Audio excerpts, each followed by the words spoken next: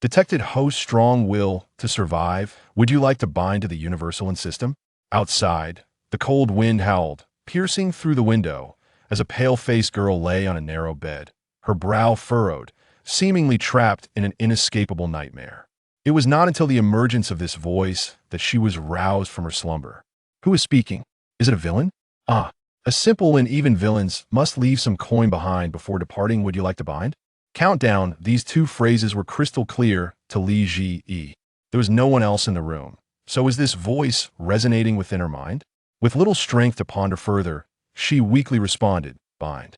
Regardless of whether it was good or bad, this might be her only chance to grasp for survival. Binding successful, binding in unlocking, personal in section. Upon successful binding, a translucent panel floated before her. Her almond-shaped eyes widened slightly as she cautiously extended her finger to touch it. Personal in name, none innkeeper. Li Ji, a nearly lifeless human, likely vulnerable even to a mouse.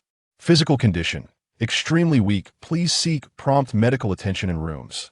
1 in rating. 3 dilapidated rooms with drafts. Regrettably, apart from ice, no one is willing to stay here.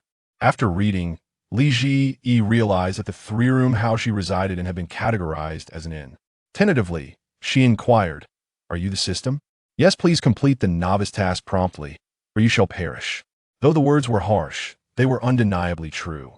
A week prior, her foster parents had located their biological daughter and, without hesitation, punished Li Ji for encroaching upon her daughter's affluent life by casting her into this desolate wilderness. According to the genuine heiress, this estate was the ancestral home of her deceased biological parents, where she had suffered greatly. Upon hearing this, her foster parents were incensed. To avenge their daughter, they severed ties with Li Ji and banished her to this place. When she was sent here, she wore only thin clothing, bringing nothing else with her. They even forbade her from taking a blanket, insisting that she must endure the same hardships the true heiress had faced. Thus, she found herself residing in a dilapidated house, isolated in the wilderness, far from civilization. In truth, once she settled in, it was not as dire as she had anticipated.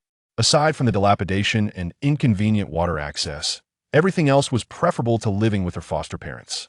Most significantly, for someone like Li Ji, who had been raised in her foster home living in a storage room, constantly on edge, punished for the slightest misstep, this place was a breath of freedom.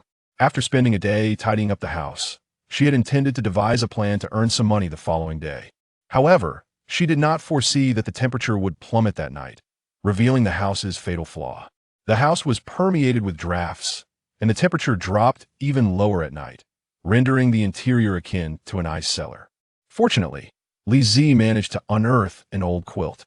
Though it was worn, she could hardly be choosy in such dire circumstances and wrapped herself in it to stave off the chill. Curled up in bed, she endeavored to resist the freezing winds, but that night, she succumbed to a high fever.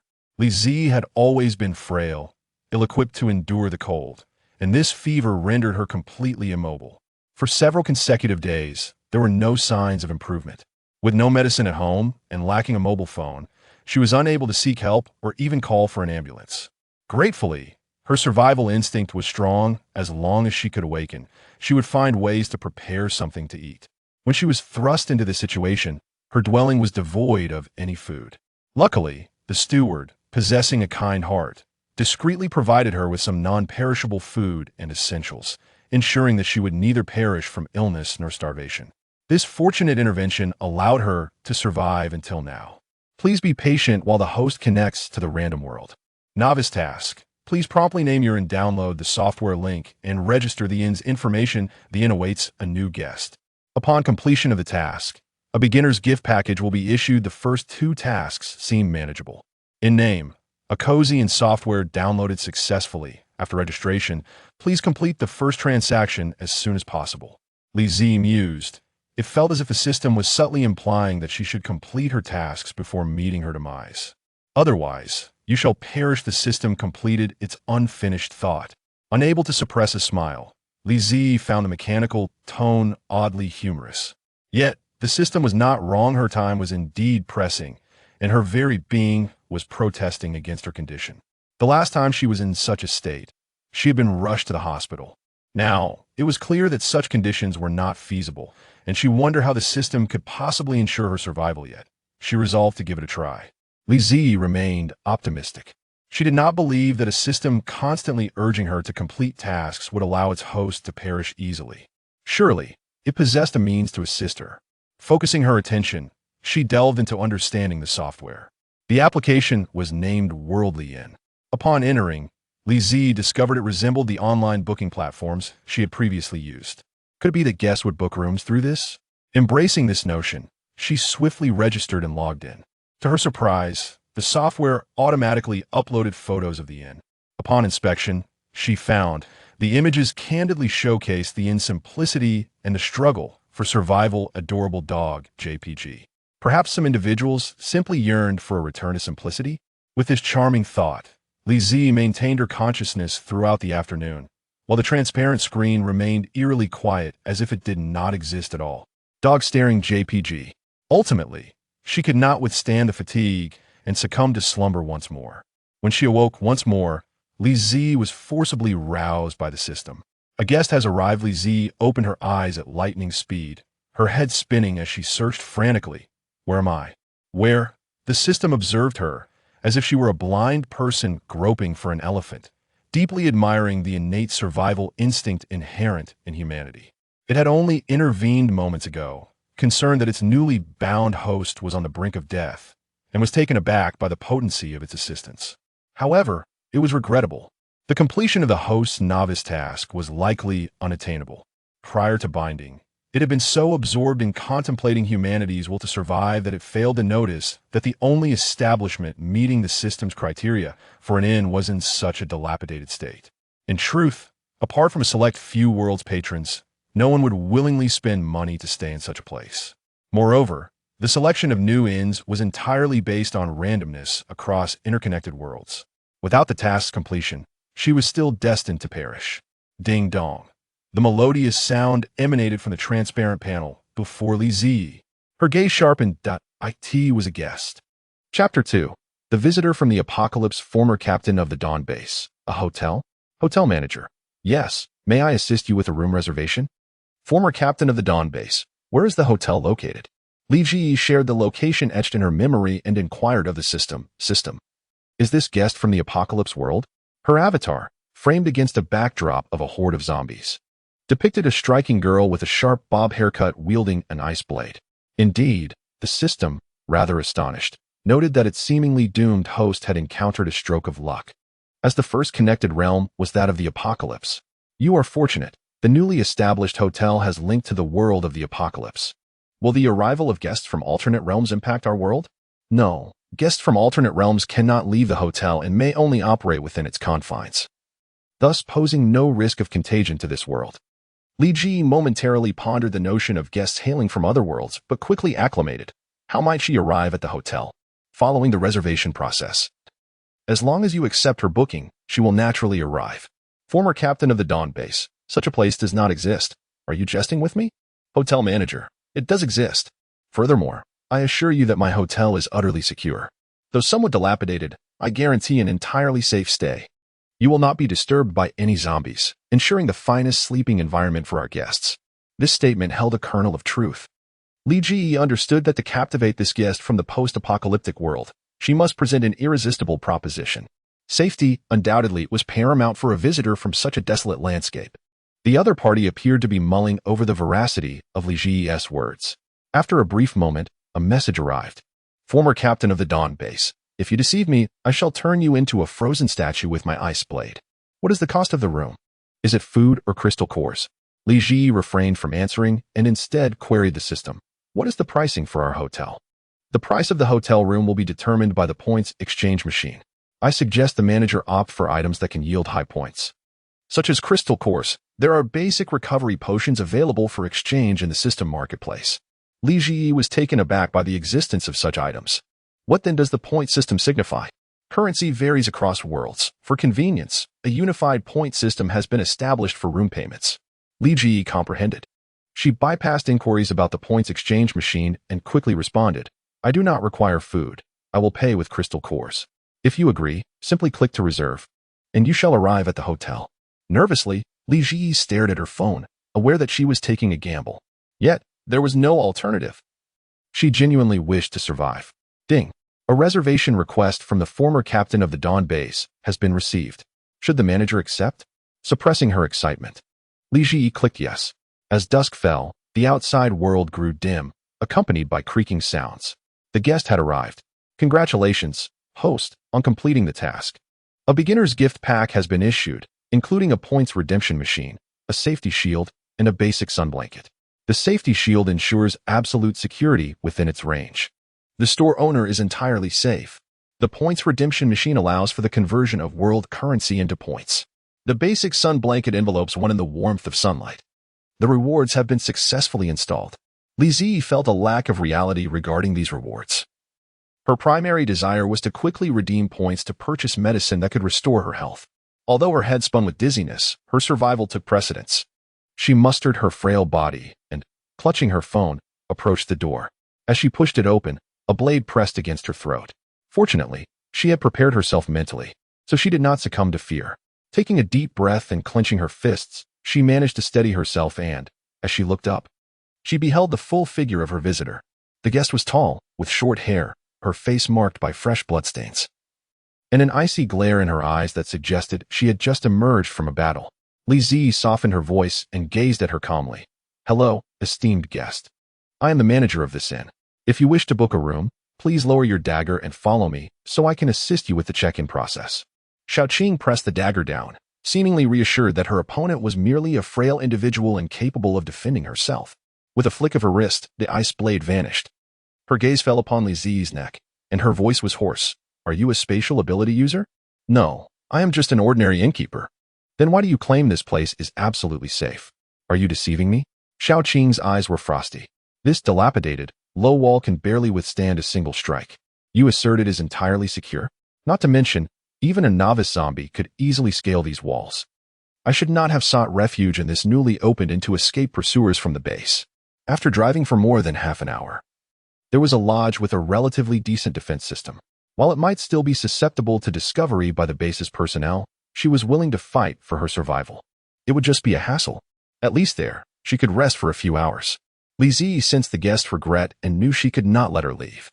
Disregarding her fear, she declared loudly, Indeed, my inn is absolutely safe, for it does not exist in the apocalyptic world. Li Zi's words echoed in Xiaoqing's mind like an explosion. Not in the apocalyptic world? Then where is this place? Li Ji was indeed dizzy, struggling to maintain her composure. Her voice softened. Sister, my inn is truly safe. Listen, do you hear any sounds of zombies here? Xiaoqing paused in silence. She had indeed heard no sounds of zombies. Moreover, the ability to transport someone from a zombie-infested area through a suddenly appeared wooden door to this place was no simple feat if it were not for the spatial abilities. Perhaps what the manager spoke of might indeed hold some truth. Where do I check in? Oh yes, the girl, who just moments ago wore a pale visage of fear, now appeared emboldened. Li Ji looked up, her voice soft. Over there. Could you please assist me, dear sister? My legs feel weak. Xiaoqing, despite her reservations, took Li Ji by the arm and led her forward. Li Ji did not resist. The shock of the earlier knife had sapped her strength. The dagger had truly left a profound impact on her. The system silently scoffed, offering no opportunity for Li Ji to reflect. Fear of death is but a natural human instinct. At last, she arrived beside the points exchange machine. In the center of the room stood an old, rickety wooden table, upon which sat a brand new points exchange machine. The moment she beheld it, Li Ji felt a tangible sense of rewriting her destiny. She was busy reveling in her joy when she suddenly heard a guest's voice. You claim to be an ordinary person, yet why were you not harmed by my icy blade? Li Ji was taken aback, then recalled the safety shield that had just been installed by the system. She had not expected it to be so formidable. Her trembling subsided. In this inn, no one can harm me, not even you. Thank you, esteemed system. She expressed her gratitude inwardly. The system, aloof, replied, If you diligently complete your tasks, greater rewards await. Chapter 3. Basic Recovery Liquid. Li Ji stood before the points exchange machine and inquired, Dear guest, how many days do you wish to stay? Other matters were trivial. Completing the transaction to exchange points for medicine was of utmost importance. Xiaoqing, taken aback, had not anticipated that the manager would still permit her to stay, especially after she had nearly harmed her. It was one thing for the manager to be unable to protect herself, but why allow her to reside here if she could not be hurt? With heightened vigilance, Xiaoqing scrutinized the manager before her. Noticing her silence, Li Zi, anxious for her life, hurriedly said, "Dear guest, our inn guarantees exceptional value. You may stay for a day as a trial. If I deceive you, you can simply leave." It was not that Xiaoqing lacked vigilance. Rather, the manager did not seem to embody the traits of a cunning villain. With this thought, Xiaoqing hesitated no more. She opened her palm to reveal a crystal core. "I will stay for a day." Li Zi remained unaware that the guest had mentally categorized her as a benevolent figure.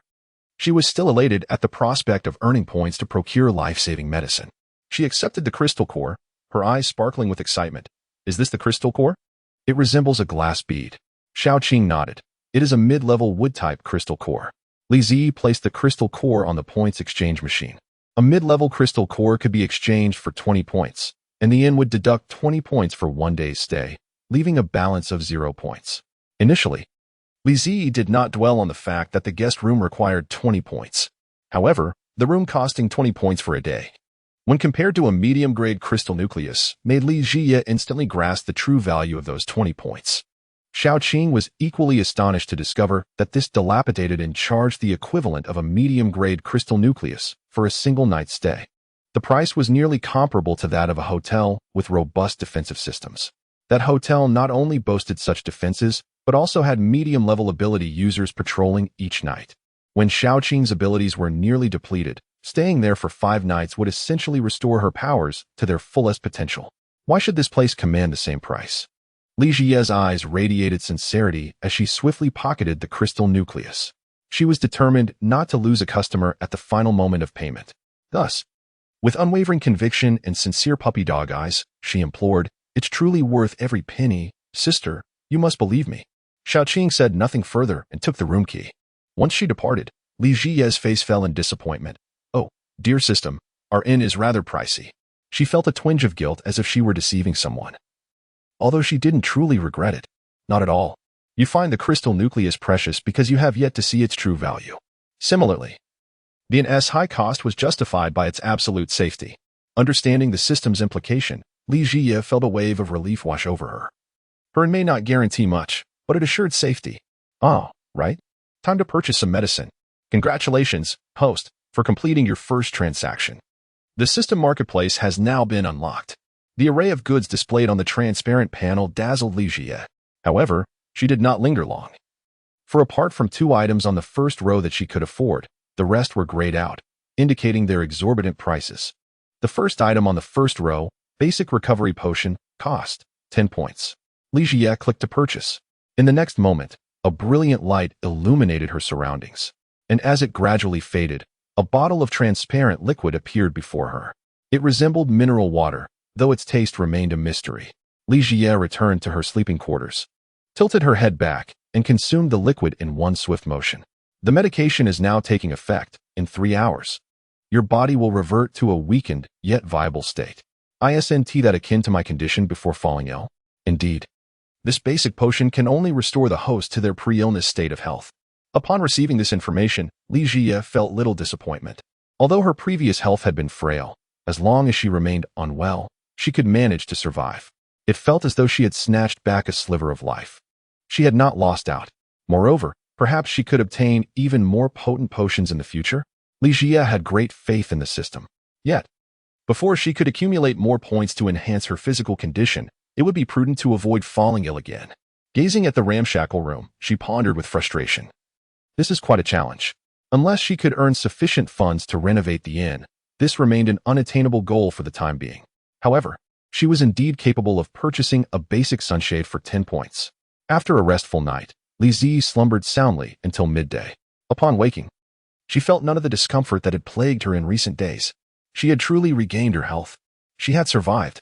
Moreover, the quilt she slept under was procured from the system's marketplace, a product of the system itself, undeniably exquisite. This quilt was exceptionally warm and comfortable. It felt as though she had been basking in gentle sunlight throughout the night. When she awoke in the morning, she was pleasantly enveloped in warmth. With the buoyant mood brought forth by her restorative slumber, as Li Zi stepped outside, she encountered a guest who had just emerged from her room. "Good morning, sister." Li Zi greeted, her eyes curving in delight as she waved. Xiao Qing, observing the brightness in her eyes, felt an indescribable peculiarity. Yet, this sensation was not unpleasant. On the contrary, it evoked a sense of warmth and tranquility. Nonetheless, such rare warmth and serenity felt particularly strange to those who had endured the apocalypse. "Good morning. Did you not sleep well last night?"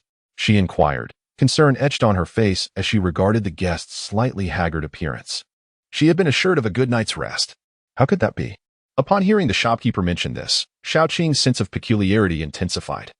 The reason for her restless night was that she had kept vigil throughout the dark hours. The night had been eerily calm.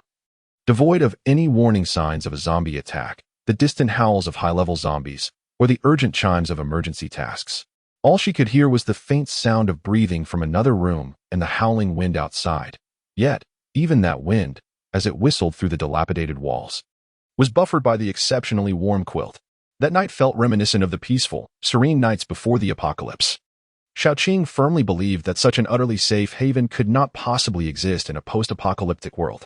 Thus, this place truly did not belong to any corner of that desolate realm. It was indeed unequivocally safe. At this rate of recovery, she would not need 3 days for her abilities to return to their fullest potential. Spending just one night here had earned her a mid-level crystal core. What a tremendous profit. No, I slept remarkably well. This place is indeed very safe, Xiao Qing replied, her expression complex as she gazed at the seemingly naive shopkeeper. After a moment, she spread her hands and declared resolutely, "I will extend my stay for another 2 days." During the course of the afternoon, Li Zi acquired another mid-level wood crystal core and 4 low-level water crystal cores, totaling 40 points. "Wow, sister, you are my most valued customer," she exclaimed. "What would you like for breakfast?" Li Zi beamed as she inquired after collecting her points. Xiao Qing, retrieving her room card, paused in surprise. "Oh dear, I forgot. I've eaten most of what I had, and there are only 2 eggs and half a box of instant noodles left at home. It seems we have no choice but to settle for instant noodles and fried eggs." Upon hearing her troubled voice, Xiao Qing instinctively thought to mention her own inferior nutritional supplements, but then she realized the meaning behind the store manager's words. Eggs? Instant noodles? Are they genuine eggs or some mutated variety? And what about the instant noodles? Are they expired by over a decade? Chapter 4. Can the crystal core be processed? The answer soon revealed itself. No, they were indeed ordinary, albeit not very fresh, eggs. They were within their expiration date, and still the spicy flavor of instant noodles. Xiao Qing found herself unable to voice her refusal any longer. However, the process of cooking seemed rather intricate. Standing at the doorway, she was informed that guests could not leave the inn. Thus, she could only watch the frail manager in the courtyard, struggling to wield a heavy axe with his slender arms, clumsily yet determinately chopping wood. Xiao Qing felt an inexplicable surge of guilt. Li Ji rolled up her sleeves, her gaze resolute as she stood at the center of the yard chopping wood. Firewood was essential for cooking, yet she had exhausted her supply just days prior, and now had no choice but to chop more wood to prepare their meal. Hey, that was a bad swing. She set down the axe, took a deep breath, and adjusted the fallen log before raising the axe once more with unwavering determination. Xiao Qing observed her repetitive motions, noting that it seemed to take about 5 swings to split a single piece of wood, thoroughly convinced that she was an ordinary person. Not just ordinary, but the kind who would struggle to survive even a single day in a post-apocalyptic world. The system was rendered speechless as well. Since the guest cannot leave the inn, why not roll the wood inside and have her assist? After chopping 5 pieces of wood, Li Ji wiped her brow and, catching her breath, expressed her concern. The guest is injured. Having her help might exacerbate her wounds. She had noticed the bloodstains left on the ground from the previous day, clearly the guest's. The system did not anticipate such a response. Do you really think that toiling away at hard labor is merely a fleeting moment for her? Li Ji scratched her face, bewildered. Oh, is that so? Is my sister really that capable? Indeed, Xiao Qing was remarkably strong. Li Ji was undeniably fatigued. Upon hearing the system's urging, she decided not to push herself too hard, rolling the wood while tentatively inquiring. After voicing her concerns, she received a response from the guest that was tinged with affection, though certainly not pity. "Oh, I was merely scratched by a medium-level zombie. That wound healed last night."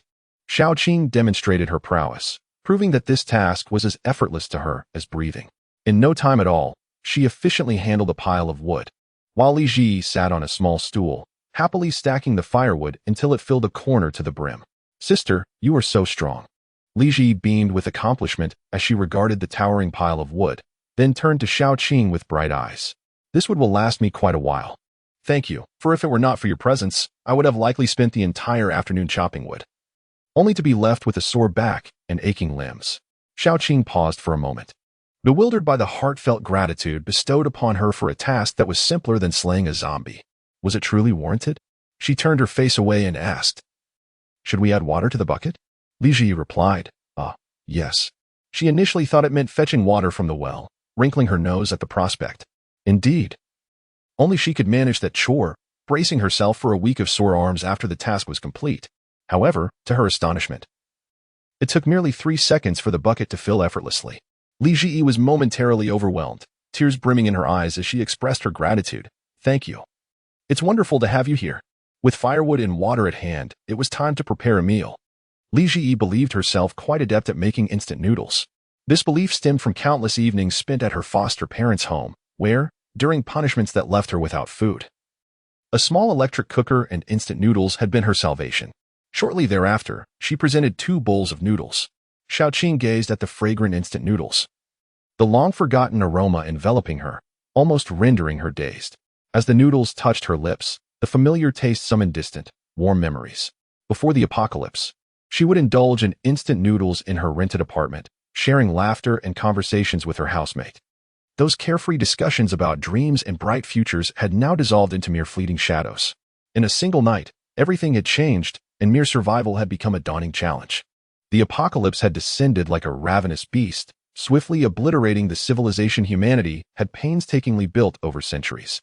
Now, even instant noodles had become a luxury.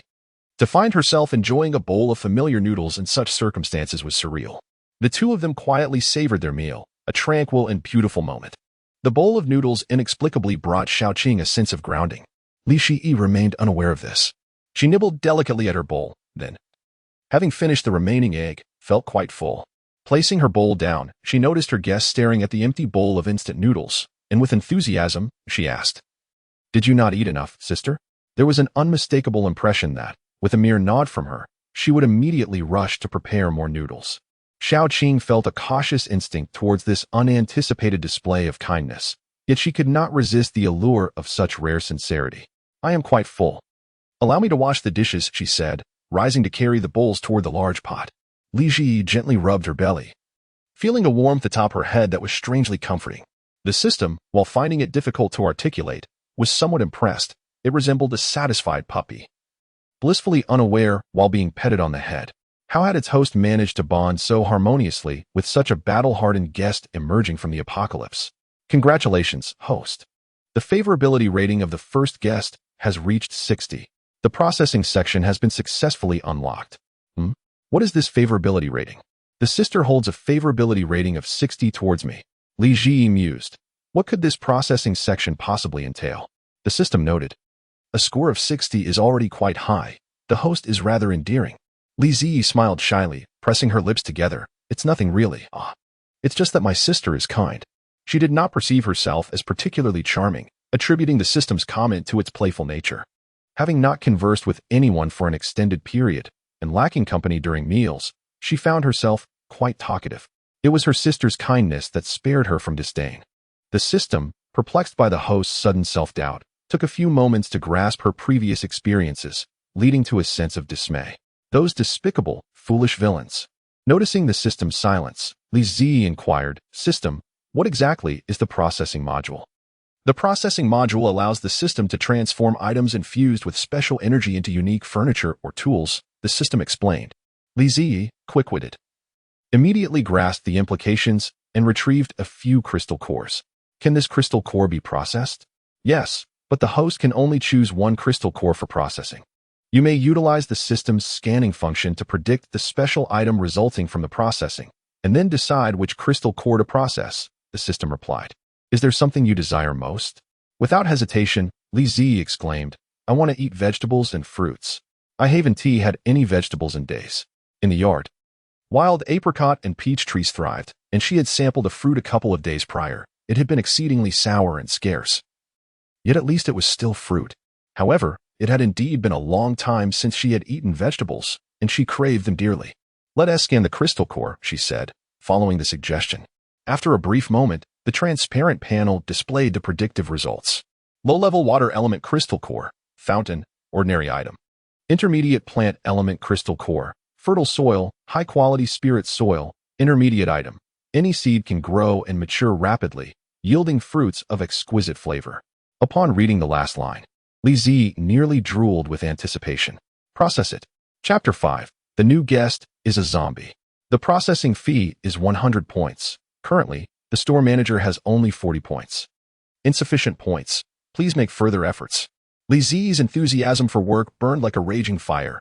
However, on the third morning after listing the vacant rooms, she received no news of new guests. To her dismay, Sister Xiaoqing also decided not to extend her stay and would be leaving the inn. Xiaoqing had spent 3 days recuperating, the most peaceful and pleasant days she had experienced since the apocalypse began. There were no zombies, no scheming base leaders, only a pure and endearing innkeeper and an old, mysterious inn. Before arriving at the inn, she had been mired in the pain and conflict of being driven out of the base by the leader who had once cared for her. All for the sake of a crystal core, even sending people to hunt her down under the pretext of her betrayal. However, during her 3 days at the inn, her body received ample rest, her abilities flourished, and she finally had the opportunity to organize her thoughts. Having come to terms with her next course of action, she radiated newfound vitality. She contemplated that it was time to prepare for a new journey. Before departing, Xiaoqing placed a unique crystal core on the table, indicating that it was her food allowance for the past few days. Li Ji quickly composed herself.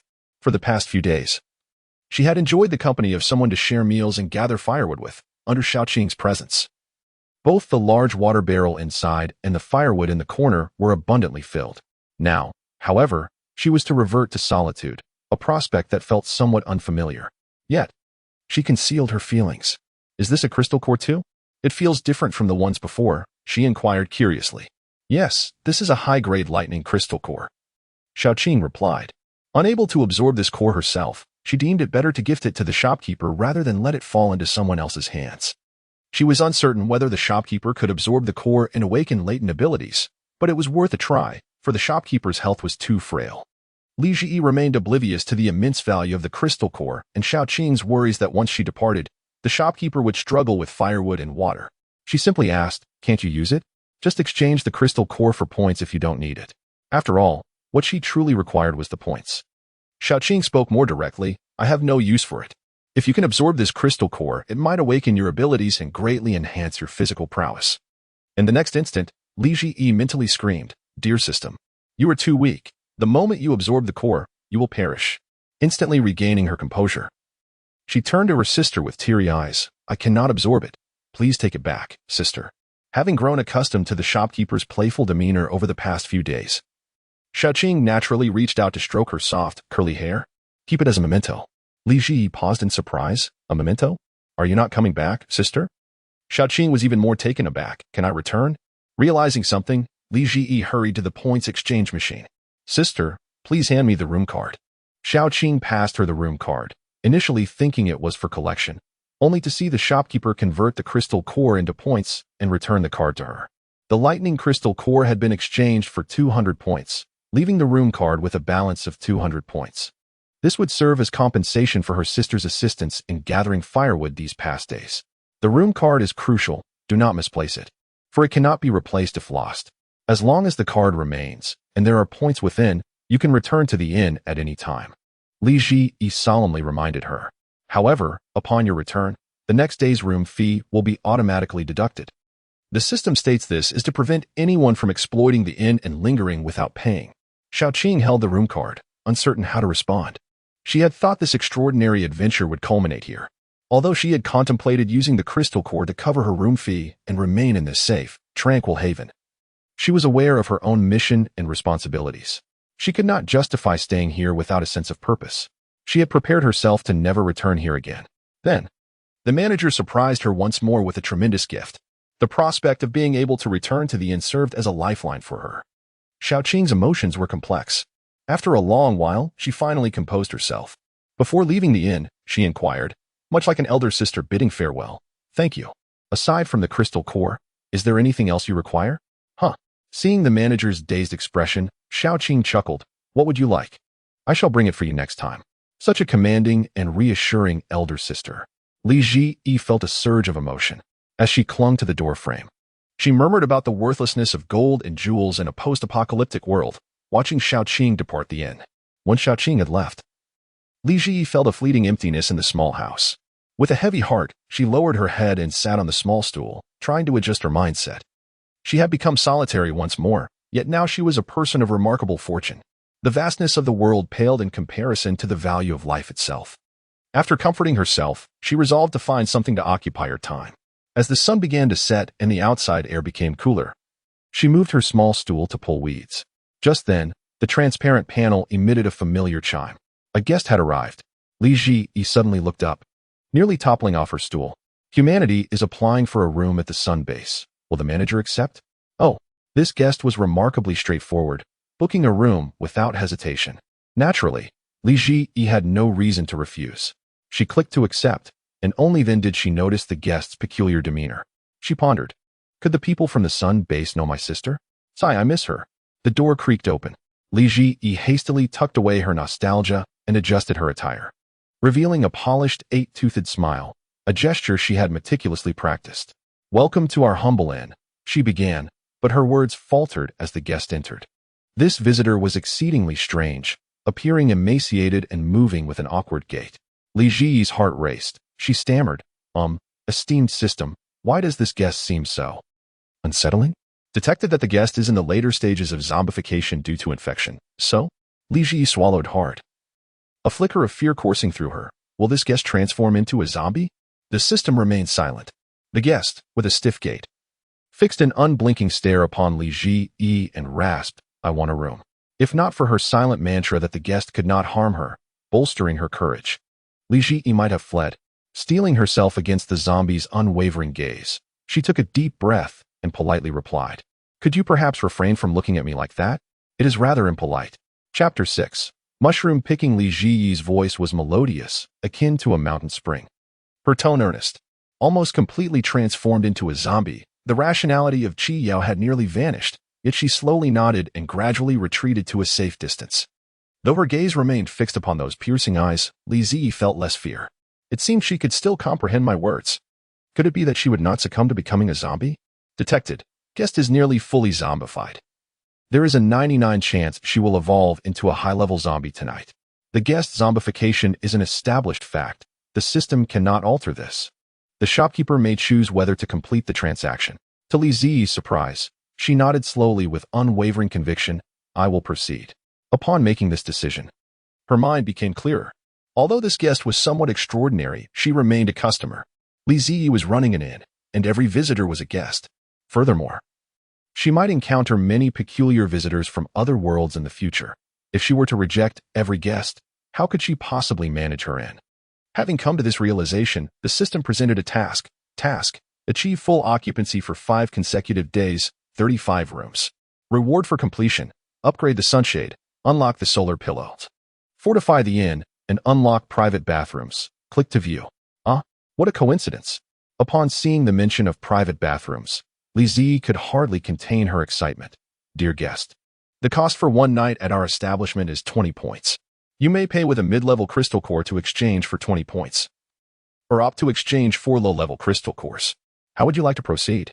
The low-level crystal cores. In the guest's ashen palm rested 4 pale purple crystal cores. Li Zi cautiously took the cores from the guest's hand. Curiosity piqued. What type of crystal is this? The guest took a full 5 seconds to respond to the shopkeeper's inquiry, finally managing to articulate. This is a basic attribute enhancement crystal core. They even engaged in conversation. Building her courage, Li Zi no longer found the guest as intimidating. Nevertheless, she still felt a twinge of fear at the sight of the guest's sharp nails. Swiftly, she completed the check-in process and handed over the room key. The 4 crystal cores were exchanged for 20 points. Please take care of the room key, dear guest. After deducting the cost for one night's stay, the balance on your card is 0 points. Your room is 101 next door. I hope you enjoy your stay. Qi Yao took the room key and returned to her room with a deliberate gait. Li Zi felt as though she were dreaming. She had truly just hosted a zombie. How astonishing. as if she were living in a character from a post-apocalyptic film. Filled with exhilaration, she flipped over and promptly fell asleep. Li Ziyi's task for the day was to organize the outdoor storage shed. Though referred to as a storage shed, it was merely a cluttered heap of miscellaneous items. Intrigued by what lay within, she commenced rummaging through it early that morning. To her delight, she unearthed a treasure amidst the debris. A rusty three-wheeled bicycle. Li Ziyi, brimming with enthusiasm, pushed it out, eager to take it for a ride, yet hesitated to mount it. The tricycle was on the verge of falling apart. Its wheels crooked and misaligned, with only the handlebars remaining intact. "System, is it possible to repair this tricycle?" she asked, devoid of hope. "Yes. Let us attempt to process it with a low-level enhancement attribute crystal core," came the reply. Li Ziyi promptly selected the processing module and awaited the assessment. Low-level enhancement attribute crystal core, a dilapidated tricycle transformed into a speedy and robust vehicle, worthy of your possession. Li Ziyi's eyes lit up with excitement. "This sounds promising. What is the processing fee?" 20 points. Proceed. In just 20 short minutes, after spinning a crystal core, she acquired a tricycle that, while appearing worn, was surprisingly sturdy. "It looks like there hasn't been any change," she mused. "Why not take it for a spin?" urged the system, with cautious hands gripping the handlebars. Li Ziyi settled onto the seat and pushed off gently. Wow, so fast, so light. Her perception of the tricycle shifted dramatically. This was no mere scrap metal. It was her finest companion for journeys. Indeed, Li Ziyi planned to venture out. In the long run, she needed to procure essential supplies from a distant town. More immediately, she intended to explore the vicinity of her home. Surrounding her modest dwelling was a relatively expansive stretch of land, beyond which lay undulating mountains. She recalled that mushrooms and other edible delights might be found atop those hills. As she savored the thought of a delectable mushroom soup, her peripheral vision caught sight of a guest standing at the entrance. "Ah, good morning, esteemed guest," she greeted. Chi Yao paused, her arms stiffly lifting to wave. "Good morning." It was reassuring to see the guest still possess some rationality. Li Ziyi felt a wave of relief wash over her. "Are you hungry?" she inquired. Chi Yao was indeed hungry, yet the penetrating gaze of the store manager made her hesitate. Her eyes fell. The pallid skin and gray irises told the tale of her transformation. She was no longer human, but a zombie, the antithesis of humanity. She averted her gaze and merely shook her head in response to the store manager's inquiry. If she wasn't hungry, Li Ziyi decided to search for mushrooms first and then return to prepare a meal. "By the way, if you venture out, please remember to take your room card and ensure you return before 2 in the afternoon." Receiving the guest's nod, Li Ziyi boldly mounted her tricycle, finally stepping outside after a fortnight confinement. Seeing the wild landscape once more, her mindset was entirely transformed. When she had first arrived, she was engulfed in confusion and despair, forcing herself to remain calm, indifferent to her surroundings. This was her inaugural ride on a tricycle, and though her skills were lacking, swerving and wobbling, it did not dampen her spirits. "Wow, the wind outside is so strong. The grass is so yellow.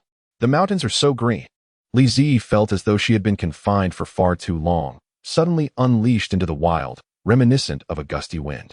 The vast mountains surrounded her, and with no one else in sight, she could frolic about on her tricycle without a care. Nevertheless, Li Ziyi was quite sensible. She did not wish to expose herself to the elements for too long, risking illness and depleting her meager points. Thus, after a few spirited shouts, she commenced her tasks. The modified tricycle traversed the rugged terrain with remarkable ease, and Li Ziyi pedaled effortlessly as she searched for delectable mushrooms. Chi Yao was puzzled as to why the little shopkeeper chose to venture out on such a dilapidated tricycle. Habitually, she considered offering her assistance in repairs, but then reflected that she was no longer human. No one would want a zombie to fix their vehicle. Chi Yao sank into a deep gloom, dark memories flooding back. The boyfriend she had once saved at the cost of her own life had unhesitatingly plunged a blade into his own neck upon witnessing her transformation.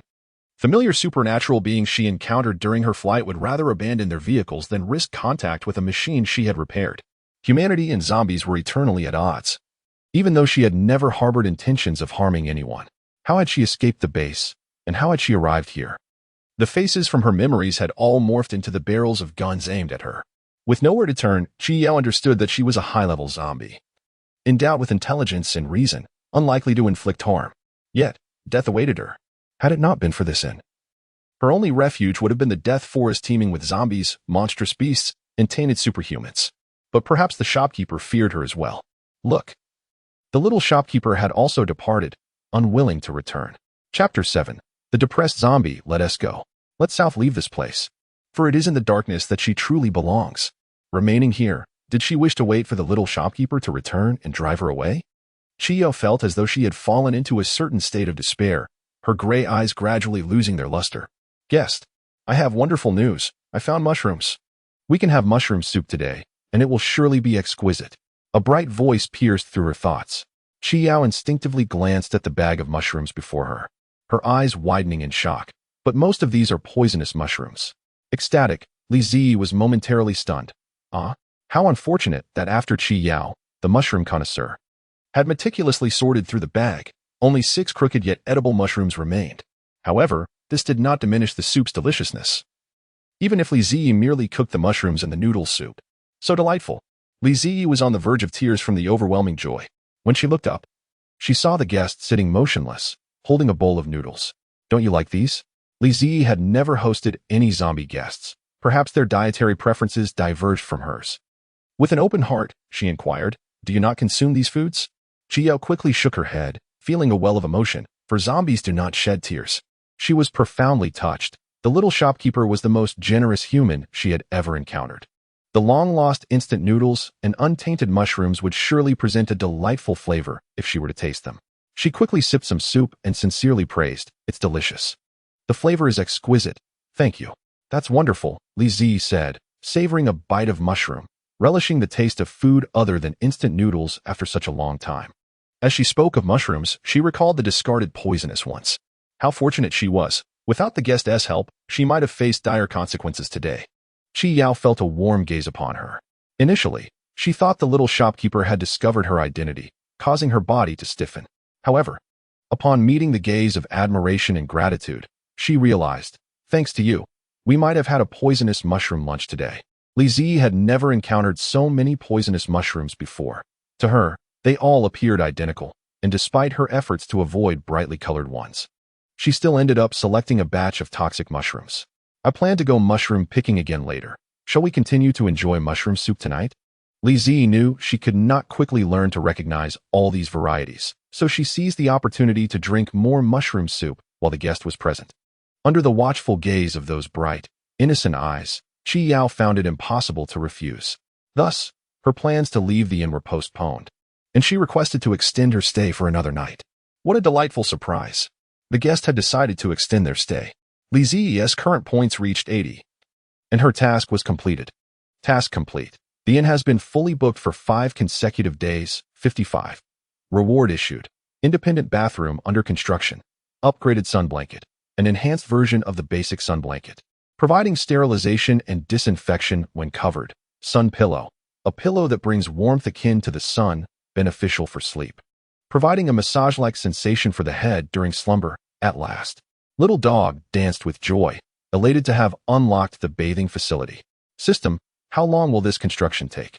Estimated time, 10 hours. All right then, she replied with a grin. After reveling in her happiness for a while, Li Zi turned to examine the other rewards. The upgraded sun blanket and sun pillow were quite impressive, yet she pondered where to store them. Upgraded sun blanket and sun pillow are ineffective for zombies. It is advised that the shopkeeper refrain from using them for now. Li Zi was quite obedient, deciding to store these 2 items in the warehouse for the time being. After a midday nap, she hopped onto her beloved tricycle and continued her mushroom-picking endeavors. This time, the toxicity rate of the mushrooms she collected had decreased to 50, a commendable achievement. Dinner left both individuals thoroughly satisfied, one in appetite and the other in spirit.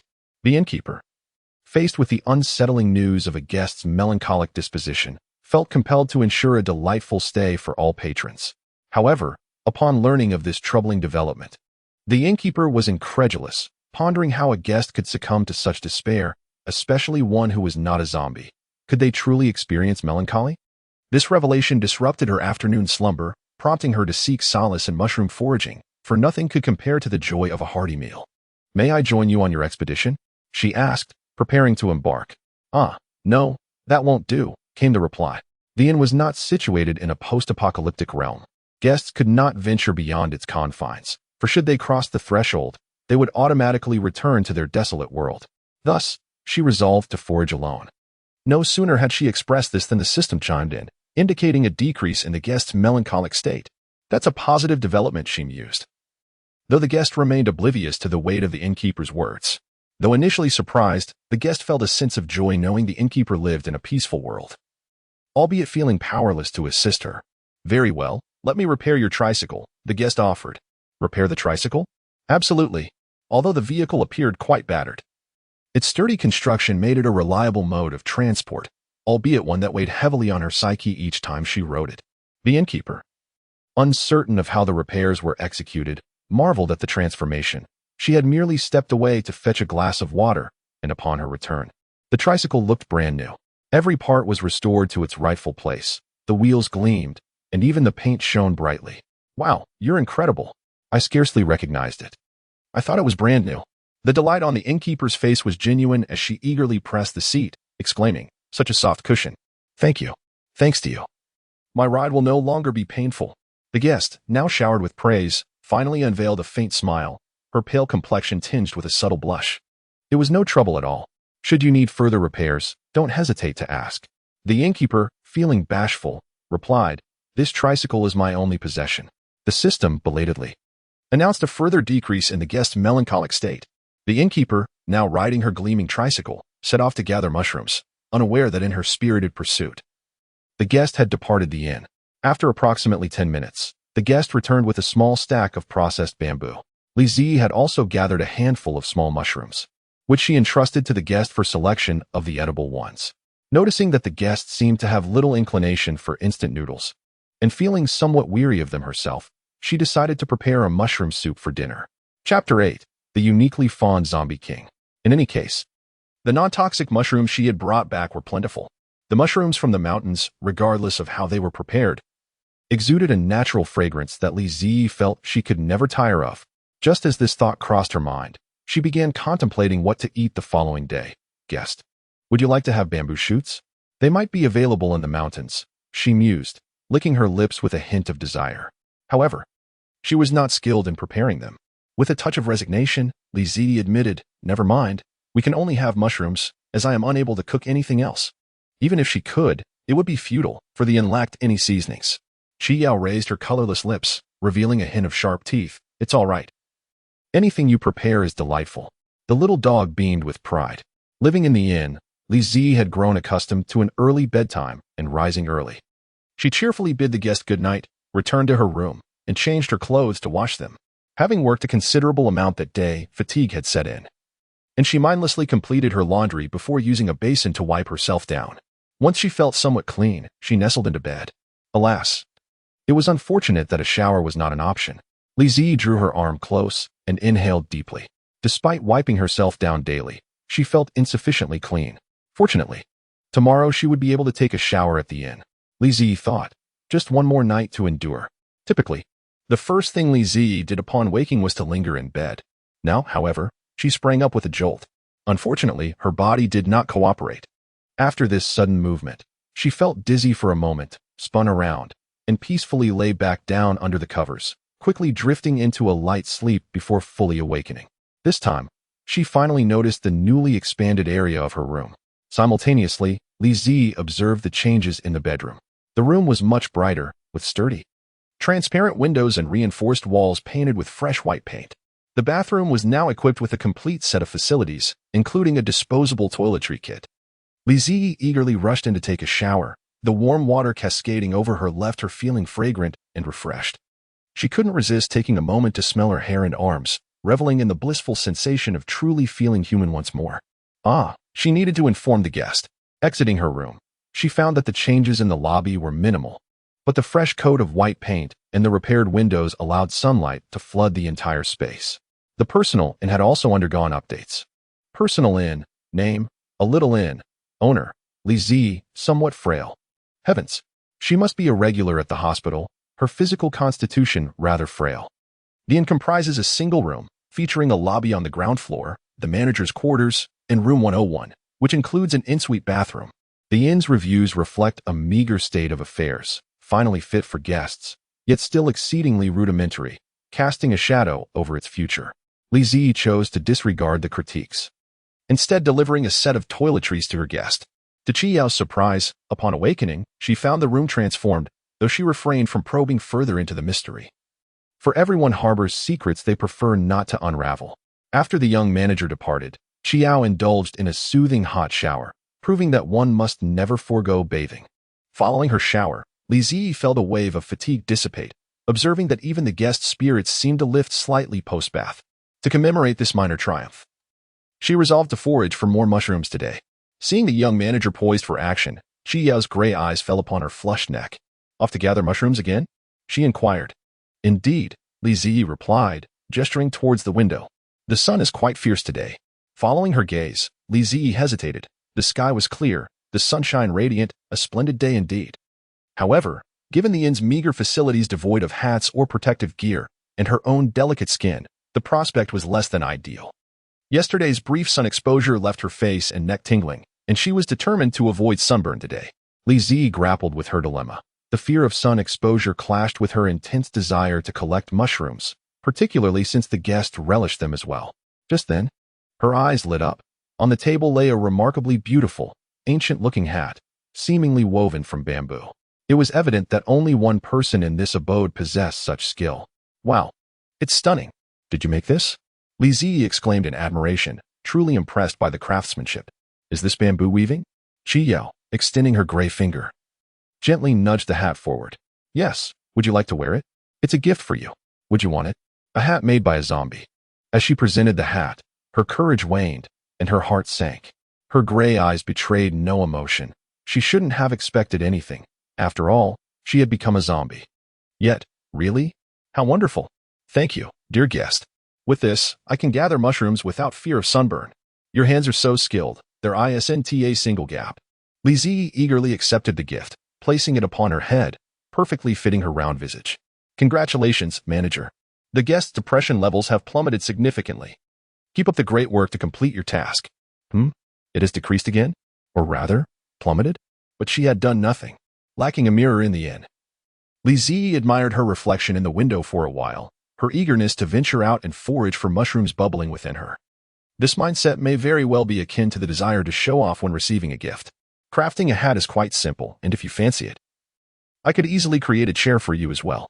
Chiyao's words prompted Li Ziyi to turn around hastily. I adore this hat, truly, but as for the chair, I must decline. It would take a considerable amount of time and trouble, wouldn't it? Not at all. I am quite swift. Given the invitation from the guest, Li Ziyi nodded in agreement. Very well, it seems a great deal of bamboo will be needed. I shall venture to the mountains shortly to see if I can procure some. There is an old axe in the yard that should suffice. No need for you to chop it down, Chiyao said, suddenly departing from the inn. Mere moments later, she returned, her shoulders burdened with half a meter of bamboo. Li Ziyi was astounded. Chiyao's skill in bamboo weaving left her in awe. She marveled at how quickly Chiyao managed to process such a quantity of bamboo, her hands moving with remarkable speed to commence weaving. Before long, Li Ziyi found herself in possession of a splendid bamboo chair with a backrest and a convenient little backpack for gathering mushrooms, like a puppy in new clothes. She joyfully set off to collect an abundant harvest of mushrooms, returning breathless yet exhilarated. Once she caught her breath, she glanced over to see that the guest had crafted a large bamboo umbrella suitable for the courtyard. The umbrella was not tall, as it needed to be manageable for Li Ziyi to carry outside. Chiyao had thoughtfully woven it low enough to avoid obstructing Li Ziyi's curly locks. Beneath the large umbrella, sunlight was filtered, casting a warm and comfortable glow. Furthermore, the aesthetic appeal of this umbrella enhanced the courtyard's charm considerably. Thanks to this creation, the previously desolate yard now appeared much more inviting. Congratulations to the innkeeper for receiving the mutated bamboo chair and umbrella bestowed by the future zombie king. After experiencing the comfort of the large umbrella for a while, Li Ziyi carried the bamboo chair and settled beside the guest, her astonishment evident as she observed the guest's fervent crafting. The zombie king? The future zombie king? A zombie king with a passion for bamboo weaving? There was an oddly endearing quality to it. But what exactly was mutated bamboo? Mutated bamboo. Bamboo that has undergone transformation in a post-apocalyptic world upon recognizing its owner. It possesses both defensive and offensive capabilities, a reliable guardian for home and hearth. They have taken a liking to the inn's environment. Hence they have automatically acknowledged their owner. Li Ziyi was left in disbelief. Wow, This is akin to having a security chair and a security hat. Noticing that the young innkeeper remained beside her, Qi Yao, wishing to alleviate any potential boredom, quickly and meticulously crafted a small bamboo bird for her to play with. Here, for you to enjoy. Li Zi cradled the vividly lifelike little bird, glancing at the charming hat the guest had crafted for her. Joy enveloped her, allowing her to momentarily forget the matter of the mutated bamboo weave. Unable to contain herself, she leaned closer to the guest, affectionately rubbing her curly hair against the guest's sturdy shoulder. You are truly wonderful. Thank you, dear sister. Chapter 9. The inn's upgrade. Qi Yao almost dropped the bamboo weave in her hands as she beheld the little shopkeeper suddenly draw near, her body stiffening in bewilderment. Yet, warmth and joy surged from her heart. Soon, however, her attention was drawn to her own grayish nails. She raised her hand cautiously, fearing it might brush against the delicately tender skin of the little shopkeeper. In that moment, she felt as though she had plunged into the depths of the ocean, her joy vanishing without a trace. I am no sister, I am a zombie. Shopkeeper, you should keep your distance. I am not human, I am a zombie. Her voice was a mere whisper, her gray pupils unwavering, as if calmly awaiting the inevitable upheaval, yearning to be distanced from all. Ah, I know, came the reply, as if the turbulent, expelling waves had suddenly receded. Zombie. Li Zi lifted her face.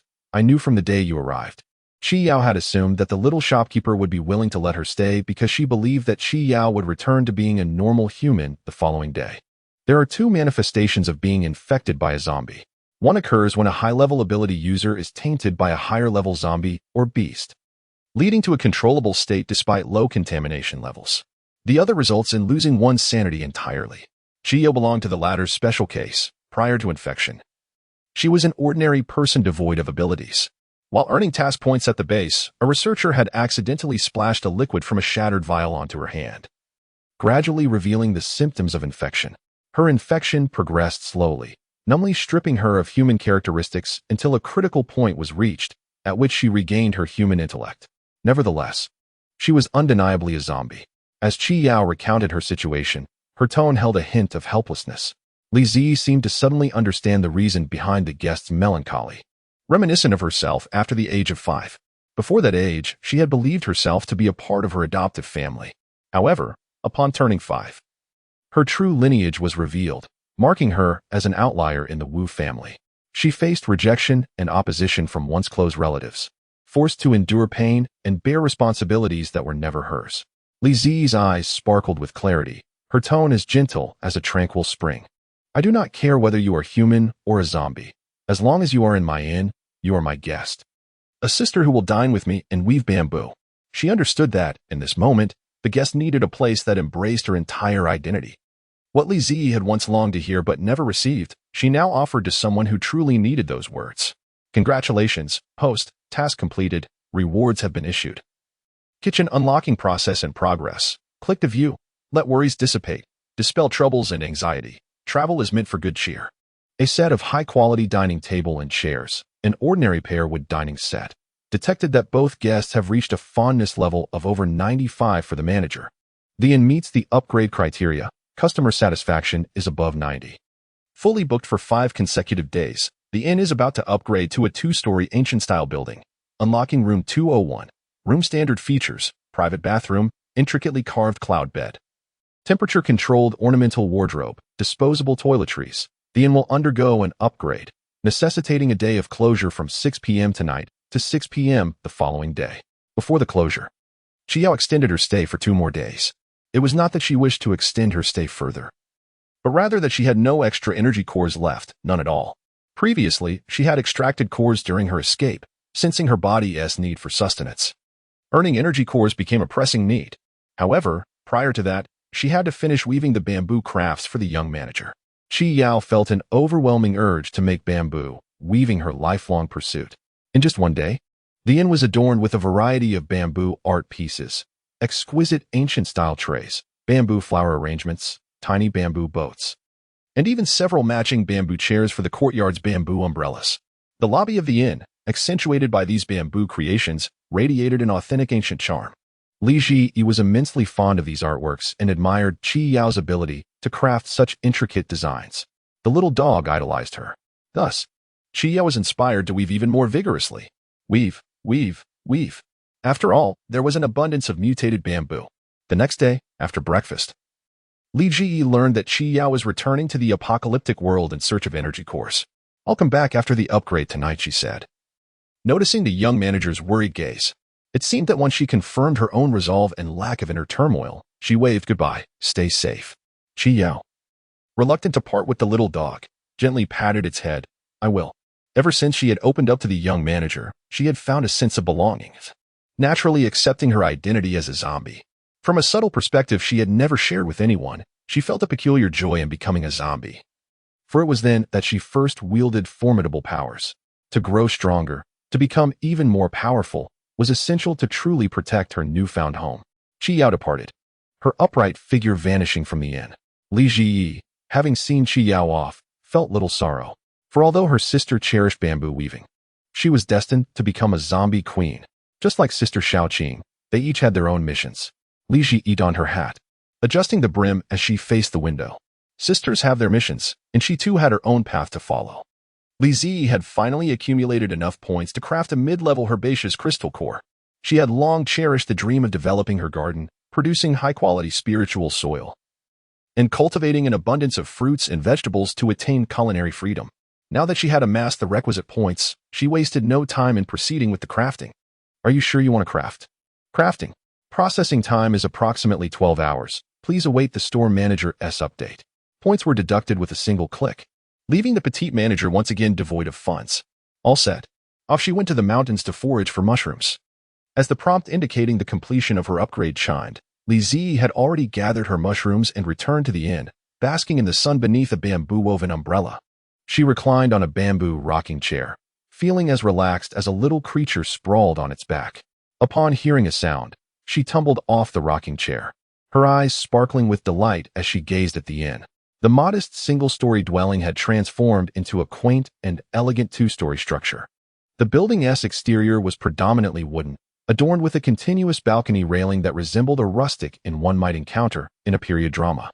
The entrance had been upgraded to a beautifully carved wooden door, complemented by a wooden plaque above inscribed with graceful script, "A Little Inn." As she pushed the door open, accompanied by the melodious chime of wind bells overhead, the decor of the hall unfolded before her eyes. The cement floor had been laid with wooden panels, and her gaze was met with exquisite bamboo-crafted ornaments that resembled works of art, harmonizing beautifully with the inn's antiquated charm. The pear-wood dining table and chairs had been rearranged, with a large table positioned centrally, atop which sat a point redemption machine, while smaller tables and chairs encircled the window, allowing ample natural light to flood the room through large, transparent panes. At the back, wooden partitions had delineated a new area, and upon approaching, Li Zi discovered it was the kitchen, constructed concurrently with the inn's upgrade. "Oh, how I adore this!" she exclaimed, her nostrils flaring with joy. Nearly moved to tears, the days spent waiting in a drafty house after being cast out seemed like a distant memory. How infuriating! No tears allowed. Li Zi attempted to stifle her emotions with great effort. The system's voice was gentle. Things will only get better. Tears streamed down her cheeks. Personal inn. In name, A Little Inn. Manager, Li Zi. Condition, quite fragile. Oh dear, surely a frequent visitor to the hospital. Physical fitness, quite fragile. In level, 1, 23. In rooms, 3. In layout, ground floor hall, manager's room. Guest room 101. Includes private bathroom. Second floor guest rooms 201, 202. 203, 202, and 203 have yet to be unlocked. In rating, oh, whose ancient style inn is this? An overly simplistic and may deter many potential guests. Please continue to manage it well. Li Zi immediately took note of the newly upgraded inn level. Level 1, 23? Could it be that upon upgrading to 3 stories, the inn would ascend to level 2? It must be said that the host is a clever and perceptive innkeeper. The system secretly took pride in its discernment. Indeed. Please strive to manage well. I will. Calming her emotions, the innkeeper began to allocate the rewards that had previously been set aside in her backpack. After careful consideration, she decided to place the sun pillow in the unlocked room 201, intending to conduct an experiment. Chapter 10. New guests. Is this a scam? As anticipated, the points exchange machine updated its new price list.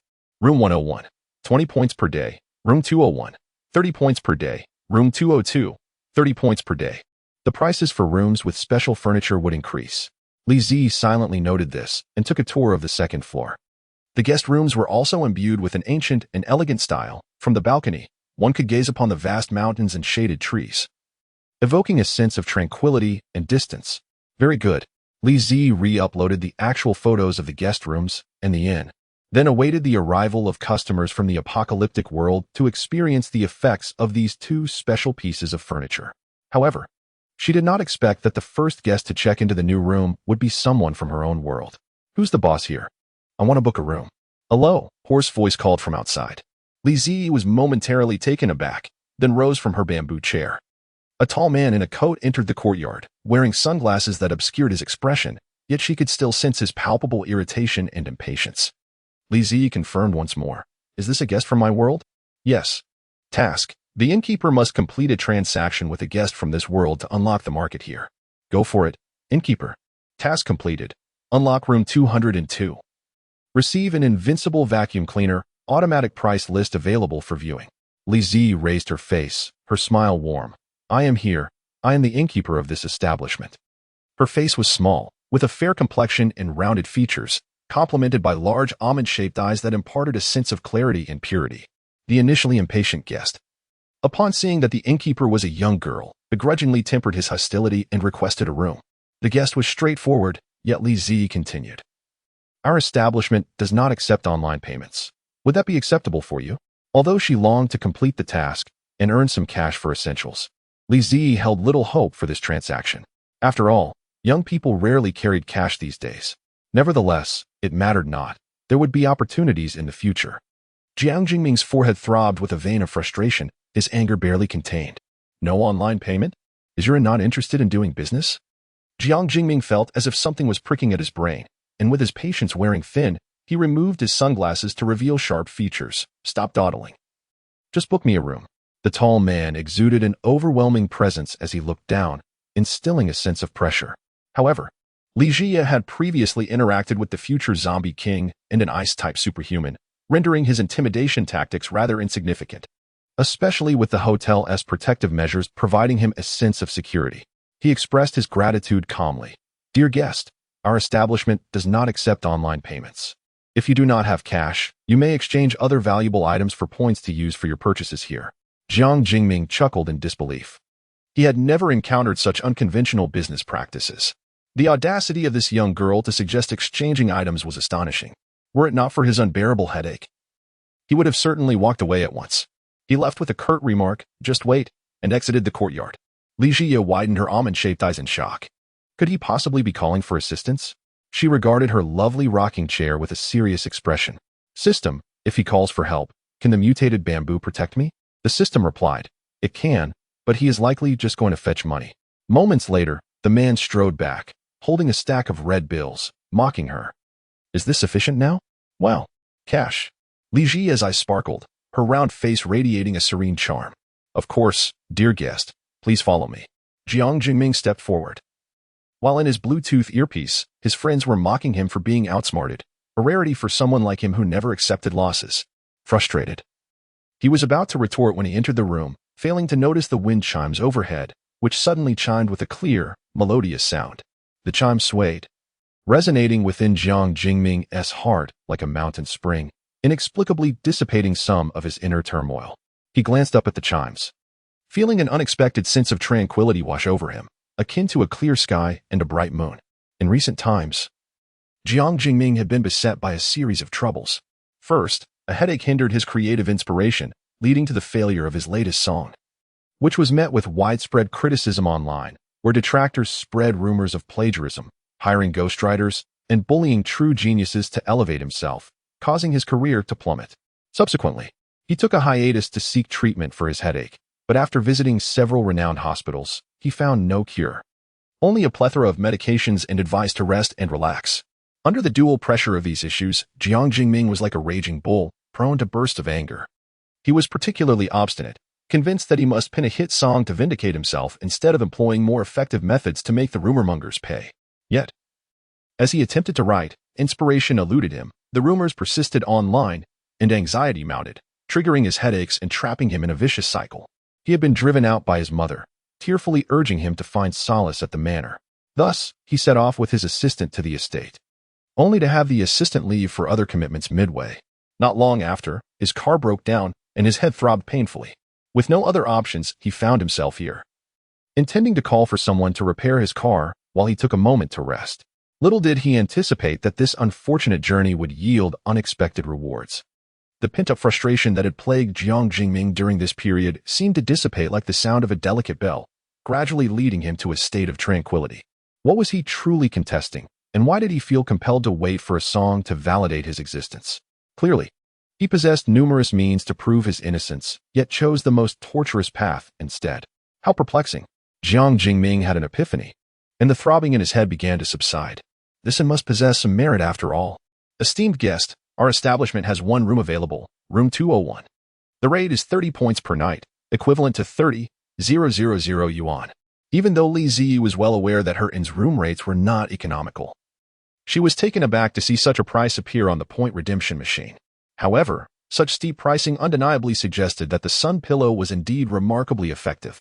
Li Ziyi brimmed with confidence. Yet, Jiang Jingming did not share her sentiment. Accustomed to affluence, upon hearing the figure of 30,000, he could not help but question whether he had misheard. 30,000? Did I misunderstand? Or is your establishment a scam? Li Ziyi replied calmly, indeed, it is 30,000. Our rooms possess unique benefits. Room 201 is equipped with a sun pillow featuring massage functionality, ensuring that our guests enjoy the finest sleep and a comfortable living experience, truly worth every penny. Her words were not casually uttered. Li Ziyi had just observed the guest's irritable demeanor and the unconscious rubbing of his head, which suggested he was experiencing a headache. The sun pillow in room 201 should be advantageous for his condition. Her earnest and sincere expression made Jiang Jingming believe she was being truthful. Yet, he soon questioned his own sanity for believing such absurd claims. What nonsensical efficacy! This was merely a marketing ploy to inflate prices. He had countless massage devices at home, even purchasing a massage chair for 30,000 that ended up gathering dust in his storage after a single use. Nevertheless, he decided to let it go for today. He was in a good mood and unwilling to dwell on trivial matters. Chapter 11. 30,000. Worth it moreover, having already made the payment. It was not in his nature to backtrack. Jiang Jingming ascended to the second floor and swiped his card to unlock the door. As expected. The guest room was unremarkable, though the decor was quite pleasing. The first thing he did was remove his coat and take off his headphones, speaking into his phone. Anzi, I want to sue those who have slandered me. Anzi was Jiang Jingming's childhood friend, whose family operated the finest law firm in the city. They had just listened through the headphones to the entire saga of Jiang Jingming being swindled and were laughing uproariously at the irony of his predicament. Upon hearing this, Anzi exclaimed with joy, "Finally, you've come to your senses, my friend. That was no easy feat. Rest assured, I will find you the best lawyer to restore your reputation." Ha ha! How did the clear and innocent Jiang Jingming come to this realization? We were all at our wits' end trying to persuade you. You were as stubborn as a mule, refusing to listen. The rumors surrounding Jiang Jingming are well known within his circle. However, this man is as stubborn as a mule. Despite his childhood friends' relentless attempts to persuade him, he remains unyielding. Their curiosity piqued. They wonder who could possibly sway such a steadfast individual, and they are willing to offer a reward for the answer. Jiang Jingming chuckled dismissively at his brother's mockery, responding, "Fengling. Do you believe it?" "TSK, I suddenly find Fengling's voice rather pleasant. Do you have any recommendations?" He contemplated purchasing one to hang in his home. "Are you talking about jumping worms?" The topic has shifted too dramatically. What does Fengling have to do with purchasing such items? If you intend to buy one, let me know. I assure you I can recommend a designer who can transform your elegantly decorated home into a Fengling haven. Jiang Jingming had initially intended to discuss the wind chimes from the inn, but upon reflection, he realized he was uncertain whether they were the cause of his thoughts and decided against it, merely muttering a curse under his breath. He hung his coat in the wardrobe and casually flopped onto the bed, instantly astonished by its comfort. The mattress was both soft and supportive. It is worth noting that the young master's posterior is quite precious. Just recently, he had purchased a mattress worth 6 figures. Yet he found this one even more comfortable. Could it be an illusion? Although Jiang Jingming instinctively denied it, the words of the innkeeper suddenly resurfaced in his mind. A room with special effects? And a massage sun pillow? Jiang Jingming squinted at the pillow placed on his bedside. It appeared to be an ordinary pillow, entirely unlike the expensive massage pillow he had purchased. He pressed around, confirming his suspicion. Wasn't this just a regular pillow? Where was the massage function? TSK. This must be a scam. Charging 30,000 for such a pillow? Am I being toyed with? Jingming, what are you doing? Tell us, how's the 30,000 yuan room? Is it worth it? Worth a pile of nonsense, haha. Jingming huffed, feeling somewhat embarrassed. It's just an ordinary inn. No. It's an extraordinary inn that ripped you off for 30,000. TSK, it's almost comparable to the price of a 5-star hotel at Jinzi's place. In the group chat, Shuejin chimed in. Don't compare it to our hotel. Exactly. How could this inn possibly compare to Jinzi's 5-star establishment? Just make do with it, young Master Jiang. After all, it's 30,000. By the way, didn't you say it had some special effects? Why not give it a try? Jiang Jingming pressed on the mattress, raising an eyebrow at their words, and disdainfully retorted, Am I a fool? Huh? Aren't you? Get lost. After hanging up the phone, Jiang Jingming prepared to take a shower and then rest. However, suddenly his expression changed, and he collapsed onto the bed. His head was seizing with pain. The headache was excruciating. Usually, it only caused a dull ache, but occasionally, like now, it would escalate to a level that nearly robbed him of consciousness, as if long needles were stirring within his brain, tugging at every nerve. Jiang Jingming felt as though the entire world was slipping away from him. He was no longer able to perceive anything, save for an overwhelming sensation of pain that left him unable to vent his frustration. He collapsed onto the bed in a state of disarray, burying himself deep within the covers. The sudden onset of his affliction caught him by surprise. In his agony, he felt as though he might go mad. Beads of sweat forming on his forehead as his complexion turned pale and irritable. He yearned to smash everything around him. Where were the promised effects? Utter nonsense. He wanted to check out. Yet, all at once, he felt as if a pair of gentle hands lifted his throbbing head. Almost immediately, warmth began to radiate from his scalp, soothing the pain that had threatened to overwhelm his consciousness. Unbeknownst to him, the discomfort seemed to be gradually replaced by a comforting warmth, as if each pressure point on his scalp was being revitalized. The pain in his head dissipated. When Jiang Jingming awoke once more, he was greeted by a blinding light streaming through the open curtains, accompanied by the chirping of birds outside. Dazed, he closed his eyes again and turned over, catching sight of his unwashed clothes, and it was only then that he fully regained his senses. He had actually fallen asleep after the onset of his affliction, a feat that seemed utterly impossible. In the past, such an episode would have necessitated a complete renovation of his home. Yet this time, not only had he not lost his mind, but he had also managed to sleep through it. If he recalled correctly, the pain had subsided even before he dozed off. The gentle, powerful massage sensation had almost immediately assured him that the discomfort in his head was indeed alleviated. What on earth was happening?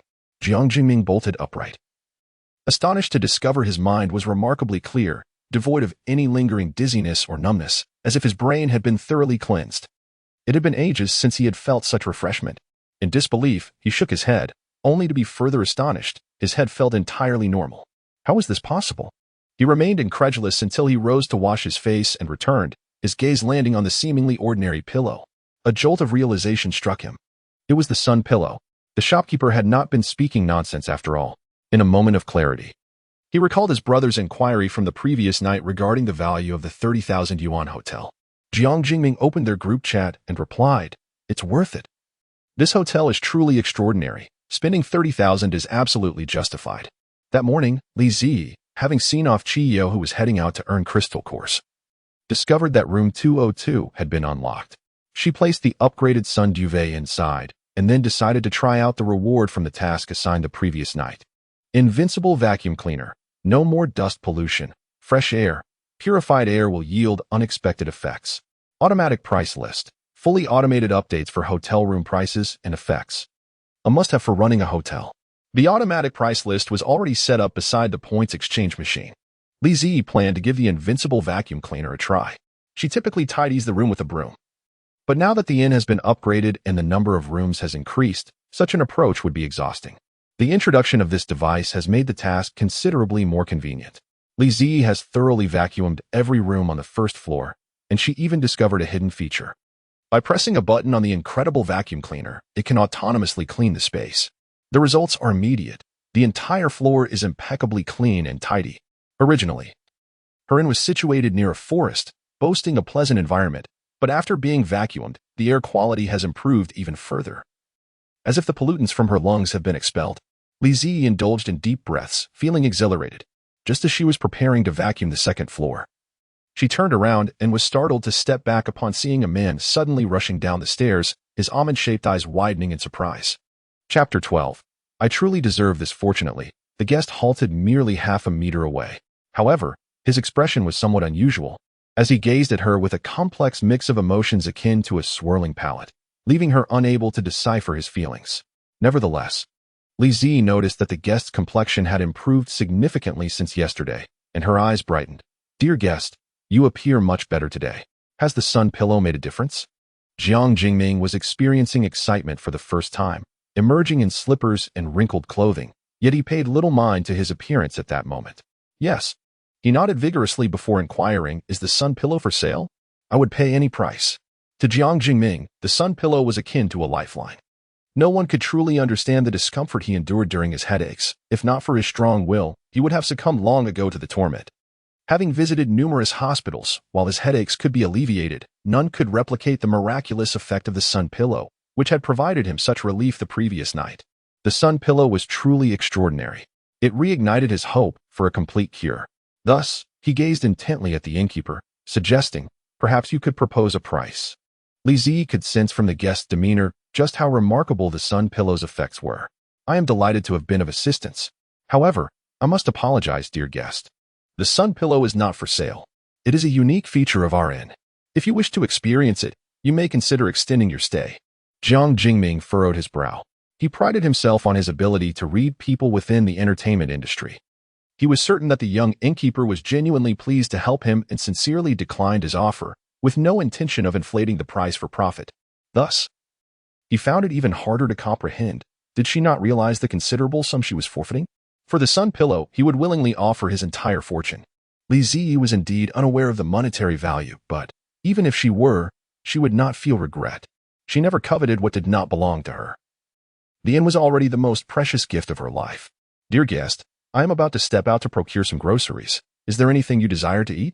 Li Ji remarked as she placed a portion of Jiang Jingming's accommodation fee into the bamboo backpack that Qi Yao had woven for her. Indeed, Jiang Jingming was quite hungry, having not consumed anything since yesterday afternoon. Perhaps some light snacks, like dumplings or tea pastries, would suffice. It's morning, and even a ravenous appetite cannot bear greasy food. If you wish to indulge, I shall see if there are any available for purchase and bring them back.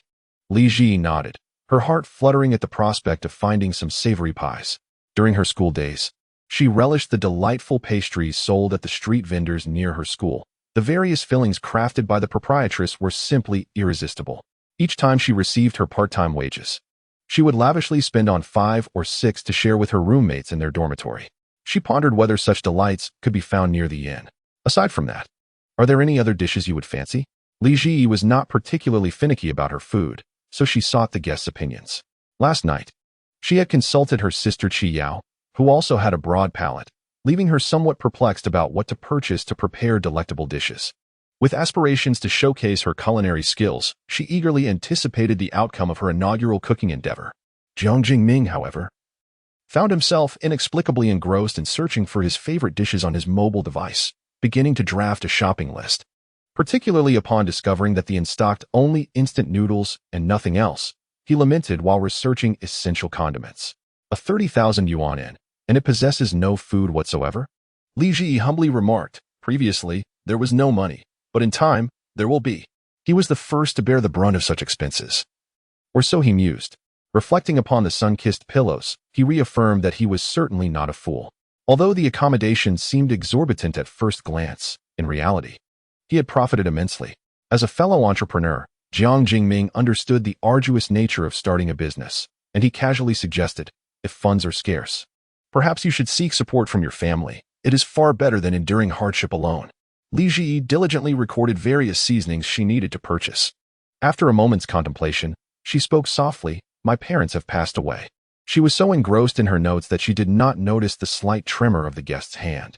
Jiang Jingming felt a pang of guilt, and perhaps out of remorse, he retrieved a piece of paper from his vehicle, elegantly inscribing the items to be procured. Keep this safe.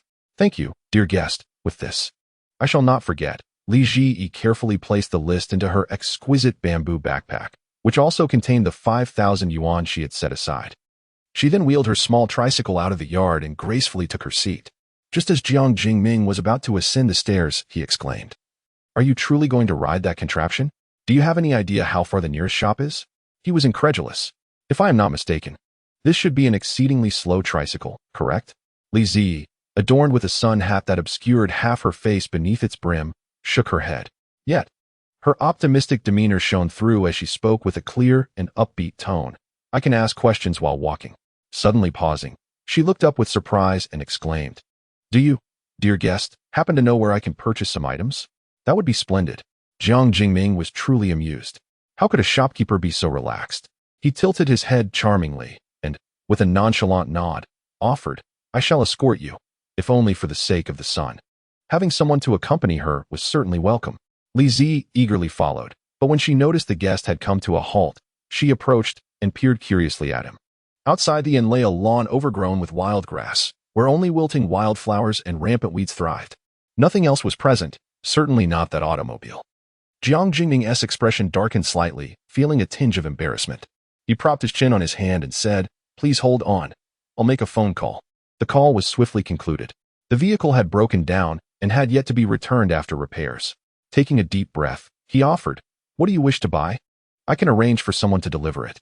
It was evident that the young shopkeeper was unfamiliar with the route, and sending a frail figure pedaling a tricycle to procure items from a distant location would likely delay her return until the following day. Moreover, with no vehicle available, he was absolutely not going to ride the tricycle himself. Thus, arranging for delivery was the most sensible option. However, he did not anticipate the shopkeeper's unexpected refusal. Li Zi had already cheerfully mounted the tricycle, pedaling effortlessly from the courtyard to Jiang Jingming's side. Gently applying the brakes, the tricycle came to a graceful halt. "Just tell me where to go, and I shall manage it myself." Chapter 13. Reluctance to depart. A gust of wind swept through, causing Li Zi to cover her nose and sneeze, her nose and eyes turning red like a wilted puppy. Her voice altered. Sniffling, she resolutely gripped the handlebars. "Dear guest, you may return. I am ready to set off." Jiang Jingming hesitated, wishing he had remained silent, for his words had invited unnecessary guilt and pity. The situation had taken an unexpectedly humorous turn. Jiang Jingming endeavored to maintain his elegance. Yet, donning an expensive coat while riding a tricycle bore a certain comedic charm.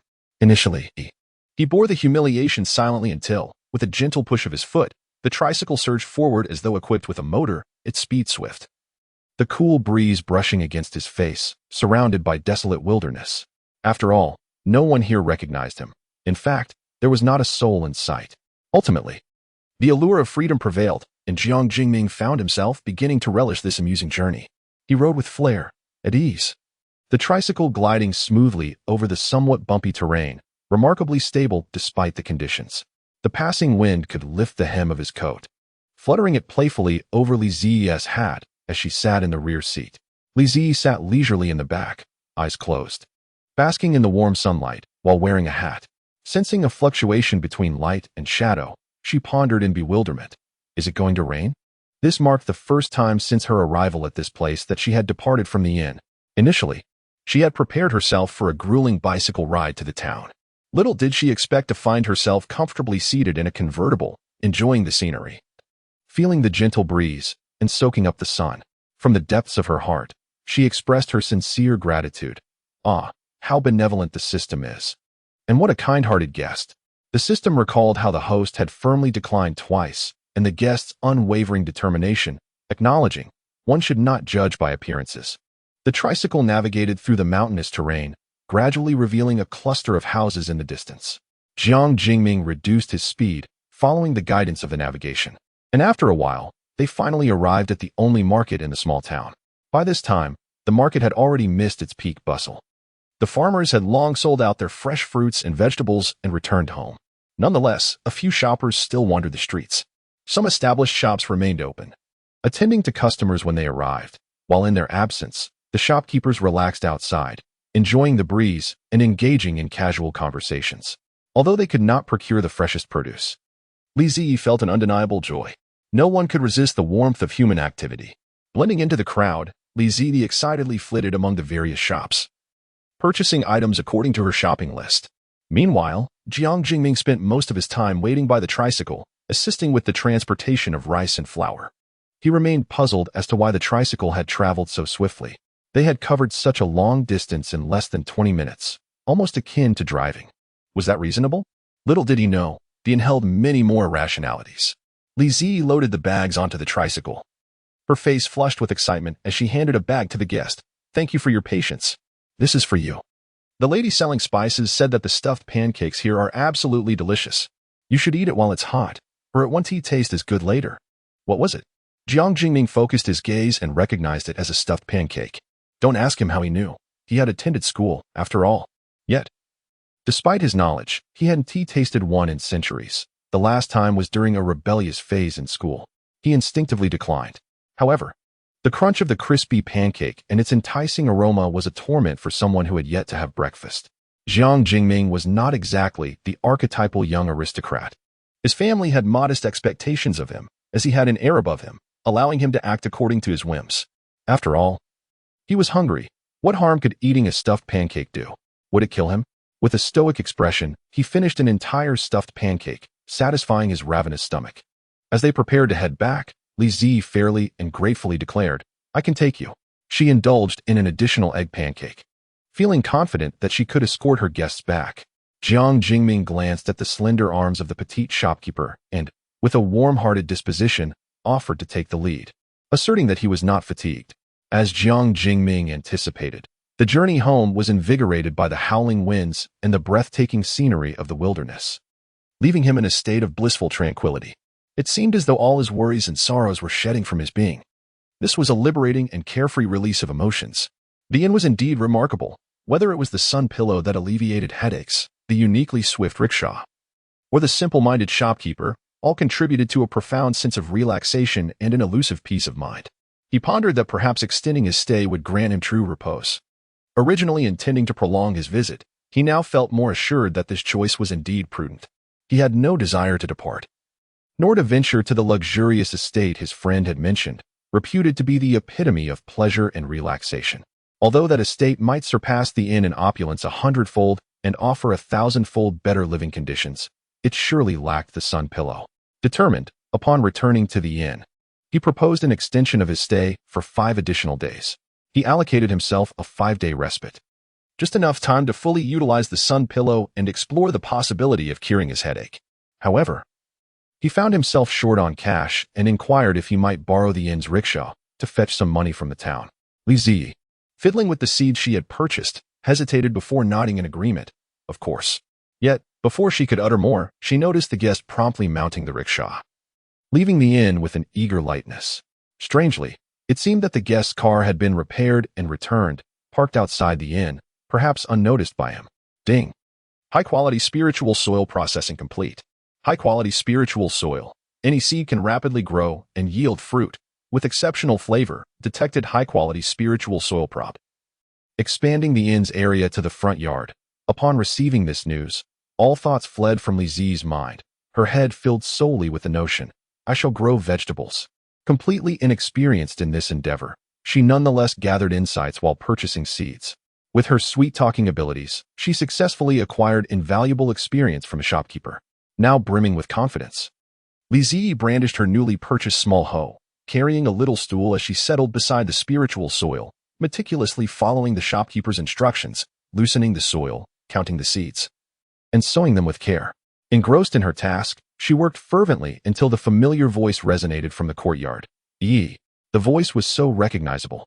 As Li Zi lifted her sun hat and beheld the visitor, she froze momentarily before leaping up and rushing towards the person with exuberance, exclaiming, Sister. Chapter 14. The sister returns. Li Zi, unable to halt her momentum, was overwhelmed with joy upon seeing her sister Xiaoqing return, and she plunged into her embrace. Xiaoqing had not anticipated that upon completing her arduous task, she would return, weary yet welcomed with an embrace devoid of any estrangement. In that fleeting moment, the harsh and brutal struggles of the apocalypse seemed to recede into the distance. The little shopkeeper was truly wonderful. Yes, I am back. Having been away for merely 3 days, Xiaoqing was astonished by the remarkable changes at the inn. After a joyful embrace, Li Shi quickly discerned the fatigue in her eyes and urged her to rest. Sister, the inn now has hot showers. You should indulge in a nice warm bath. Room 201 has an exceptionally cozy blanket. Please rest well.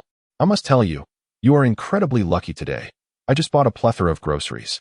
So we won't have to subsist on instant noodles for every meal. What would you like to eat? I will prepare it for you. Li Ji chattered excitedly about the recent transformations at the inn. As Xiaoqing listened, the tension that had gripped her heart amidst the life and death struggles of the apocalypse gradually melted away, replaced by a sense of tranquility and stability. She smiled and affectionately ruffled the curls of the little shopkeeper, who responded with a familiar, bashful expression. With the room card for 201 in hand, Xiaoqing ascended the stairs. After enjoying a hot shower, she changed into the disposable pajamas provided by the inn and headed downstairs. Unbeknownst to her, in the brief span of half an hour, Li Ji had endured a culinary catastrophe.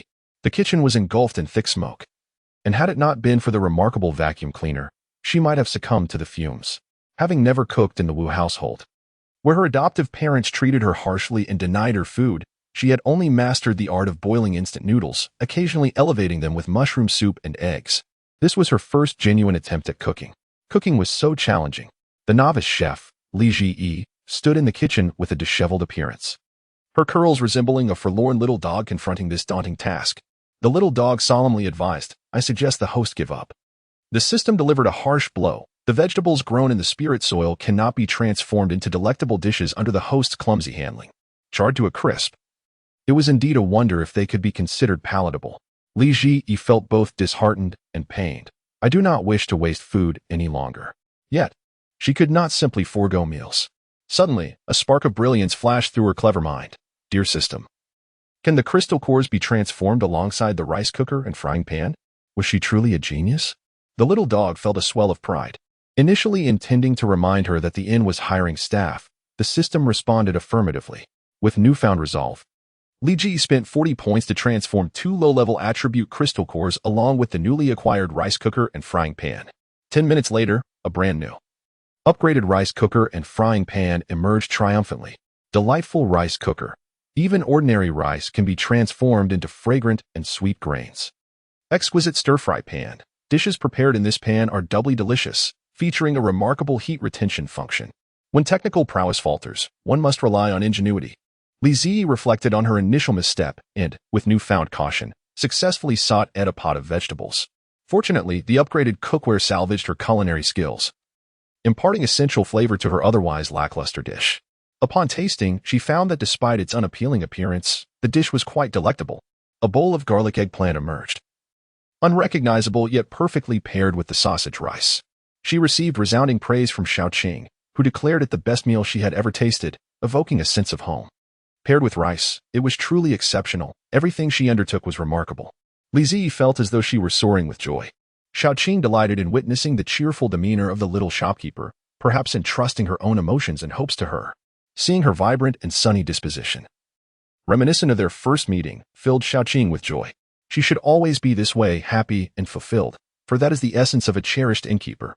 After the meal, Xiaoqing washed the dishes and returned to the hall, only to find the little shopkeeper dozing in her chair. She approached quietly, but still startled her awake. Li Ji, groggy, rubbed her eyes and asked, "Sister, are you leaving?" Xiaoqing paused, reassuring her, "No, I will depart tomorrow morning. I have been away from the inn for 3 days to find someone, an extraordinary individual, my former squad leader from the base. He has since left the base, and I wish to clarify some matters with him. I am accustomed to taking 3 to 5 days for each mission, but I forgot to mention it to you." Li Ji blinked in confusion, but hearing her sister's explanation brought her unexpected joy. This meant that her sister would not leave casually and vanish without a trace. "Did you find him?" she inquired eagerly. "Yes, and I also discovered this," Xiaoqing replied, presenting a unique pot of flowers. Apologetically, she added, "I did not find the jewelry, but I will seek it out elsewhere next time." "If you couldn't find it, then there's no need to look," Li Ji reassured her. "I only mentioned it in passing."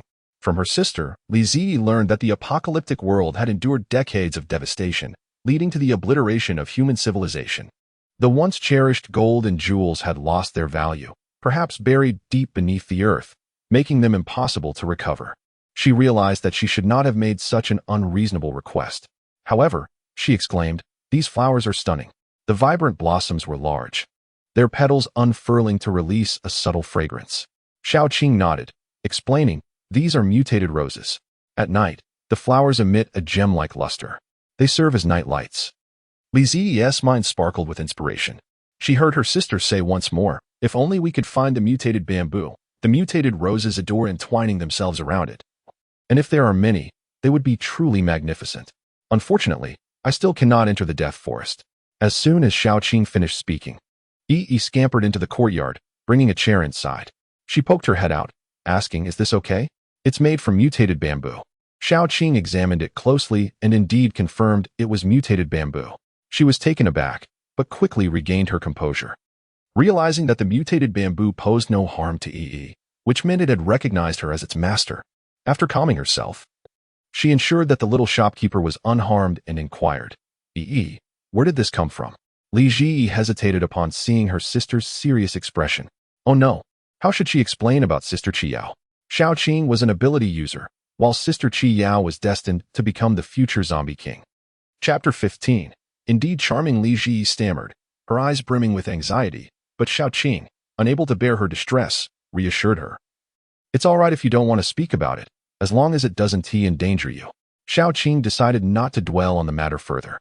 "You can observe its changes tonight, and if you like it, I'll bring you more mutated roses next time, crafting a magnificent and sturdy gate from the mutated bamboo." Li Ji imagined how beautiful that would be. "Is that possible, dear system?" System.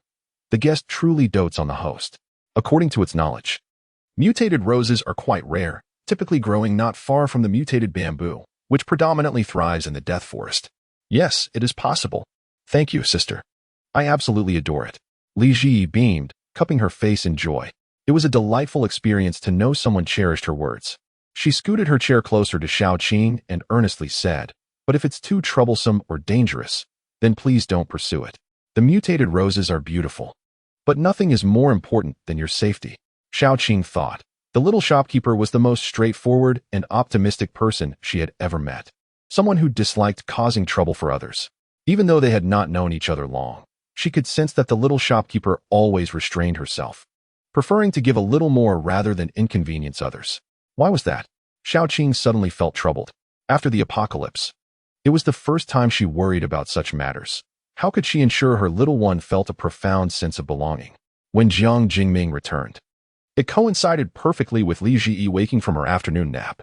To awaken to such an unexpected fortune, 150,000 transformed her from a little pauper to a small wealthy lady, and she spent the entire afternoon planting with joy. Until dinner time, after a busy afternoon, Master Li, feeling sore and tired, decided to take a shower to prepare a stunning dinner that would astonish everyone.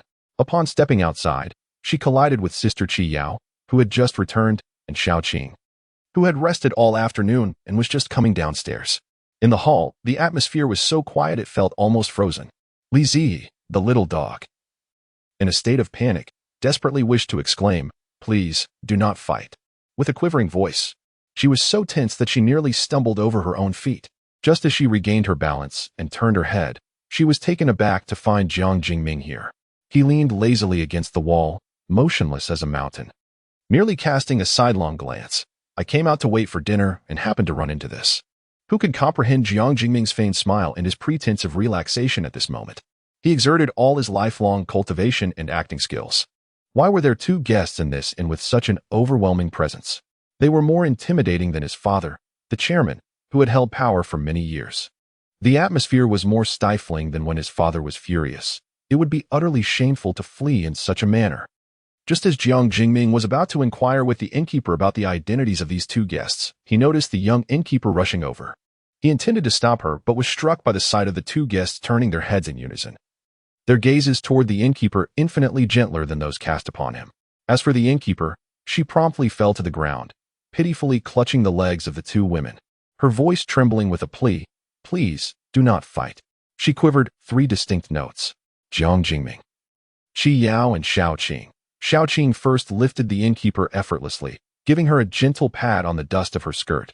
"No, we won fight." Qi Yao then nodded in agreement, offering the innkeeper a sincere smile. "No need to worry.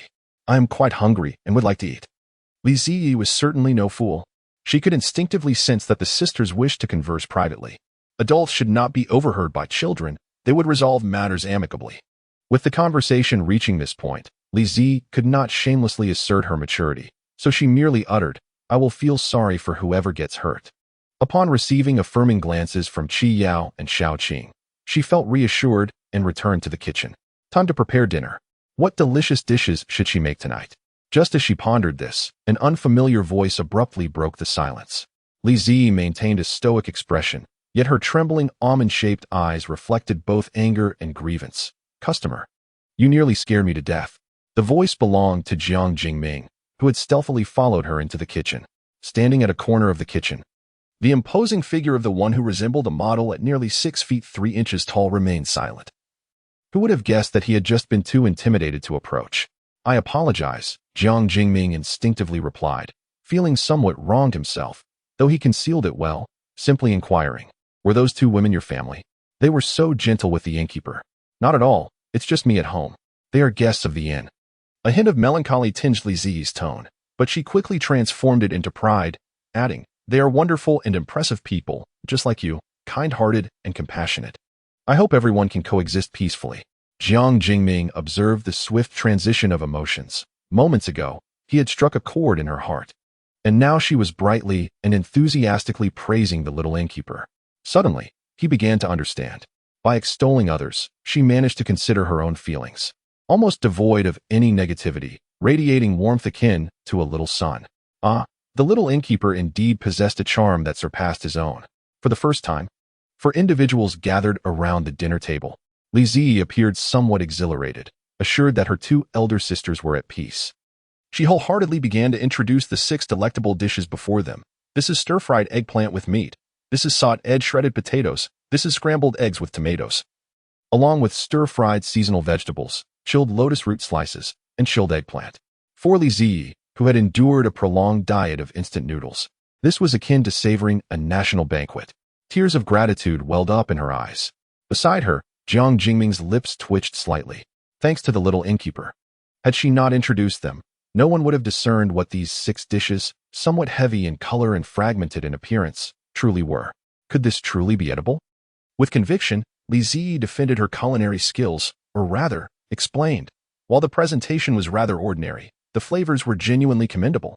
Although color and aroma may be lacking, at least taste was present. Gratitude to the crystal core, gratitude to the system, gratitude to the little dog. Xiao Qing and Qi Yao had each taken separate small plates, filled with an assortment of dishes. Xiao Qi was the first to taste her food, and one bite led to another. The flavor was delightful, surpassing anything she had previously encountered. Qi Yao picked up a piece of eggplant from her plate, her eyes sparkling with warmth as she offered encouragement. "It's delicious. You truly have a talent. The eggplant is tender, fragrant, and flavorful." With such enthusiastic support, Li Zi joyfully began to eat. No one paid attention to the still pondering Jiang Jingming until he finally attempted to pick up his chopsticks to sample the unconventional cuisine. Upon placing a small bite into his mouth, his eyes lit up. It was surprisingly palatable. He took another bite of rice, and his eyes brightened further. The rice was exceptionally tasty. It became evident that Li Zi's cooking was indeed delicious. Not a grain of rice was left in the pot, nor any of the dishes. Chapter 16. A win-win collaboration in his lifetime. Jiang Jingming had never consumed such an abundance of rice.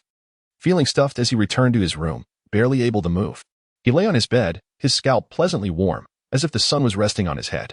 He allowed himself to reminisce about the day, only to realize he had experienced an unusually joyful time. The sun was a delight. Riding a tricycle was delightful. Even enjoying a meal that, while not top tier, was still quite good, to the point of being full, was delightful. Throughout the entire day, he had not a single moment of stress.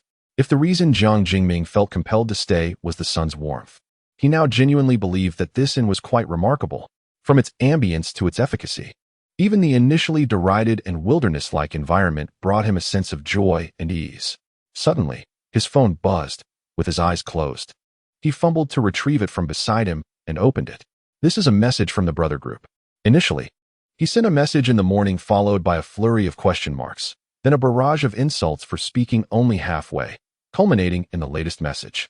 Qingzi exclaimed, "Damn it, what nonsense.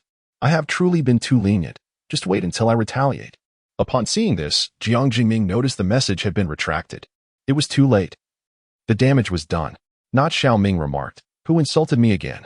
Never mind. You all should refrain from indulging in such nonsense. Jinzi responded. Is this really my buddy? Anzi cautioned. Xiao Ming, don't be stubborn again. Xingzi teased. Buddy, you're still alive? I thought you had fainted from anger this morning and vanished since. Not Xiao Ming replied. I'm alive, not being stubborn, just finding it not worth my while. For the sake of a troll, to spoil my vacation mood is simply not worth it. At this declaration, the screen filled with question marks. Today, the most stubborn and irritable Xiao Ming had surprised everyone. Jinzi inquired, Buddy, have you been possessed? Chengzi suggested, Wait a minute, I suspect Xiao Ming has been kidnapped. We should report this immediately, he asked, sending a distress signal. Anzi urged, Quickly retract, you fools. In a flurry, 3 messages were swiftly retracted. Jiang Jingming, half closing his eyes, amused by his friend's antics, sent a voice message. Kidnapped? Nonsense. I'm serious. How shall I put it, my friends? This is indeed worth it. After hanging up yesterday, my head was pounding terribly, and guess what? I listened to you all again. The brothers, filled with curiosity, sent him money one after another. Anzi warned, If you keep teasing us, Jinzi will go after you. Jinzi, feeling quite indignant, declared, I'm eager to see what is so valuable about this inn. The innkeeper's promise of a sun pillow worked wonders. Can you imagine it? When I was in excruciating pain, it felt as if something was massaging my head with the most soothing pressure, each acupoint tingling pleasantly. A warm sensation flowing from my scalp to the soles of my feet. Sheer bliss. Even more astonishing was waking up feeling utterly refreshed and clear-headed. Jiang Jingming's friends knew all too well what he endured during his headaches. In his most painful moments, he could have destroyed his home. Upon waking, his head felt as rusty as if he hadn't used it for ages. The prolonged headache rendered his mind numb, inhibiting him from composing the vibrant melodies he once did. Thus, no one understood the depth of his words better than his brothers, who had witnessed him suffer through weeks of headaches. They were genuinely happy for him. Anzi exclaimed, Impressive. Xingzi echoed, Impressive. Jinzi added, Impressive. No wonder you claimed it was worth it from early morning. This sun pillow is indeed valuable. Jiang Jingming discerned the meaning behind Jinzi's words. After a moment of hesitation, he chose not to respond. In truth, throughout the day, he had even overturned his morning perspective. The 30,000 yuan inn was worthwhile not merely for the sun pillow. What set this inn apart from all others was its ability to allow guests to fully relax, a rare treasure of peace and tranquility in a cacophonous world. Yet this inn allows its guests to truly experience something unique. Nevertheless, it is unlikely that this establishment would become a competitor to Jinzi's hotel. So why provoke Jinzi with such remarks? Li Zi rose early, her body aching from fatigue. Fortunately, she had the foresight to purchase some instant dumplings the day before, fearing her culinary skills might fall short. It had been quite some time since she had indulged in noodles, and upon seeing the variety of flavors, she was tempted to try them all. With ample funds in her purse, she decided to acquire a selection. Thus, breakfast consisted of 3 plates of small dumplings. Jiang Jingming shared a plate with Li Zi, while Xiaoqing and Qi Yao each enjoyed the other 2. After breakfast, Qi Yao extended her stay for 5 days before departing the inn with Xiaoqing. Li Zi bid them farewell at the door, striving to maintain a cheerful demeanor. The 2 friends patted the little innkeeper's head and exchanged heartfelt goodbyes at the gate, wishing each other safe travels and promising to keep an eye out for the crystal cores they needed. They cherished their time here and were determined to protect both the inn and the little innkeeper, willing to become allies despite their differing factions. After reaching a consensus the previous night, they candidly revealed their identities to one another. Xiaoqing was surprised to learn that Qi Yao was not only a zombie but also a highly intelligent one, her transformation having occurred in an unusual manner. She had been active in the Death Forest since her change. What Xiaoqing had initially planned as a risky venture suddenly felt less perilous with Qi Yao by her side. However, she did not anticipate Qi Yao's immediate offer to take on the task herself. I will help you find it, Qi Yao declared, extinguishing any notion Xiaoqing had of accompanying her. The Death Forest is far too dangerous. I cannot afford to be injured and cause distress to the little innkeeper. But you might. Xiaoqing, being perceptive, understood Qi Yao's intent. To Qi Yao, she was merely a zombie from a different faction, one who would not harm unless absolutely necessary, confining her activities to the vicinity of the Death Forest. At all times, she would do her utmost to safeguard herself. Conversely, Xiaoqing was not afforded such luxury. Qi Yao had heard tales of the formidable ice ability user Xiaoqing during her time at the Dawn Base. She was a genuinely powerful, reticent, yet selflessly great individual, perpetually engaged in perilous endeavors beyond the base, willing to sacrifice herself for the future of humanity. Her selflessness and sense of duty were profound, ensuring she would strive to complete any task, no matter how hazardous. While Chi Yao did not aspire to be a great zombie, it did not diminish her respect for such individuals. She voluntarily offered her assistance, not only to prevent the little innkeeper from feeling sorrow, but also to ensure that such a remarkable person did not perish in the death forest. Thus, it was unexpected that a day would come when a superpowered individual would collaborate with a zombie. Both were acutely aware that this partnership arose solely due to the little innkeeper's presence. Otherwise, such cooperation would have never been conceivable. The inn and the little innkeeper represented their sanctuary, a utopia. Xiao Qing and Qi Yao resolved to protect this place at all costs, vowing that no one would harm it. Chapter 17. The Art of Self-Infliction. After sending her two sisters off to work, Li Zi settled beside her precious spiritual soil, adorned with a sun hat, resembling an adorable little mushroom. The mushroom moved about the courtyard, and after just one night, the fertile earth revealed tender sprouts, plump and vibrant, forming rows of lively green that infused the autumn air with the essence of spring. Truly, this was premium spiritual soil. Li Zi's eyes sparkled with anticipation. This was her hard-earned domain. She could hardly contain her excitement at the prospect of tasting the delectable fruits and vegetables, praised even by the system, that would emerge from the soil. Under Li Zi's attentive care, the sprouts exhibited remarkable growth throughout the morning. Meanwhile, Jiang Jingming, having finished his meal, felt an inexplicable reluctance to return to his room. He followed the little shopkeeper into the courtyard and observed the green shoots sprouting, perplexed by the absence of flowers. In his recollection, the pastoral inn where he resided was always deliberately adorned with vibrant flower beds, enticing visitors and boosting occupancy. Yet the little shopkeeper took a different path, opting to cultivate an entire garden of vegetables instead. Of course, this was driven by her cravings. Li Zi, with utmost seriousness, expressed her original intention, having faced hunger before. She aimed first to address basic sustenance. Although the issue of hunger was now resolved, perhaps this was an intrinsic trait of the people from Longhua. With a garden at their disposal, they would first plant vegetables and, given the opportunity, consider flowers later. As thoughts of flowers crossed her mind, Li Zi suddenly recalled something and hurried back to her room. Jiang Jingming, observing the shopkeeper's seemingly carefree yet burdensome departure, couldn't help but think to himself, I truly am a wretch. Congratulations, host. Yes, Jiang Jingming's feelings of guilt and affection towards the shopkeeper have reached 60. Reward granted. Room 203 unlocked. Cork sofa available for viewing. Cork sofa, special furniture. A sofa of superior quality that envelopes anyone seated upon it in a refreshing breeze, enabling them to speak with clarity. In her room, while rearranging the mutated roses, Li Zi pondered what just happened. Unaware of the guest's overwhelming self-reproach, she gazed at the system's reward. Speak with clarity? What could that possibly mean?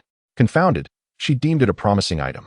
She placed the cork sofa in the lobby, its beautifully crafted frame adorned with exquisite patterns that shimmered in the sunlight.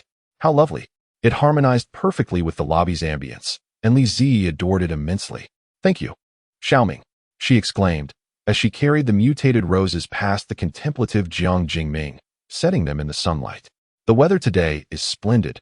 The mutated roses, basking in the warm sunlight, appear to stretch and gradually unfurl, their vibrant petals resembling the most resplendent strokes of color, irresistibly captivating the eye. Jiang Jingming intended to inquire about something from the shopkeeper, yet his gaze was ensnared by this pot of roses. It is no exaggeration to say that this bouquet surpasses all the roses he has ever purchased, exuding a certain fatal allure. The exquisite and lush petals evoke admiration in anyone who beholds them. Unconsciously, Jiang Jingming found himself standing still, lost in admiration. Then, to his disbelief, he witnessed the rose, which deserved tender care, being uprooted. Doubting his own eyes, he hurriedly exclaimed, "No." After a struggle, the rose was cradled in the shopkeeper's arms and ultimately placed atop a bamboo umbrella, its resilient roots seamlessly intertwined with the gaps of the bamboo. While the vivid red hue of the petals and leaves vibrantly displayed themselves, standing tall against the wind atop the umbrella, appearing even more beautiful, Li Zi could not help but exclaim in admiration, "What a remarkable little flower. Wow, even in such strong winds, your petals bloom so beautifully. How lovely. This little flower is the most exquisite rose I have ever seen." The mutated rose continued to unfurl more petals. Perhaps it was Jiang Jingming's imagination, But that wind-kissed rose seemed to blossom even more brilliantly, its intensely vivid color resembling a dazzling ruby in the sunlight. Could it be that the secret to cultivating flowers lies in incessant praise? Beautiful. Even someone as straightforward as Jiang Jingming could discern its beauty. This rose was undoubtedly extraordinary. He candidly uttered a compliment that would fail to move any rose, then raised his phone to capture a photograph of the flower, posting it in a group chat with his friends. Not Xiaoming, a real shot of the rose. To his surprise, he received a private message from Chengzi. Chengzi, bro, where did you see that flower? Not Xiaoming. At a small inn, cared for by the shopkeeper. Chengzi, let us cut to the chase. Can you ask if that flower is for sale, no matter the price? Chengzi, you know my sister adores roses. She has been feeling down lately due to some issues in her marriage. My mother planted an entire garden of roses for her, which has slightly lifted her spirits. With her birthday approaching, I, as her brother, wish to gift her something she loves. This flower is even more beautiful than those in her garden. She would certainly adore it. Just ask the shopkeeper how much it costs, regardless of the price. Jiang Jingming had heard of Chengzi's sister. She had married into a wealthy family, and the Cheng family did not require her to marry for alliance. She chose her husband herself. While her marriage cannot be deemed unfortunate, it is said that her husband is rather inarticulate. How inarticulate, you ask? He is practically mute, often gazing at her with affectionate eyes. In the short term, that is fine, but over time, when conflicts arise, facing a silent husband can drive anyone to madness. Given the name Cold Violence Man by Chengzi, his sister could no longer endure it and returned to her mother's home, which led Chengzi to discover the situation. He immediately drove his sports car to confront the Cold Violence Man at his workplace, resulting in a physical altercation. As a brother, he felt compelled to inquire further about the matter. Not Xiaoming. I'll ask, but don't get your hopes too high. Previously, the Sun Pillow shopkeeper wouldn't sell for any price, Chengzi replied, clasping his hands in acknowledgement. Jiang Jingming stepped forward and asked, Shopkeeper, do you sell roses? Before Li Zi could respond, the vibrant roses suddenly closed their petals, revealing sharp thorns. However, Jiang Jingming failed to notice the thorns. He only beheld a single rose that appeared to have wilted. Is it possible for a flower to respond to sound? He thought, incredulous. Li Zi, with concern, gently touched the rose that had retracted its petals and explained, the roses are not for sale, nor are they sound sensitive. They are merely delicate flowers that cannot tolerate such remarks. It would be best if customers refrained from speaking, as it may sadden them. A rose can feel sadness? Jiang Jingming found the shopkeeper's words absurd, yet the flower indeed seemed quite forlorn. Brother, I cannot assist you further. Chapter 18. Just quite ordinary. Jiang Jingming regrettably sent a picture of the wilted rose. Chengzi replied, forget it. Let it be. If my sister finds out we have mishandled this flower, she will surely scold me fiercely. Not Xiaoming. Perhaps you should invite your sister here to unwind. She could enjoy the flowers and have a comfortable stay. Chengzi responded, to be honest, brother, I doubt my sister would feel at home in such a lodge. Jiang Jingming questioned, what do you mean? Is she too good for a lodge? Unbeknownst to him, he had become a devoted supporter of the lodge. And upon hearing such words, he began to express his discontent vehemently. Chengzi lounged on the plush sofa of his luxurious home when suddenly his phone buzzed incessantly, nearly slipping from his grasp. He quickly silenced it. Just then, his sister, clad in silk pajamas and slippers, descended the stairs, casting a cold glare. Do you want to die, Lin Qing? Chengzi found himself at a loss for words and could only smile at her, which only fueled her anger further. You can't even speak? Seeing his sister on the verge of explosion, Chengzi, filled with a desire to appease her, exclaimed, no. Sister, I stumbled upon a stunning rose that Xiaoming sent me, and I was just about to show it to you. He swiftly pulled up the photo on his phone and presented it to her. Look, sister, isn't this rose beautiful? On the screen, the blooming rose radiated vitality. Its delicate petals showcased a resilient spirit, even more captivating than the flower itself. Lin Yi gradually calmed down, admiring it for a while, but upon scrolling, she was dismayed to find only a picture of a wilted flower. Who did this? Her fury peaked as she accidentally tapped the screen, shrinking the image, revealing the previous chat history. As Lin Qing had mentioned, Lin Yi loved roses, yet she wished for each rose to flourish vibrantly. However, Xiaoming suggested that you go for a little respite, but I am certain you would not endure that environment. His lodging is situated in a desolate area, and the surroundings are undoubtedly uninviting. You would certainly find it difficult to adapt, thus I had planned to decline. Nevertheless, Xiaoming's suggestion holds merit. Alternatively, we could visit the newly developed island by Huayin's family. I have heard that the environment there is particularly delightful, and I assure you that a few days spent there will allow you to forget all about that cold-hearted man. Lin Cheng spoke with fervor. Yet his sister offered him not a glance, merely tossing her phone aside, stating, "In an hour, take me there." Lin Cheng? Where to? Lin Yi did not even spare him a glance. To Xiaoming's place. Lin Cheng. So everything he said was in vain. How is it that Xiaoming likes it, and she does too? It is astonishing that she, who never ventures beyond five-star hotels, is willing to go. It is merely a small inn in the wilderness. He is curious to discover what enchantment this establishment possesses. Lin Cheng snatched back his phone and opened it. Xiaoming had sent him over a dozen photos of the inn. He casually clicked on one, still perplexed. The environment is indeed rather pleasant. Yet there are countless rustic-style hotels. Why this one? Lin Cheng found it incomprehensible. His mind was singularly focused.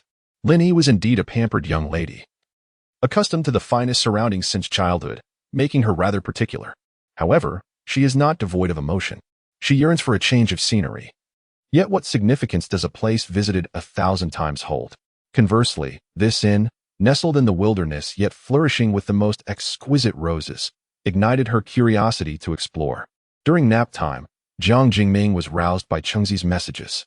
"Chengzi, where are you? Isn't the innkeeper present?" "Chengzi, I'm crying. My sister and I have arrived." "Chengzi, hurry and check your messages. My sister won't let me call you." "Chengzi, I'm nearly suffocating. My sister is terrifying, yet she refuses to leave." "Chengzi, I can hardly endure my sister's oppressive atmosphere. Please get up and open the door." "Chengzi, I intend to leave a negative review for this inn." Jiang Jingming glanced out the window and indeed spotted a flamboyant purple sports car parked at the inn's entrance. He clicked his tongue and hurried downstairs, just in time to see the drowsy innkeeper, evidently awakened by the noise of the door, clambering out of bed with disheveled hair, wobbling towards the entrance. Lin Cheng cautiously observed Lin Yi, who was sitting with her arms crossed, and took a deep breath, about to say something to appease her anger. Finally, he heard the sound of the door opening. Revived, he felt a surge of emotion. Li Zi rubbed her eyes, her bright almond-shaped eyes gazing at the arriving guests. "Hello.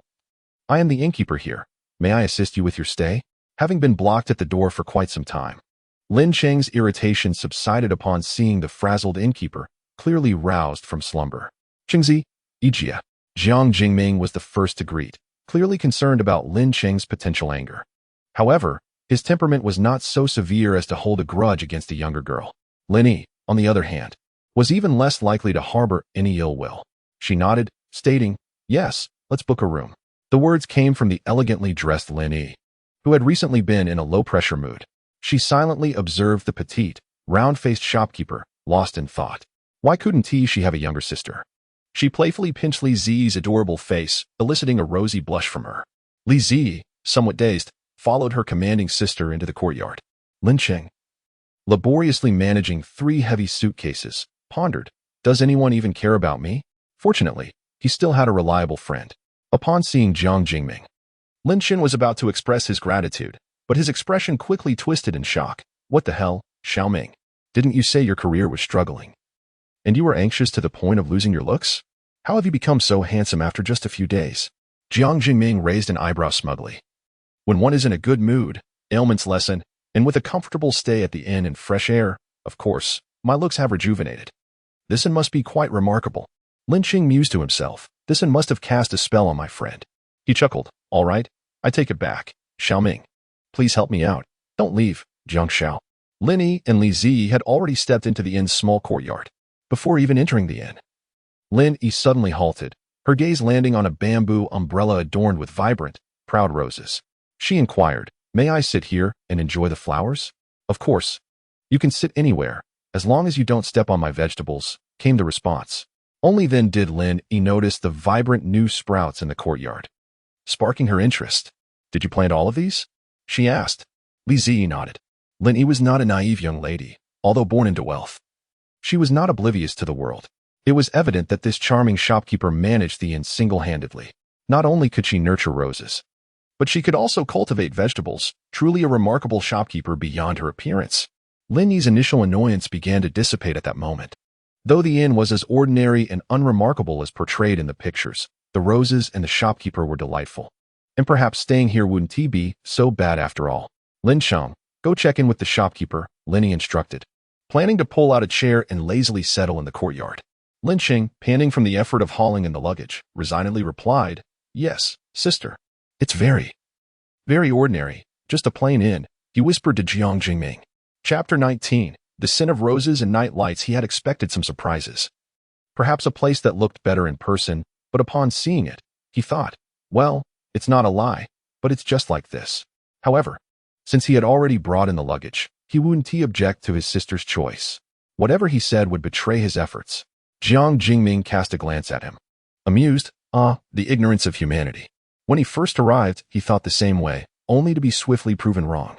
The delightful emotional feedback was truly striking. Lin Cheng, exhausted and breathless, entered the inn, the sound of wind chimes ringing clear and melodious, not jarring but rather therapeutic. As if they were dispersing all his worries along the way. His heart felt light and bright. He had been proven wrong, hadn't he? Jiang Jingming let out a scoff, hauling a suitcase while humming a tune as he stepped inside. Lin Cheng jolted back to reality, bewildered. Wasn't that pleasant feeling a moment of enlightenment? Lin Cheng refused to believe it. He stubbornly retorted, "Don't tell me it was the wind chimes that lifted my mood. They're just ordinary chimes. Besides, they can't possibly have such an effect. Were it not for their brotherhood, Jiang Jingming would hardly bother with this obstinate fellow. I advise you not to underestimate this inn, or you'll regret it sooner or later. I'm willing to spend 150,000. Do you think I'm just frivolously wealthy?" Still in disbelief, Lin Cheng averted his gaze. "No, I refuse to believe it. A sun pillow has its merits because it can massage, but a wind chime, with just a sound, how could it possibly have such outrageous benefits?" After setting down his luggage, he proceeded to check in. "Dear guest, we have 2 available rooms, with their effects and prices listed here." Lin Cheng glanced at the price list, neglecting the effects, and boldly declared, "I'll take the best and most expensive one." He produced 60,000 in cash. The attendant, Li Zi, quickly processed the check-in. The points redemption machine swiftly counted the 60,000, completing the transaction in no time. Fortunately, the machine had a cash storage area. Otherwise, she would have nowhere to put the nearly 220,000 in cash she had totaled. Having successfully obtained the room card, Li Zi received a system notification. "Congratulations, host. Your revenue has exceeded 500 points.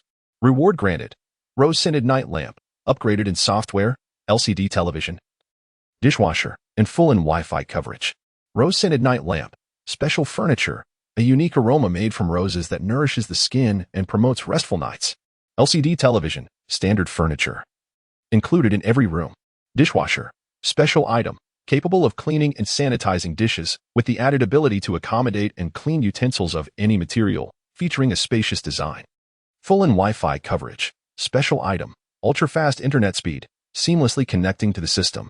Before she could examine the other rewards, Li Zi hurriedly placed the rose-scented night lamp in room 203, then said, "Wait, dear guest, room 203 has been upgraded with new effects.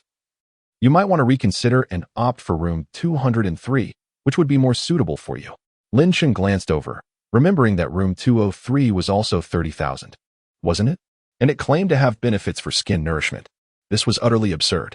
This is merely a ploy devised by his youthful and beautiful sister, deliberately misleading him. The sunlight may have its effects, yet this does not justify the notion that the room can nourish the skin. Lin Cheng felt a twinge of anger, leading to a further decline in his impression of the inn. However, upon reflection, he realized that the price remained unchanged, and his sister did indeed have an affinity for roses. Lin Cheng replied nonchalantly, "Let us make the switch. The price is the same." Lin Yi insisted that Lin Cheng not accompany her, so after settling the payment, he departed. After all, Xiaoming was also residing there. Lin Cheng bid farewell to his sister and drove off in the luxurious purple sports car.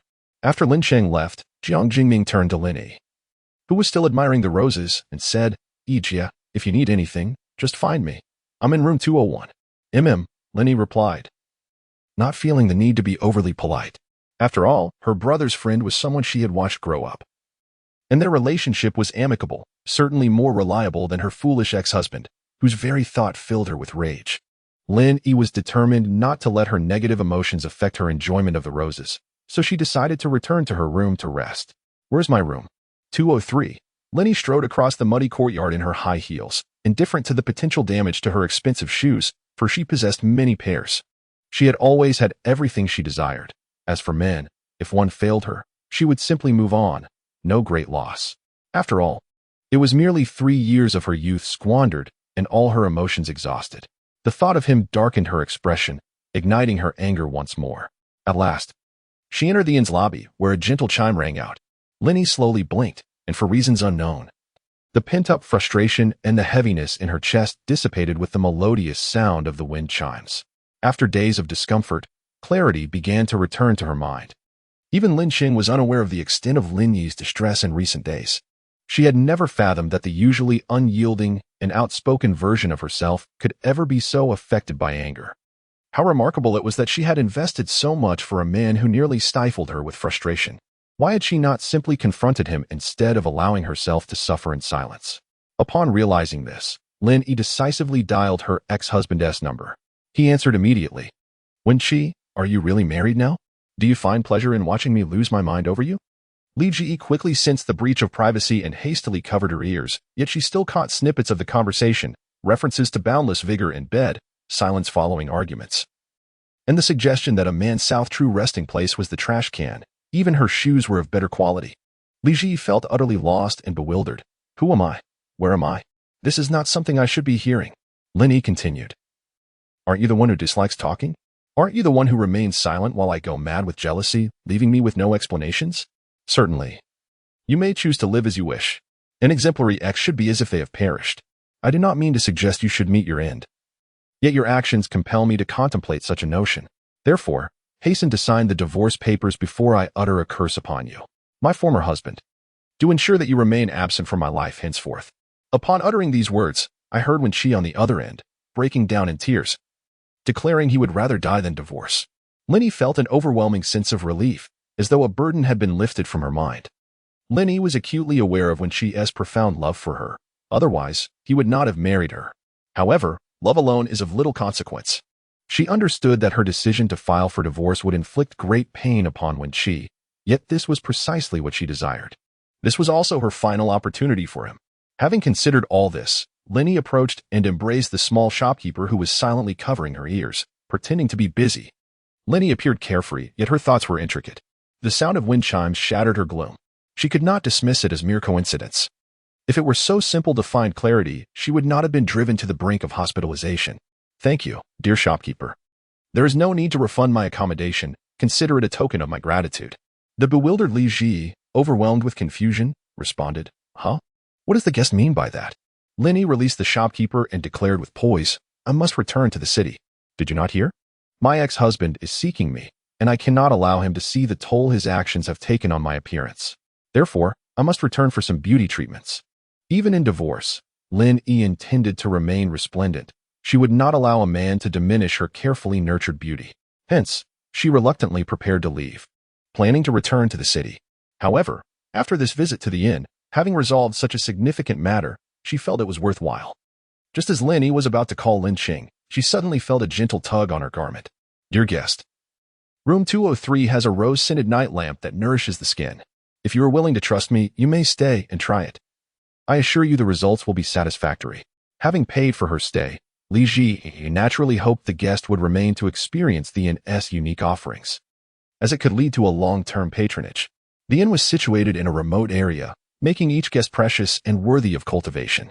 Thus, she earnestly urged, Please do stay. Chapter 20. A bit satisfied will you not consider it, dear sister?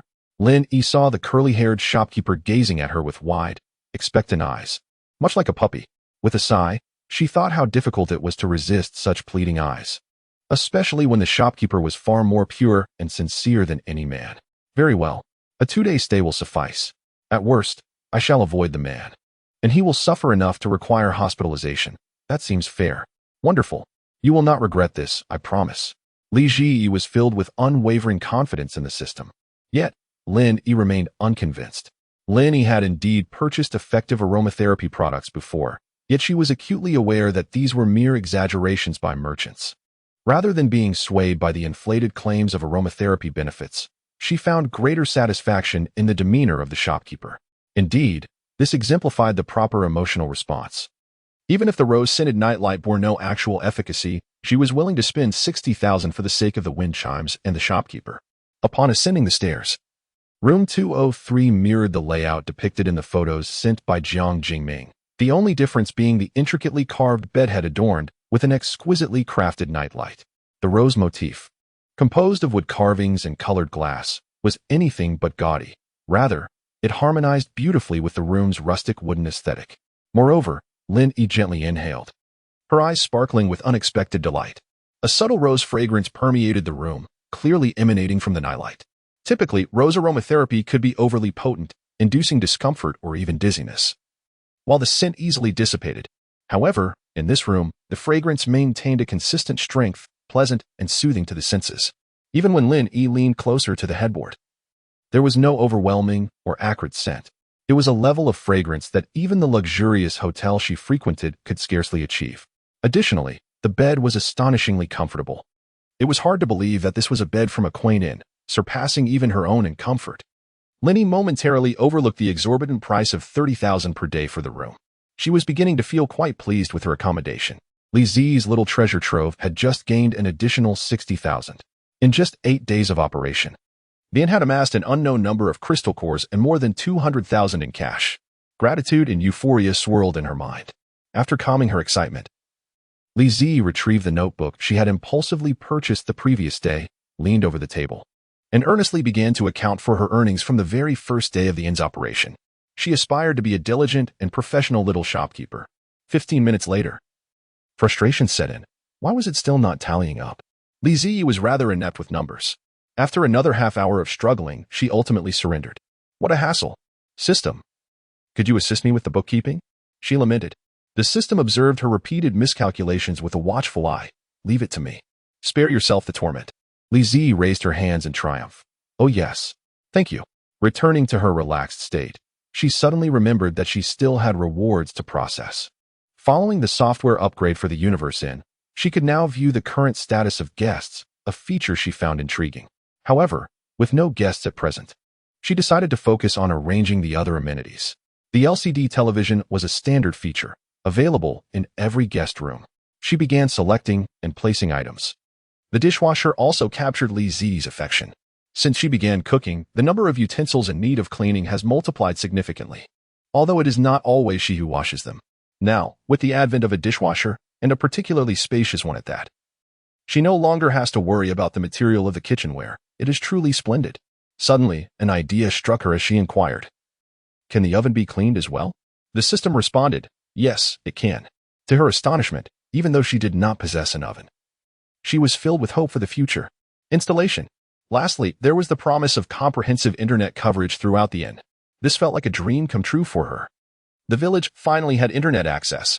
Overcome with joy, she pressed the button with her small hand and exclaimed, "It must be installed." The benefits of the inn having internet access were numerous. For instance, the problem of her phone lagging due to poor signal was resolved, and her newly purchased phone was no longer relegated to merely being a device for playing wallpaper-changing games. However, there were drawbacks as well. Having not played with her phone for a long time, she found herself engrossed in videos until the early hours of the morning. This was an unprecedented occurrence. Since binding with the system, she had diligently worked, adhered to an early bedtime, and prioritized her health. Thus, after staying up late, she awoke the next day feeling dizzy and unwell. The weary innkeeper missed the opportunity to send her sister Chi Yao to work, and after getting up, she forced herself to drink a glass of water before collapsing onto the table.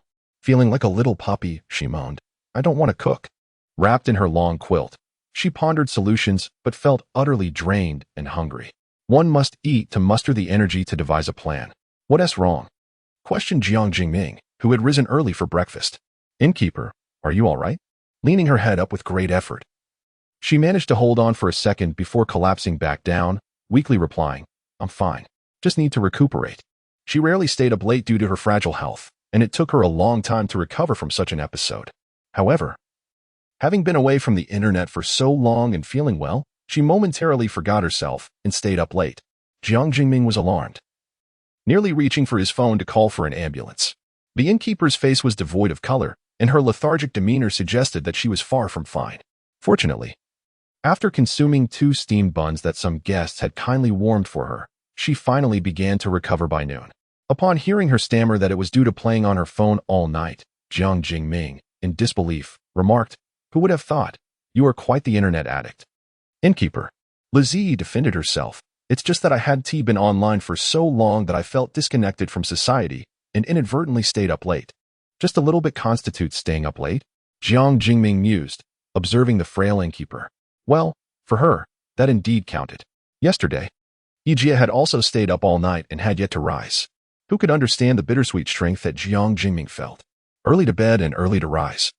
What awaited him was not a delicious instant breakfast, but the cold aura of Qi Yao, whose bamboo-woven attire could not conceal her frigid presence.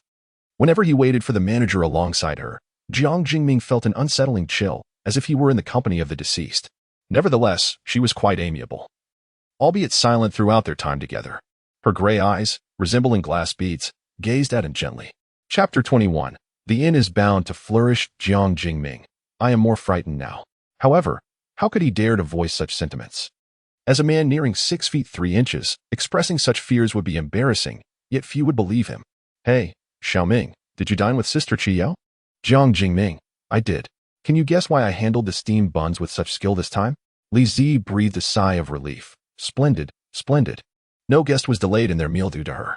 The little dog lay contentedly, indulging in a long afternoon nap, while Li Zi begrudgingly revived to a semblance of normalcy. 60% was still a significant improvement, for it allowed her to think clearly once more. The consequences of her late-night endeavors had been unforeseen. Given her health, a mere gust of wind could leave her unwell. Illness would disrupt the inn's operations. As she was its sole proprietor, Li Zi was a person of earnestness.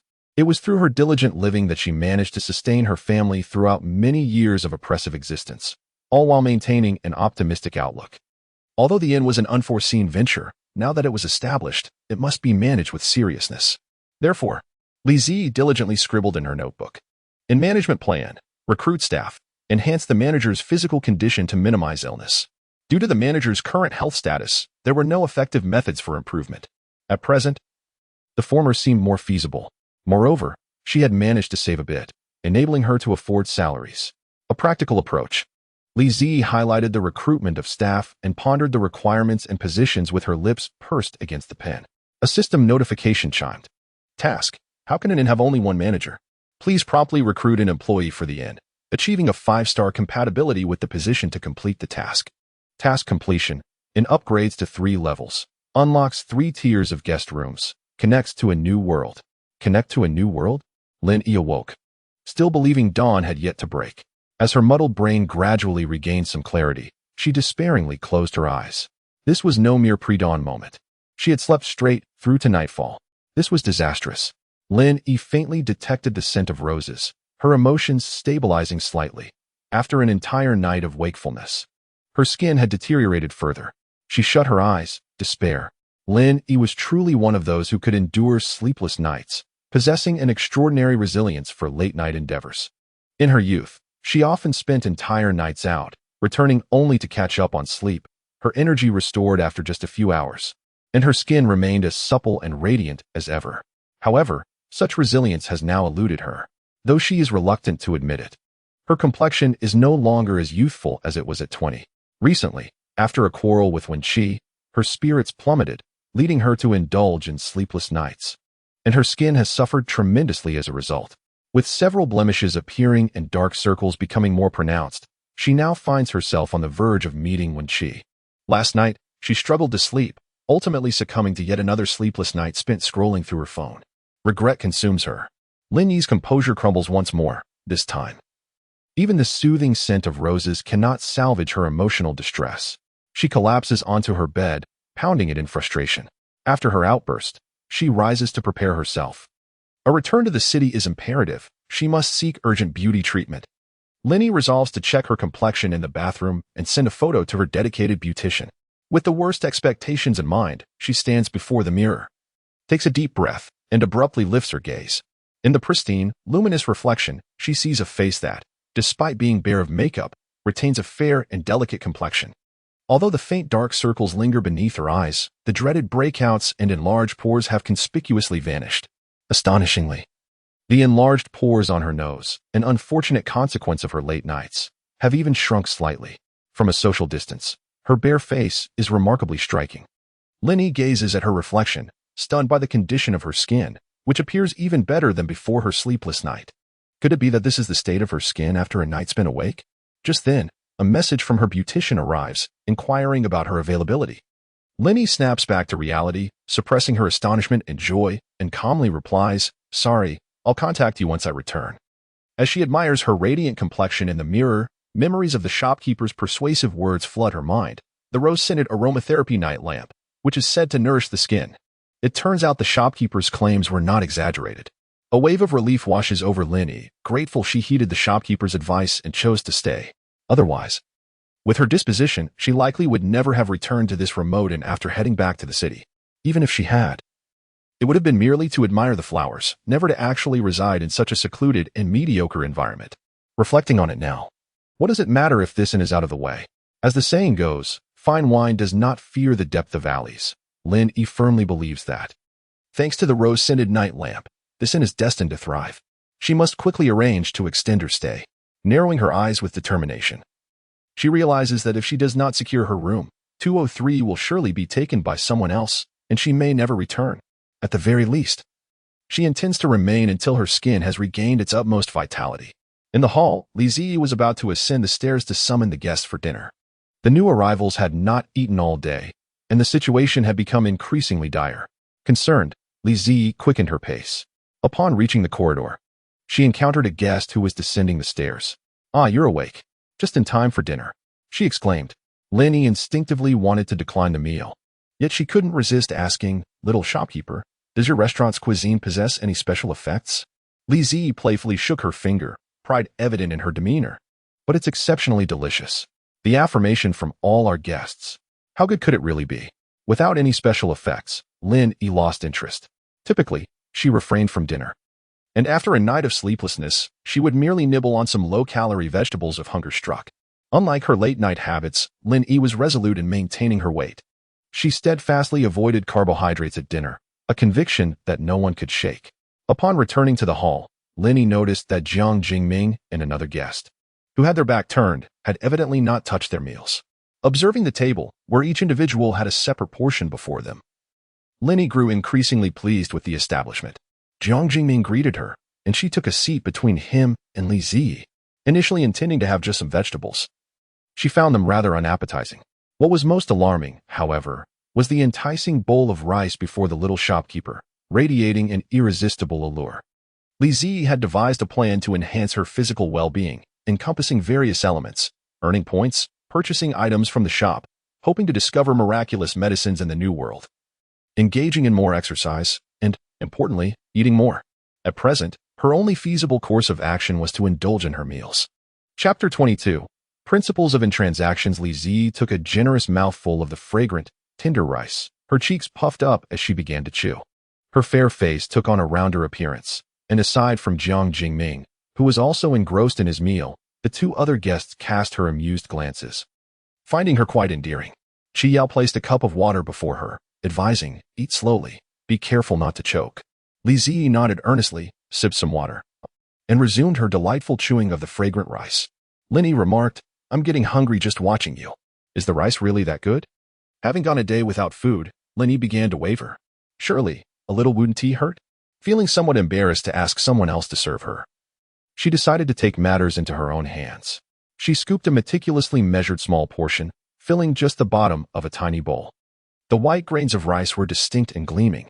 Returning to the table, Linny placed the rice in her mouth, and the texture proved perfectly balanced, neither too soft nor too hard, with a rich, fragrant flavor. Despite resembling the rice from her own home, the taste was remarkably superior. With each bite, a profound sweetness enveloped her senses. Delicious. Linny sensed that today she might very well abandon her dietary restrictions. The table was enveloped in a tranquil ambience, the only sound being the gentle clinking of utensils against plates. Until Jiang Jingming's voice resounded, "Yeah, are you still eating?" Chi Yao typically consumed only a small bowl from the little shopkeeper, never exceeding that amount. No matter how fervently the little shopkeeper prepared the dishes, she could only manage a meager portion. Beyond that, she simply could not eat. Therefore, since arriving at the inn, Jiang Jingming had been the one to indulge in the rice the most. He had a habit of scavenging, Yet he still felt compelled to inquire about Ijia. However, it was certain that Ijia would not partake. "I'll manage on my own," Lin Yi politely replied, glancing at the half-bowl of rice. Jiang Jingming wondered why he felt as if Ijia were apprehensive about him consuming her share. It must be a mere illusion.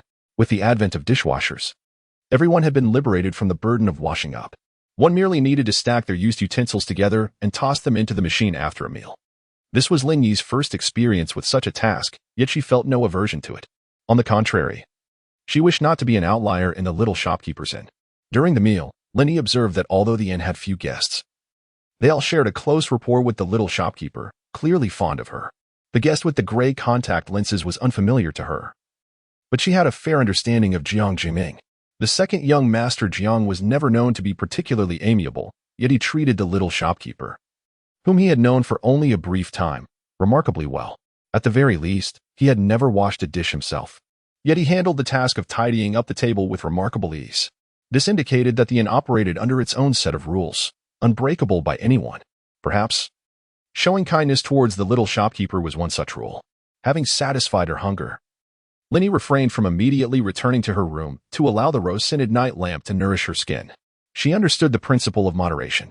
In the inn's lobby, there was only a single sofa, appearing clean and soft. Taking a seat upon it, Lin Yi found the comfort she had anticipated. She watched as the little shopkeeper began to close the inn's doors, then carried 2 cups of water to the table, pushing one towards her while keeping the other for herself. It seemed she was deliberately keeping her company, exhibiting a blend of concern and nervousness, as if fearing that Lin Yi might feel disheartened. Moments later, she furrowed her brow, seemingly worried about how to console herself. How could the little shopkeeper's fair complexion display such an array of endearing emotional shifts? Lin Yi felt an unexpected softness in her heart, suddenly understanding why Jiang Jingming, who was of a similar disposition to her, held such affection for the little shopkeeper. She was a person easy to see through, yet pure and earnest.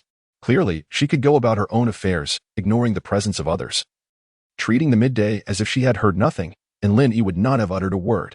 Many preferred to evade risks, granting those with troubled emotions the space to relax, especially considering that they had only just met today. Although she was a guest, the unique efficacy of the rose-scented night lamp ensured that even if the shopkeeper neglected her, she would still willingly pay to extend her stay for an extended period. Beneath the warm glow of the lamp, the atmosphere was comforting and serene. Li Zi took a sip of water, attempting to alleviate her anxiety. Host's heart rate is elevated. Oh, the tension. Matters of the heart were an enigma to Li Zi. Moreover, during her school days, she often heard her roommates lament that mediating disputes between couples was a futile endeavor. After earnestly dispensing advice, only to see the couple reconcile while she turned away for a sip of water, how could one not feel exasperated? "Shopkeeper, do you sell the rose-scented night lamp?" In a moment of overwhelming nervousness, Li Zi was momentarily taken aback. The question felt oddly familiar. Xiao Ming had asked the same. Lin Yi smiled knowingly. Jing Ming must have inquired as well, right? Li Zi's eyes widened in surprise. Yes. He even asked if the bamboo umbrella in my courtyard was for sale. The multiverse inn had its own trading principles. Guests could trade with visitors from other worlds within the inn, but could only absorb and utilize items while on the premises. Items from a guest's original world could not be taken beyond the inn's confines. The mutated bamboo was a product of an apocalyptic realm, and even the bamboo umbrella woven by her sister could not be removed from the inn. She had suggested that if her sister were willing to sell it, it could be placed in the inn's courtyard for personal shade. However, it appeared her sister had declined. Li Zi continued. All the furniture in the inn is not for sale. If guests enjoy their stay, they are welcome to extend it. As anticipated, Lin Yi chose to quote the price that Jiang Jingming had previously mentioned, 10 million. Li Zi was taken aback, but Lin Yi discerned that her surprise was solely at the figure. True to form, she shook her head resolutely. Not for sale. Lin Yi pressed on, 20 million. Not for sale. Propping her chin in her hand, Lin Yi leisurely announced a figure, 100 million. This time, Li Zi's reaction was different. Her eyes sparkled, as if she were genuinely contemplating. Just when Lin Yi thought she was swayed, she heard the shopkeeper express an unrealistic expectation, murmuring, "To extend my stay for 100 million, that could be arranged." Could she really jest? Lin Yi noticed the shopkeeper's ears flush with color, which brought her a sense of delight. She finished her warm water, feeling satisfied. "Tomorrow, I will have Lin Xing bring the money for the extension. Good night, shopkeeper." At that moment, Li Zi genuinely believed the guest meant to bring 100 million. Yet, once she calmed down, how could that be possible? Rubbing her warm ears, she drank the remaining water, turned off the light, and retired to her room. Before falling asleep, the system inquired, 100 million, aren't you tempted, shopkeeper? After a moment's reflection, Li Zi quietly replied, honestly, I cannot fathom the magnitude of 100 million. It feels unreal, yet the inn is tangible. She preferred to grasp onto what was real. Just 100 million, the manager will profit too. I share your sentiment. Good night, dear system. Good night. Li Zi retired early, as she had scarcely slept the previous night, thus succumbing to slumber more swiftly and deeply than usual. Consequently, she missed the notifications from the transparent board of the inn's software. Awakening, she found the world had collapsed around her. Chapter 23. Accumulating points requires inn development. Li Zi's eyes widened in despair as she beheld the guests she had unwittingly overlooked due to her deep slumber. This was the first occasion the inn had vacancies, which resulted in guests seeking accommodation at the break of dawn. It was then she realized the inn had been set to operate around the clock. Now, she had adjusted the hours to 6 in the morning until 8 in the evening, ensuring this predicament would not recur during her sleeping hours. However, missing guests could lead to a decline in the inn's ratings, adversely affecting its visibility to other realms. The system's pronouncement left Li Zi feeling like a dejected little mushroom, her curls drooping. Overwhelmed with sorrow, she inquired, is there a remedy for this situation? The manager could attempt to contact the guest again. If the guest successfully checks in, the issue may be resolved. Li Zi instantly regained her composure. Captain of the Doomsday Divine Light Base. Picture with the number 93, Captain of the Doomsday Divine Light Base. If agreeable, I can offer a high-level crystal core. This was the message she had received from the guest in the early hours. One was an incomprehensible image, while the other detailed the fee the guest was willing to pay. How should she respond? Should she apologize for having missed the message while asleep? With sincerity, Li Zi crafted a response, including the booking procedure. Predictably, the guest did not reply. Undeterred, she sent another message, expressing her willingness to accept and inquiring if a reservation was desired. Li Zi was in a quandary until she suddenly recalled that following the software upgrade, she could view the current status of the guests. With a spirit of experimentation, she clicked on the guest's profile. Indeed, a status message was displayed. Captain of the Doomsday Divine Light Base. Status: vitality plummeting rapidly. Li Zi, what should I do? Can I save him? It would be exceedingly difficult for her to turn a blind eye to suffering. Yet first, she needed to ascertain her capability to assist. Yes, the manager can opt to accept the reservation. If the guest consents, they may enter the inn. Without further hesitation, Li Zi followed the system's instructions and continued sending messages. However, these were merely trivial communications, akin to an introduction of the inn. For instance, she emphasized the safety of the inn, assured guests of their absolute security, and extolled the comfort of the rooms, among other things. Her messages were brief but persistent. Until the software issued a warning, managers are prohibited from harassing guests. Violations will result in a mute. Li Zi ceased her barrage of messages. She mused that if a guest were truly in peril, the incessant notification chimes might rouse him from his stupor, allowing him to notice her messages. Returning to the lobby, she awaited the guests. Initially anxious, Li Zi found a newfound tranquility after her efforts. Regardless of whether the guest would arrive, her only course of action was to wait. To alleviate the tedium of her waiting, she chose to tend to the tender shoots once more. Today, the little sprouts had flourished considerably, their vibrant green eliciting a smile from the otherwise somber Li Zi. She retreated indoors to connect the water hose, preparing to irrigate her garden. As the water flowed, she gazed at the barren yard and suddenly slapped her forehead, exclaiming, "System, I wish to process 2 low-level water element cores, one for the well and another for the inn's water system." Now a manager with points to her name, she felt compelled to enhance her establishment. From a manager of admirable virtues, 40 points deducted. A low-level water element core for the well, an aesthetically pleasing but utterly useless musical fountain. A low-level water element core for the inn's water system, a common item with no effect other than its delightful taste. What of ordinary items? She thought cheerfully, if they are beautiful and tasty, that suffices. Typically, the processing time for such items is brief. However, as the fountain is a large construct, its final installation spot, directly in front of the inn's entrance, had already been thoughtfully cordoned off by the system, alerting guests to ongoing construction. Thus, guests were unable to bask in the sun in the yard today and were confined to the inn instead. In room 201, Aboard, Jiang Jingming opened a game he had not touched in ages. Time slipped away unnoticed until he threw his phone down in frustration and lay on the bed, staring at the ceiling, speechless with anger. Is this even humanly possible? A voice from his phone echoed his sentiment. That's my line. Growing increasingly disinterested, he decided it was better to ride his tricycle and feel the breeze. This had become his most effective emotional stabilizer since arriving at the inn. The combination of the wind and cycling could dissipate even the heaviest of feelings. What a ride! What new brand of tricycle? Jiang Jingming was disinclined to engage in conversation with someone who had never even ridden a tricycle. Are you so bored that you're going out for a ride? Aren't you planning to write a song? You've been criticized online for over a month now. Aren't you going to prove them wrong?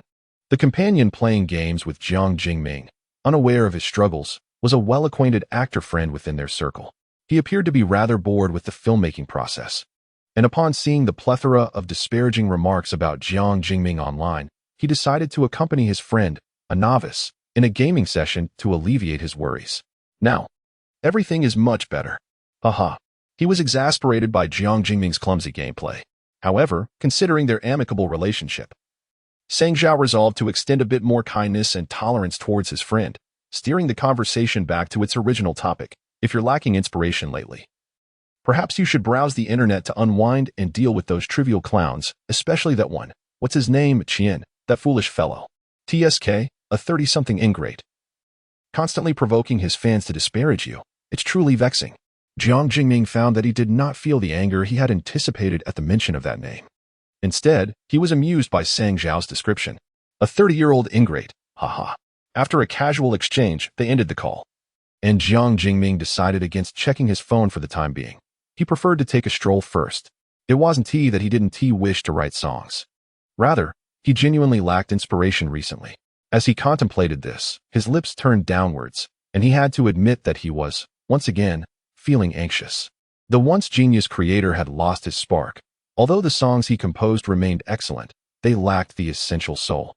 Jiang Jingming would rather discard soulless tunes than allow them to be performed casually by others. He was a person who held his works to a high standard. Perhaps a stroll will help, he thought with a hint of hope, believing he might rediscover his lost inspiration somewhere in a hotel. Li Ziyi's tricycle was once again borrowed by Jiang Jingming. Chapter 24, The Beautiful New Guest. The ears of the wind howled, where the golden wilderness met the distant emerald, and the sky was an exquisite azure. In this environment, wild yet aesthetically pleasing, the sense of freedom seemed to surge from a corner of the sky, ultimately transforming into a gentle breeze that penetrated deep into his soul. After an aimless ride, Jiang Jingming felt as if something ephemeral had pierced through his chest, as though he had grasped a fleeting inspiration, though it remained elusive. It wasn't until he returned to the hotel that the tricycle came to a slow stop, and his gaze was drawn to the newly constructed fountain. The wind howled fiercely, rushing into the courtyard of the hotel, yet the sound seemed to be torn apart, mingling with the gushing water, ultimately transforming into a stirring melody.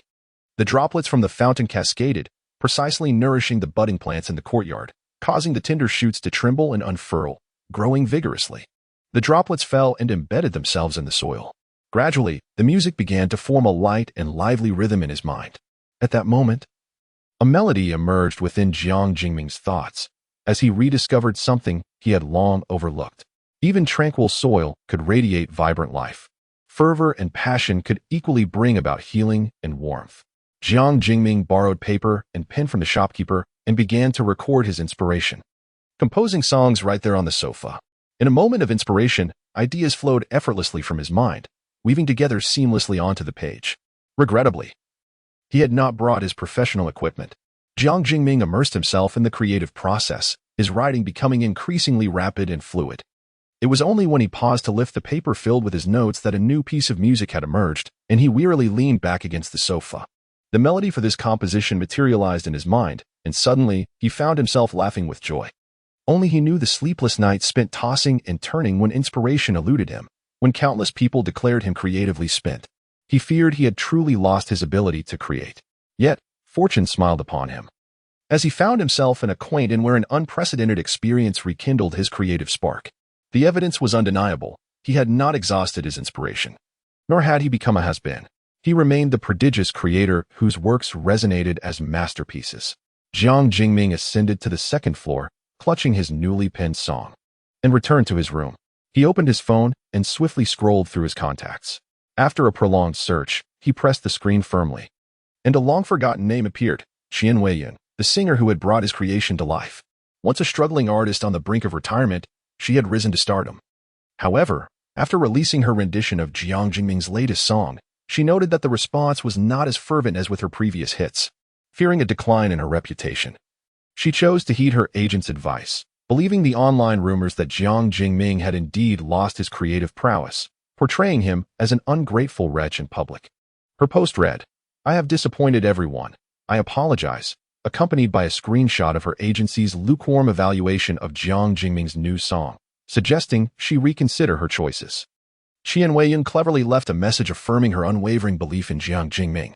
Her fans lauded their 30-year-old idol as a pure-hearted and loyal soul. Consequently, the blame for the subpar reception of her latest single fell squarely on Jiang Jingming, the song's creator. Simultaneously, Jiang Jingming received a call from Qian Weiyun's agent, stating that any future songs he composed would require company approval before reaching Qian Weiyun or other artists. This was a blatant humiliation, a clear indication that he had fallen from grace, that his compositions no longer merited the attention of top-tier singers, and thus, the privileges granted to his studio were being revoked. He had become a subject of scrutiny. Enraged, Jiang Jingming decisively terminated his contract with Qian Weiyun and reclaimed his copyrights. Yet, under the influence of public opinion, a wave of rumors and suspicions about him surged online. His newly written song became fodder for a frenzied public trial.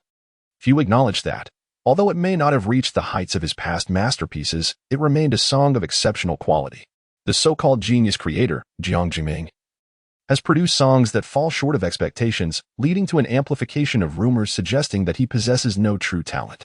It is said that he merely relies on his family's wealth to hire ghostwriters for his songs.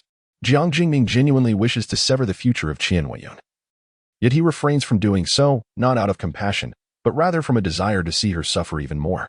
With a cold smirk, he chose not to erase her from his life. As he gazed upon the lyrics of his newly penned song, an idea suddenly struck him. Jiang Jingming made a phone call, reaching out to his assistant who had been on leave for quite some time. In the evening, as countless individuals were either returning from work or school, scrolling through the news, a trending topic suddenly soared to the top. Genius creator Jiang Jingming set to release new song. This was quickly followed by several related trending topics. Jiang Jingming has run out of ideas. Jiang Jingming's music is awful. Jiang Jingming retracts copyright. Qian Weiyun no longer has a live version. In the lobby, Li Ziyi retracted her worried gaze and explained to the guests, "The individual you just encountered was a hotel guest, Xiao Ming. He was simply overwhelmed with joy. Please do not be alarmed. He is not an unusual person. Our hotel guarantees absolute safety and the protection of our guests' well-being, so please feel free to stay with us." Indeed, as Xiao Ming emitted that peculiar laughter, Li Ziyi finally encountered a guest exhibiting troubling signs. Fortunately, the guest had not sustained any visible injuries. In fact, apart from appearing somewhat disheveled, he seemed to have no significant issues. Yet, why did his status indicate a drastic decline in vitality? With a heavy heart, Li Ziyi prepared the room key and earnestly addressed the guest before he departed. "If you feel unwell at all, please do not hesitate to inform me. Regardless of the hour, I am here to assist you. Do not feel embarrassed, as it is my responsibility as the manager." Uncertain if it was merely her imagination, she sensed a chilling aura emanating from the guest, perhaps indicative of his own fear. With a resolute expression, Li Ziyi continued, "You need not worry. You are my guest. And no matter what transpires, I will do everything in my power to aid you." As the manager, she would not allow any harm to befall her guests within the hotel. After she spoke with earnest conviction, she received no response from the guest, who simply ascended the stairs with the room key in hand. Once he was out of sight, Li Ziyi exhaled deeply, furrowing her brow as she inquired, "System, do you have any insight into the source of the new guest injuries?" The uncertainty weighed heavily on her mind. The system did not respond, indicating that the manager must investigate the matter herself. Task: as the manager, it is perilous to be unaware of the guest's physical condition. Please ascertain the reason for the decline in the guest's vitality promptly and take immediate action to address it. Task completion: first aid bandage, protective eye lamp, therapeutic bathtub. Click to view. Li Ziyi had never before attended to a guest whose vitality was continuously waning, leaving her on edge. She had no time to even consider the task rewards. Li Ziyi's anxiety lingered until her afternoon nap. Once she awoke, The serene and delightful moments continued unabated. Ah, what a beautiful sun! Ah, what a splendid life! Surely, a path will reveal itself when one reaches the mountains. Li Ziyi composed herself. She took a cup of water, the taste of which, delivered by the purified water system, was remarkably sweet. Savoring it slowly, she had just set the cup down when, lifting her gaze, she nearly choked. A guest, coughing. It was a new patron, freshly cleansed and adorned in a disposable nightgown. The newcomer was astonishingly beautiful. Chapter 25. Psychological issues. The new guest had washed away the grime from his face, revealing a delicate visage. Though his hair was in disarray, it did nothing to diminish his allure. His small face was accentuated by striking features, exuding a captivating beauty. Yet, a plain silk ribbon adorned his eyes, adding an air of mysterious melancholy. Li Ziyi was entranced, not merely in words, but in essence. The guest's voice was hoarse, as if he had endured pain. He seemed to descend solely to utter that phrase, and upon finishing, he turned and descended the stairs. Coming to her senses from the spell of his beauty, Li Ziyi intended to inquire about the significance of the number he had mentioned, but in the blink of an eye, he had vanished. Resigned, she jotted down 93 and 932 in her notebook, embarking on a strenuous contemplation. 2 hours later, the new guest once again delivered a stunning blow to Li Ziyi's senses. 9:33. Once again, he spoke and departed, leaving the manager in a deeper state of bewilderment. She had no time to dwell on the guest's beauty. Urgency was at hand. What could these two numbers signify? After an afternoon of fruitless investigation, Li Ziyi's curly hair drooped, mirroring her own despondence. For someone indifferent to numbers, this was quite unfriendly. However, she found solace in cooking, relishing the opportunity to shift her thoughts. I love cooking, and cooking loves me. In light of this realization, Li Ziyi felt a surge of confidence in her culinary skills. Little manager, what are you up to? Jiang Jingming descended from upstairs, invigorated, and headed straight for the kitchen. Li Ziyi was there, diligently stir-frying potatoes as per the recipe. Spotting the guest, she earnestly pointed to the cookbook. Fragrant potatoes. Jiang Jingming glanced at the recipe, then at the mashed potatoes sizzling in the pan, and wisely chose to remain silent. No matter, the flavor indeed resembled that of fragrant potatoes. Little manager, I shall invest some money in you. Enclose the fountain of inspiration, no. The musical fountain, with a gilded sculpture, and then sell it to me. What do you say? A magnificent musical fountain, a grand source of inspiration. Jiang Jingming had a premonition that his new creation would once again ascend to greatness. In order to create a musical fountain that inspires and nourishes the soul, one must craft a golden statue to enshrine it, followed by daily worship. How affluent. Even Li Ziyi, who fancies herself a budding wealthy woman, finds it difficult not to feel envy. Calm down, esteemed guest. Li Ziyi, enviously observing the extravagant culinary display, retorts. If you wish to encircle the fountain with gold and commission a gilded sculpture, do you have the means for such indulgence? In that brief moment of silence, she struggled to find a more tactful expression. Jiang Jingming, with his lavish means, was about to nod in agreement, but upon seeing the potatoes transformed into a mushy state, he reconsidered flaunting his wealth in front of the shopkeeper. That would be terribly improper.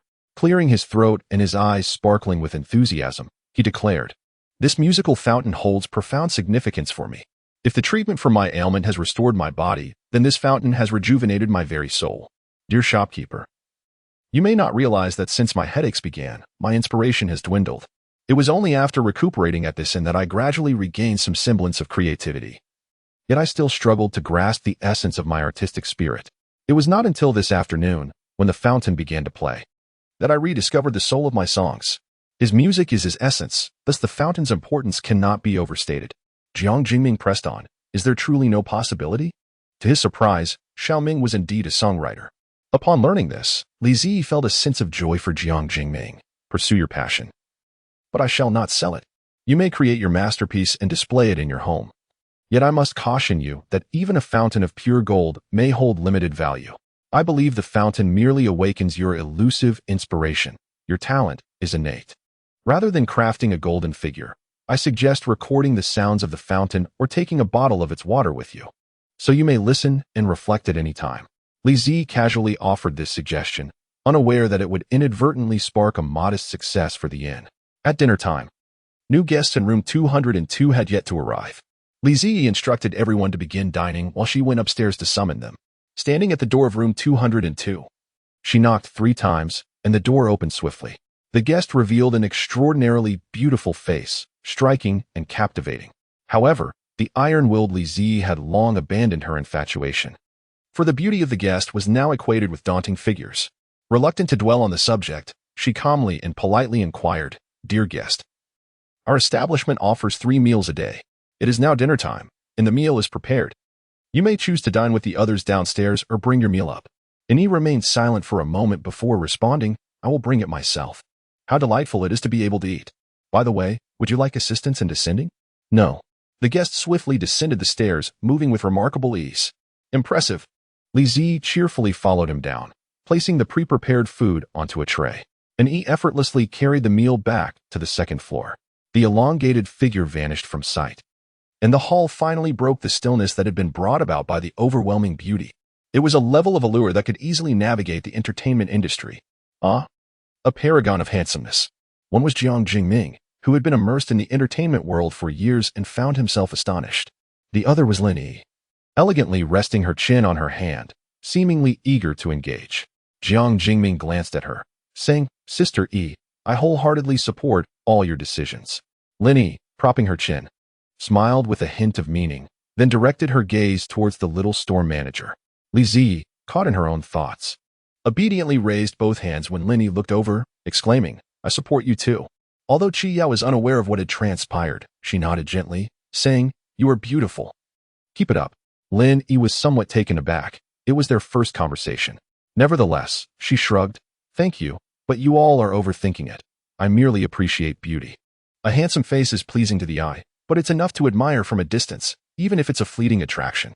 However, should it develop further, complications would undoubtedly arise. For instance, although she was stunning, her ex-husband was devoid of charm. Interacting with him was less comfortable than being with these acquaintances she had known for a short time. Lin Yi elegantly wiped her mouth and added, "But little store manager, that handsome fellow earlier seemed to have some psychological issues. You should be cautious."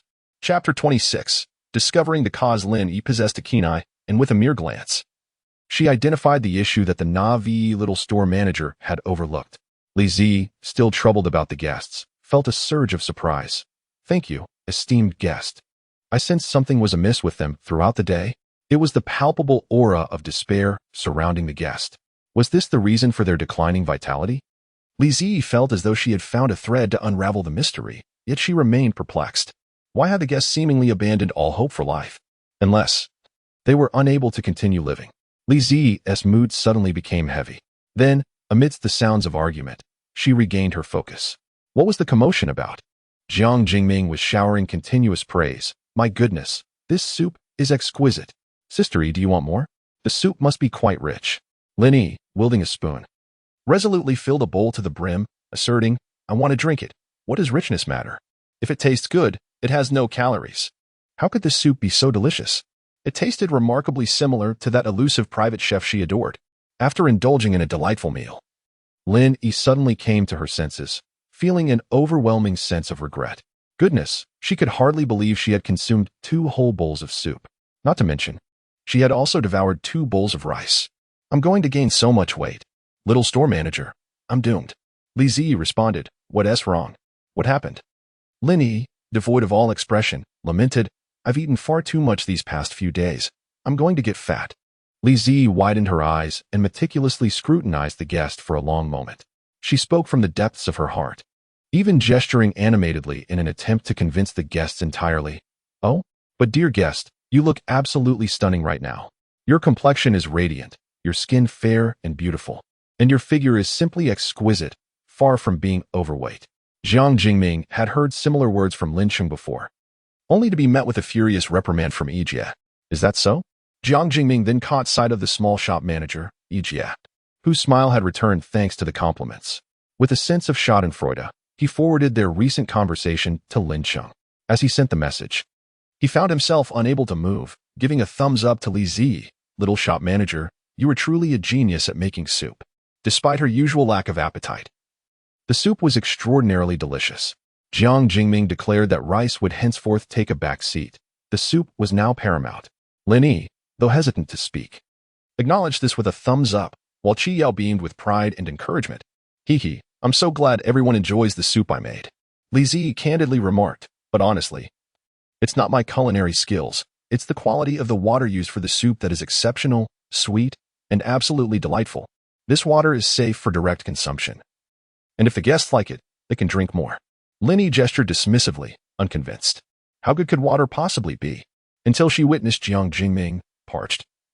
Taking a sip of water, his astonishment evident, followed by him downing another glass in one go.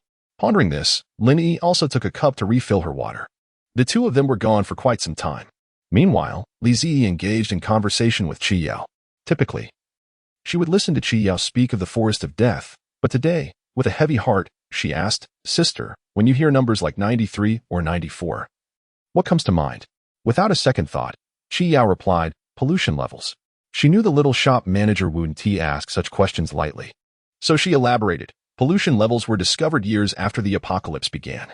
Only high-level ability users can be infected by zombies or aberrant beasts of the same or higher level without dying. Instead, they become polluted. Once the pollution level reaches 90, their powers go out of control. The higher the pollution level, the more they will lose their humanity and exhibit animalistic traits, with visible mutations appearing on the skin. I've seen individuals with decaying skin, and some even develop wings on their arms. Li Ziyi was momentarily stunned, her mind struck as if by a fierce blow. A chill creeping into her heart. Is there a chance to revert back to an arm? Qi Yao shook her head, noticing her fear, and gently placed a cushion from the sofa into her arms, speaking as softly as possible. Perhaps it is possible to lower the pollution level. But as far as we know, aside from rare healing ability users who can reduce it slightly, there is no other way. Once the pollution level reaches 95, the ability user is mostly in a chaotic state, akin to feral beasts in brutal combat, until they perish. Once all the guests return to their rooms to rest, Li Ziyi turned off the lights and closed the door, retreating to her own chamber. Lying on her bed in silence for a moment, she suddenly asked with a weighty tone, "System, is it true that the new guest pollution level has already reached 934?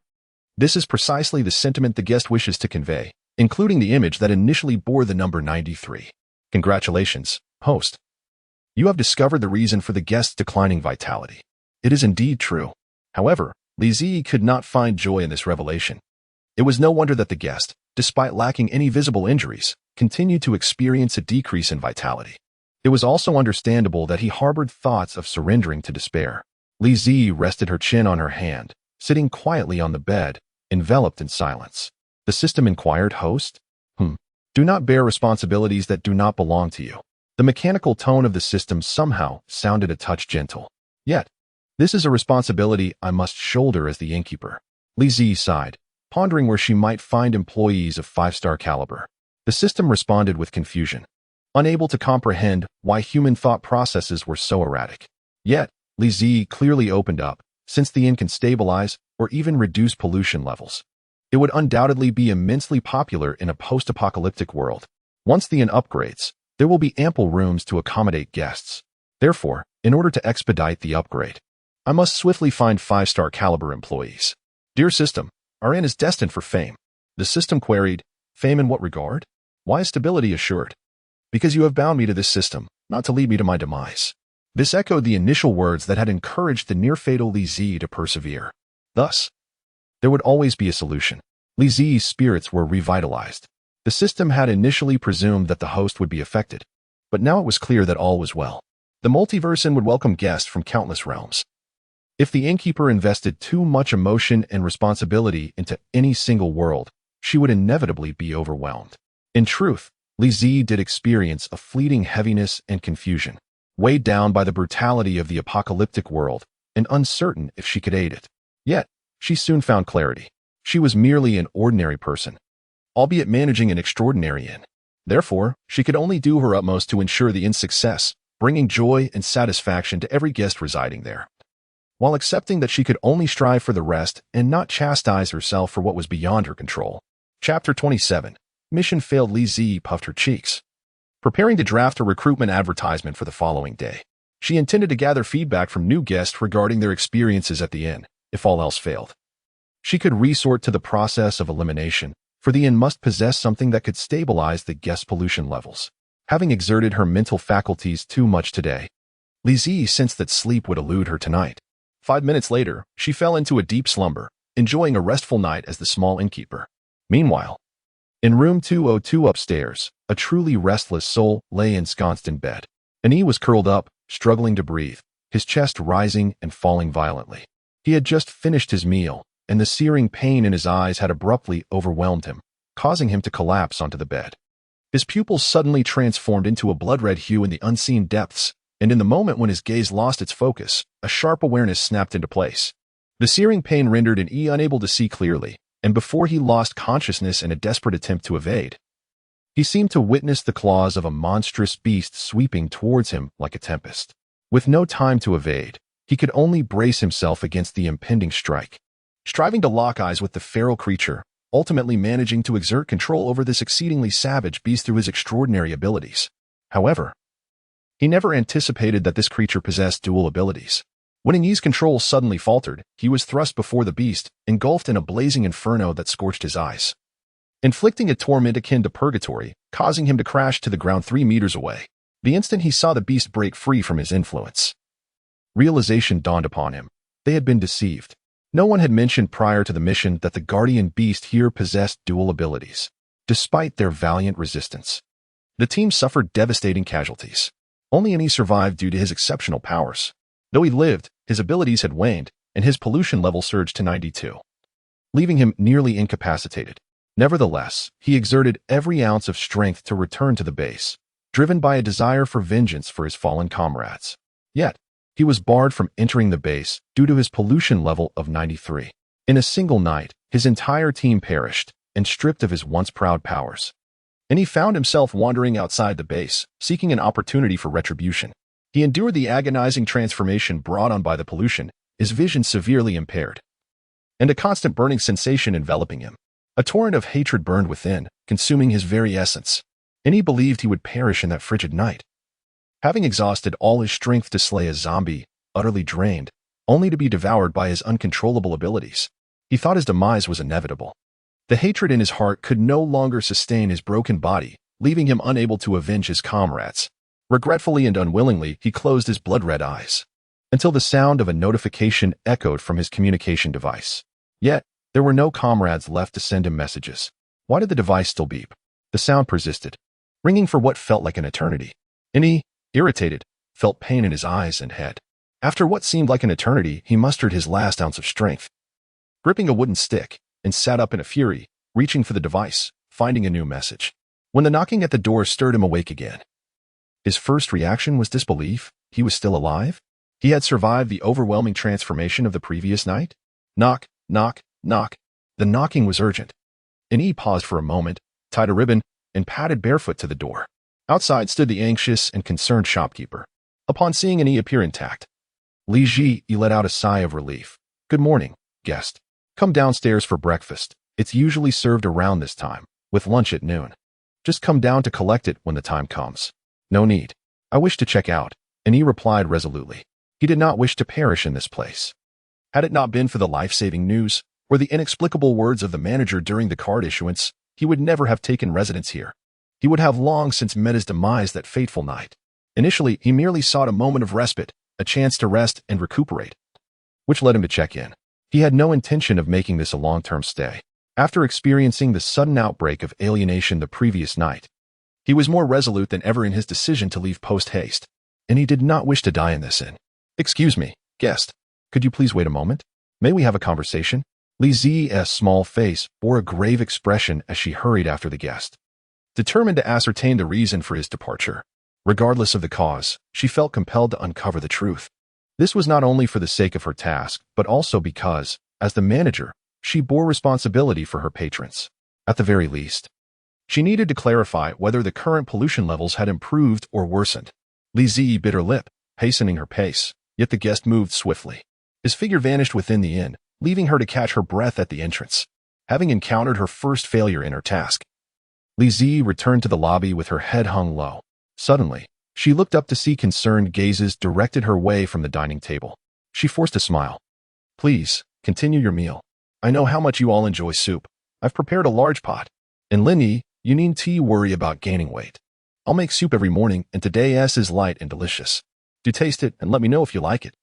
Linny could easily see through the little manager's forced cheerfulness. Had anyone else faced such a situation with a departing guest, she would have remained indifferent. It was akin to failing to secure an order while lamenting rather than devising strategies for the next. In such instances, she would scold her subordinates for their ineffectiveness, contemplating whether the individual was suitable for their role. However, regarding the little manager, Lenny felt that the departing guest was short-sighted. He would inevitably regret missing out on the charm of this inn. "You're truly wonderful, the most considerate manager I've ever met," Lenny said, blinking at the little manager with a touch of emotion. Li Ziyi's smile became more genuine. "As the manager, it is my duty." Observing this, Jiang Jingming quickly added, "Some individuals are blind to what is before them. Fear not, little manager. I shall post the music fountain online shortly, ensuring the inn is fully booked." The mere thought of that scene made Li Ziyi want to laugh. Her eyes sparkled with joy. "It's all right. We have no extra rooms at the moment." Qi Yao offered her straightforward consolation, her gray eyes glinting with icy sharpness. "What is his name?" Upon noticing her sister's readiness to confront the situation, Li Ziyi affectionately patted her head, unable to maintain her composure, laughing and crying simultaneously, her laughter born of happiness, while tears glistened in her eyes from being touched. How wonderful it was. Now, when she felt disheartened, there would be no one to scold her for her sorrowful expression. Even without uttering a word, she was surrounded by so many who offered her comfort. Li Ziyi found her heart utterly devoid of sadness. "No need, sister. You needn't intervene." Li Ziyi let out a soft hum, asserting that missing out on her inn would be his loss. She maintained this confidence. Revitalized, she had a light breakfast and began to reassess her tasks. "Dear system, will there be any penalties for failing a mission?" Chapter 28. The Aura of Dominance Among Guests. There are no penalties for mission failures, but after 3 failures, a portal to another world will be closed, and rewards for unfinished tasks will be prohibited from purchase. Li Ziyi sighed. This is true despair. While it seemed the system did not enforce task completion nor impose penalties, neglecting or repeatedly failing would result in an immeasurable loss of guests for the inn. The manager must consciously bear the responsibility of running the inn and actively engage in business. This thought suddenly surfaced in Li Ziyi's mind. She was fortunate that she had diligently managed the inn and completed tasks prior to this. Otherwise, she could only imagine the dire state of the inn now, uncertain even of her ability to afford meals. Regardless, she must complete her upcoming tasks. At the forefront was the latest recruitment task. Finding employees with 5-star qualifications proved challenging due to the lack of a detailed standard for such ratings. An idea struck her as she attempted to input the information of her guests into the system. Qi Yao, currently assessed as 4-star qualification, suitable position, bamboo furniture craftsman. Jiang Jingming, currently assessed as 2-star qualification, suitable position, food critic. Lin Yi, currently assessed as 3-star qualification, suitable position, supervisor. Li Ziyi closed the transparent panel. Excellent. These peculiar positions yielded scan information, indicating that she was unaware of how to enhance qualifications to elevate their star ratings, with a high degree of inclusivity regarding positions. However, this did little to assist her in finding employees with 5-star qualifications. Reluctantly, Li Ziyi turned to review the meticulously crafted recruitment advertisements she had sent out. Opening her phone, she found herself perplexed. Why had she offered such a high salary, yet still received no inquiries? Lost in thought, she reflected that she had even sent out 2 advertisements. One was for this world. Successful interviews included meals and accommodation, with a salary of 10,000 a month, negotiable. Regarding the salary, Li Ziyi had her own motives.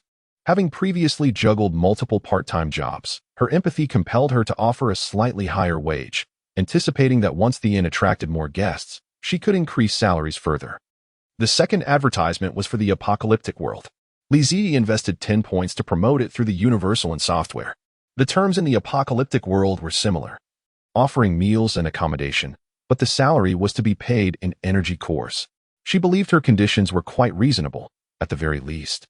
She expected a few inquiries based on the salary alone. Yet, even now, no one had reached out to her. Li Ziyi humbly sought advice from 2 guests in the lounge. Jiang Jingming lounged in his chair, crossing his legs, and remarked, 10,000? That salary seems fair enough. Why isn't anyone coming? Li Ziyi was perplexed. Who was asking whom? Yet Lenny, ever the sensible one, replied, Little shopkeeper, ponder this carefully. If you stumbled upon a job posting for an inn you had never heard of, offering a salary far exceeding the current market rate, situated in a remote location, in providing meals and accommodation, what would cross your mind? The truth was laid bare. Li Ziyi suddenly enlightened. I would suspect the other party is a fraud, perhaps even involved in criminal activities. Indeed. Lin Yi nodded in satisfaction. However, the inn's location could not be altered. Li Zi leaned closer to Lin Yi, her eyes shimmering with sincerity, seeking counsel. How should I compose it, Sister Lin Yi? At that moment, Lin Qing burst in, hefting a large sack of cash, slamming it onto the floor with a thud, and shouted, Sister, I've brought the money. And there's a pesky follower. Where are you? To shake off the shadow. He had run himself nearly to exhaustion, thinking his sister was waiting for him in the hall. Wait a moment, was that soft-spoken woman his sister? He had never received such treatment. Lin Qing, in disbelief and sorrow, called out, Sister. His plaintive tone caught Lin Yi's attention, and she finally glanced at her foolish brother. Did you bring the cash? Yes. He felt frustrated yet dared not speak. Lin Yi had managed to extend her stay for 10 days. In merely one morning, Li Zi had earned 300,000, and now she boasted a staggering 640 points. She had ample points to refine tools and furnishings, thus enabling the inn's development. Li Zi felt an urge to scream with joy. Are you happy? Extremely so. Overflowing with joy and happiness.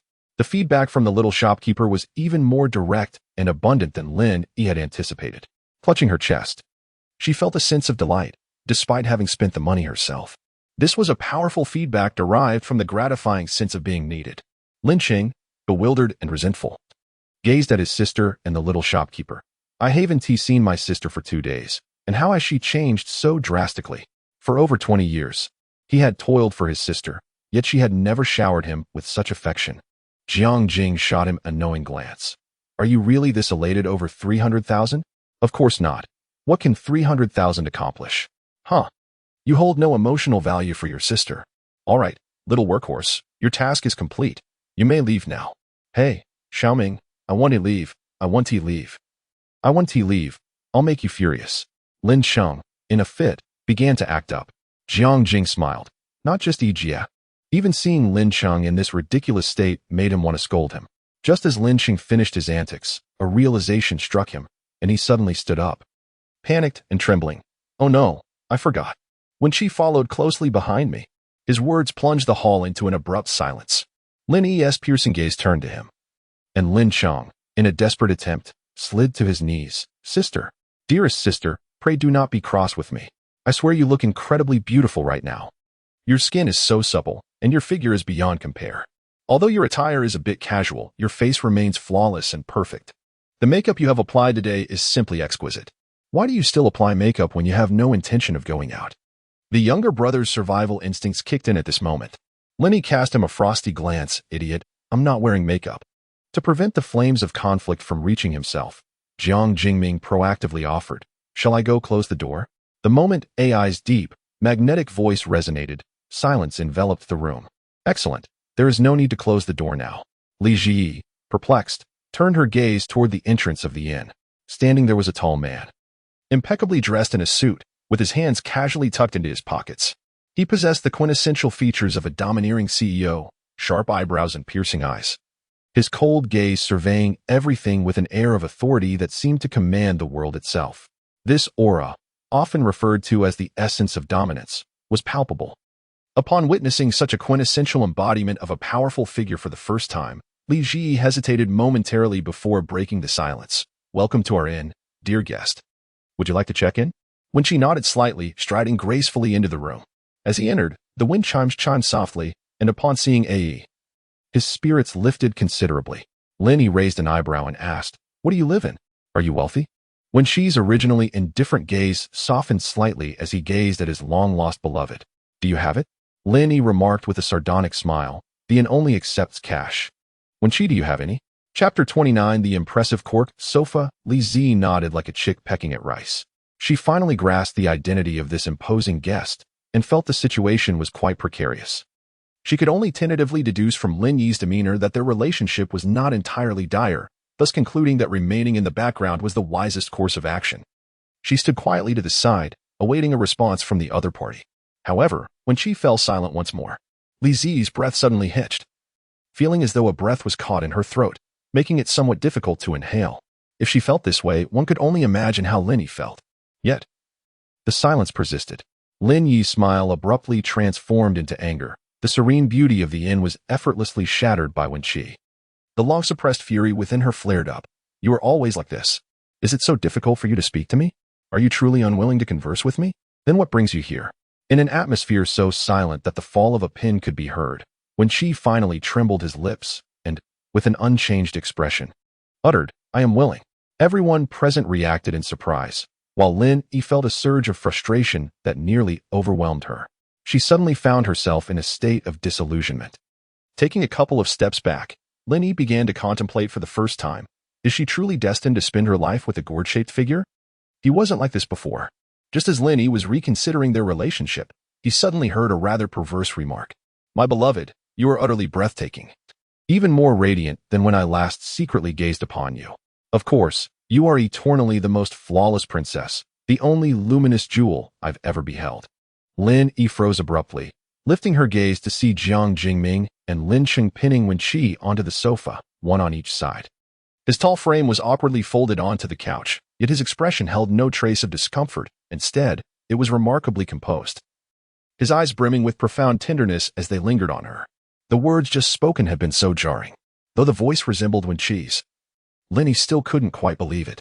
Li Zi, seeing that the others had successfully restrained the tight-lipped CEO on the sofa and extracted his heartfelt confession, knew the matter was settled. She hurried over in quick, light steps and whispered into Lin Yi's ear, "Sister, ask him now. He'll finally speak properly." What did that mean? Had those words truly come from Wenqi? And what did it have to do with the shop manager? Wenqi, too, realized the sofa was an improper place for this conversation. He tried to rise, but then his wife's voice reached him. "Why do you always stop speaking mid-conversation? Do you not want to talk to me?" There were things he couldn't tell her. She wouldn't like the childish version of him. Yet, seated here, he suddenly found the courage to be honest. With remarkable calm, Wenqi poured out everything he had suppressed for so long. "How could I not want to speak to you? After you left, I missed you so much I couldn't sleep. I only passed out after falling off the bed. My words fail me, and sometimes I just stare at you, dazed, forgetting what you just said. You call Lin Cheng an idiot. But isn't someone like me even more detestable? You adore domineering CEOs, you secretly read those novels all the time. You never said it, but I knew. So after we married, I defeated every CEO in my age group to become the most overbearing of them all. I thought you'd like me more that way, but I still ruined everything." His eyes reddened instantly. The room fell into stunned silence. No one had expected to hear such a fragmented, laden, love-drunk monologue from a man who exuded such imperial dominance. The hands restraining him loosened. When she stood, his gaze flustered as it darted toward Lin Yi, who remained expressionless. His fingers trembled before he lowered his head again. He ruined it after all. He wasn't a domineering CEO anymore, just childish, immature, utterly doomed. As if struck by lightning, Wenqi felt the world dim around him. Wenqi clenching his fists, he mustered every ounce of strength to lift his gaze. Clinging to the last shreds of his CEO facade as he uttered a fragile, "HM?" Then came his wife's verdict. "Who told you to expose that I read domineering CEO novels?" Instinctively, he murmured, "I'm sorry." Just as the love of his life threw herself into his arms. Bewildered, he held her tight. "Are you an idiot? If I really like domineering CEOs, why would I be with you? Fool." Her voice was muffled against his chest. "Sorry." When she instinctively apologized, then grew slightly anxious. "So, have you forgiven me?" Not a chance. Who would have thought that the so-called ex-husband who never spoke his mind was actually a fool who, on the eve of marriage, discovered his beloved's obsession with domineering CEO novels, and that the adored character bore no resemblance to him at all. Consumed by insecurity, he resolved to gradually mold himself into the image of a domineering CEO after marriage, all to win his lover's heart. The most absurd part? He played the role for so long that he buried his true self deep within, to the point where even speaking his genuine thoughts required the aid of a cork sofa. For a moment, Lin Cheng didn't know whether to call Wenqi deserving of his fate or just plain stupid. The entire situation was nothing short of a colossal farce. Ahem. "Thank you, manager." Li Zi waved a hand, her eyes curving into crescents. "I'm glad I could help." Lin Cheng's gratitude was sincere. He could clearly see that his sister still loved Wenqi if not for that cork sofa, and if Wenqi had truly become an unreadable gourd, his sister's relationship might have ended for good. Even if it hadn't, the entanglement would have dragged on endlessly. Just the thought of it made him feel that thanking the manager for her suggestion was more than warranted. At the same time, the cork sofa had thoroughly convinced Lin Cheng that this inn was anything but ordinary. Witnessing the supernatural effects of the furniture firsthand was a staggering blow to his initial skepticism. Add to that his sister and close friend's glowing reviews of the inn, and his curiosity was piqued. With his parents away on business and the house to himself for the next couple of days, why not stay here and see for himself? Yet Lin Chung hesitated, fidgeting as he nitpicked the inn's flaws. The space is cramped, the rooms are small, and the surroundings are so desolate. Unaware of her guest's internal struggle or his unspoken hope that she'd invite him to stay, Li Zi remained preoccupied with the inn's affairs. She had always been confident in the special furniture rewarded by the system. Seeing two people who clearly loved each other finally communicate openly filled her with genuine joy. But now that the guests had retreated to their rooms to talk, it was time to focus on managing the inn. Settling back into her chair, she checked for any new job applications. Still nothing. The inn's remote location was likely to blame. Li Zi sighed. The only solution was to wait until the inn gained enough renown. Only then would potential applicants feel assured that this wasn't some shady operation. Since this particular task had no deadline, she might as well focus on improving the inn. After all, she had plenty of points and crystals saved up.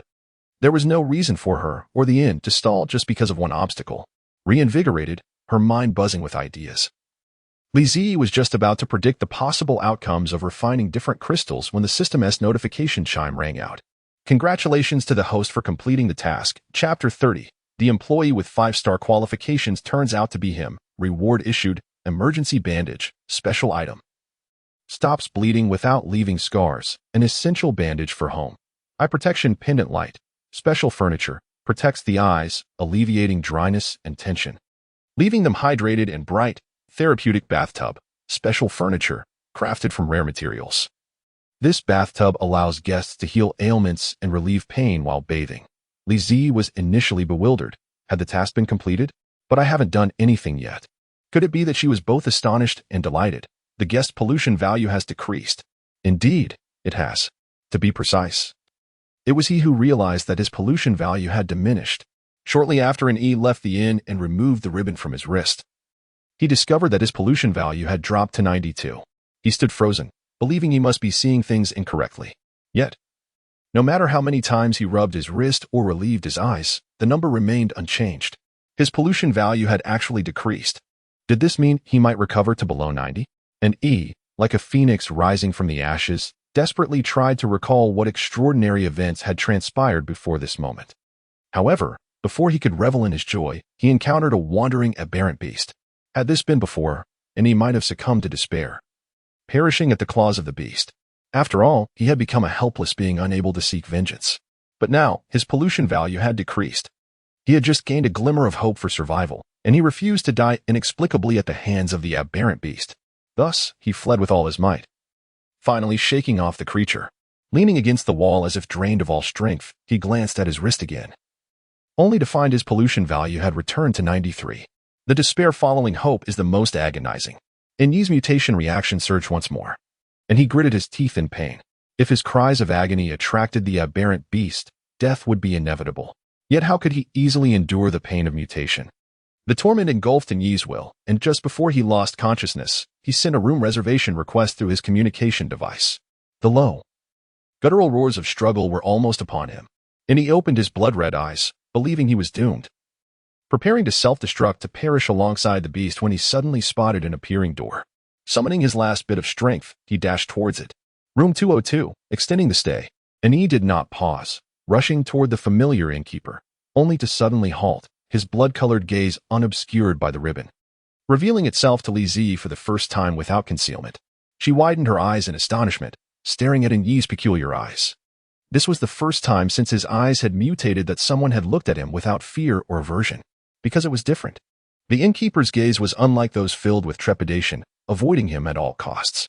Nevertheless, Yi remained resolute in ensuring that his morning departure would not tarnish the little shopkeeper's perception of him.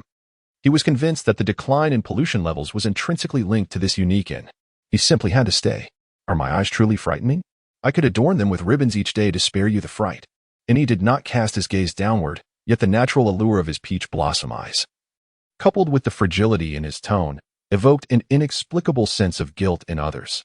Li Ji, roused from her stupor, suddenly recognized the peculiarity in the guest's appearance. It was his eyes.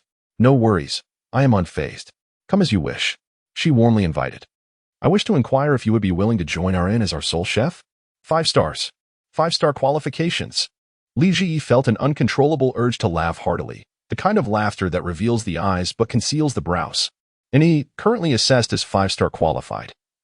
Position: chef. A 5-star employee stood before her, and Li Ji would not let this opportunity slip away. With determination, she earnestly listed the benefits of becoming a staff member at the inn. As an employee, one could enjoy complimentary accommodation. Yet before she could finish her sentence, the guest readily acquiesced, even more eager than Li Ji herself. Great. Where do I sign the contract? Huh? You agreed, she exclaimed with the joy of a playful puppy. Approximately 2 minutes later, Li Ji had gained a new employee who had signed the inn's contract. Congratulations, shopkeeper, on successfully recruiting a 5-star chef for the inn. Task complete. The inn is set to be upgraded to a 3-story, traditional-style building, unlocking rooms 301, 302, 303. Room amenities: 2 bedrooms and a living room, private bathroom, oversized carved wooden bed, temperature-controlled wardrobe, LCD television, disposable amenities, etc. Click to view. The upgrade will occur from 6 p.m. to 6 p.m., during which operations will be suspended. At last, the inn was poised for a 3-story elevation, and the upgrade was imminent. Li Ji felt a profound sense of accomplishment as she handed the room card to the guest. Your pollution levels have decreased, haven't they? And he grasped the room card tightly and nodded in affirmation. Li Ji bit her lip, cautiously inquiring, about your eyes. And he, with a semblance of a smile tinged with melancholy, lowered his gaze and asked, are you concerned that my eyes might affect my work? No, I meant to ask, can your eyes still recover?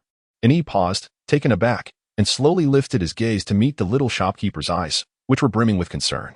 Why did it seem as though she was empathizing with his pain? How could someone like her exist? After a moment of silence, N.E. replied, perhaps. In truth, he had never considered the possibility of his eyes recovering. He merely hoped that with the reduction of pollution levels, he could regain some of his abilities to avenge his team. After all, no one had ever managed to restore the altered parts of their being. Not even high-level ability users, even those rare healers who had worked their magic. Li Zi's eyes brightened as N.E. approached, and she heard her say, the eye-protecting chandelier in the hotel lobby might be beneficial for your eyes. If you feel uncomfortable, feel free to sit in the lobby for a while. And he smiled, took her room key, and ascended to the 2nd floor to rest. At last, the significant matter weighing on Li Zi's heart was perfectly resolved. Lenny, accompanied by Wen Qi, descended the stairs and fortuitously encountered a guest returning to their room, having just left the hotel that morning. She raised an eyebrow, not particularly surprised. Sensing the grip on her sleeve tighten suddenly from behind her, and she concealed her smile. Are you jealous? Leaving the hotel without saying a word, to avoid departing. Wen Qi closed his eyes and willingly settled onto the cork sofa. Although his true self had been laid bare, years of playing the role of a domineering CEO had become ingrained in him. He sat calmly on the sofa, wearing a confident expression, and articulated his feelings with poise, a bit. Don't look at him. He doesn't even look at you. What a man of poor taste. Lin E then relented. Little store manager, this fellow refuses to leave. Please extend his stay for 9 more days. Today, Wen Qi will also be in room 203. Initially, Wen Qi found the cork sofa, which exposed him and instilled a sense of weightlessness, rather unappealing. However, upon hearing his wife genuinely agree to his extended stay, he suddenly developed an infinite fondness for the cork sofa. How could the sofa be detestable? It was, in fact, splendid. With the sofa, he could express all the words he struggled to say with utmost ease and composure. Chapter 31. A shift in perspective. He modestly adjusted his suit, purposefully returning to the sofa as if waiting for his wife to call him. Perhaps he should simply purchase this sofa for their home? Oh. But his wife mentioned that the manager does not sell items from the hotel. Well then, he would have his assistant bring cash tomorrow, staying until his wife was satisfied. And he would relearn how to speak in the meantime. No need. I will just input this guest information. The guest may continue to occupy room 203 for 10 days. The room fee is deducted based on the room, not per person. I absolutely refuse to share a room with him for 10 days. It would be cramped beyond measure. I'll allow him to stay for just 1 day. ISNT Mr. When usually very busy, widely recognized as a workaholic, he rarely returns home before 10. So how could he have time to shuttle between the hotel and the city? Lenny remarked disdainfully, referencing past grievances. Wen Qi, seated on the sofa, maintained an outwardly calm facade, but internally, he was shattered. I can sleep on the floor. I'm not busy. I've taken annual leave and can accompany you indefinitely. Please. I.e. Lin Yi's first half of the statement was sincere. She found the hotel exceedingly comfortable and had no desire to share half of the bed with a tall man over 6 feet. She would never again compromise her own comfort. When she rose, directing his gaze towards the little store manager, he produced a card and said earnestly, "Manager, I can invest 100 million in a hotel. As an investor, could you reserve a presidential suite for me and my beloved?" Li Ziyi instinctively thought, another 100 million. When she was certain the deal would go through, given the investment sum was enough to tempt anyone. Yet the innkeeper merely glanced at the card before politely declining. "My apologies, sir, but we do not accept outside investments. However, if you'd like to reserve one of our upcoming suites, the inn will soon expand to 3 floors with 3 new suites available. You're welcome to make an advance booking if interested." Without hesitation, when she secured a suite, price being no object to a man of his means, with the rooms still under construction and Li Ziyi unaware of the final rates, she simply noted the guest's name and room number. Looking up at Linny afterward, she added reassuringly, "Don't worry, Sister Linny. Once it's finished, room 301 will also have rose-scented night lights." Linny couldn't help but see the eager expression of a puppy seeking praise. Resisting the urge to ruffle the young innkeeper's curls, she thought to herself, what an utterly endearing little proprietor. Meanwhile, Lin Qing descended the stairs and, spotting Wen Qi, smirked. Well, Wen Qi, you actually sat on that sofa voluntarily? Not afraid of embarrassing yourself again?" Lin Yi's eyes narrowed. "Embarrassing? Is confessing to me something shameful?" Her tone dripped with icy amusement as she regarded her brother with dwindling patience. Wen Qi merely cast a sympathetic glance at Lin Qing, remaining silent, oblivious as ever. Lin Qing frowned. Innkeeper, why does your sofa have mood swings? Why isn't talking?" Wen Qi replied smoothly, "Because I have nothing to say to you." Lin Qing gasped in mock offense. How dare you say that with such a straight face? Just you wait. I'm telling my sister." He spun around, ready to whine, only for Linny to cut him off coldly. "Why are you still here?" Jiang Jingming, watching from the stairs, burst into laughter. Li Ziyi pressed a hand to her mouth, though her mirth still sparkled in her almond-shaped eyes. When Lin Qing shot her a wounded look, she muffled a giggle before answering his earlier question. "My apologies, sir, but the last available room was just booked." Lin Qing's grin vanished instantly. Initially unimpressed with the inn's ambience, his opinion had shifted drastically after testing the bed in Jiang Jingming's guest room. If nothing else, the mattress and pillows were divine. Born prematurely, Lin Qing had been coddled by his family into robust health, along with developing impossibly high standards for his living conditions. His bedding had to be meticulously selected, his surroundings immaculate. Normally, he only frequented a select few hotels, and even then, he'd grumble about pillows lacking support or mattresses being too stiff. His friends had long dubbed him Prince Qing. Yet somehow, this inn's bed met every single one of his exacting demands. Plush yet supportive, the blankets feather-light. Rarely did he encounter accommodations that satisfied him so thoroughly. Naturally, he decided to stay on the spot. As it turned out, there were no available rooms left. No room, no problem, he hadn't been that keen on staying anyway. Yet despite his words, for some inexplicable reason, he lingered until evening. Noticing his reluctance to leave, Li Ziyi invited him to stay for dinner. The rosewood dining table unfolded, accommodating everyone comfortably. Lin Qing sat beside his sister, his tone dripping with sarcasm. What could possibly be good to eat here? Though, considering he winced in pain, his bravado instantly deflating into wounded indignation as he glared downward. "Sis, why did you step on me?" Even when she found the question unbearably foolish and pitiable, "Because you deserved it." Lin Qing sulked, but the entire table ignored him. Then, the young innkeeper announced, "Dinner is ready." While he lounged like an entitled elder waiting to be served, his sister and Xiao Ming swiftly rose and headed toward the kitchen. What are they doing? The kitchen door swung open. The first thing that assaulted Lin Qing's senses was an overwhelmingly tantalizing aroma, instantly awakening his appetite. It's passable." His forced indifference shattered the moment he laid eyes on the impeccably presented dishes, vibrant in color, fragrant, and undoubtedly delicious. Damn, why does it look so irresistible? His stomach growled audibly. Tonight's meal was prepared by our new chef, visually stunning, aromatic, and absolutely delectable, Li Ziyi explained, devoid of any envy at being outshone. On the contrary, she felt liberated. Having never seriously cooked before, her curiosity had outweighed genuine interest.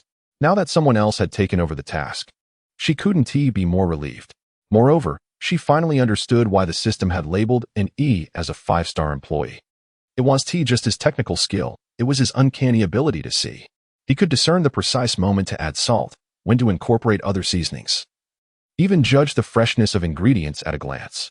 He was nothing short of a prodigy, and an E himself had never imagined his vision could be used this way. As dish after dish emerged, each perfectly balanced in flavor, aroma, and presentation, a strange, long-lost sense of fulfillment stirred within him. Chapter 32. Upgrade criteria. Not yet met. An E tilted his chin slightly, observing the guest's unmistakably odd expressions. Then, through the thin veil over his eyes, he noticed one full, frozen, chopsticks untouched. A faint frown. Ah, him. The one who arrogantly dismissed the inn. Turning to the innkeeper, his voice carried just enough edge. Innkeeper, why isn't that guest eating? Does he scorn my cooking because I'm blind? Fragility and beauty intertwined flawlessly in his demeanor. In an instant, every gaze in the room locked onto Lin Qing's face. Lin Qing was utterly captivated by the alluring aroma, engaged in an internal struggle, until he heard a particular remark that left him bewildered.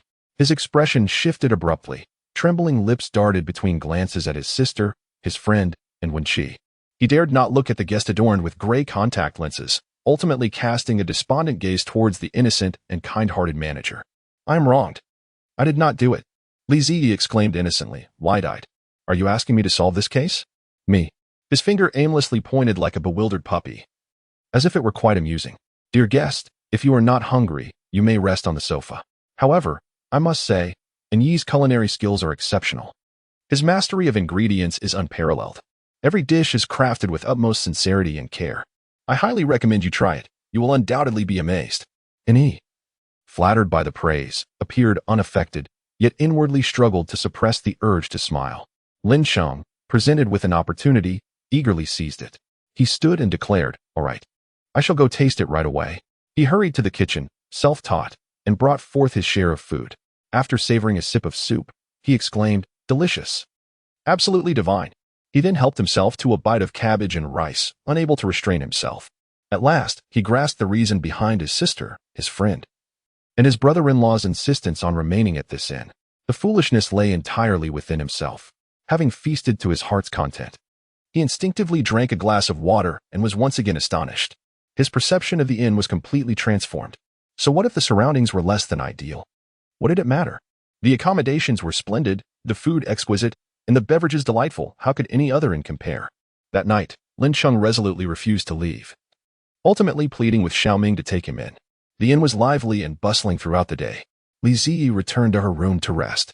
Just before sleep overcame her, she found herself suddenly missing Xiao Qing, who had been absent from the inn for 3 days.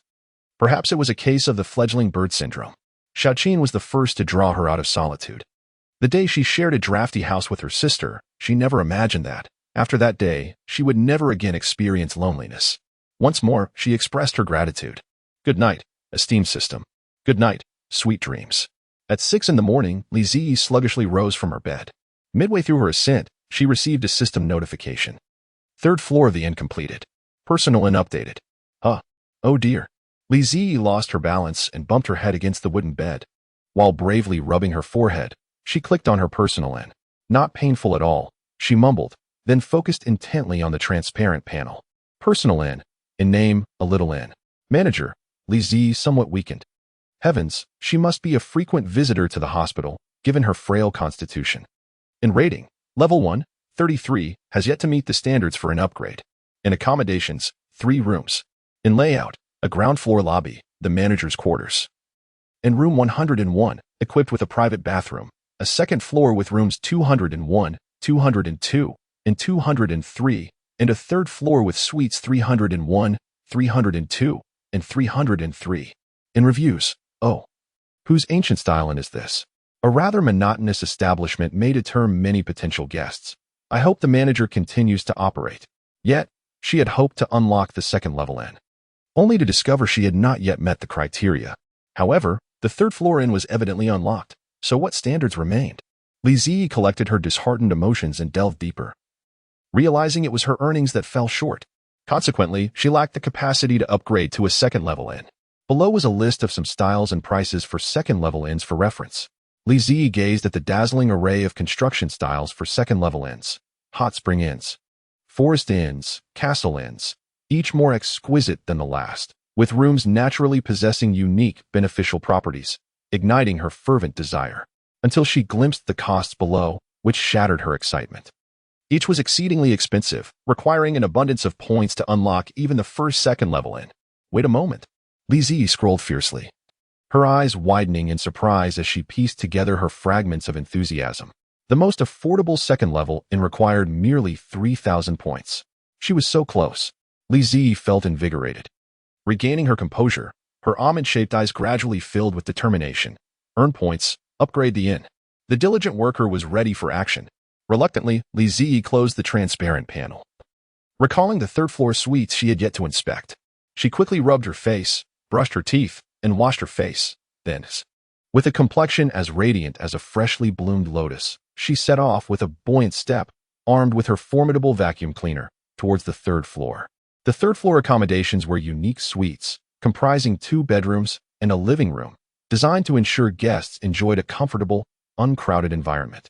The layout was divided into 2 levels, connected by a wooden staircase. Once again, Lizzie was awestruck by the aesthetic of the Wanjie Inn. The decor retained a rustic charm, with expansive wooden grain carvings fashioned into exquisite cabinets, complemented by vibrant green plants, imbuing the entire space with a sense of vivacious brightness. This was not merely an inn room. It resembled a charming little house, a beautiful little house that would surely be popular among guests. With her vacuum cleaner in hand, Lizzie diligently commenced her tasks. Upon entering each suite, she began by cleaning, followed by arranging the special furnishings within the rooms. Ultimately, the eye-catching chandelier and first aid supplies were placed in the lobby, while Suite 302 featured an added therapeutic bathtub. The rose-scented night light in Suite 301 was a purchase Lizzie made from the system's marketplace. This purchase confirmed for Lizzie that special function furniture items could only be unlocked for purchase after she completed relevant tasks and obtained corresponding rewards. The rose-scented nightlight required merely 30 points to acquire. Though her current point balance would allow multiple purchases, she ultimately bought just one. Scarcity enhances value. The inn's competitive edge had always been crystal clear. Across all worlds, what most captivated guests were the uniquely functional rooms, with limited points and accommodations available. Lizzie saw no need to saturate the inn with redundant room types, though universally useful special function rooms were exceptions. Room 303 stood as the most distinctive among the third-floor suites. Lizzie had deliberately left it bare of special furnishings, firstly because she currently possessed no new unique furniture, and secondly because she remained unfamiliar with the needs of guests from the soon-to-be connected new world. She intended to prepare thoroughly. When these new guests arrived, she must secure their stay. System, what world will we connect to next? Connection confirmed. Ancient cultivation world. Establishing channel. Please wait patiently. Innkeeper. An ancient cultivation world. Lizzie's eyes widened abruptly. As innkeeper, her first instinct was analytical. What would guests from such a world need most? Only then did the realization strike her. She was about to encounter people straight out of period dramas and Xinxia legends. Chapter 33, Promotion Breakfast Service. Wait, is this instant food? Lin Qing, who typically never rose early enough for breakfast, had miraculously awakened today, only to stare in dismay at the steamed buns on his plate. But then his notoriously picky sister was actually eating them. He had to taste this for himself. Unsurprisingly, they were delicious. Between savoring the improbably good instant buns and grappling with existential bewilderment over the inn's construction speed, Lin Sheng's worldview teetered. Innkeeper, what did you just say? 3-story suites. Already. When Qi swallowed his last bite with uncharacteristic haste. Innkeeper, can AE and I move in immediately? Of course. Come see me after breakfast to finalize arrangements. When Qi resumed eating with serene composure, leaving Lin Qing as the sole flustered figure at the table. By the time he processed the exchange, he shot his hand up. I want a suite too. The best room available. Li Zi nodded. Certainly. The third-floor suites cost 70 points, 70,000 per night. See me afterward to complete the paperwork. Lin Qing's hand slowly lowered. The funds weren't the issue. But by the time he retrieved his money, would the rooms vanish again? Pressure. He de-evolved, but so had the competition. He is no longer the naive little Cheng who believed that this inn was devoid of visitors. While Lin Qing contemplated his next move, he overheard Wen Qi pulling out his phone and dialing a number, 700,000 in cash, delivered to the location I send you in 2 hours. Just as the words left his lips, when she was met with a pair of eager eyes. Lin Chen was about to plead for some cash when his sister interjected. Why are you staying in a suite alone? Room 203 is reserved for you. You can stay there for 9 days. Sister, you truly love me. Lin Qing was greatly moved. Jiang Jingming felt that Yi Jia was perhaps annoyed by the prospect of sharing a floor with Lin Cheng. Sister, what are the benefits of room 203? Lin Qing knew that room 201, with its sun pillow, could alleviate headaches and provided a delightful massage. However, having already experienced it and not suffering from headaches, he was eager to explore the other therapeutic offerings of the guest rooms. Lin Yi replied, it features a rose-scented night lamp that nourishes the skin. Oh. Lin Cheng feigned reluctance, but inside, he was overjoyed, wishing he could move into room 203 immediately. Who says men do not appreciate beauty? He had long envied his sister's remarkable skin condition. Jiang Jingming and Qi Yao had no intention of changing rooms, as they were quite satisfied with their current accommodations. After breakfast, since they had yet to secure a new room key, everyone returned to their original rooms. Lin Qing claimed he had not slept well the previous night and intended to monopolize the large bed for some rest. Lin Yi and Wen Qi also returned to their room. Jiang Jingming basked in the sun in the courtyard while engaging in creative endeavors. Qi Yao left for the Death Forest to earn crystal cores. And Yi, after reporting to her, also set out. Of course, before departing, Qi Yao tousled her little curls, promising to bring back a gift for her. Li Ziyi's almond eyes sparkled with anticipation, causing an Yi to feel an inexplicable itch in her hands. Was it really necessary? In Yi's view, the treasures owned by the innkeeper were the most precious, and despite possessing such a marvelous inn, she was still filled with eager anticipation for a gift of unknown origin. Be careful on the way, Yi. The young innkeeper waved goodbye to Qi Yao. Yi envisioned an adorable puppy and instinctively paused. Innkeeper, my pollution level has dropped to 918. It's decreasing at a remarkable rate. Throughout the night, Yi only experienced 2 aberrations, and even after tucking himself in, the burning sensation gradually faded. This might be attributed to his revitalized spirit, as well as the serene beauty within the inn. In just one day, Yi felt an illusion of being enveloped in bliss. This daunting illusion instilled within him a sense of longing. Thus, after one night, Yi resolved to act.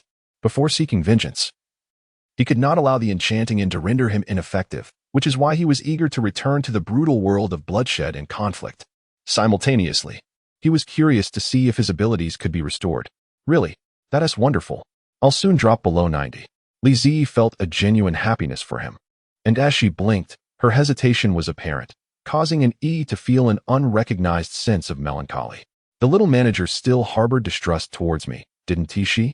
I am aware that although we have established a contractual team relationship, you remain reluctant to place your faith in one rendered powerless. No, that is not it. I am merely concerned about causing you trouble.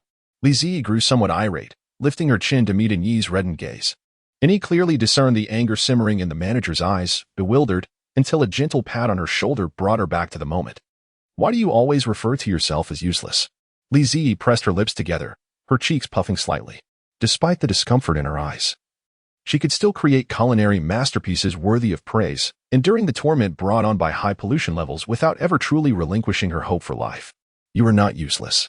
There is no need to resort to self-inflicted wounds to achieve your objectives, although, if you are entirely indifferent to that, it is of no consequence. However, I wish to convey that you are my employee, and as long as you do not engage in actions that would harm the inn, I will trust you just as I trust Qi Yao and Sister Xiaoqing. Yi was taken aback. After Li Ziyi finished her impassioned declaration, she revealed her earlier hesitation. I had intended to suggest that, if possible, you might promote our inn's rooms that reduce pollution levels. Merely mentioning the inn's name would suffice. An establishment capable of purifying the environment would undoubtedly thrive anywhere. Yi was convinced. Did this matter truly require his promotion? It appeared that it indeed did. Gazing into her eyes filled with trust, he smiled and replied, of course, it would be my honor. The next time there is a promotional task, just let me know, and I shall unconditionally accept it. The little manager departed. Li Ziyi's hair was tousled. Calmly, she tidied herself up and sent him off, for she too had work to attend to. Li Ziyi needed to revise the introduction of the inn on the Wanjie and software. She settled onto a bamboo stool, editing and refining, ultimately deciding to keep it concise and clear: a rustic wooden cottage, a completely safe living environment, and special rooms that effectively reduce pollution. This is what you deserve. Guests from the ancient cultivation world had yet to arrive, leaving many uncertainties in their wake. Thus, Li Zi chose to focus her efforts on the apocalyptic realm for the time being. With the information regarding an E, she confidently affirmed that the upgraded sun in room 202 possessed pollution-reducing properties. Boldly, she completed her writing and clicked send. Surely, guests would come, right? Ding dong, ding dong. Ding dong. A series of message notifications chimed. Could it be that guests were indeed arriving so swiftly? Bewildered, she thought. But I had only just sent the revised introduction of the inn. Chapter 34. Introduction of the Doomsday Sunrise Base. Base leader. Is this an inn? The leader of the Doomsday Sunrise Base remarked. It is merely a mid-level crystal core for one night. The innkeeper responded. It is indeed an inn. Guests can simply click to book a room. Almost the instantly Z accepted the booking. A striking guest with sharp brows entered through the door. He surveyed the inn's surroundings, his astonishment still evident as his gaze fell upon a curly mushroom squatting in the yard, looking up at him. And he chuckled. Are you the little innkeeper that Xiaoqing mentioned? Xiaoqing? Li Zi's eyes sparkled as she hurried over. It's me. Do you know Sister Xiaoqing? Chu Guang. Hands in pockets, replied with a casual grin. She told me there's an inn where one can quickly restore their abilities. And she strongly recommended I give it a try. I thought it was run by some big shot, but to my surprise, the innkeeper is just a child. By the way, can your inn restore abilities in a single day? I'm quite impoverished, having only one mid-level crystal core left. Life is truly harsh.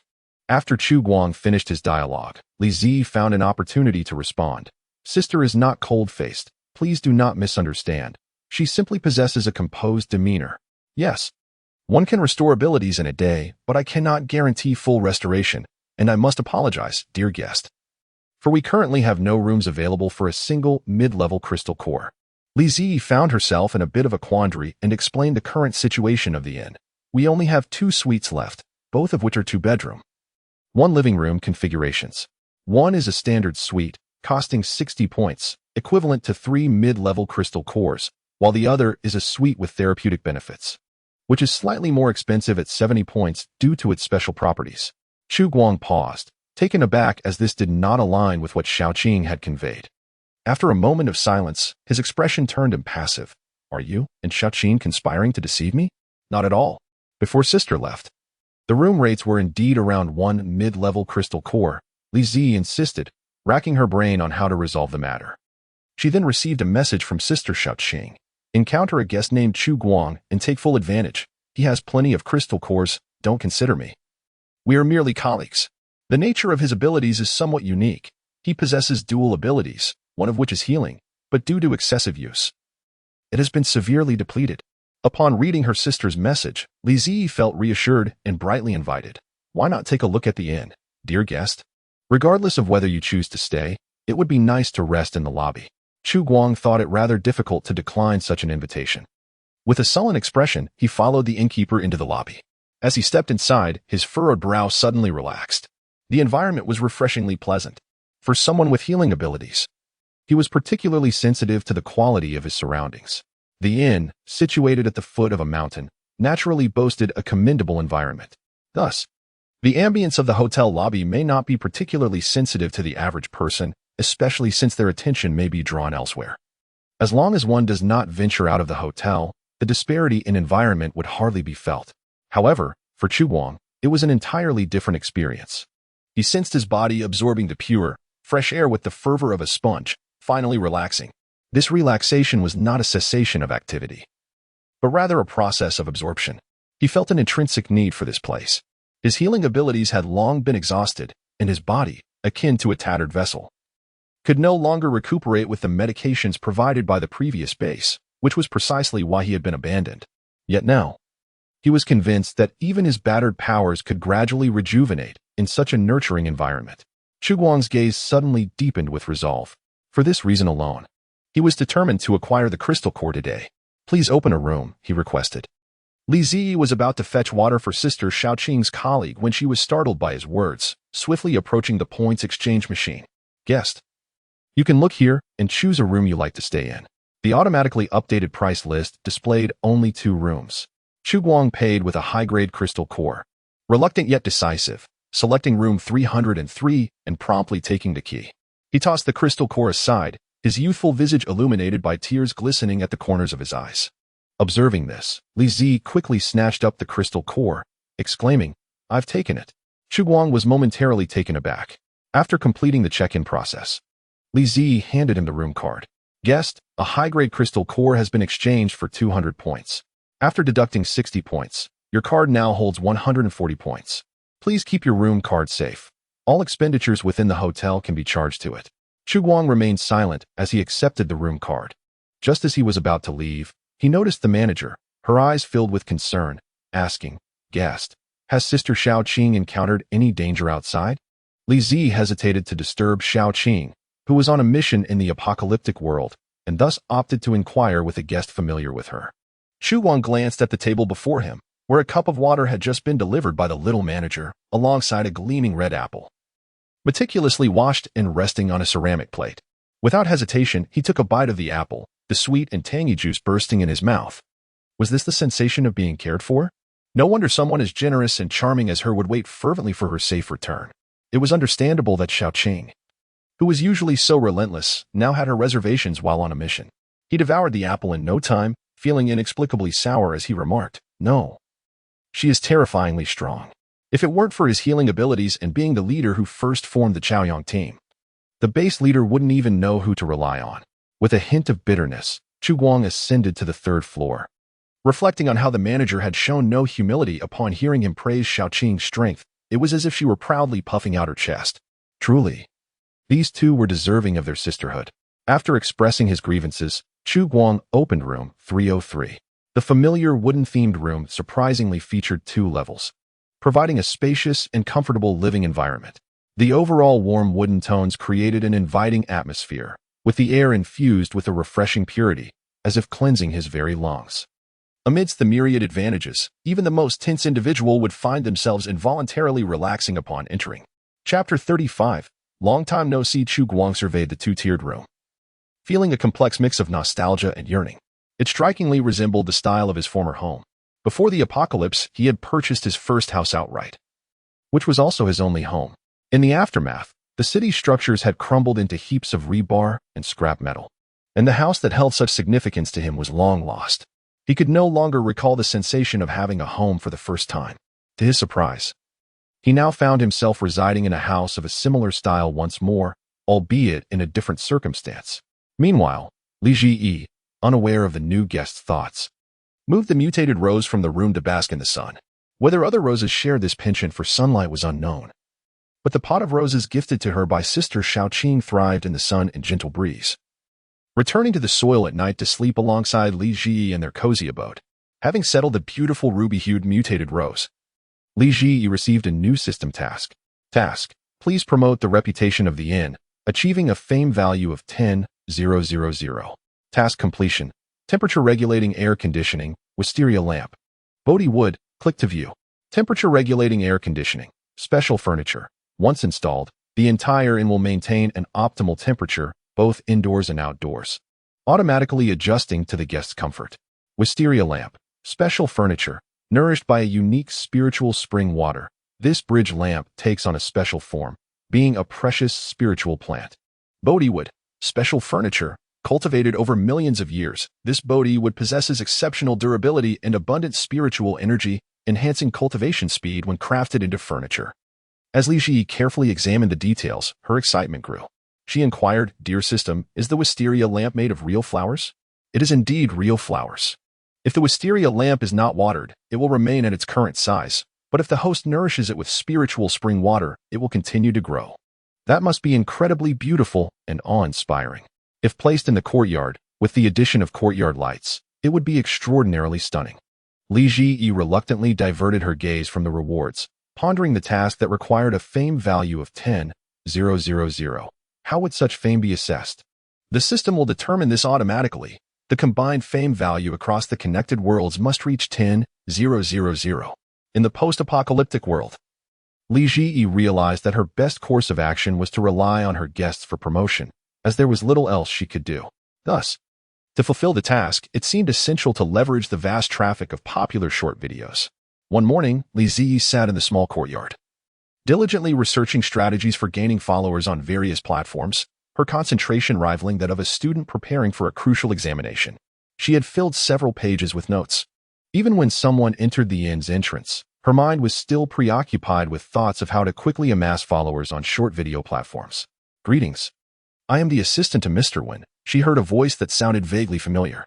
It was not until she raised her head in bewilderment and saw a spirited young woman with a large backpack that her eyes widened in surprise. Clearly, the visitor was equally excited upon seeing her. The heavy backpack was cast aside as she rushed towards Li Zi, exclaiming, Ah! Li Zi often felt enveloped in warmth whenever she hugged someone. Her voice was muffled, yet the joy was unmistakable. Xiaosu, it's been so long. I've missed you. A sudden cough escaped her, prompting Su Su to release her embrace and instinctively pat her back. I'm so sorry. I'm just overjoyed. Once Li Zi regained her composure, her eyes sparkled with delight, and her curly hair seemed to bounce with her joy. It's all right. I'm not that fragile anymore. However, Su Su's comfort seemed to have little effect. Just by touching her back, Su Su could feel that Li Zi had become noticeably thinner since their university days. A heavy smile graced Su Su's lips, but she noted that Li Zi's complexion was better. You look much improved, but her brows furrowed. What are you doing here? Did you come alone? What brings you to this remote place? It was no wonder Su Su was astonished. This place was almost desolate. Who would come here for leisure? Actually, this is my inn. Li Zi found it difficult to articulate the complexities of her situation and preferred not to burden her friend with potentially distressing tales upon their reunion. Su Su was eager to inquire further, but restrained herself. She was one of the few, aside from Li Zi's foster parents, who knew about her background. Li Zi had never spoken of her family while living in the dormitory. Her friends only knew which city she hailed from, not its specifics. During one holiday, Su Su had intended to surprise Li Zi by secretly visiting her city, only to discover upon calling that she had been hospitalized due to illness. Li Zi had spent over a month in the hospital, effectively spending her entire holiday there, and only recently had she shown signs of significant recovery. When Su Su first saw her in the hospital, she could hardly believe her eyes. How could someone appear so skeletal in their own home? Yet, Li Zi's spirit was remarkably buoyant, her eyes still bright, showing no signs of a person who had been confined to a hospital for so long. It was precisely because of this that Su Su could not bear the thought of her being alone during her hospitalization. She remained in the hospital for a week, confined to her bed, and throughout this time, Li Zi's parents never visited her. On the day of her discharge, Su Su was filled with concern. Posing numerous inquiries to the doctor, including the reasons behind her sudden hospitalization, it was revealed that a combination of prolonged malnutrition and excessive mental stress had taken its toll on her health, with visible signs of punishment for kneeling. Su Su found it hard to believe that such a cheerful and optimistic person like Li Zi could endure such hardships at home. Overwhelmed by Su Su's relentless questioning, Li Zi briefly recounted her circumstances. At that time, she still bore the surname Wu, as she was the adopted daughter of the Wu family. The family did not provide her with funds for tuition or living expenses, prompting her to devise a plan to earn money by working long hours. Upon returning home, she was also pressured to learn various instruments like the piano and violin, pursuits in which she had neither interest nor aptitude. Regardless of her efforts, she could never satisfy her adoptive parents. During these moments, they would resort to belittling her, followed by reprimands. However, Li Zi had learned to disregard such disparagement, steadfastly acknowledging her own worth. Chapter 36. Jealousy. Perhaps her demeanor was too nonchalant, leading them to punish her by denying her dinner. The night before her hospitalization, she had been forced to kneel by her already irritable adoptive mother. After sharing her story, she gently reassured Su Su, who was seething with anger and even contemplating calling the police, saying, "It's all right. At least they covered my medical expenses.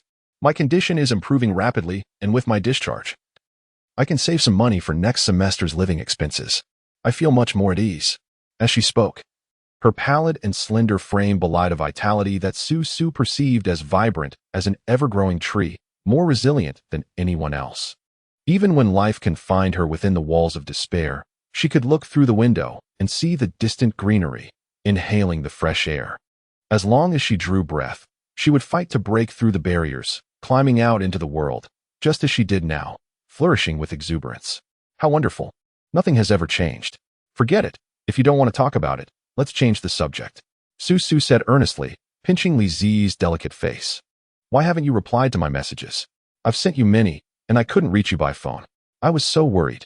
Li Zi, with her face pinched, mumbled. Because I lost my phone. She lamented that she had even forgotten her own phone number, necessitating a complete reset of her contacts. Finally releasing her soft cheek, Su relented. All right, add me now, and I'll include you in our group. Lan and Xiaochen have missed you. Okay. After adding each other as friends and exchanging new contact information, Su felt a wave of relief. Yet, as she pondered the reason for her visit, she realized it was too late. Standing at the entrance of the inn was the imposing figure of a certain Mr. Wen. Alas, let us converse later. Su swallowed hard, hastily hoisting the money once more, showcasing her remarkable strength as she briskly approached Mr. Wen, coming to an abrupt stop, panting yet resolute. Mr. Wen. This is the money you requested. Su adopted a demeanor of diligent dedication, portraying herself as someone who had traversed mountains and rivers, enduring a long journey, while conveniently omitting the fact that she had spent half the day reminiscing. However, an unsettling anxiety churned within her. Mr. Wen was a man who would not tolerate any foolhardiness. It wasn't that he was particularly malevolent, but during work hours, completing tasks was paramount. Any lapse would hinder his profits. And who could bear the cost? Certainly, she could not. Su had already begun to quietly prepare for her next job when she heard her superior say, "Thank you for your hard work. Please assist the shop manager with the check-in process." Huh? He seemed in good spirits, unlike the morose demeanor he had displayed at work recently. The shop manager? Wasn't that her beloved EE? How peculiar that the affluent newcomer when she would reside here. Nevertheless, her EE's inn, though situated in a remote area, appeared quite splendid, and the ambience within was refreshingly comfortable. Upon entering, one felt as if all troubles vanished. How enchanting.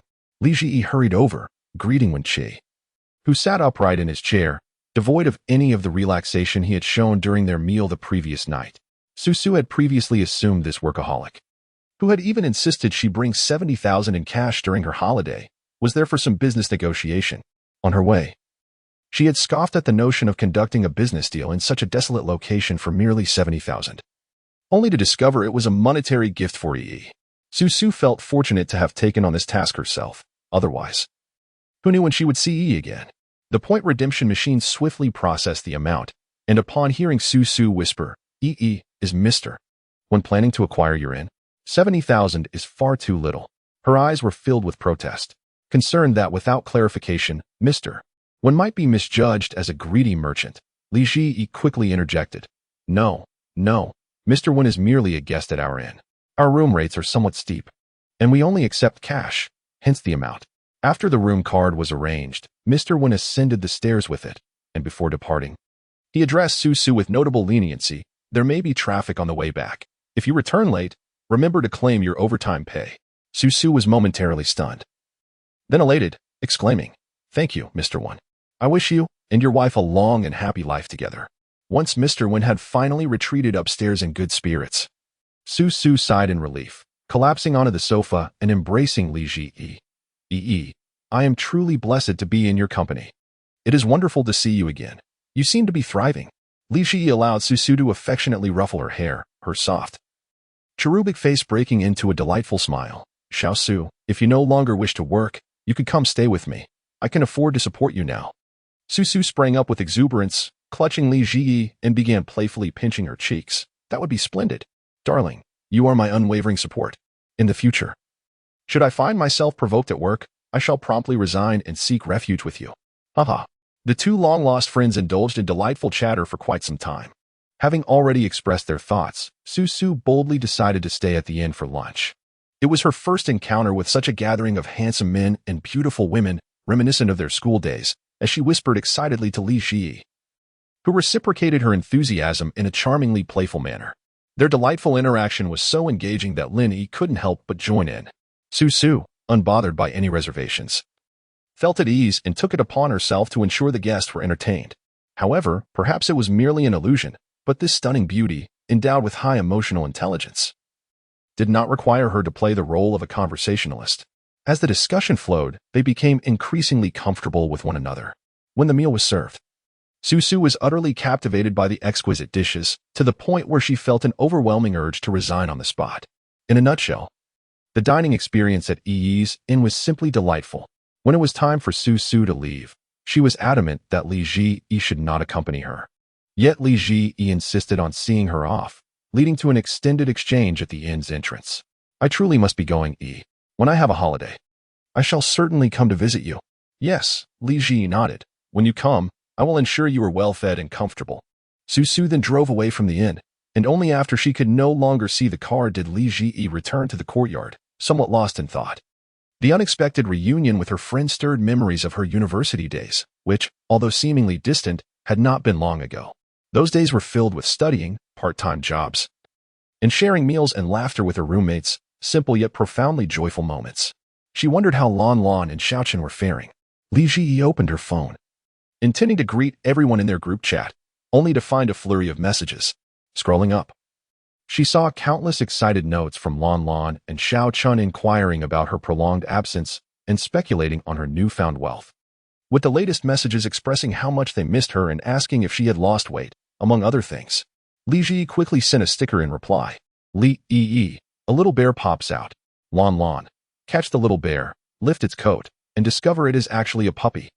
Xiaochen, grab the puppy and demand, do you miss us or not?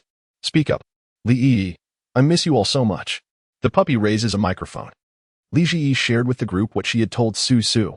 I have opened an inn in Qianxi town. If anyone is seeking an impromptu getaway, feel free to come and stay as long as you like. Although they were unclear about Li Ji's true background, having spent 4 years together, they could infer from her relentless work ethic that her family's circumstances were quite dire.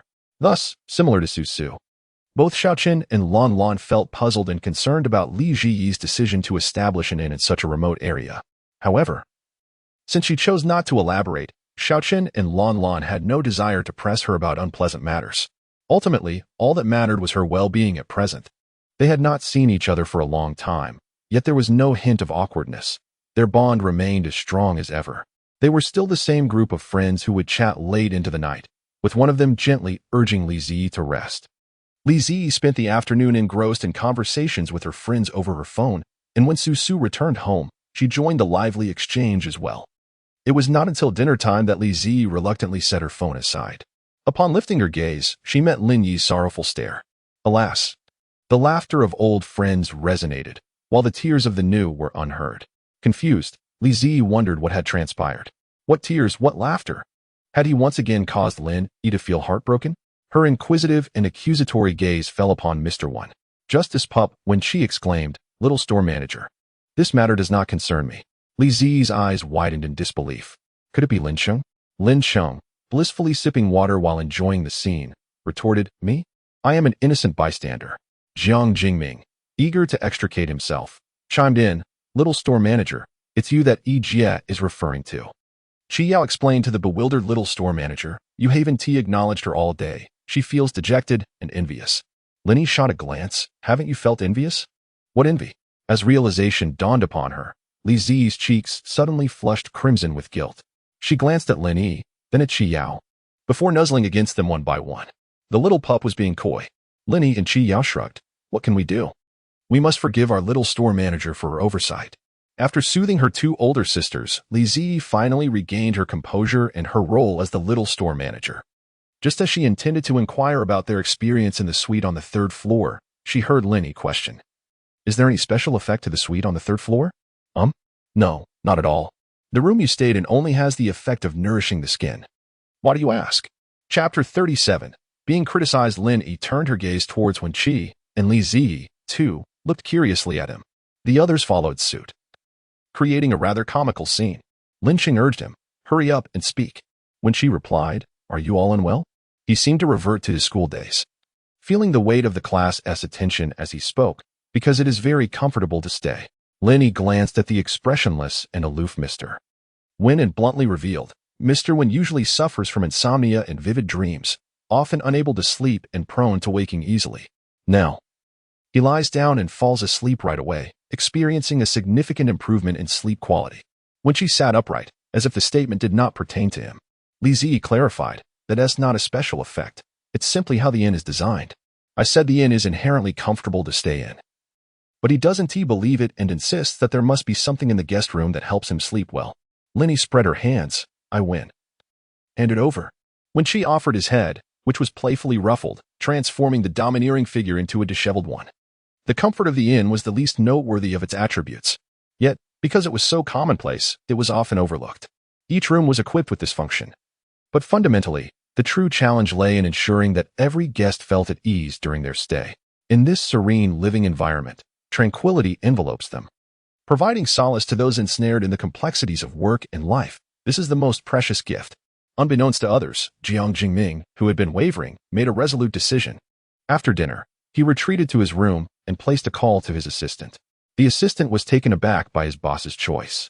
Just days prior, he had received a new song pinned by Jiang, and he had dismally anticipated the onset of yet another arduous work cycle.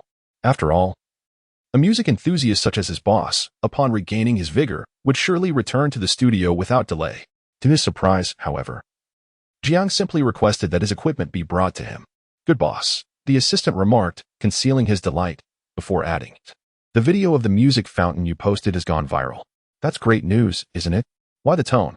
Jiang inquired. The assistant, resigned to the tempestuous nature of his employer, explained, "An hour ago, the comments were quite amicable, but now they are rife with slander. I will send you what I have documented." Jiang promptly received a screen recording of the comments from an hour prior. After reviewing it, the veins on his forehead throbbed, and his gaze shifted to the phone beside him, which continued to play the video, his expression darkening ominously.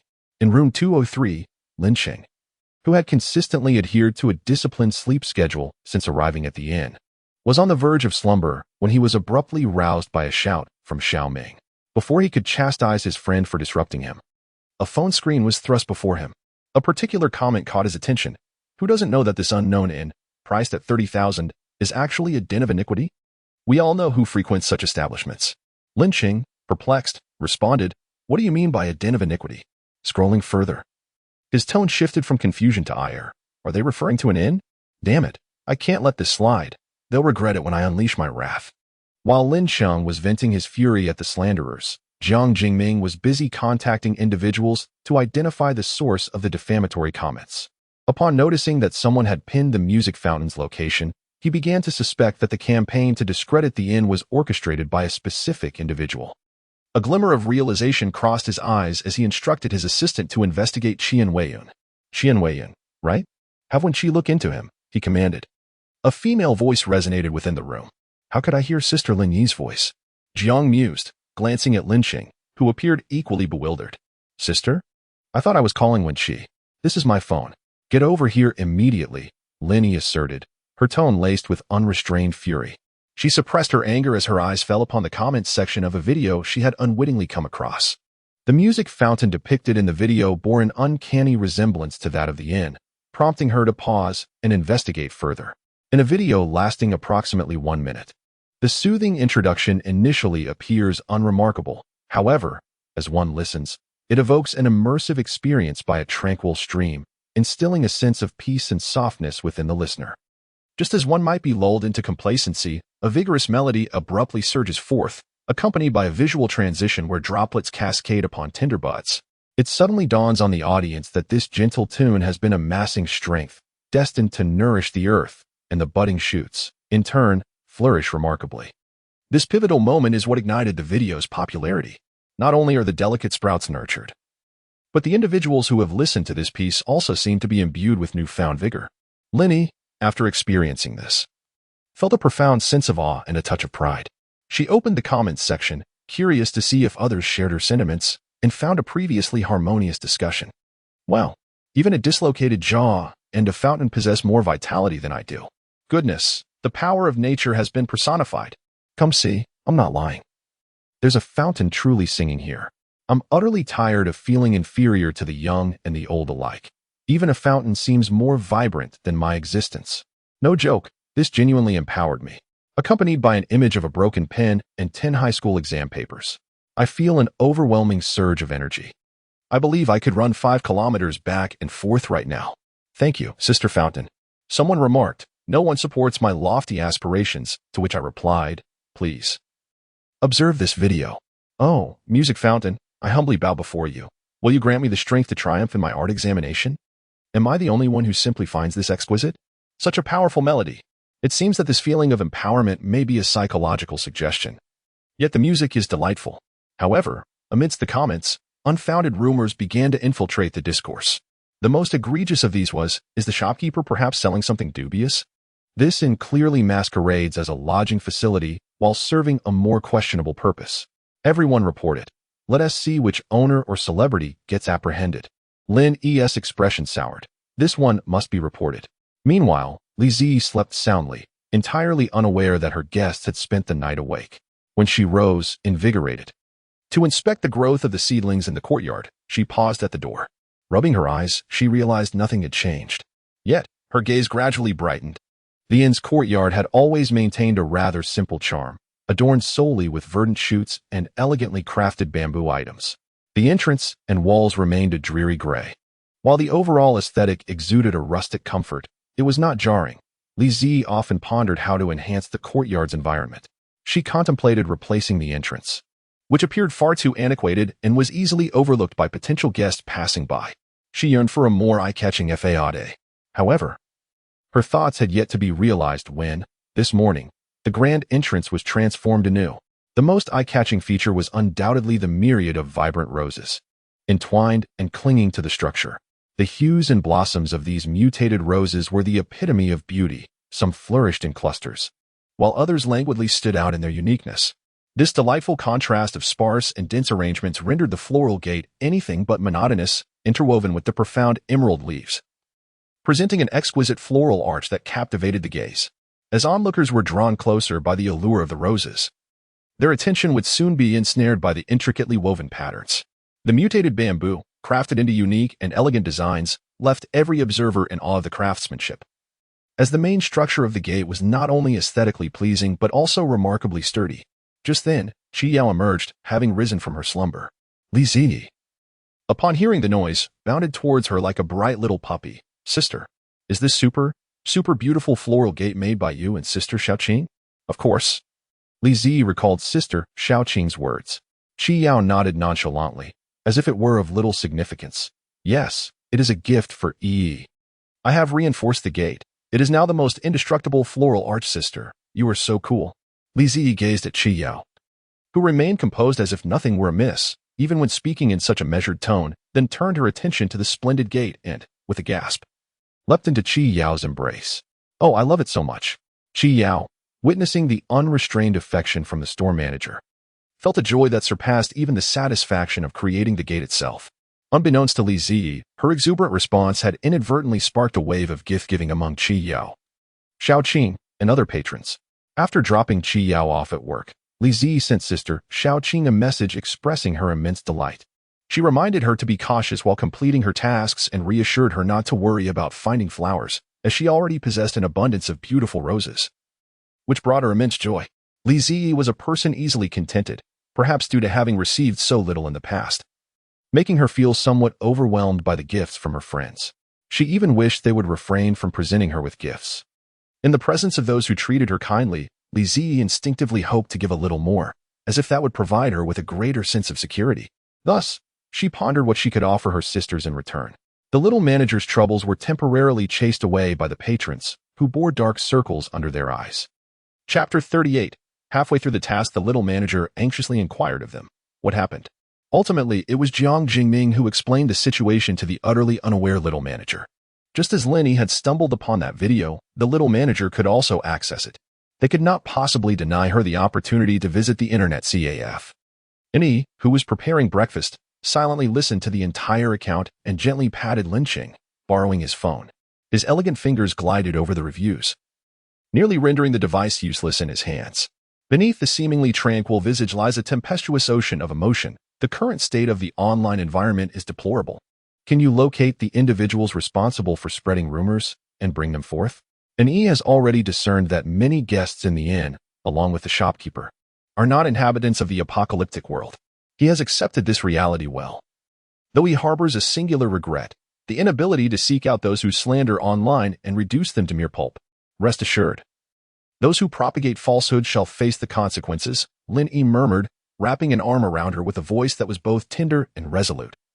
Devoid of the anger that had marked her the previous night, Li Ji suppressed her turmoil, glancing around at everyone with a sense of disorientation.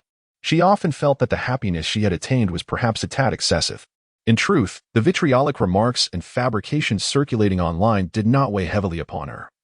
She recognized that while guests may not articulate their disdain, their sentiments were undoubtedly harsh and unkind. Yet, no matter how caustic those words might be, they would never confront her directly, unlike her past experiences with her adoptive parents, who wielded the most cutting words to belittle her, branding her as a lowly creature unworthy of transformation. Nor would it resemble her high school days, when, after rejecting the advances of a notoriously popular boy, she endured a year-long ordeal of verbal bullying. Having lacked alternative coping mechanisms, she had cultivated an exceptionally resilient heart over the years. She had grown accustomed to dismissing prejudiced criticisms and had learned to love herself sincerely. However, this time, it seemed unnecessary for her to rely solely on her fortified heart to shield herself from the vitriol. "Thank you." Li Ziyi's eyes glistened with unshed tears. Yet her cheeks nestled against Lin Yi's shoulder in a moment of foolish joy. Once her amusement subsided and rational thought returned, she recalled something, only to be playfully squeezed tightly by Lin Yi once more. Strangely, Lin Yi felt a pang of sorrow upon hearing the shopkeeper's heartfelt gratitude. How could such a tender-hearted individual exist amidst the cruelty of slander? Lin Yi, wait. Li Ziyi's eyes sparkled as she turned toward Jiang Jingming. "Xiaoming, is the video trending?" "Over 100,000 likes," he replied. Her eyes gleamed even brighter. "Hurry, get me featured." She had registered an account the previous night, naming it a little in. Jiang Jingming and the others were puzzled by the shopkeeper's intentions. "It's fine. I want you to check private messages or comments. Just go ahead." "All right then," Jiang Jingming acquiesced. After pinning the comment for a little in, it did not take long for users to discover Li Ziyi's newly established account. Within mere minutes, her follower count surged from 0 to 2,000. Gazing at the rapid growth of her new account, Li Ziyi could hardly contain her excitement. "System, what is my fame value now?" "Over 2,000. It truly was possible to achieve such results. Without the need for painstaking video production, she could still amass followers." Li Ziyi gazed at her rapidly growing follower count with an overwhelming urge to laugh joyously towards the heavens. Her demeanor was remarkably positive, despite having recently shed tears. Her glistening eyes shone with genuine gratitude as she addressed everyone. "Please do not worry about me being affected. And I urge you not to let these evaluations dampen your spirits. If they negatively impact our guests, that would indeed be unfortunate." With a serious expression, Li Ziyi patted Jiang Jingming, tilting her chin upward to touch her heart. "I possess an extraordinarily resilient heart. Moreover, this incident has surprisingly brought me unexpected joy." Her composed demeanor resonated with other guests who had previously been troubled by the malicious rumors. Those who had initially feared for her well-being gradually regained their lightheartedness. The guests did not feel displeased for their earlier concern was unwarranted. Rather, they continued to find the little shopkeeper endearing and delightful, experiencing an indescribable sense of satisfaction and joy. It was truly reassuring that the shopkeeper remained unscathed, particularly for Jiang Jingming, who felt a heavy burden of guilt as this situation had arisen because of him. As someone acquainted with the entertainment industry, he understood the weight of public opinion. The harm inflicted by negative reviews was akin to tiny thorns, seemingly harmless, yet they could suddenly inflict sharp pain to remind you of their presence. He had experienced this himself, often losing sleep over the relentless pricks of criticism. Those with fragile mentalities could easily succumb to despair. Yet now, as he observed the young shopkeeper, whose heart was remarkably strong despite her youth, he felt as though he had absorbed her serene and powerful energy. Reflecting on the disparaging remarks about his songs being worthless, he found himself chuckling at their ignorance. What do they know about songwriting? Besides, if they disagree, let them come at me. Can they even find me, the useless ones? Moreover, he could hardly allow the shopkeeper to worry about him. It was remarkable how perceptive she was to his internal struggles. Jiang Jingming composed himself and, noticing the shopkeeper waiting for his inquiry, asked, "What unexpected joy?" The shopkeeper, resembling a proud little puppy, proudly brandished her phone. "I now have over 2,000 followers. Is that so impressive?" The only one caught off guard was Lin Cheng. "What?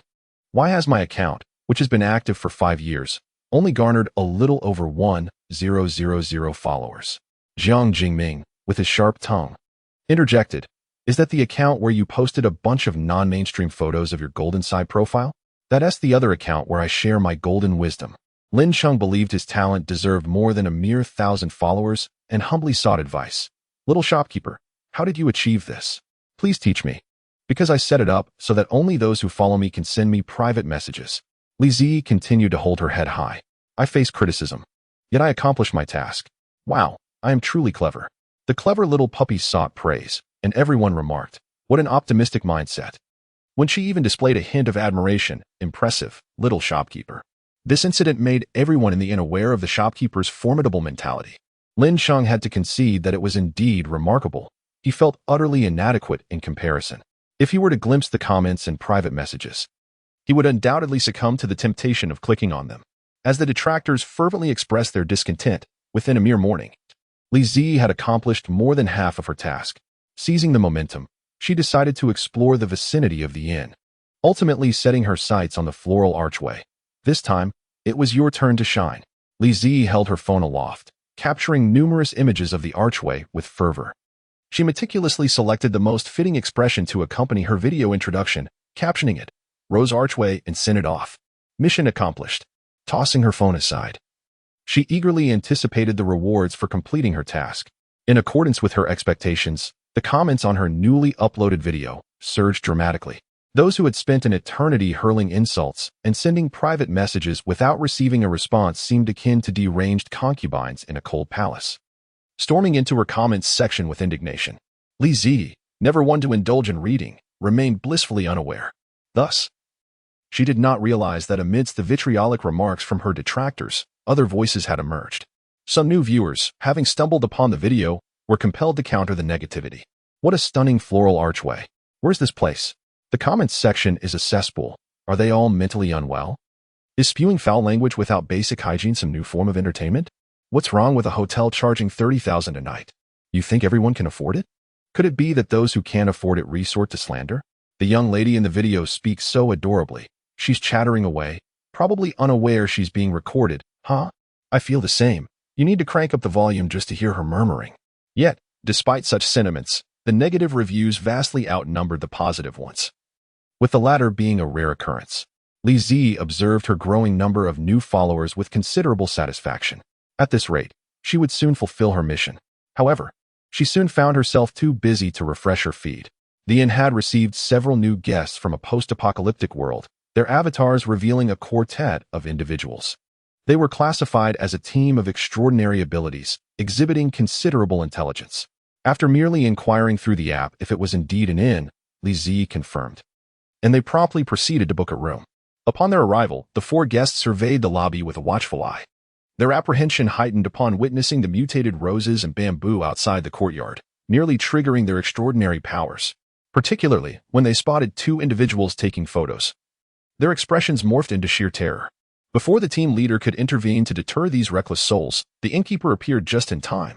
"Dear guests, those two are also patrons of our inn. Please follow me to check in. Rest assured, in my establishment, the mutated bamboo and roses pose no threat unless provoked." She paused momentarily, adding, "However, should you attack first, they will retaliate." Li Zi certainly did not wish for any guests to be harmed at the inn, which is why she issued her warning. Sister Qi Yao mentioned that this door, having been reinforced by her extraordinary abilities, would react defensively and aggressively upon sensing malicious intent. The greater the malice, the stronger the attack would be. Given the recent fluctuations in the guests' emotions, it was plausible that a confrontation might soon erupt within the inn. She could not allow such an occurrence. However, she remained oblivious to the fact that her words bore an ominous tone, akin to a warning. Be cautious within the inn. The expressions of the four guests suddenly turned grave. The four extraordinary beings stood in place, exchanging glances. The innkeeper appeared to be an innocuous human, but appearances can be deceiving. The fact that she could harbor both mutated bamboo and mutated roses, two dangerously altered plants, around her was utterly implausible for an ordinary human. A few of the already fatigued extraordinary beings, their pollution levels nearing 90, dared not lower their guard, and some even regretted their decision to come here, their expressions grave.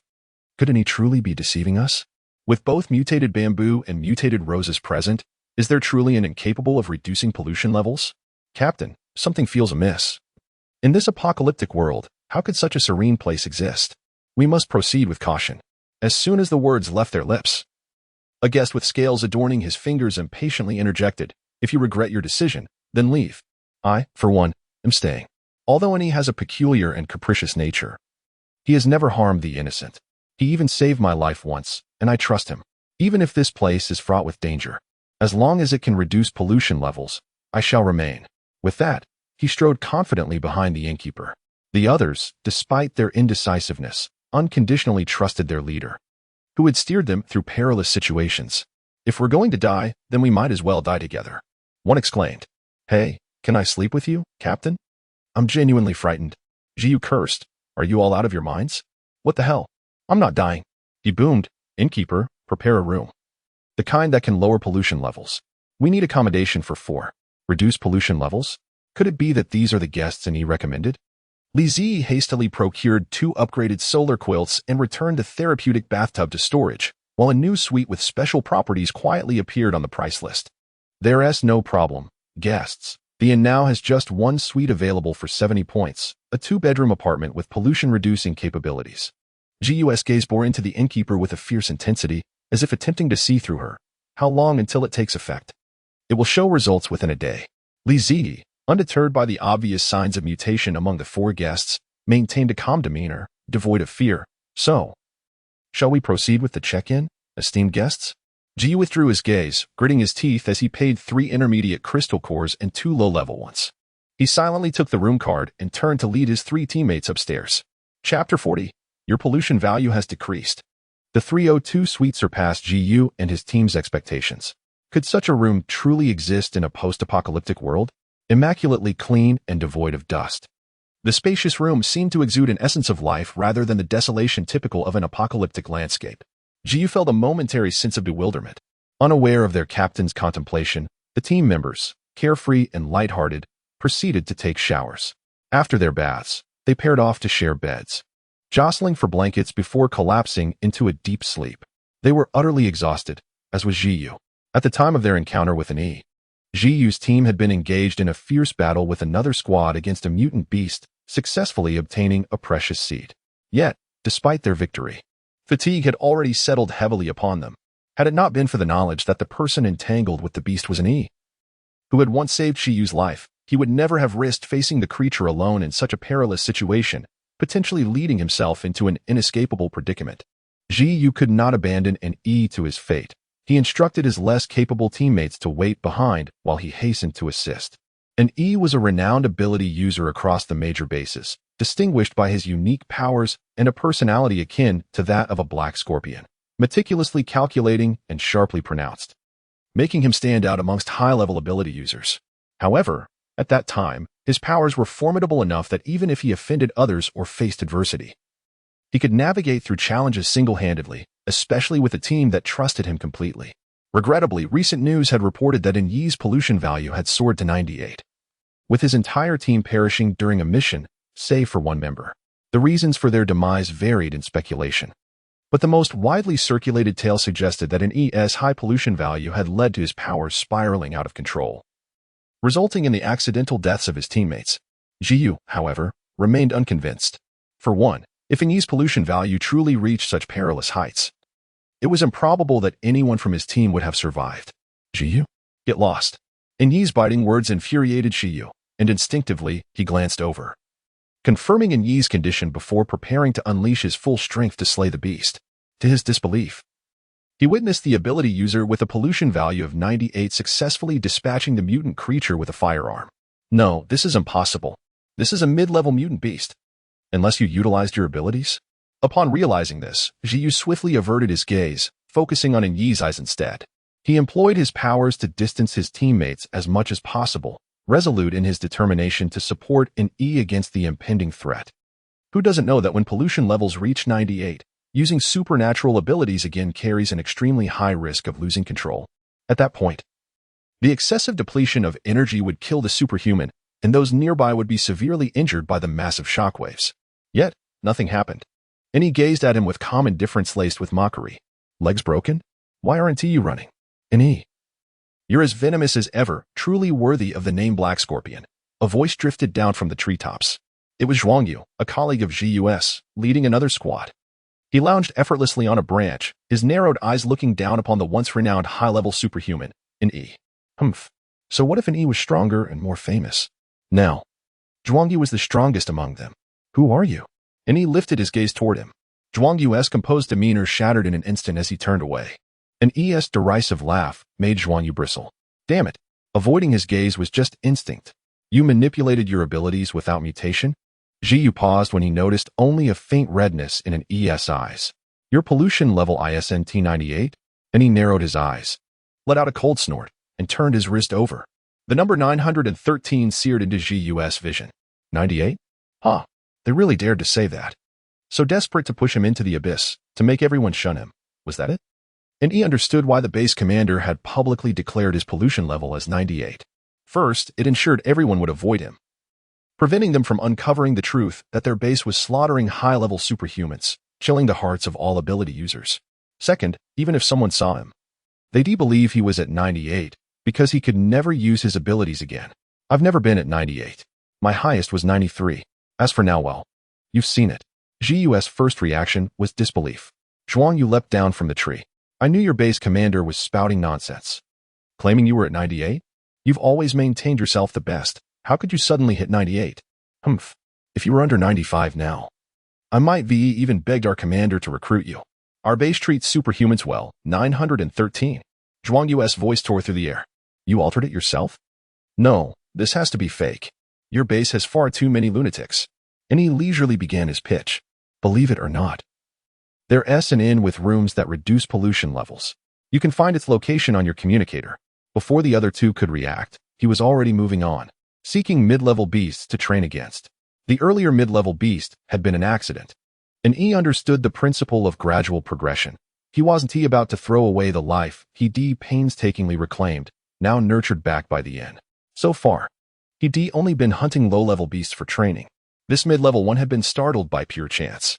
However, it was precisely due to this unforeseen incident that he suddenly discovered that his extraordinary abilities seemed to have been restored.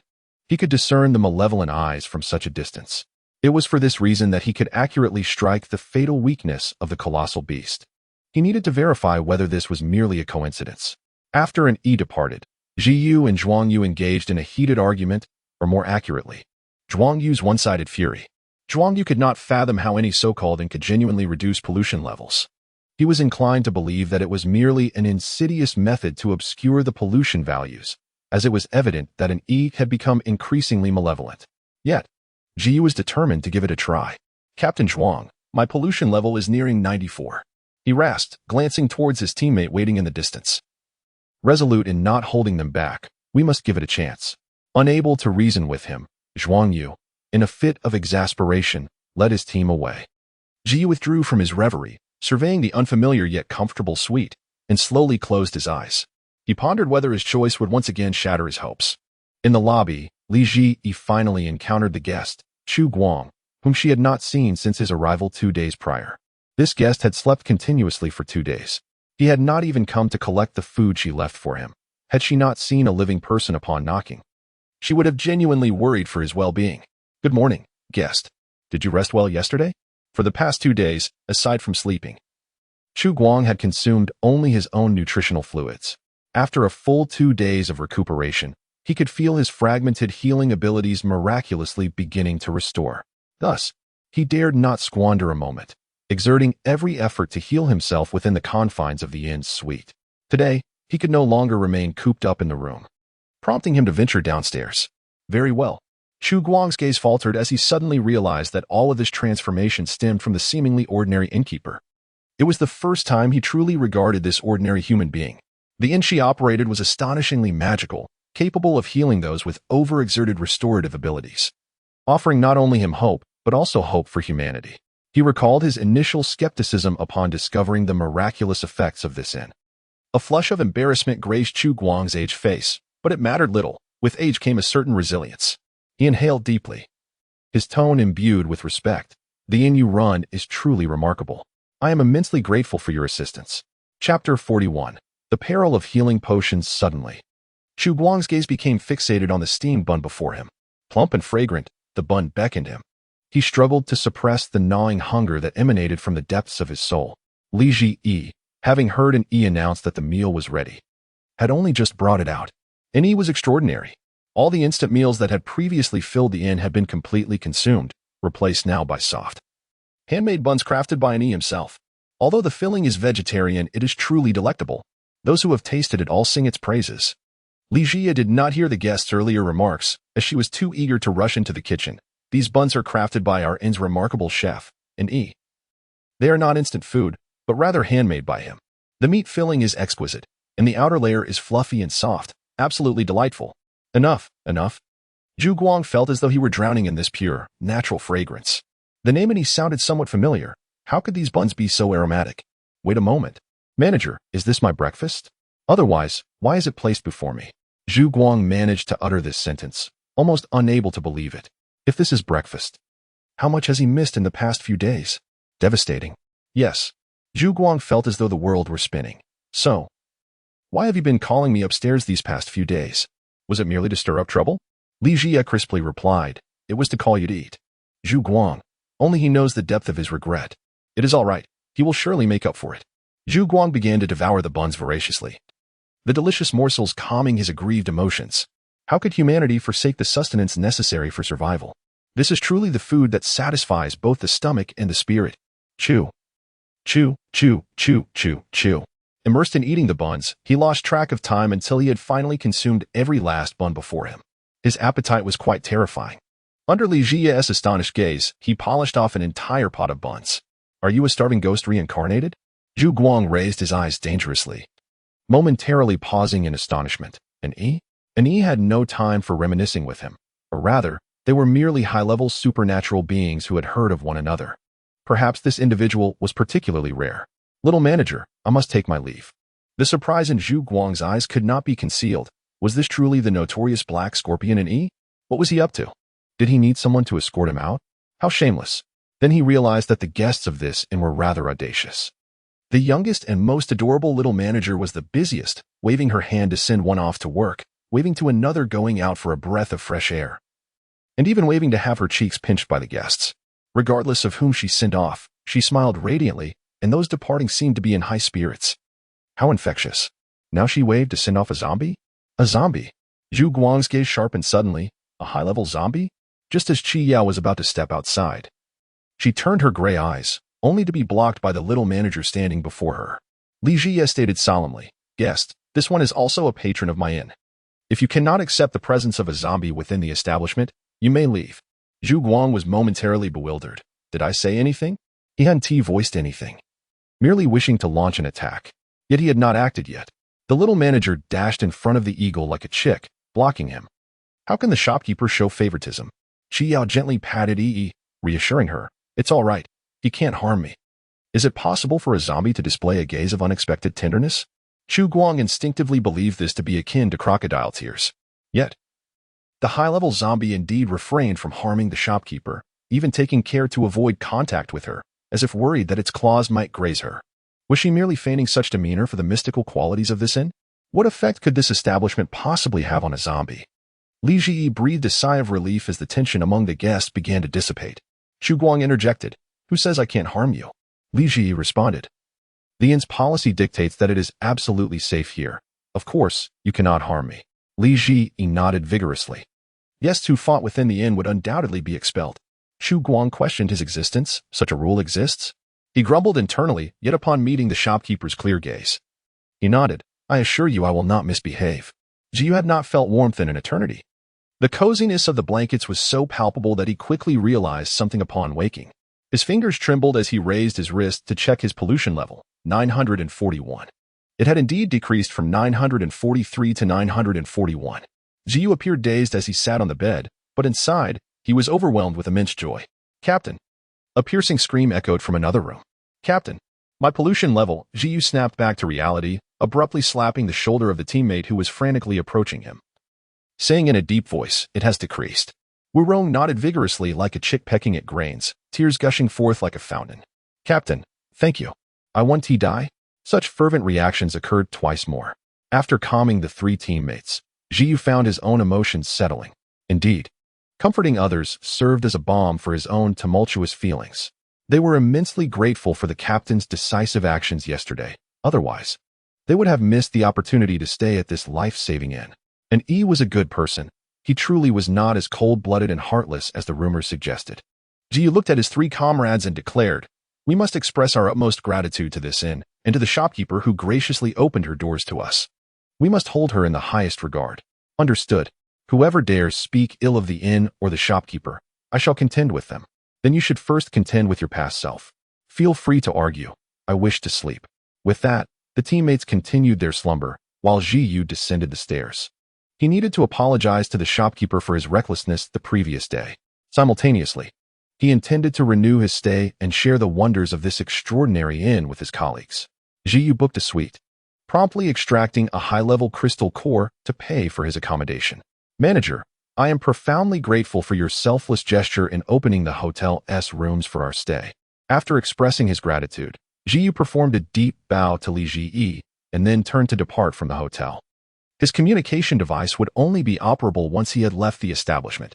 Thus, he missed the manager's subtle indication, the supplementary medicine may be my undoing. After all, they were the ones who paid for their accommodation. It was merely business. Their arrangement was a transaction based on points, not an act of altruism. Ji Yu could not fathom the manager's reaction. He hurried his steps, driven by a sense of responsibility, feeling compelled to squander precious time at the hotel to relay the wonders of this place to his friends through the communication device. Once he completed this task, he swiftly returned to the hotel, indifferent to whether others believed him or not. He had done all he could. Those who doubted would inevitably come to regret their skepticism. Chapter 42. Hope. It is noteworthy that at noon, Chu Guang, unsure of how to reassure an E, moved from room 303 to room 202. He also paid 30 points, which was precisely enough to cover the remaining balance on his room card. Consequently, room 303 became vacant. That very afternoon, the hotel was once again fully occupied. Ji Yu's reputation surpassed that of an E. In the afternoon, two teams arrived simultaneously at the hotel. One team was drawn to Ji Yu, while the other sought an E. Yet, like Shi Yu and his companions before them, they approached with a tentative mindset. After all, in their understanding, only healing-type abilities could reduce pollution levels. However, such individuals were exceedingly rare and fragile. The number of high-level abilities was already limited, but healing-type abilities were even scarcer. It was said that only 3 known healers existed, 2 of whom were so severely compromised in their abilities that they could not even mend their own wounds. How then could they heal others? No one would blame them. For as high-level ability bearers, they empathized with the healing-type individuals who carried the weight of humanity's hope. Yet, the atmosphere was stifling. The omnipresent pollution felt like shackles binding them, even though the apocalypse was nearing its end and humanity was in the process of rebuilding. These high-level ability bearers felt as though their mission was complete, as if they had been cast aside. Thus, they desperately sought a glimmer of hope to sustain them through this journey. If they could endure, they would be able to accompany humanity further along its path. For the future of mankind was surely radiant and promising. Did they not realize how absurd it sounded to claim that the hotel's rooms could reduce pollution levels? They were aware.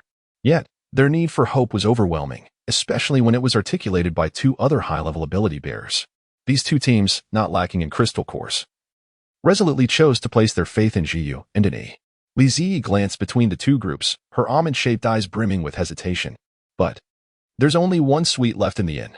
Since both teams had contacted her simultaneously, the system had automatically registered them as a single unit. And now, they'd arrived at the exact same time. What an uncanny coincidence. The 2 teams of ability users exchanged awkward glances as the atmosphere grew palpably tense. The leader of the first team spoke politely. We'll test it out for you first. No need to thank us. The other team's captain widened his eyes and rolled up his sleeves. Have you no shame, Captain Yu? I can't believe you. Wasn't it you who said this was just a long shot? Wasn't it you who claimed you didn't believe in it? If you don't believe, then our team should be the one staying. Captain Yu smiled faintly. Didn't you also say you didn't believe? The opposing captain. The standoff continued. Though both teams had come merely to test the inn's rumored effects, the moment they learned only one suite remained, they immediately began fighting over it. Neither willing to back down. Worried the conflict might escalate, Li Ziyi proposed a compromise. The suite has 2 bedrooms and a living room. Both teams can stay together, though the more people there are, the weaker the pollution-reducing effect becomes. Neither team would concede, so they reluctantly agreed to the arrangement. The ability users from both teams felt deeply conflicted. Who could have imagined that these 2 rival factions, who normally avoided each other like fire and water, would end up sharing a room? Upon returning to Suite 303, they retreated to their respective rooms, for people squeezing onto a single bed, clinging to their fragile hope until morning. Miraculously, everyone's pollution levels had indeed dropped. That faint hope had become reality, including for one of the team leaders, whose pollution level had reached a critical 97. Had it not decreased after this mission, he would have left the base for the Death Forest, prepared to die. Coming to this and had been his final gamble. Fortunately, he had won. "Captain, you don't have to leave." At his teammates' tearful words, the captain broke down in relieved sobs. Once he composed himself, he rushed downstairs just as Ji Yu had the day before, treating Li Ziyi with near-reverent deference, as if she were a deity, begging to extend their stay. "Uncle Yu, congratulations. May you always be safe, and may your pollution levels keep dropping." Hearing his words, Li Ziyi retrieved a plump, crimson apple to celebrate. She now understood what a pollution level of 97 meant. Initially cautious and respectful toward the innkeeper due to the establishment's peculiarities, Captain Yu softened at her genuine joy for him. With a hearty laugh, he replied, "Little innkeeper, may you always be safe and prosperous too. As long as I'm around, I'll make sure you're protected." The young shopkeeper, Li Ziyi, turned her head to find another team leader, Chin, gazing at her with tear-filled eyes, choking out, "You are biased." Li Ziyi promptly handed him an apple, eliciting a broad smile from the young captain, who then shot a disdainful glance at the thick-skinned old man, Yu. He produced a high-grade crystal core, saying, "Shopkeeper, this is our team's accommodation fee. Please keep it separate from Yu's team." Li Ziyi readily agreed and then turned to store a room card. After all, they had all provided a high-grade crystal core, making no difference. The pollution levels of the three teams had diminished significantly within the inn, yet this time, no whispers of news had spread outside. In the apocalyptic world, the high-level abilities awaiting news in various bases grew increasingly restless. What was happening? Where was the news? Why had it ceased? Who had allowed this? Why was there no information at all? Was that in a scam? Why was it that after entering the inn, one received no messages, and even communication devices were rendered inoperable? Wait, why was that an untraceable on communication devices? This unsettling development stirred restlessness among all the high-level ability teams awaiting updates, and he speculated that since his eyesight seemed to be returning, he had not encountered any mid-level mutated beasts. Thus, he had been unable to validate his hypothesis once more. Today, however, he finally came across a mid-level beast, and he steeled himself, preparing to unleash his abilities to test his conjecture, only to watch in dismay as the creature was swiftly dispatched by a passerby with abilities. And he, Jiang Jiamu, slightly tilted his head, coolly remarking, "No need to thank me." And he slowly raised his gaze, and in the ensuing tense atmosphere, he spoke coldly, "Thank you for being an eyesore. Thank you for your pretentiousness, and please leave at once." He was genuinely irate. Chapter 43. Are they still trying to steal? Yet, Jiang Jiamu followed him, enduring in silence, not retaliating despite his frustration. It was truly strange. Jiang Jiamu and an E had once clashed fiercely over a mission, both nearly evenly matched, leaving each other battered. Indeed, two high-level ability users would refrain from using their powers unless deep-seated hatred was involved, relying solely on their fists. Given their parity, both bore indelible scars from that day, creating a long-standing rivalry. On ordinary days, merely avoiding a brawl was considered a success. What was going on today? Why so amicable? And he lifted his eyelids, a smile dancing in his eyes. "Are you inquiring about an inn?" Jiang Jiamu's eyes brightened at this, acknowledging that his old adversary had undergone a remarkable change in temperament due to previous misfortunes, becoming unexpectedly amiable and enthusiastically recommending an inn, as exaggeratedly claimed by certain rumor-mongers. Thus, his ability to converse amicably with him now was indeed a welcome change. There was even a hint of emotion as he finally became a normal person. It was a facade. Jiang Jiamu's smile faltered. "However, Jiue, you remember, you saved him," and he said it was true. Ani nodded, responding casually, "Then it must be true." Jiang Jiamu, feeling increasingly distressed, questioned, "Is it truly real or merely an illusion?" Ani shrugged, "If you wish for it to be real, then let it be." Jiang Jiamu, on the verge of collapse, exclaimed, "Ah, you are still so infuriating. I did nothing to provoke you today. I even saved your life." Ani, delighting in the fact that his old rival was once again easily rattled, quipped, "Well, who asked you to save me?" Jiang Jiamu, typically straightforward, finally had a moment of clarity and hastily followed, "Are you planning to hunt a mid-level aberrant beast on your own?" "My apologies, Ani. I shouldn't have intruded on your pursuit, but I heard your eyesight has been compromised. Can you still utilize your abilities?" "Oh dear, did I say something wrong?" Jiang Jiamu trailed Ani throughout the day, shadowing him closely except during the brief moments when Ani returned to the inn to prepare meals. When Ani prepared to return to the inn, he did not anticipate Jiang Jiamu's presence. Upon witnessing Ani abruptly vanish through a door, Jiang Jiamu hurriedly pursued, but was unexpectedly rebuffed, leading him to firmly believe that this inn harbored hidden secrets. Undeterred, he continued to follow Ani, who returned from hunting in the afternoon and eventually received some disheartening news from Ani, who was thoroughly annoyed by his persistent following and the repeated theft of his prey. It was indeed true, but the inn was fully booked. This news, upon returning, caused regret among those ability users who had previously doubted and refrained from securing accommodations. We actually have to compete for rooms? I am beginning to believe it. No. I must see it with my own eyes before I can accept it. This revelation elicited 3 distinct reactions. However, regardless of their attitude, every ability user diligently checked daily for room availability at the inn, even more consistently than for training check-ins. What is there to regret? Let us take this opportunity to enjoy ourselves. Just think, a place that can reduce pollution levels and transform someone like Ani, a black scorpion, must have undergone considerable trials and immense suffering to achieve such a reduction. Zhuangyu, with a chopstick in his mouth, relished the chaos, adding, and why should we regret? Once Chiyue and the others emerge, they will surely be gaunt. TSK. Besides, we will eventually secure rooms. Just look at the Xinguang base. He took pleasure in their misfortune. Now everyone knows that Ani was expelled from the base with a pollution level not exceeding 95. Which ability user would dare venture to their base now? They must be in a dire situation. In the major bases, most ability users shared Zhuangyu's sentiment, constantly monitoring the situation and eager to witness the unfolding drama at the Xinguang base. The days became increasingly difficult for He Weicheng, the base leader of Xinguang, especially upon learning that not only had Ani survived, but he had also discovered some mysterious inn, with his pollution level plummeting. He Weicheng found himself pondering time and again. Why couldn't Tiani have perished? If he were to perish, he would not become the tormented jester that he is now.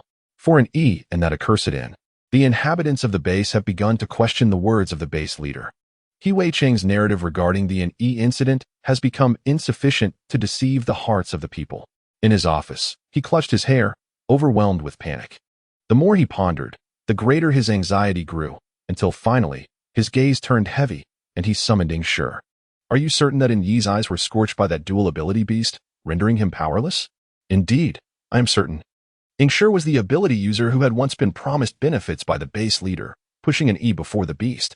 Now, he was terrified by the news of Yi's declining pollution levels. Base leader, you must save me. If an E is still alive, he will surely seek revenge. He Weicheng snorted menacingly, seizing his collar and growling, and he is now a worthless being devoid of abilities. What are you afraid of? So what if his pollution levels have decreased? His powers are utterly exhausted. Truly, fortune favors me. Haha. How foolish he is to reveal the opportunity he discovered to others. Humph. Given this, do not blame me for being unkind. Ingshi asked, base leader. Do you have a plan? I will take matters into my own hands this time. He Weicheng felt no remorse, as long as an E was eliminated. There would be no evidence left behind, and his position as base leader would remain unshakable. The ability team had adapted remarkably well to life in the inn. Everything was so splendid. The ability to reduce pollution levels while enjoying comfortable living conditions was nothing short of divine. Even the food provided by the inn was delectable.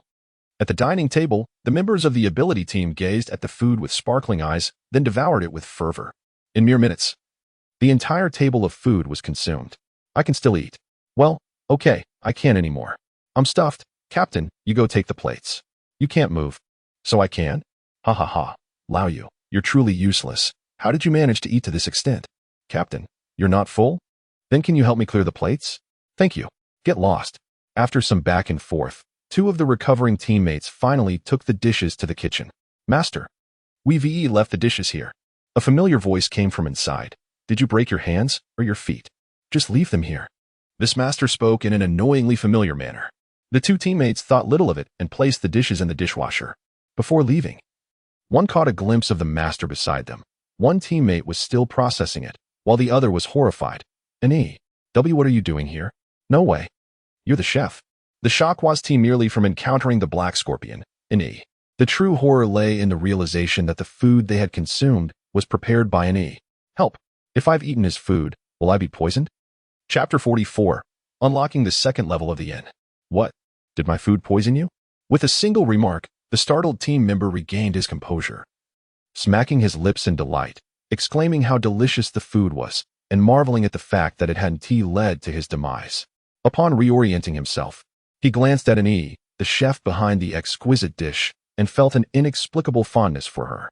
Boldly, he mused, and Shun, with such extraordinary culinary skills, why not embrace the role of a chef in this apocalyptic world? Under Shun's piercing gaze, he felt compelled to retreat.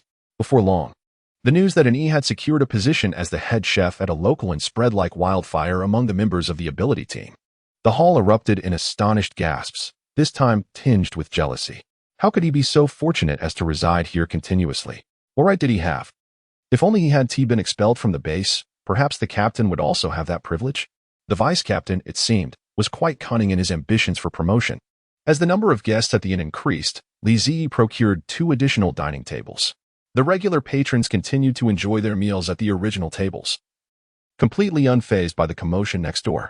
This was due to 2 reasons. First, they were engrossed in the exquisite culinary experience, rendering them oblivious to surrounding noises. Second, the guests at the new tables exhibited remarkable restraint, rarely making disruptive sounds during conversations, maintaining a respectful volume.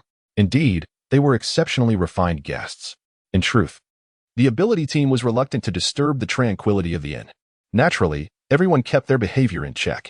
After the meal, guests displayed 2 responses. Some, utterly sated, could barely move and opted to stroll in the courtyard to aid digestion, while the members of the ability team chose to practice their skills outdoors. Their bare-knuckle sparring, devoid of abilities, may not have appeared overly grand, yet it was executed with such flair and finesse that it was truly captivating. Impressive. Lin Qing and Jiang Jingming eagerly joined in, their eyes filled with admiration. It resembled a scene from a martial arts film. Brother, you are truly remarkable. In a short span of time, the relationships among the new and returning guests began to blossom. The system observed with surprise. It seemed that the newcomers bore no unusual reactions to the peculiarities of their fellow guests, such as scales or abruptly mutated appendages. Li Ziyi, while observing, explained. Even if they notice wings, they would likely perceive it as a deliberate fashion choice, without further contemplation. The level of acceptance here is quite high. Have you ever seen a fashion show? Some designs are even more extravagant. The system conducted a quick inquiry and returned promptly, stating, no wonder. This is a rare high-score world. This was the first time Li Ziyi had encountered the term high-score world. What did it signify? A high-score world denotes a realm with a high level of acceptance for the multiverse in, where anomalies are not easily detected, making it ideal for managing such an establishment. Li Ziyi grasped the concept, realizing it simply meant a strong capacity for tolerance, which indeed was evident. After breakfast, the courtyard buzzed with activity once more. The ability users were pleasantly surprised to find not only had their pollution levels decreased, but their physical capabilities seemed to have significantly improved as well. Thus, they resumed their one-on-one sparring bouts with renewed vigor. If Li Ziyi were aware of their thoughts, she would undoubtedly inform them that it has little to do with the inn, but rather stems from the fact that they have had a good rest. There is water available. Once you finish, feel free to come here for a drink. Noticing that they had been playing for quite some time, Li Ziyi prepared some water with an E and placed it outside. Jiyu, who had been the first to engage in a scuffle with Old Yu, took a cup and said, "Thank you, manager." As he took a sip, the sweet taste instantly quenched his thirst. Jiyu felt a significant alleviation of his fatigue. Jiyu, is this part of your daily routine? Jiyu nodded. May I film this? Li Ziyi's eyes sparkled. She had yet to upload today's video. Her fanbase had surged to over 8,000, which is quite rapid growth for an official account. Jiyu did not comprehend the manager's intentions, but he nodded. Of course you can film. We couldn't ask for anything more. Jiyu was right. Once the guests, who had initially been playing casually, learned that the manager intended to record them, they suddenly exhibited boundless enthusiasm.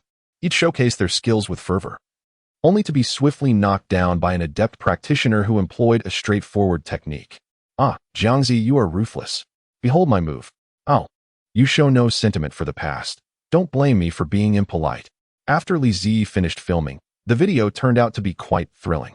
Following the recording, 2 more teams of guests opted to extend their stay, and after completing the formalities, Li Ziyi was delighted to discover that her points had finally exceeded 3,000. Wonderful. I can finally unlock a second level in. Without a moment's hesitation, Li Ziyi deducted 3,000 points and selected the cheapest option available to unlock a second level in. Congratulations, manager, on successfully unlocking a second level in. Personal in has been updated. The second level in chosen by Li Ziyi was the least expensive, named Sky Pavilion. Its affordability stemmed from the fact that, Apart from a bare floating establishment, it provided no scenic views or entertainment facilities. Would you like to proceed with building the inn? Yes. Please select the location for the inn's construction. A model diagram of the inn appeared on the transparent panel before Li Ziyi. She mused. This model seems larger than my home. The system indicates that this area is entirely the host property. Li Ziyi was taken aback to learn that her estranged parents had left her such a vast expanse of land, enough to accommodate 2 additional inns. In that moment, Li Ziyi's emotions were a complex tapestry of feelings. The ties of blood evoked a bittersweet pang in her heart, mingling nostalgia with regret. She had always been sheltered by her biological parents, even though they were no longer present. At that moment, Li Ziyi longed deeply to see them, to assure them that she was doing well and to put their minds at ease. Yet, she remained unaware of the whereabouts of her biological parents' graves. Wu Xiangqing only mentioned that their resting place was far, far away. Li Ziyi yearned to visit them, but despite her fervent pleas, Wu Xiangqing steadfastly refused to disclose the location of the cemetery. Consequently, she had yet to pay her parents a visit. With her gaze cast downward, Li Ziyi made a resolute decision. She would journey to the city to seek out Wu Xiangqing. This time, she was determined to ascertain the location of her parents' graves. If possible, she also wished to have their remains relocated to Qianqi town. Previously, Li Ziyi had been on the brink of death, and surviving had been her foremost priority. Following that, the inn had commenced operations, leaving her unable to leave. Now, with the inn fully booked and a new establishment still under construction, it meant that the inn would temporarily cease operations until more rooms became available. This was the opportune moment. Chapter 45. Returning to the city, Li Ziyi, having made her decision, prepared to depart, ensuring that various matters at the inn were properly attended to. She conducted a thorough check of the inn's affairs, informed an Yi of her plans to leave the following day, and entrusted him with the responsibility of overseeing the establishment.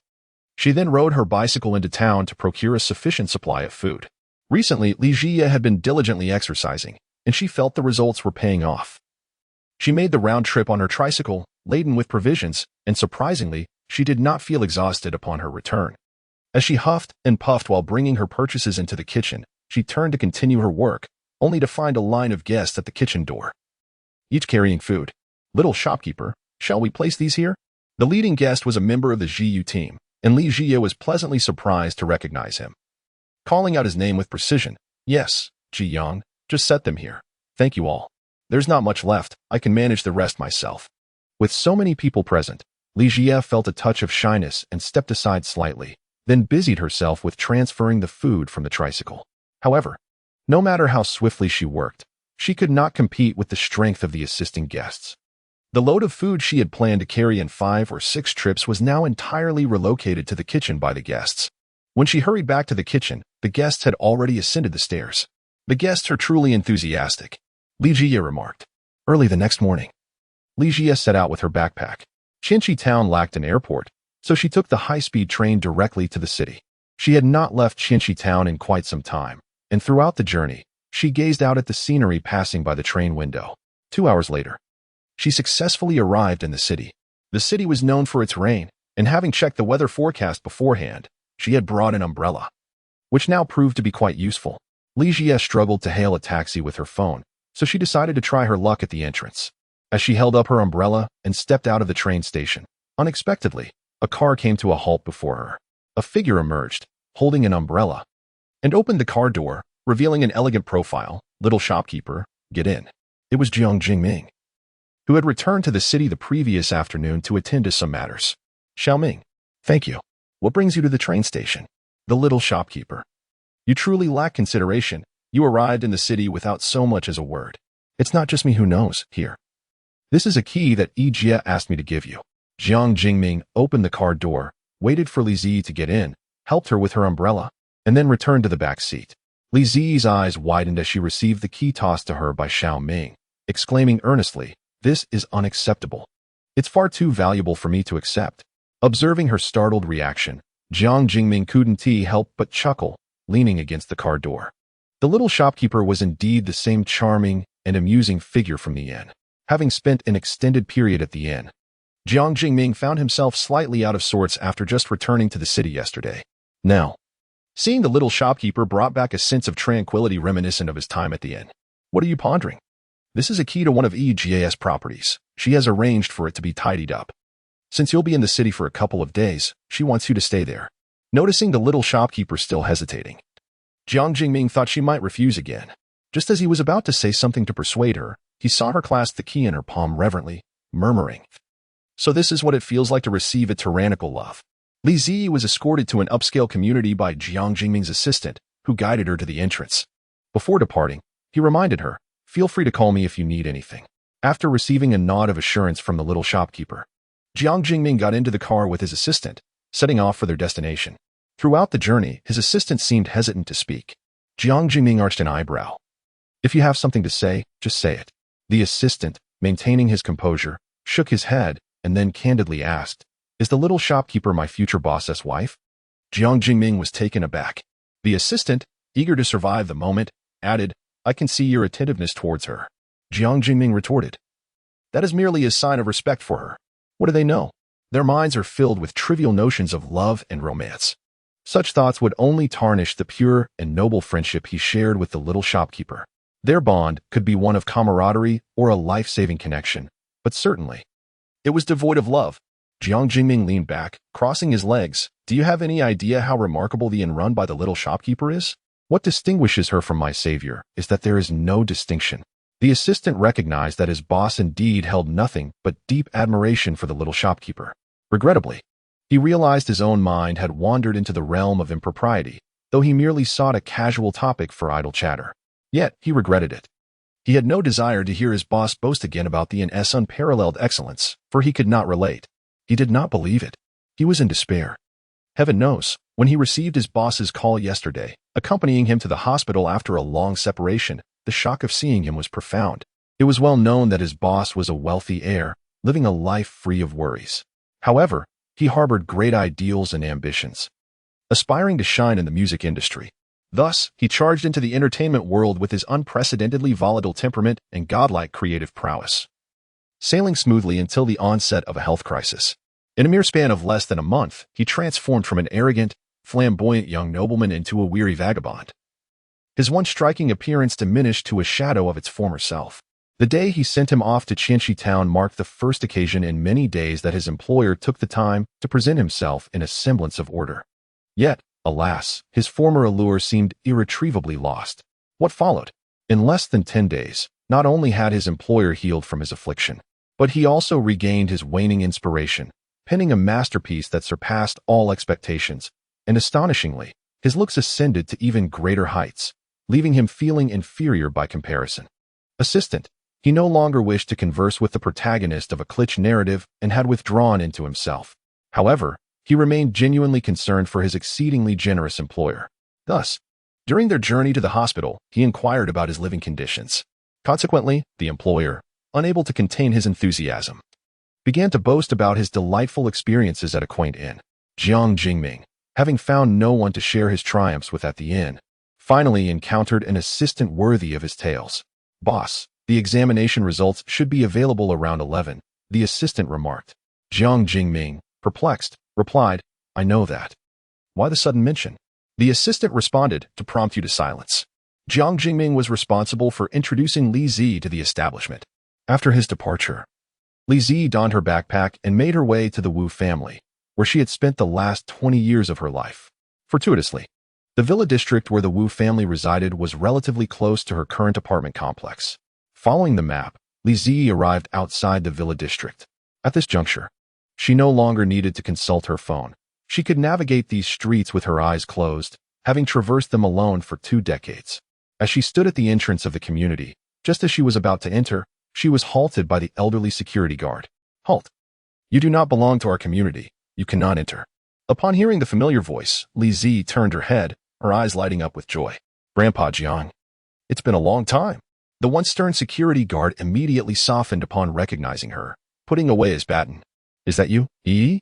From the moment Li Zi decided to return to the city, to her arrival at the villa community where she had lived for 20 years, she had maintained an air of calm, as if she had never belonged there. Yet, upon seeing Grandpa Jiang, she felt a fleeting sense of nostalgia. Chapter 46, a double benefit. Li Zi had once been the only child in the community who needed to walk to school.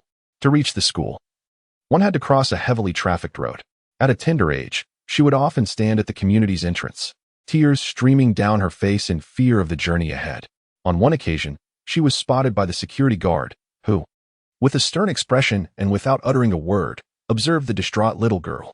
Grandpa Jiang had a fearsome appearance and rarely smiled, causing many children to cry upon seeing him.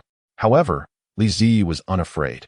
As she wept, she noticed the elderly gentleman standing beside her and, understanding the importance of politeness, looked up at him, her little tears trailing down her cheeks, and softly greeted him. "Good morning, Grandpa." Perhaps it is for this reason that, although Grandfather Jiang remained silent, he nonetheless took her hand and guided her across the bustling street. Subsequently, Li Zi encountered him daily, affectionately calling him grandfather, and he would lead her across the road. After Li Zi entered university, Grandfather Jiang retired, and thereafter, she never saw him again. Years swiftly passed, and he still stood tall, albeit with a hint of weariness. Approaching him, Li Zi felt a pang in her heart, but smiled softly, saying, "Grandfather, it is I." In the security room, Grandfather Jiang maintained a stern demeanor, sitting upright. Yet his words conveyed deep concern. "Why have you returned? Are your biological parents unkind to you?" Li Zi understood that after her departure, the Wu family would eagerly host a grand banquet to announce Wu Xiangqing's true identity as their legitimate daughter. However, she was taken aback to realize that even Grandfather Jiang was aware of this. Holding a glass, Li Zi replied calmly, "No, they passed away long ago. I do not know the location of their graves, so I returned to inquire." Upon hearing this, Grandfather Jiang's expression changed as he grasped the situation, exclaiming, "How could they do this? Such cruelty, shame on them." He sighed and continued, "Do not go. They are likely away on vacation." Li Zi did not expect such a fortune. "Do you have their phone number?" Grandfather Jiang rummaged through his phone and retrieved a number, stating, "This is Mr. Wu's. Call him and ask where your parents' graves are. Those heartless people." How did Grandfather Jiang possess the Wu family's contact information? Li Zi dialed the number on her phone. Grandfather Jiang, unwilling to hear her express gratitude, urged her to call immediately, eager to hear what unscrupulous excuses they might offer. Grandfather Jiang intended to support her. Li Zi felt a wave of warmth in her heart. All right, she dialed, but the call did not connect. Li Zi mused that perhaps they were abroad, rendering domestic calls impossible. "Were you able to get through?" Grandfather Jiang inquired. Li Zi shook her head. They must have gone overseas and changed their SIM card. Grandfather Jiang, disheartened at being unable to assist, suddenly had a thought and pulled out his phone. "Li, give me your number. If I find out anything, I will let you know." Li Zi could not refuse Grandfather Jiang's kindness. She nodded and entered both of their numbers into their phones, saying, "Thank you, Grandfather. By the way, I remember you retired a few years ago?" "Yes," Grandfather Jiang replied, his once resolute face now showing signs of fatigue. "I wanted to set an example for my daughter."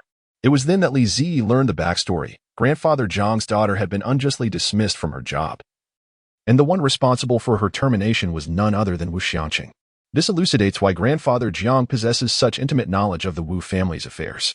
His daughter, Jiang Lesan, has diligently served in the Wu establishment for many years, demonstrating unwavering commitment and industriousness. She has finally reached a pivotal juncture in her career, having exerted tremendous effort to secure a significant project, leading her to believe that a promotion was assured. However, the unexpected arrival of Wu Xiangqing, who subsequently elevated one of his own, usurped the position she was poised to obtain and appropriated credit for her project.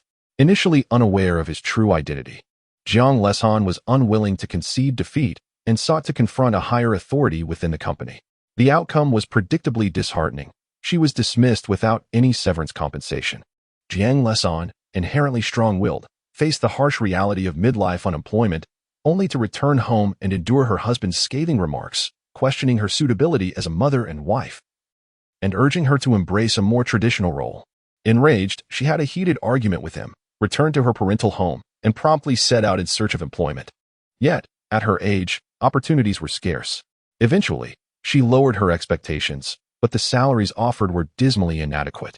Previously earning $8,000 a month, she found that even companies offering $5,000 were rare. After 2 months of fruitless endeavors, Grandfather Jiang, seeking to alleviate her distress and serve as an exemplar for his anxious daughter, re-entered the workforce at nearly 80 years of age. It is no wonder that she discerned the worry etched on his face. "Grandfather, does Aunt have any specific requirements for a job?" Grandfather Jiang replied, "Not particularly. If it weren't for my insistence on her taking a break, she'd be eager to inquire at a bakery about job openings. At that moment, Li Ziyi conceived a dual-purpose idea. Grandfather, I have actually opened an inn and am currently hiring staff. If Anne is willing to join, I can offer a salary of 10,000, with additional bonuses as business picks up.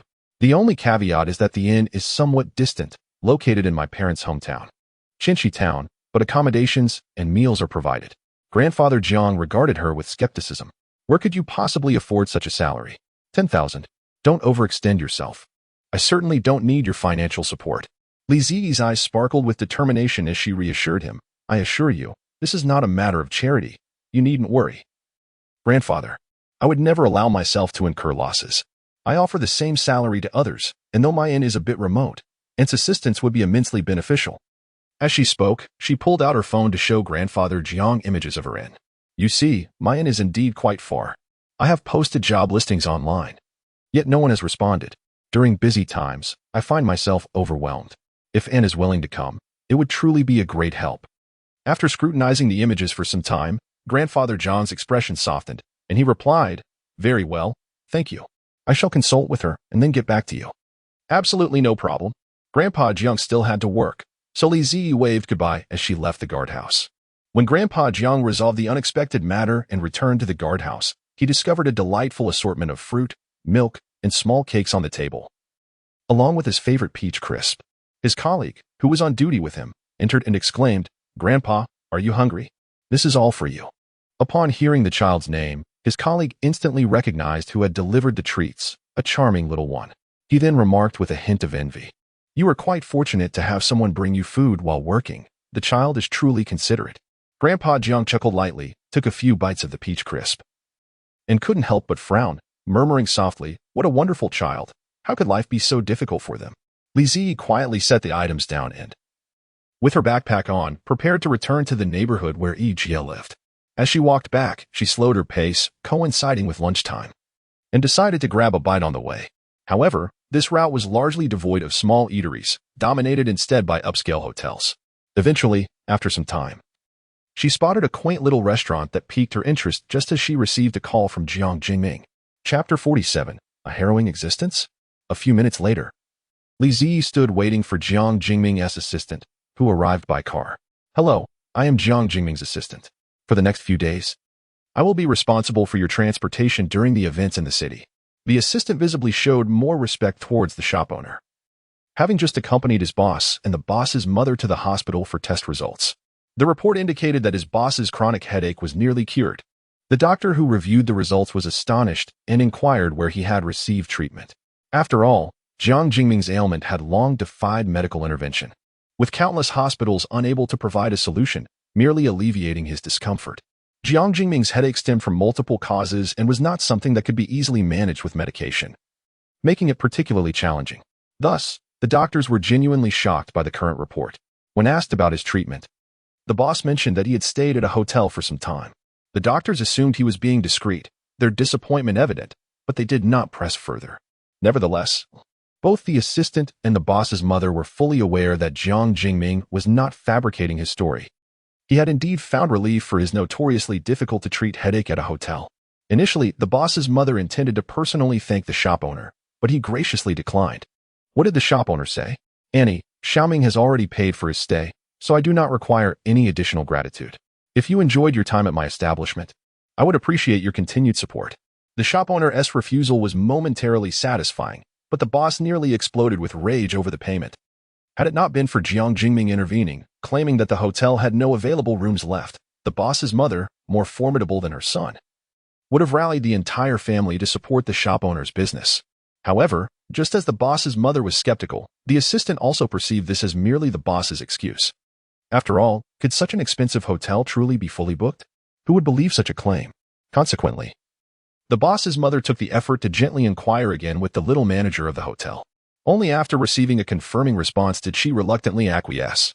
Nevertheless, it was imperative to avoid offending the little manager of this extraordinary hotel. That was certain. The assistant treated Li Jie with even more courtesy than he did Jiang Jingming. Yet, to prevent an adverse reaction, he remained observant of the little manager's expressions, aware that his attentiveness might cause discomfort. contrary to the assistant's assumptions. Li Jia appeared completely composed and unbothered by the treatment, having accompanied her foster parents to various soirees to establish their social standing. She had undergone rigorous training in etiquette to avoid causing them embarrassment. Therefore, she was well prepared and would not show hesitation in such settings. Little manager, there's a delightful Western restaurant nearby. Would you like to try it? No. Could you take me to the one group instead? Li Jia was engrossed in her phone, where a message from Su Su awaited her attention. You arrived in the city without notifying me in advance. Hurry, I want to have lunch with you. Are you coming to find me, or shall I come to you? Li, I'm here. The little dog has come. At the entrance of the Win Group building, Su Su was waiting for Li Jia. Hey, Su Su, what are you doing here? You're not working at this company, are you? Su Su looked up, feeling dismayed. It was none other than Wei Jia, with whom she had never seen eye to eye during their school days. With a forced smile, she replied, yes. Are you here too? Wei Jia, dressed in fashionable menswear, couldn't help but scoff upon seeing Su Su in a rather drab work uniform. I've been working at the Win Group since I graduated. Didn't you know? Which department are you in? And why are you still wearing such outdated clothes? Su Su's forced smile vanished instantly. How delightful, after all this time, to find this person still insufferable. What business is it of yours? Who hasn't he started at the Win Group right after graduation? What are you trying to prove? Her blunt retort visibly flustered Wei Jia, causing his face to flush with anger. Who has trying to prove anything? Is it wrong for an old classmate to strike up a conversation? I just thought we had a connection. Besides, what about your roommate, Wu Jia? I heard she hasn't passed any interviews and is probably struggling now. You'd be better off teaming up with me to rent a place together. At least you'd have someone to look out for you. Just as Wei Jia finished speaking, he noticed Su Su staring off somewhere and snapped. Hey, I'm talking to you. Where are you looking? That's incredibly rude. Following her gaze, a discreetly luxurious car glided to a halt right in front of them. Wei Jia stared in disbelief, confirming the logo 3 times. Is this the car you called? However, it was only when he saw the window descend and the person revealed that he truly felt a sense of disbelief. Wu Zi, is that you, Wu Zi? Are you? Li Zi's dog-like eyes glanced at the individual for a mere second before failing to recognize him. She turned to Su Su and quickly waved her hand. Xiao Su, I'm here. Get in the car. Su Su was also taken aback. Initially, she had assumed that Yi might arrive on foot or by taxi, but never did she expect that a luxury car would bring her here. This was inconceivable. Everyone had said that Wu Zi had not found employment and was currently struggling. Wei Jia clenched her teeth in jealousy, declaring, this is impossible. How could Wu Zi afford such a car? She must be renting it to save face. It's so materialistic. Why bother? Everyone knows how tough her situation is. How could someone who is struggling possibly drive a luxury vehicle? It must be rented. Calm down, Su Su reminded herself. Yi's in charge is 7,000 per night. If Yi can afford a luxury car, isn't that perfectly reasonable? Most importantly, she absolutely could not allow Yi to lose face in front of Wei Jia. Get lost. Who wants to share a rental with you? Just because you can't afford it doesn't mean Yi can't. Who is truly living a more miserable life? It's hard to tell. Su Su rolled her eyes, preparing to find the handle and elegantly enter the vehicle. At that moment, a neatly dressed, handsome man emerged from the luxury car. He approached Su Su respectfully and inquired, may I ask if you're Miss Su? Su Su nodded, clutching her bag. The man then opened the car door for her, his hand shielding her head, exuding elegance. Miss Su, please step inside. Su Su entered the car with a regal grace. The door closed, and the handsome man skillfully maneuvered the steering wheel as the luxury vehicle slowly departed from the One Group building. What a show! Upon witnessing their departure, Wei Jia wore a look of incredulity. Su Su's mind was filled with one word, exhilarating. Chapter 48. Digging up the past. Is this car yours? Li Zi asked as Su Su playfully pinched her cheek. Shaking her head, she replied, no, a friend lent it to me. This gentleman is the owner's assistant. She was utterly astonished by the assistant's earlier display, which was remarkably smooth, exaggerated, and perfectly executed. The effect was indeed striking, reminiscent of a Mary Sue character, and utterly delightful. Li Zi suddenly recalled who that familiar person was. It was Wei Jia, with whom she had always clashed during their university days. In truth, they had no particular grievances. It was simply a matter of incompatible personalities. Initially, Li Zi believed their relationship was amicable until a roommate revealed that Wei Jia had been speaking ill of her behind her back, leading to a complete severance of ties. Noticing that Li Zi had remembered, Su Su remarked, do you believe that within an hour, Wei Jie will spread the news of seeing you in a luxury car throughout our grade group? Li Ziyi puffed up her cheeks. That would be quite terrifying. Li Ziyi harbored an intense fear of becoming the focal point of attention, despite having been in the spotlight for quite some time. Though she was slender and of modest height, her well-proportioned figure and simple, clean style of dress, combined with her angelic visage reminiscent of a pure campus goddess, rendered her extraordinary. Her penchant for smiling radiated brightness, making her an unmissable presence. Indeed, reality aligned with their conjectures. After the luxury car departed, Wei Jie, in a fit of anger, sent a message in their class group chat. What a coincidence. I just got off work and spotted Wu Ziyi outside the wing group. Guess how she arrived? It seems she rented a luxury car to save face. I can't fathom it. Everyone knows she hasn't received an offer from any major corporation since graduation. Why go to such lengths? At that moment, Li Ziyi remained oblivious to their insinuations, leaning against Su Su's shoulder, nonchalantly remarking, "Oh well, what topic is there really? It's never too late to explain." The use of "oh well" was quite apartment Su Su. Li Ziyi and their assistant enjoyed a delightful hot pot meal together. The restaurant they visited received dual endorsements from both the assistant and Su Su, and the flavors were indeed remarkable. Li Ziyi savored a clear broth sesame sauce hot pot, her gaze enviously fixed on Su Su and the assistant's spicy oil broth. Su Su? Seeing her evident yearning, Su Su retrieved a spicy shrimp ball from the pot. Just this one. Li Ziyi was immensely satisfied, eagerly extending her little bowl. Great. She dipped the spicy shrimp ball into the carefully prepared sesame sauce before relishing every bite, continuing to enjoy her own meal.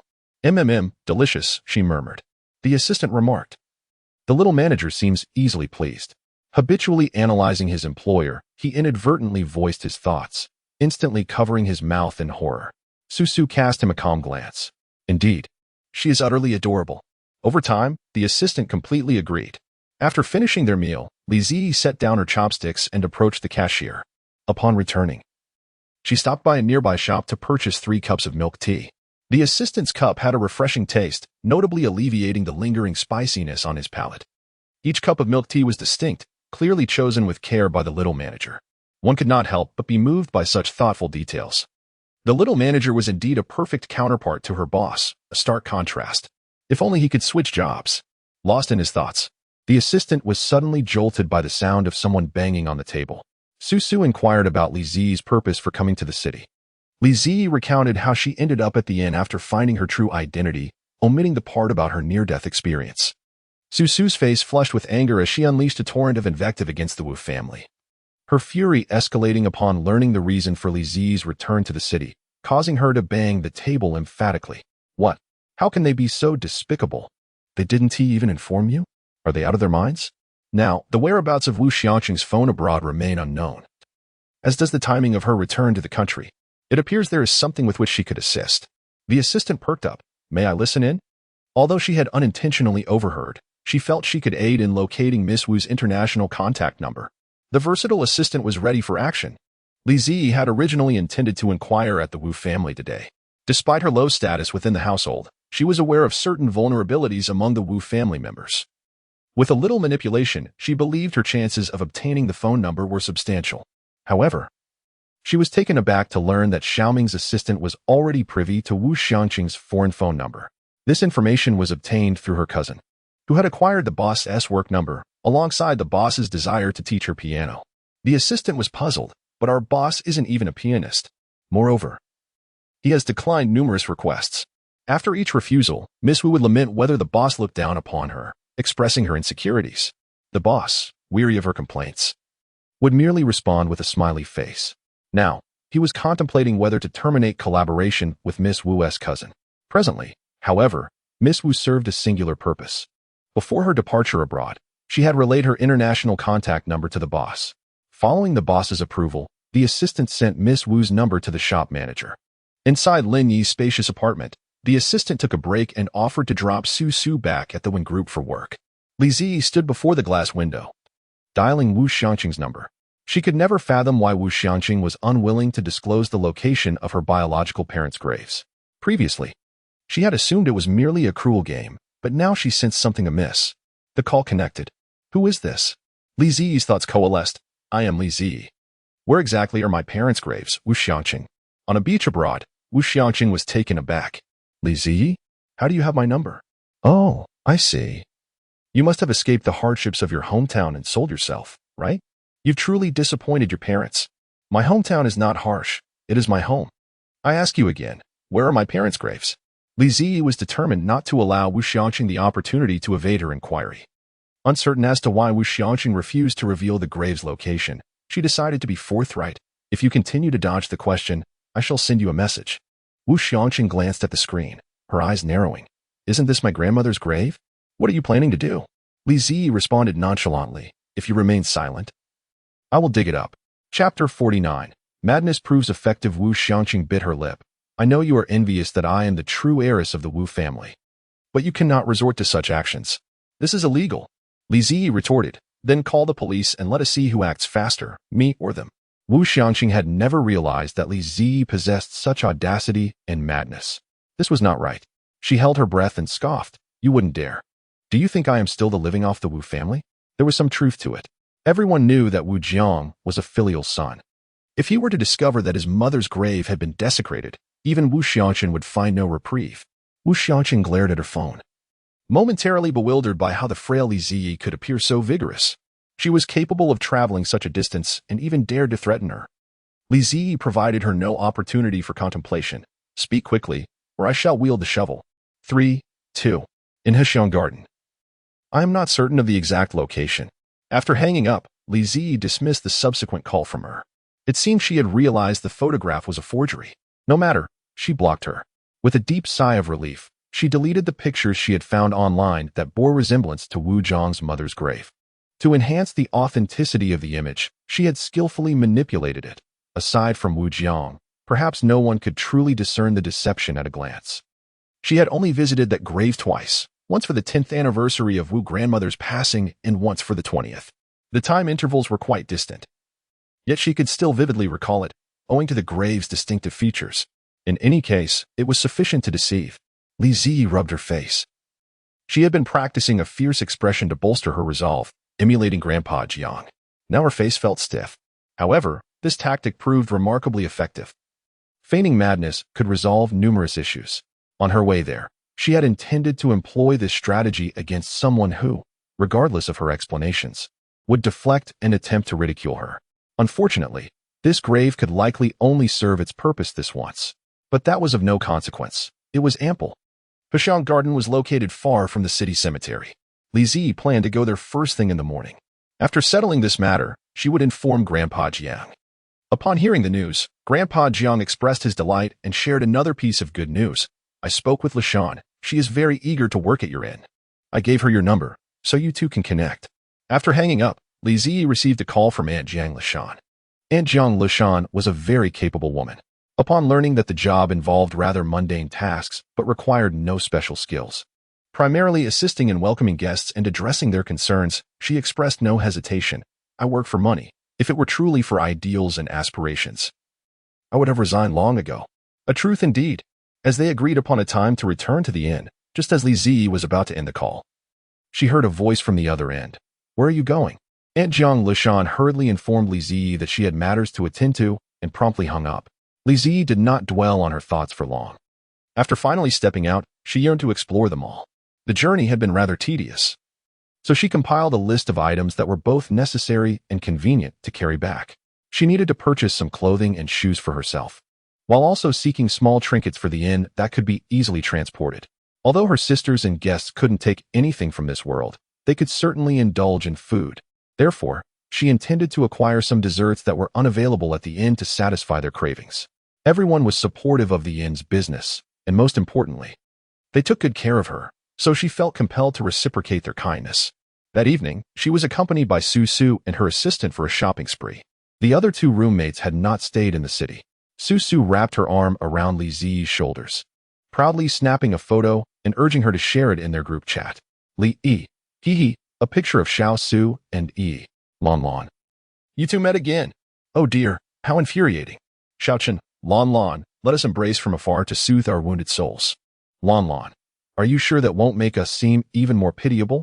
Xiao Chen, not at all. We'll just be perceived as overworked neurotics. Lon Lon, get lost. Xiao Chen, wait a moment. Who is that man beside you devouring an ice cream? Su Su, That's an assistant arranged for EE by her tenant. But that's not the point. Oh my goodness, you won't believe what happened today. Su excitedly sent a voice message, recounting her encounter with Wei Jie earlier that day with dramatic flair. The assistant was so engrossed that he nearly forgot his ice cream. Secretly pleased, he thought to himself. Did I really make such a striking entrance today? Li Ziyi leaned against Su, appearing to browse through clothes while actually straining to listen. Su was a master at gossip. Whenever she shared a story, the dormitory members were left wanting more, and she would skillfully leave cliffhangers, prompting everyone to eagerly await the next installment.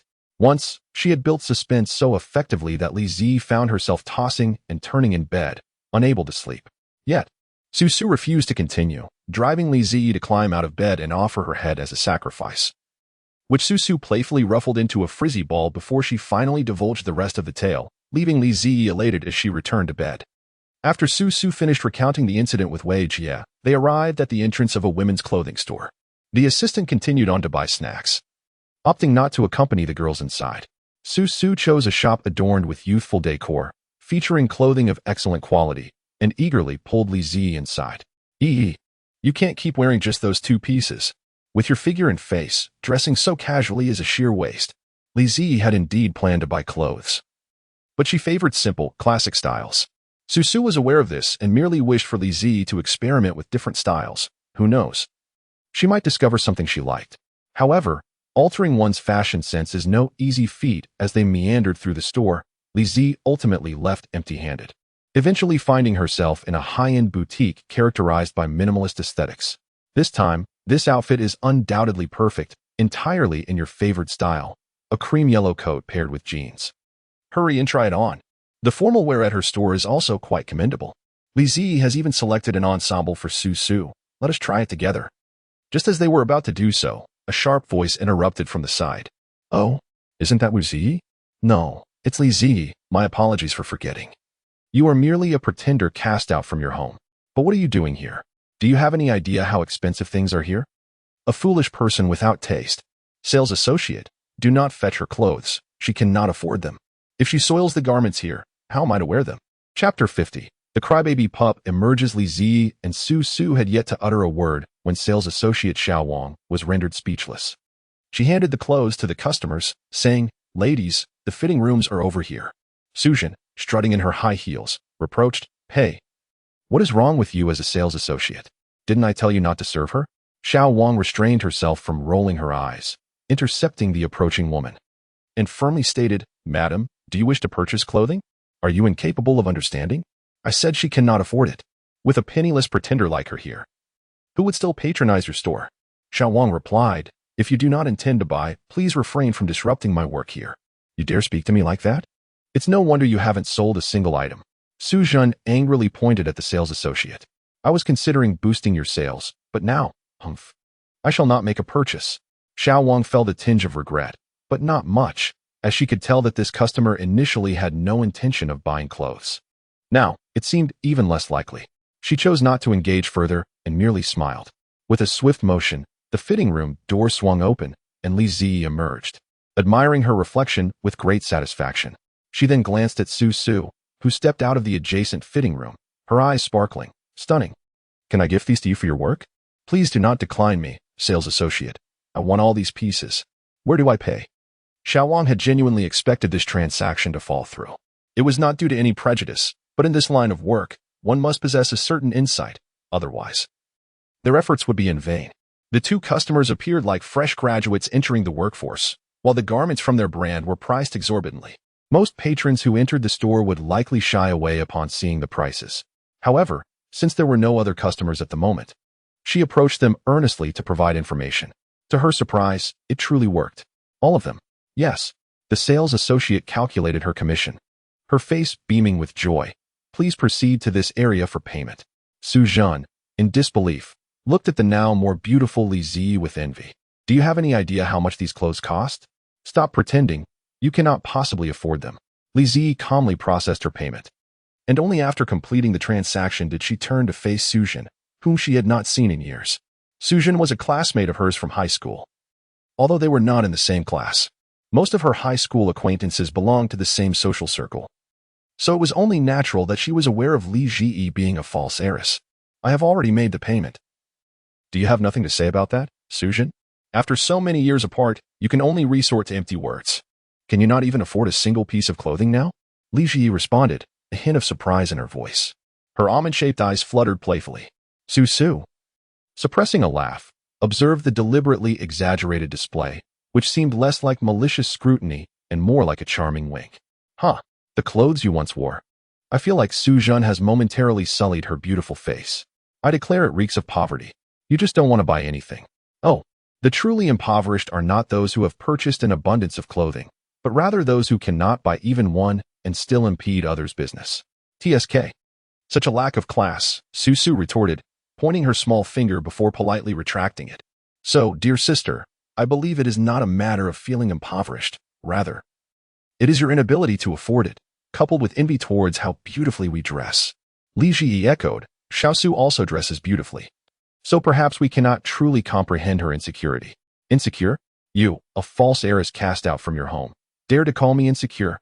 Sujin exclaimed, her voice rising in indignation as she sensed the scrutinizing gazes upon her, unwilling to lose face. In a fit of frustration, she pulled out a card. Salesperson. Wrap this one up for me. Just one? It pales in comparison to me, Li Ji continued her teasing, her tone neither too harsh nor too soft. Yet deeply insulting. In addition to this one, wrap up all 10 of these for me. Sujin, in a frenzy, spent a considerable sum. Satisfied, Li Ji prepared to leave with her elegantly wrapped garments. Just before departing, Su casually remarked, after all, she can return them later. It doesn't matter how much she buys now. Sujin gritted her teeth, furiously pointing at a pile of clothes. Remove all the tags for me. Once Li Ji and Su had left with their purchases, Sujin finally regained her composure. She gazed at the exorbitantly priced clothing she had just acquired, feeling a wave of panic. How could she have bought so many clothes? Since graduation, her monthly income had been quite limited. And now she had squandered tens of thousands in one go.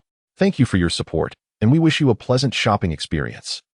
Little Wong thought gleefully about the record-breaking commission he would earn today. Sujin's extravagant expenditure was all Li Ji's fault. Were it not for her, she would never have spent so much. But where did she even get the money to shop here?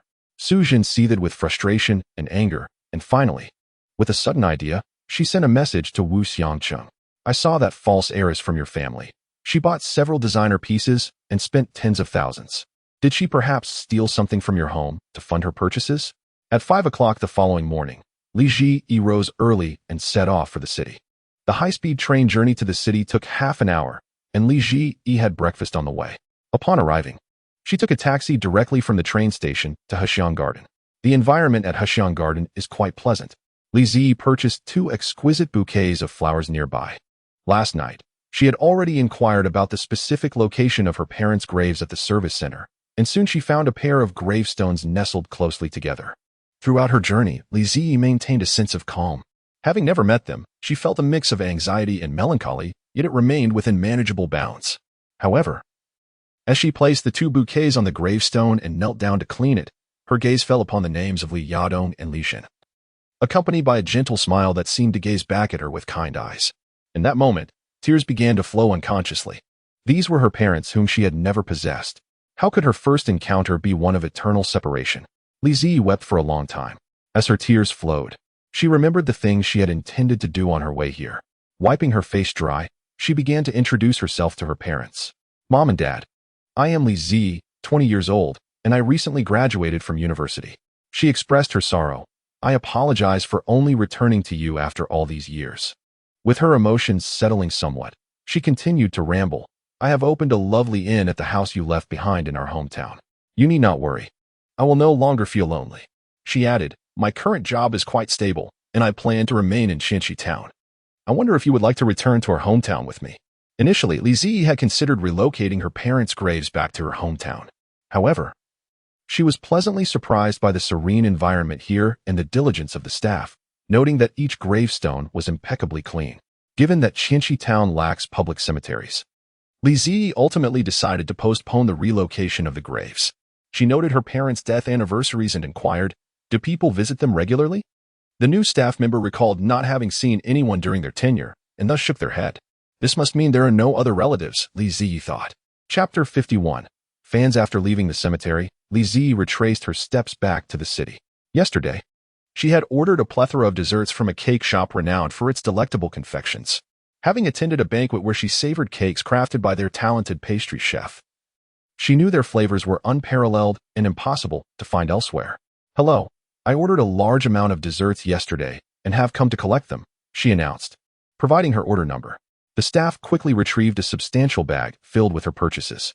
She retained a portion for Su to collect after work, while the remainder filled 3 large bags. Li Ziyi felt as though she were restocking inventory. Fortunately, Jiang Jingming was also returning today, driving back to the inn, which was a relief for her weary wrist. Upon entering the car, Jiang Jingming solemnly said, "I apologize, little shopkeeper." "It's quite all right, Xiaoming," she replied. Li Ziyi responded with a lightheartedness that almost caused Jiang Jingming to forget what he intended to say. Noticing the crescent-shaped glimmer in the shopkeeper's eyes, he realized she was deliberately trying to amuse him, which touched him deeply. "You have been wrong because of me. The rumors about the music fountain video were instigated by Qian Weiyun. He should be the one to apologize to me." Li Ziyi asked in confusion, "Who is Qian Weiyun?" "A top-tier singer," Jiang Jingming elaborated, recounting the history between him and Qian Weiyun, only to receive a sharp critique from Li Ziyi, whose earnest gaze resembled that of a loyal dog. "There exists a type of wolf known as the white-eyed wolf. What I mean is, he has insulted the wolf." The shopkeeper's dry humor made Jiang Jingming laugh so hard he was clutching his abs. "Isn't it quite amusing, you proud little pup?" Once Jiang Jingming had finished laughing, he continued, "He wishes to completely tarnish my reputation, rendering me incapable of releasing music, thus ensuring that the songs he sings of mine become my swan song. That is why he spread rumors about the inn." Jiang Jingming huffed, "However, you will be the first to meet his downfall. I have finally obtained substantial evidence against him." "What evidence?" "The account that instigated the rumors belongs to Qian Weiyun's studio, and it has spread slander about many stars. Each of those stars' fans could easily devour Qian Weiyun." Jiang Jingming added, "It was one of your little fans who sent it to me." Li Ziyi was taken aback, never having considered that her own fan would be involved. "My fan?" She pointed at herself, incredulous. "Indeed, it is this blogger," Jiang Jingming said, showing his phone to Li Ziyi. The screen displayed the homepage of a critique blogger. The blogger had recently posted 2 videos, one of which shared private messages from her account. Even though the messages were pixelated, the content was quite scandalous. Yet, this blogger maintained a remarkably positive attitude, turning the vitriol directed at her into traffic, and her latest video fervently critiqued the individual who had insulted her. Coincidentally, that individual was Qian Weiyun. "Hello. I am the Buddha of the entertainment circle," Li Ziyi chuckled heartily, finding the critiques to be immensely entertaining. Jiang Jingming couldn't help but exclaim, "Her insight is truly sharp." "She is absolutely correct." Li Ziyi returned the phone to Jiang Jingming and took out her own phone to find this blogger, subsequently clicking to follow. Opening the private messages, she sent a simple thank you. Feeling it was too curt, she added a little bear emoji bowing. "Thank you for your expression pack." To her surprise, the blogger replied almost immediately, "Are you truly the manager of an inn? I really enjoy your videos. They give me great strength. By the way, why haven't you updated in the past couple of days? Have you been feeling down from the insults, darling? Just shake it off and devour the bad guys." "No need to thank me. I am merely eradicating harm for the people," replied the blogger. She is genuinely her fan. What a delightful little pup. Li Ziyi felt a peculiar mix of shyness and joy. "Is she urging me to update?" "Not at all, darling. I'm just playing around," replied Li Ziyi. "I've stepped out," she added. "I'll update as soon as I return." Ah, how utterly adorable. When Xian, overwhelmed with excitement at home, stomped her feet, her cold-hearted older brother scolded her, "Are you going off again?" When Xian is a newcomer streamer known for her sharp critiques. Indeed, she is the Buddha of the Jing Circle. "You know nothing, you monotonous researcher who spends all day studying plants." When Xian rolled her eyes disdainfully and continued chatting with her beloved audience. Speaking of which, she stumbled upon a video of a hotel, filmed on a particularly furious evening. At that time, she had just begun to gain some traction, having gone viral with a video critiquing the popular singer Qian Weiyun. Although she had received formal training in singing, her vocal abilities were mediocre, yet her appreciation skills were exceptional. She noted that while Qian Weiyun had considerable talent, her timbre was average, and her singing lacked emotion. Her fame was solely due to the catchy songs crafted by her producers. After all, anyone could become popular singing Jiang Jingming's compositions. She believed that the essence of viral content lay in its impact. Thus, she boldly and unapologetically critiqued a video, which subsequently exploded in popularity. Unfortunately, this led to her being overwhelmed by the singer's fans. As a sharp critique streamer, when Sheehan was accustomed to the vitriol spewed by defensive fans in the comments section. However, reporting the video felt excessively harsh. The fleeting fame she had barely grasped slipped away, and her subsequent carefully crafted critique videos garnered little attention. Disheartened, she curled up in bed, cursing Qian Weiyun and her delusional fans. The decline in viewership was painfully disheartening. Until one night before sleep, she encountered a video with the caption, "Bamboo Umbrella Sunbathing." The gentle, warm sunlight bathed the exquisite bamboo umbrella, its woven patterns a breathtaking display of artistry and historical elegance, evoking admiration for the weaver's skill and aesthetic sensibility. A soft breeze swept through, blending the sounds of the wind with the enchanting music of a fountain, leading every viewer to subconsciously imagine the bliss of lounging under the sun. This video lacked a soundtrack, as the natural symphony of wind and fountain provided the perfect accompaniment. It was a profoundly healing video. Instantly, it lifted when Qian's spirits. Habitually, she navigated to the creator's page, where she discovered another video, and upon clicking, she was met with a stunning display of rose blossoms. Watching the video without perusing the comments would diminish the experience. When Qian opened the comments section, expecting to find others sharing her awe, only to be met with a barrage of insults. The few friendly remarks were buried among a multitude of derogatory comments. She could not fathom why anyone would choose to insult others beneath such a beautiful video, or even spread rumors. Following the trail of negativity, when Qian found herself back at the original fountain video, where she was once again struck with astonishment. The comments beneath the music fountain video were horrifyingly vicious, tantamount to malicious slander. She never anticipated that the comments on this video would devolve into such chaos. She had come across it long ago and found it enchanting, as if infused with a surge of empowerment, prompting her to like, comment, and save it. The comments at that time were all quite amicable. As she scrolled through the remarks, however, she was appalled by the vile rumors directed at women, which were utterly nauseating. Yet, what astonished her even more was that the shopkeeper not only opened an account amidst the controversy, but also swiftly released a new video. Such courage. The most popular comment on Rose's video encouraged everyone to turn the volume to maximum. Initially, when Qian did not comprehend, however, once she did, the reason became clear.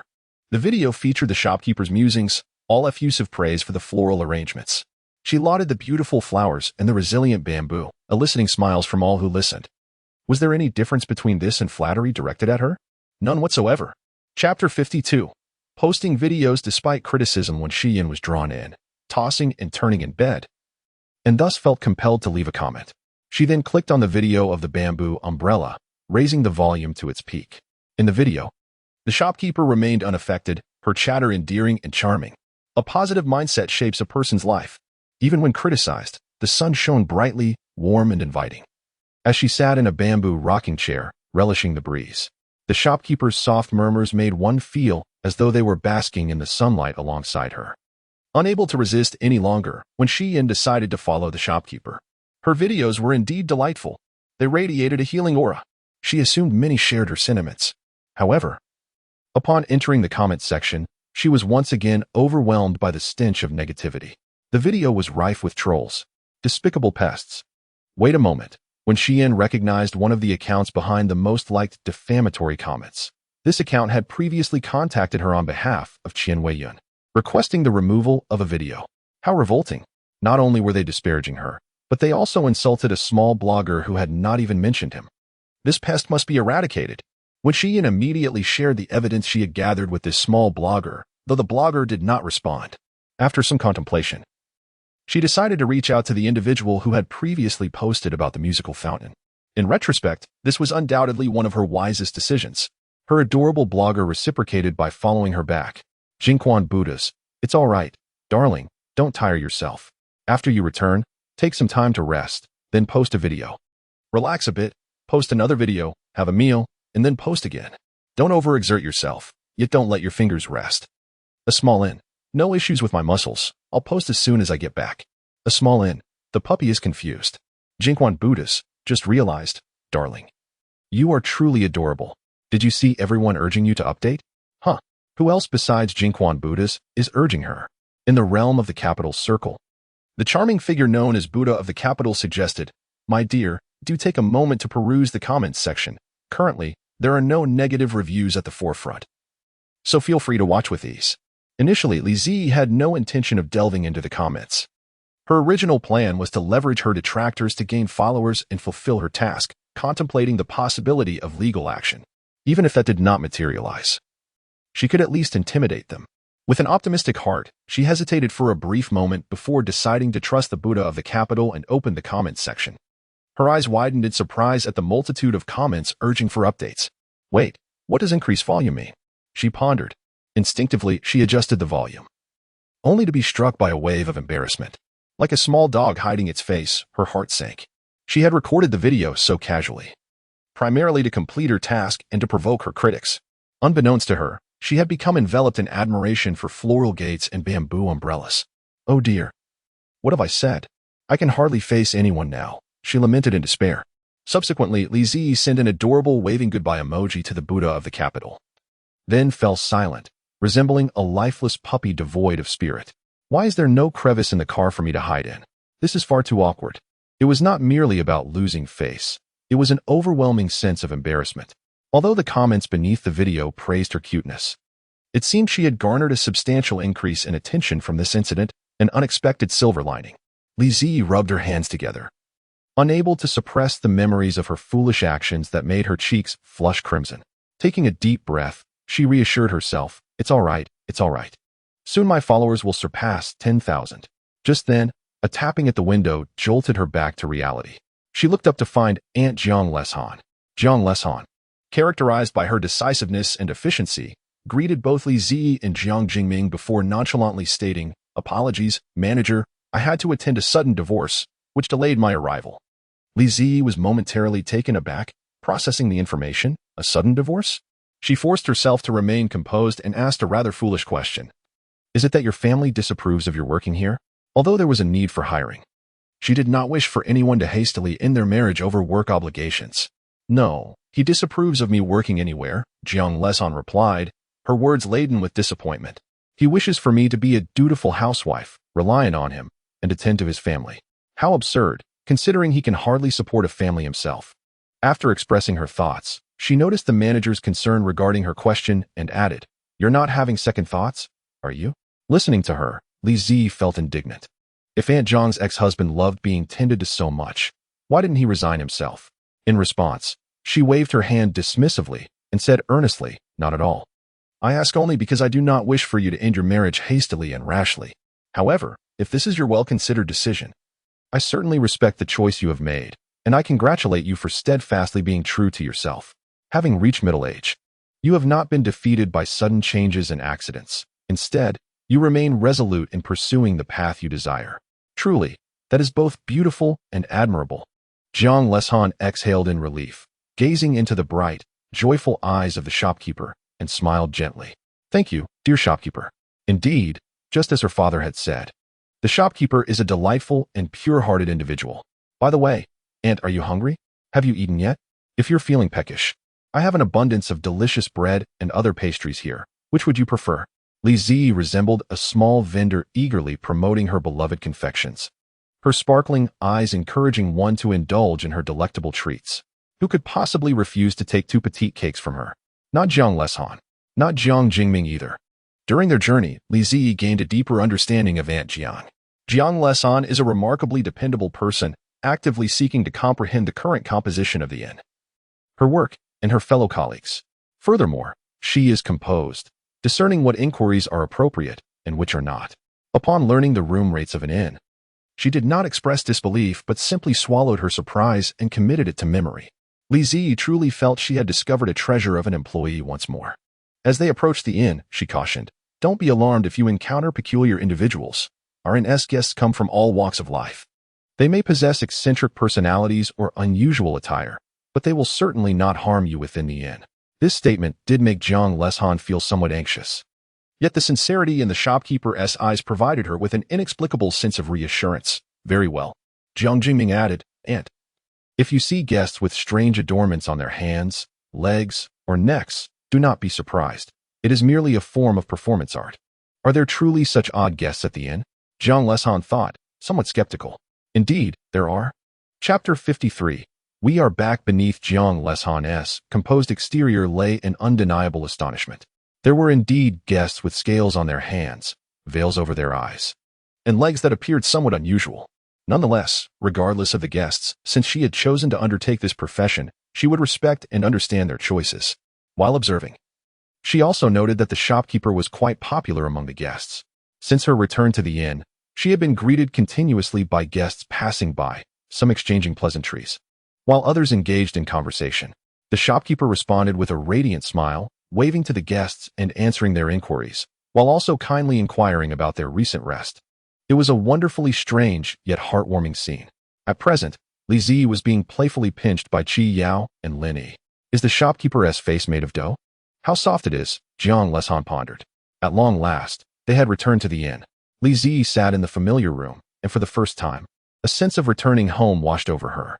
Welcome back to the Inn of All Realms, the system greeted her. Having kept a watchful eye on the inn during her 2-day absence, ensuring her rare holiday remained undisturbed. Hearing the familiar mechanical voice, she felt a pang of nostalgia. It's been a while, dear system. Li Zi exchanged shifts with An Yi. Thank you for your hard work, An Yi. You can rest well tomorrow or go out. I can handle the cooking. She turned to her new colleague, Jiang Leshan. By the way, this is our new coworker, Aunt Jiang. His name is An Yi, our inn's exceptional chef. I hope everyone can get along and collaborate harmoniously. Upon hearing the compliment, An Yi slightly smiled, though he kept the sheer veil over his eyes. Nevertheless, he accurately met the gaze of his new colleague and nodded. Hello, I am An Yi, the chef at the inn. Jiang Leshan, unfazed by An Yi's seemingly unique situation, replied, Hello, I am Jiang Leshan, significantly older than you. You may call me Aunt Jiang or simply Aunt like the manager does. After she finished her cheerful introduction, she received a nod from the handsome young man and followed the manager to sign the contract. This young fellow is truly striking, Li Zi thought, nodding vigorously. She took out a contract. Indeed, An Yi is exceptionally handsome. Aunt, please sit here and review the contract. If there are no issues, we can sign it now.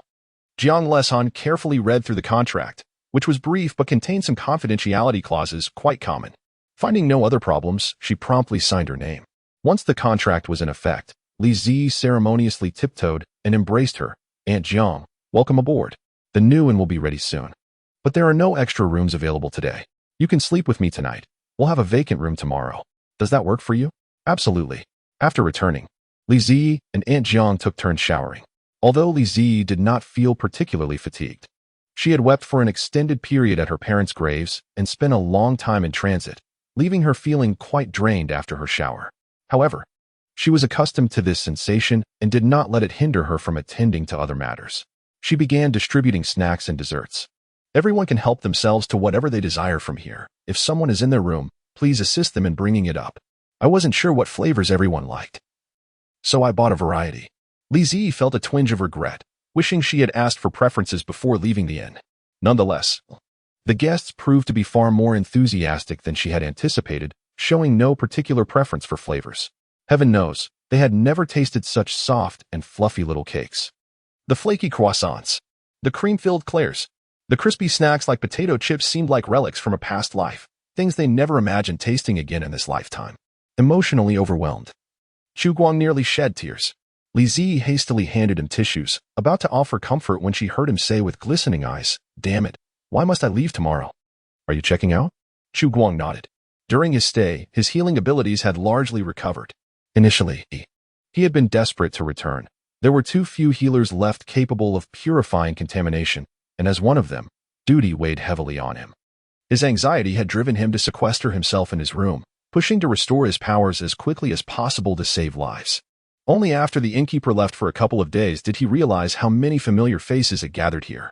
To his astonishment, the inn could reduce contamination levels, a revelation that left him momentarily speechless. He had known the inn was extraordinary, but this extraordinary? Still, if it could restore his abilities. Lowering contamination was entirely unexpected. This discovery granted Chu Guang a brief respite from his burdens. Yet, respite or not, he had to return. The inn had limited rooms, and countless others needed his aid. Besides, he had other matters to attend to. At least now, he no longer had to fear sudden death from overusing his powers. And he could always come back. Taking another bite of the crisp, fluffy bread, delicious. He couldn't help a smug thought. Xiaoqing probably can't eat this, huh? Not that it mattered. Whenever she returned, he'd buy her some. Linny rarely indulged in sweets, but the enthusiasm around her proved contagious. She settled for a low-calorie treat, sharing half with Wen-Chi, then paused. Honestly, I think my figure is quite good. Don't you agree? Wen-Chi, of course, thought it was perfect, promptly fetching her a bag of crispy chips. Meanwhile, Chi Yao and Li Zi shared buttered rice cakes. Did you resolve everything after going back? Chi Yao asked, recalling Li Zi's earlier departure for urgent matters. Nodding, Li Zi felt a pang of melancholy at the mention of her parents. Sensing the warmth of Chi Yao's hand on her head, she leaned into her shoulder, sniffled, and stuffed her mouth with another bite. Crunch. Munch. So good. But Li Zi's culinary haul didn't end there. Annie, let us have hot pot tonight, okay? She clung to the doorframe, swinging a bag of broth bases. Ice sparkling. Xu Guang's leaving tomorrow. I want him to try it too. I bought so many flavors. When Xiaoqing returns, we'll see which one she likes best. Indeed, I also purchased some sesame paste. You can handle it as you wish, no matter how you prepare it. It will undoubtedly be delicious. Annie observed as she chattered incessantly, not interrupting her. Chapter 54. The completion of the secondary and upon the little manager's return to the inn. An unexpected vitality infused the establishment. It was an indescribable sensation, a feeling that the inn had been revitalized. The atmosphere of camaraderie among the guests became increasingly lively. Li Ji skipped about, gathering all the beautiful decorations she had bought, and, accompanied by Chi Yao, Linny, and Aunt Jiang Lishan, they set about adorning the inn. Is the kitchen a place of feng shui? Another arrived. Zhu Guang stood with his arms crossed, grinning nonchalantly, unconcerned by his sharp tongue. Satisfied as he remarked, the little manager holds me in her heart. Excellent, he thought. He would boast to Xiaoqing, and he cast him a sidelong glance. By the way, be careful after leaving the inn. He Wei Chung from the Divine Light Base intends to kill you. Zhu Guang clicked his tongue. Otherwise, I could protect you, and you could pay me a protection fee instead. And he scoffed at Zhu Guang, who was clearly eager to make a profit. No need for that. Oh, not so sharp-tongued. It seems the little manager has returned. And even the Black Scorpion is in good spirits. Zhu Guang was reluctant to forego this opportunity to earn extra money.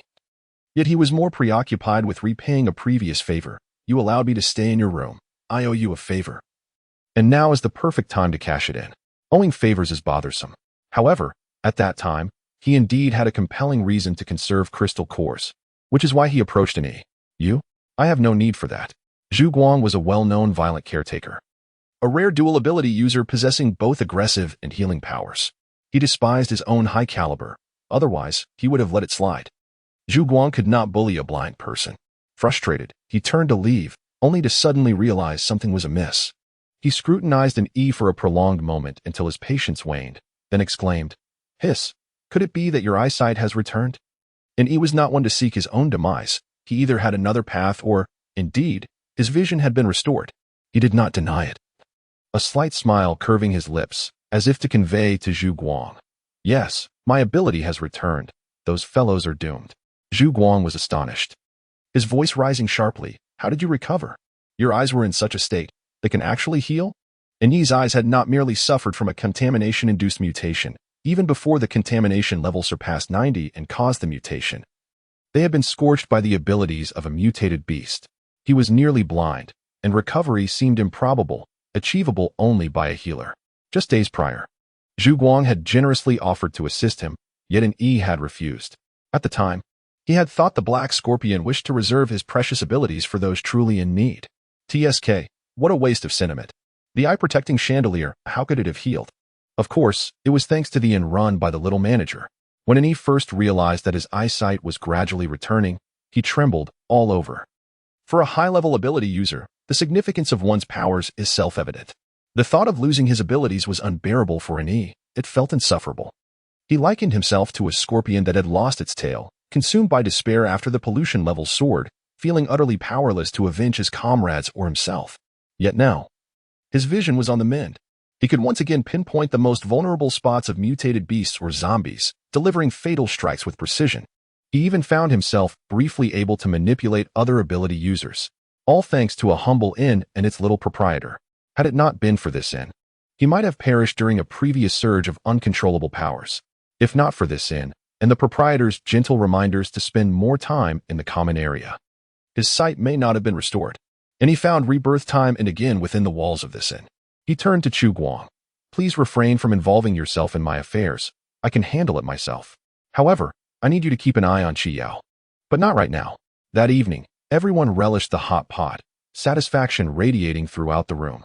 The aroma of the hot pot base mingled delightfully with the scents of mahjong and sesame oil, creating an ambience akin to paradise.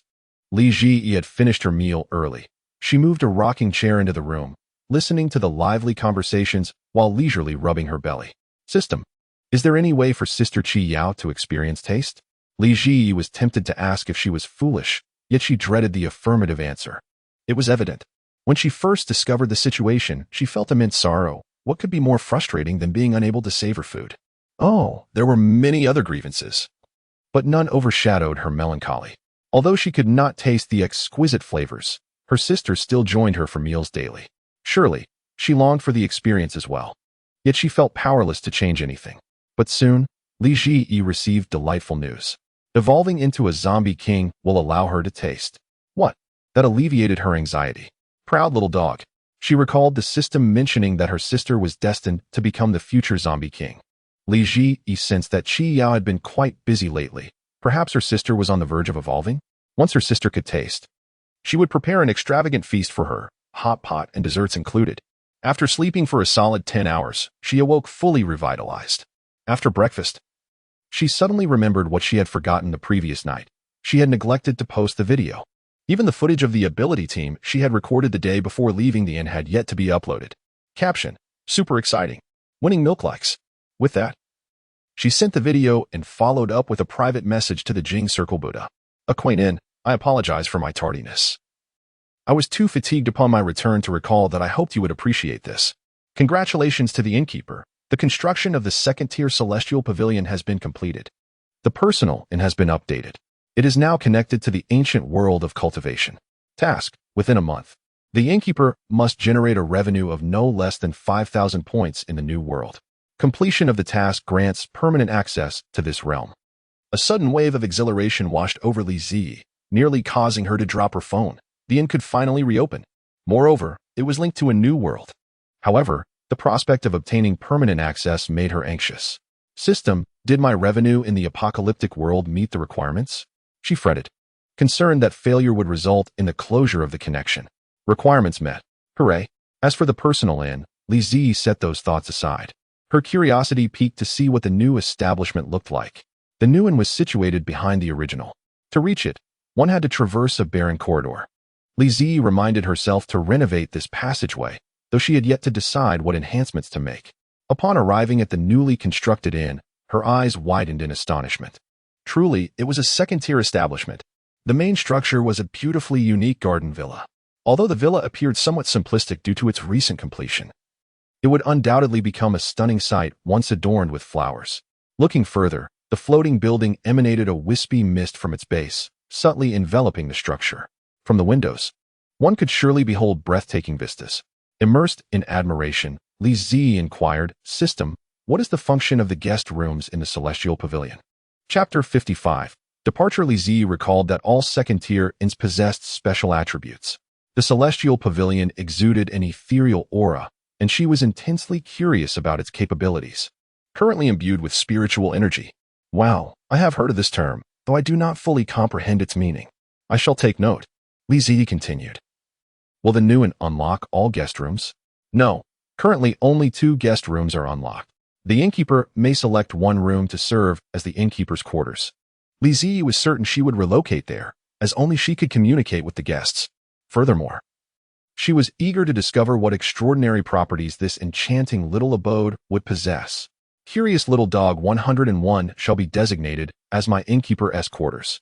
Meanwhile, she tapped on the transparent panel, revealing 2 sections within the personal inn segment, one for the quaint inn and the other for the celestial pavilion. The Sky Pavilion. Shop name: a single pavilion. Shopkeeper: Li Ji, who is somewhat frail, yet seemingly possesses remarkable vitality. Physical condition: relatively weak. In rating: 2 stars. In features: customizable floating height of the Sky Pavilion, currently set at 2 meters.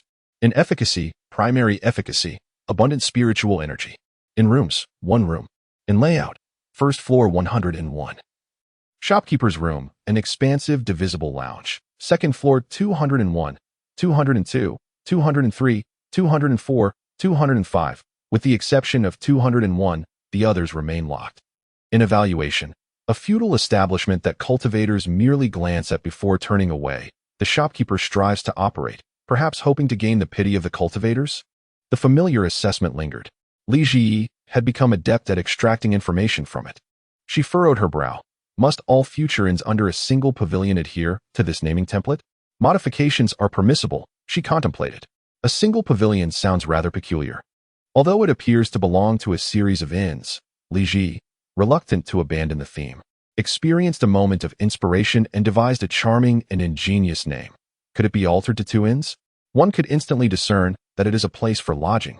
The shopkeeper is indeed a genius.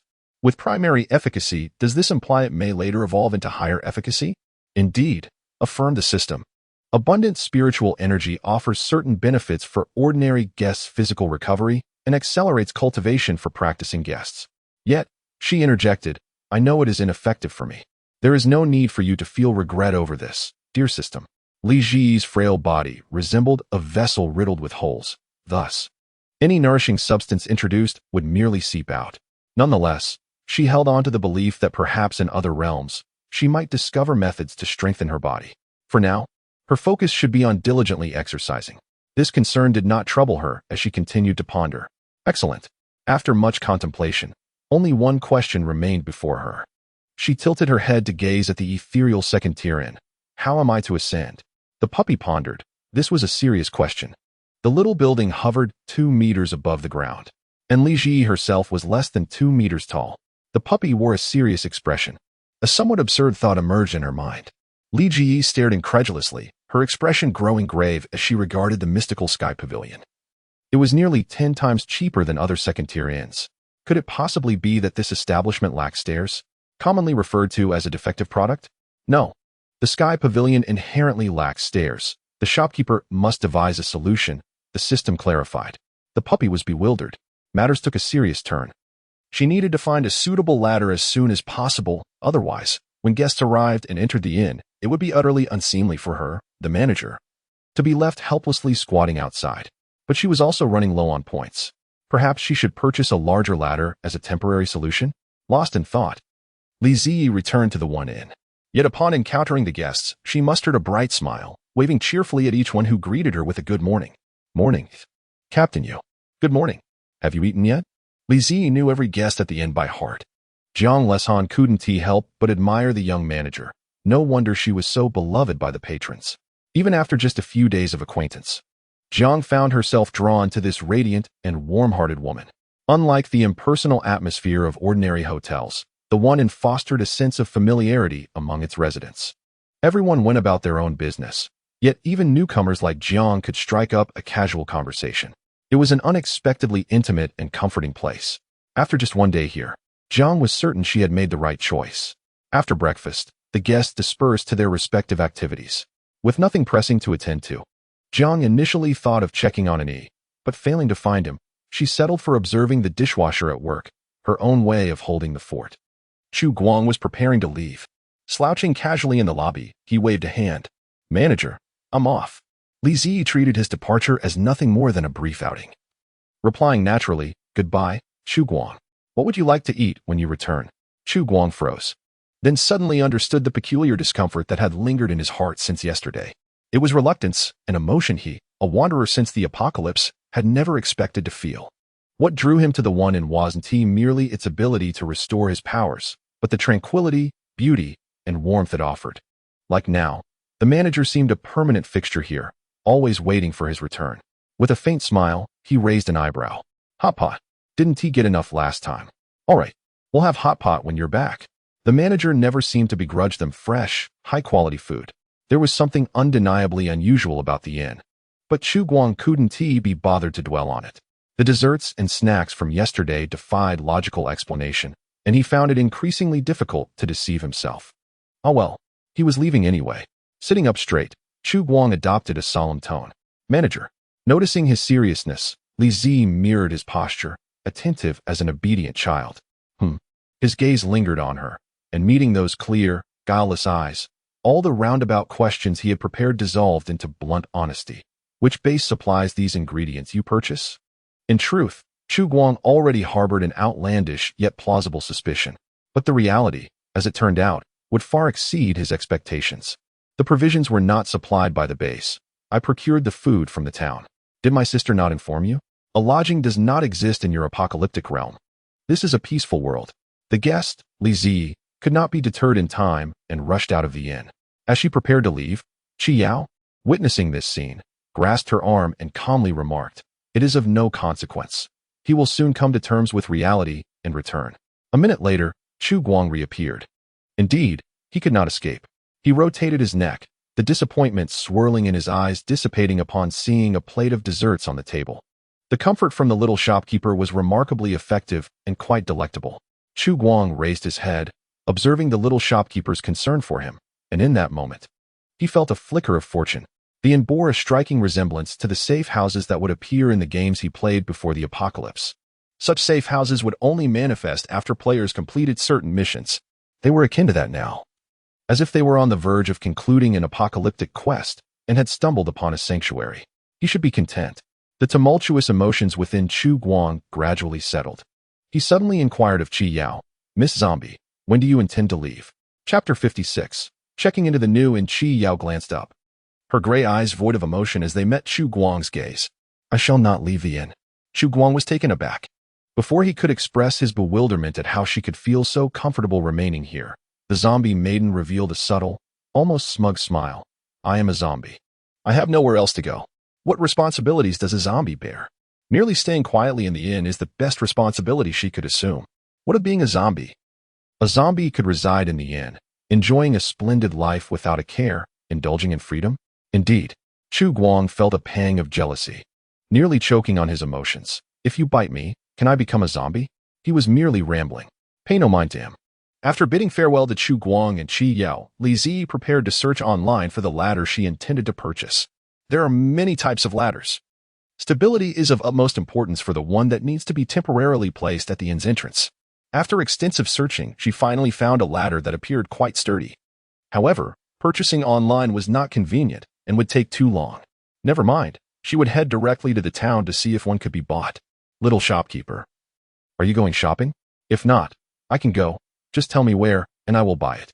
Jiang Lesan volunteered upon hearing the shopkeeper's intention to go out for supplies. "It's all right. You stay and manage the shop. The place to buy goods is a bit far in the town. Challenges are only temporary. Once she earns enough points, she will procure the most suitable ethereal ladders to match the inn style. For now, acquiring a ladder to bridge the interim is paramount." Li Zi wasted no time. Equipped with money, and boldly set off on her tricycle. Upon her return, not only did she acquire a sturdy ladder, but she also procured a collection of essential tools. Maneuvering the ladder proved somewhat daunting for her. The small dog wobbled precariously under the weight of life's burdens. "Oh, store manager, do not move, allow me," Zhang Lesan exclaimed, her heart racing as she observed the manager nearly overwhelmed by the ladder, hastily taking it from him. Just as the ladder passed from her hands, it was swiftly lifted by another. Li Zi, his face dusted with gray, expressed his gratitude. "Thank you, Uncle Yu. Uncle Yu lifted the ladder with remarkable ease." "What is there to thank for, young manager? Where shall I place this?" "Right here, at the newly established inn." Li Zi guided Uncle Yu and Zhang Lesan through the existing inn, leading them to the rear of the new establishment. "Uncle Yu, could you position the ladder upright against this?" Uncle Yu placed the ladder centrally on the platform, raising an eyebrow in mild surprise. "Is this the new inn? When did it commence operations?" The style was entirely distinct from the existing inn. The mist below, seemingly conjured from thin air, had a remarkably authentic appearance, contributing to the overall aesthetic.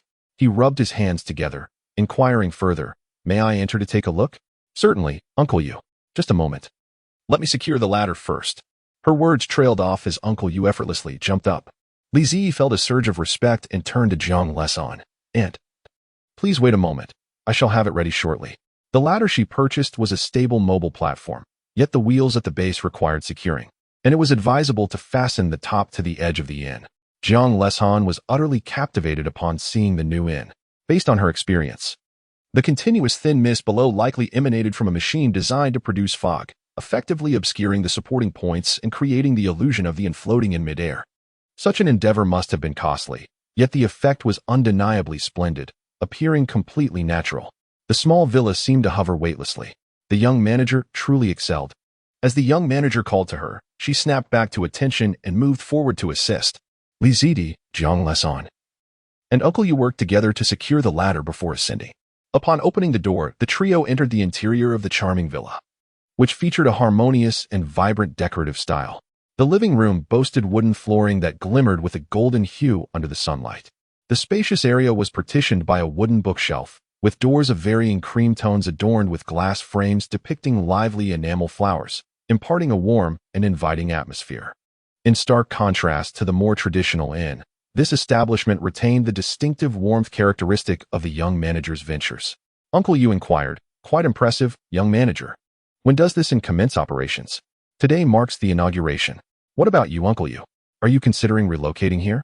Lao Yu indeed harbored such intentions, after all. They were still residing with another small team, for individuals sharing a bed. Although the bed was spacious and comfortable, it ultimately proved to be rather inconvenient. A reminder to the manager, after the completion of the secondary inn, the exclusive mall section will be activated. Certain unique furnishings from this mall section, once purchased, cannot be placed in the guest rooms of the secondary inn, with the exception of special items. Details can be checked by the manager. Li Ziyi glanced at it and lamented that upgrading the sunbeam was not feasible. She could only add, however, the new inn does not offer guest rooms that can reduce pollution levels. Lao Yu decisively waved his hand. Then forget it. In comparison to convenience, reducing pollution levels remained paramount. After returning to one of the inns and having dinner, Li Ziyi informed the guests of this news. Both inns officially commenced operations today, however. Neither inn possessed guest rooms with special effects. Noticing that the originally eager guests suddenly lost interest, Li Ziyi continued, "Nevertheless, the guest rooms in both inns possess unique health-boosting properties. If anyone wishes to transfer, they may approach me to complete the procedures." All the guests from the post-apocalyptic world had no intention of moving. Jiang Jingming, Lin Yi, and Wen Qi also chose to stay put, leaving only Lin Cheng and Qi Yao. Lin Cheng touched his increasingly radiant face and thought, "Perhaps I shall remain for now. Alas, I am reluctant to part with the rose-scented night lamp. The new inn surely possesses its own unique effects." It is improbable that every inn operated by the young manager would share similar attributes. Everyone understood this well. Li Ziyi turned her gaze towards Qi Yao. Qi Yao inquired, "Are you planning to move?" Then I shall move as well." Without even inquiring about the price, Qi Yao resolutely decided to relocate. Li Ziyi understood that her sister was evidently doing this for her sake, which deeply moved her.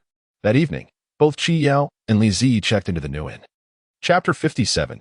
Hard to snag. The manager's room that Li Ziyi originally occupied was room 101. After her check-in, room 102 automatically became room 101. Qi Yu still resided in room 101, which was more expensive than the room 101 in the first inn. However, Qi Yao was not lacking in crystal cores at the moment. Moreover, she was far more satisfied with her current room 101, which boasted an outdoor balcony. On the balcony, there were flowers that the young manager had evidently moved over while she was bathing. The flowers were purchased by Li Ziyi in the afternoon and were now blooming beautifully. The vibrant blossoms clustered together, arranged with evident thoughtfulness, each pot placed perfectly. It was a lovely cream-colored floral terrace. Qi Yao adored it. Furthermore, whether it was a psychological effect or not, while the air quality in the first inn was already quite satisfactory, the air in the second inn was even better. This improvement was not merely a matter of air purity. Beyond that, she could not articulate. However, it was certainly not a detriment. As the hour grew late, Qi Yao decided against further contemplation and prepared to rest. It was imperative for her to absorb more crystal cores and obtain ample repose to optimize, if not enhance, her extraordinary abilities before her impending evolution. She sensed that her transformation was imminent, predicting its occurrence within a week. Apart from an E, none were aware, including the shopkeeper. Each evolution of the undead escalates the peril exponentially. The last inadvertent success had resulted in a high-level zombie, and had it not been for the shopkeeper's intervention, her success would have been uncertain. This time, she was unsure of the form her evolution would take, but she knew it would be arduous. Thus, she must thoroughly prepare for the fierce battles against the otherworldly beasts, zombies, and even extraordinary individuals seeking to hunt her down. Failing to evolve was not an option. The consequences of such a failure were too uncertain to contemplate. Visions of the radiant smile of E, who had always returned her to the apocalyptic world, danced in her mind.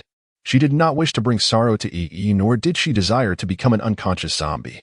Therefore, she must grow stronger and ensure her success. After Chi Yao and the shopkeeper moved out, Aunt Jiang took residence in the shopkeeper's former room, leaving the hotel's room 101 vacant.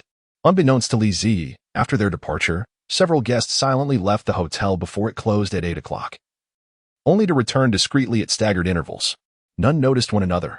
That very night, 2 or 3 major bases in the apocalyptic world received news about long-missing teammates, causing a stir. A vacant room at the hotel, hurry, accompanied by a photo evidencing a reduction in pollution levels.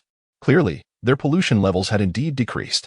The facts were irrefutable, solidifying the hotel's genuine efficacy in lowering pollution levels. What was there to hesitate about? The leaders of the various bases urgently convened a meeting of high-level extraordinary individuals. With a decisive thud, the base leader struck the table, stunned by the confirmation of the hotel's unique properties.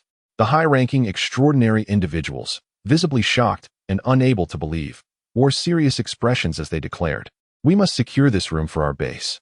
Indeed, however, despite these declarations, the extraordinary beings, including the base leaders, were not overly anxious. Although the hotel had a limited number of rooms, there were few high-level extraordinary beings with pollution levels exceeding 90. Moreover, they had heard that reducing pollution levels required enduring inhumane trials. One had to enter with 200 pounds of burden to emerge with merely 100. Such suffering was unimaginable. It was likely that some individuals with lower pollution levels would abandon the pursuit of the rooms. With that in mind, they reasoned that securing a room should not pose a significant challenge for them. Thus, they planned to rise early at 6 to secure tickets. Upon entering the hotel, they found nothing amiss, only to be met by a large sign. "We apologize, dear guests, but the hotel is fully booked." This was not merely a matter of rooms disappearing in an instant. It was as though there were no vacancies at all. How was that even possible? How could they have not seen that there were no vacant rooms? The various bases echoed with incredulous exclamations. What on earth? Where are the guest rooms? I dared not open my eyes, thinking it was merely an illusion. Where is that guest room? As soon as I opened my eyes, I was crouched in anticipation. One hotel had started operations and had already booked all its rooms. So what about room 101? Who on earth manages to book faster than me? An adept from one of the bases could hardly believe the bitter reality of having failed to secure a room. After all, he was a speed-type adept. How could he face anyone now?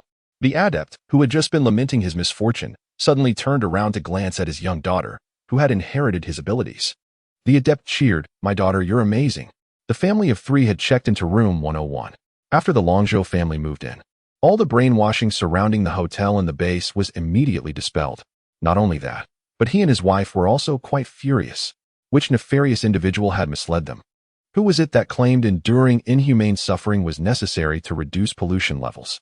Who said that the hotel rooms could lower pollution, and that it would be uncomfortable? Who claimed that the teammates had suffered and become emaciated? Who was it? He could clearly see that his teammates had visibly gained weight. Which household would become plump after enduring hardships? Moreover, the hotel rooms were extraordinarily comfortable. His daughter had sprawled on the bed and refused to get up, already fast asleep.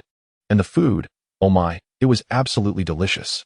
Early in the morning, guests began to explore the new hotel, and then Li Zi welcomed them. Once the guests checked in smoothly, she joyfully prepared to harvest the ripe fruits and vegetables. Haha. Some of the produce she had planted in high-quality spirit soil had already matured. The seedlings would continue to ripen even more quickly. Li Zi felt as though she was finally reaping a bountiful harvest. Unable to contain her smile, she carried the bamboo basket her sister had woven, gathering and gathering until it was filled to the brim. Additionally, the sour peach tree that had been in the yard for ages had surprisingly borne new fruit. Li Zi plucked one, casually rubbed it, and popped it into her mouth. It was incredibly delicious. She picked many more peaches, intending to let the staff and guests taste them, and returned to the hotel with her bounty. "Little shopkeeper, have you gone shopping again?" Ren Lu came down to fetch water and saw Aunt Jiang carrying a pile of peaches back to the kitchen. Looking back, he noticed the little shopkeeper also had a basket of ingredients. "No, these are from my own garden. They finally matured today. Let us see how delicious my vegetables are at lunch." Proudly, Li Zi placed the bamboo basket in the kitchen, clapped her hands, only to be playfully caught by Aunt Jiang, who patted her back and bottom. She was covered in dirt, completely unaware. "All right, little shopkeeper, go take a break. I'll wash the fruit for you." Jiang Leson had been at the inn for 2 days, and at last, She found a task beyond merely utilizing the fully automated vacuum cleaner to tidy up her room. Her steps became lighter as she hurried back to the kitchen to prepare peaches for the little manager. Well, Li Ziyi, who had intended to enjoy the peaches with her own hands, found them whisked away by Aunt Jiang for washing. Additionally, she received a playful pat on the rear from Aunt Jiang, who was concerned about her stomach. Although Li Ziyi felt somewhat embarrassed, she did not find it unpleasant. Stepping out of the kitchen, she noticed Renlu had yet to ascend the stairs. Approaching him, she inquired, "Hey, Renlu, what's wrong? Are you feeling down? You look so forlorn sitting in the hall, drinking water as if it were a heavy drink." Chapter 58. The Grand Opening Gift. Upon seeing the little manager approach, Renlu wished to conceal his gloomy emotions from her. His pollution level was nearing a decline below 90, which brought him both joy and melancholia. As high-level abilities users, they all understood and willingly accepted their responsibilities. Once their pollution levels decreased, they would swiftly return to contribute their efforts towards rebuilding humanity and preserving civilization in the post-apocalyptic world. For the future of humanity, they bore no regrets. However, transitioning from luxury to frugality posed a significant challenge. Moreover, the communications from the base revealed just how arduous it was to secure a vacant room in an inn. Some abilities users had suffered significant blows. The pursuit of a hotel room had become a nightmare, ensnaring countless individuals in a cage of self-doubt. This realization shattered Renlu's prior resolve to return immediately once his pollution level increased. How could returning to an inn be so challenging? In truth, Renlu was not the only one feeling this way. Every member of the abilities team shared the same sentiment. Who among them did not wish for their pollution levels to decrease, return to the base for missions, and then joyfully come back to an inn when their levels rose again? The process was uniformly identical.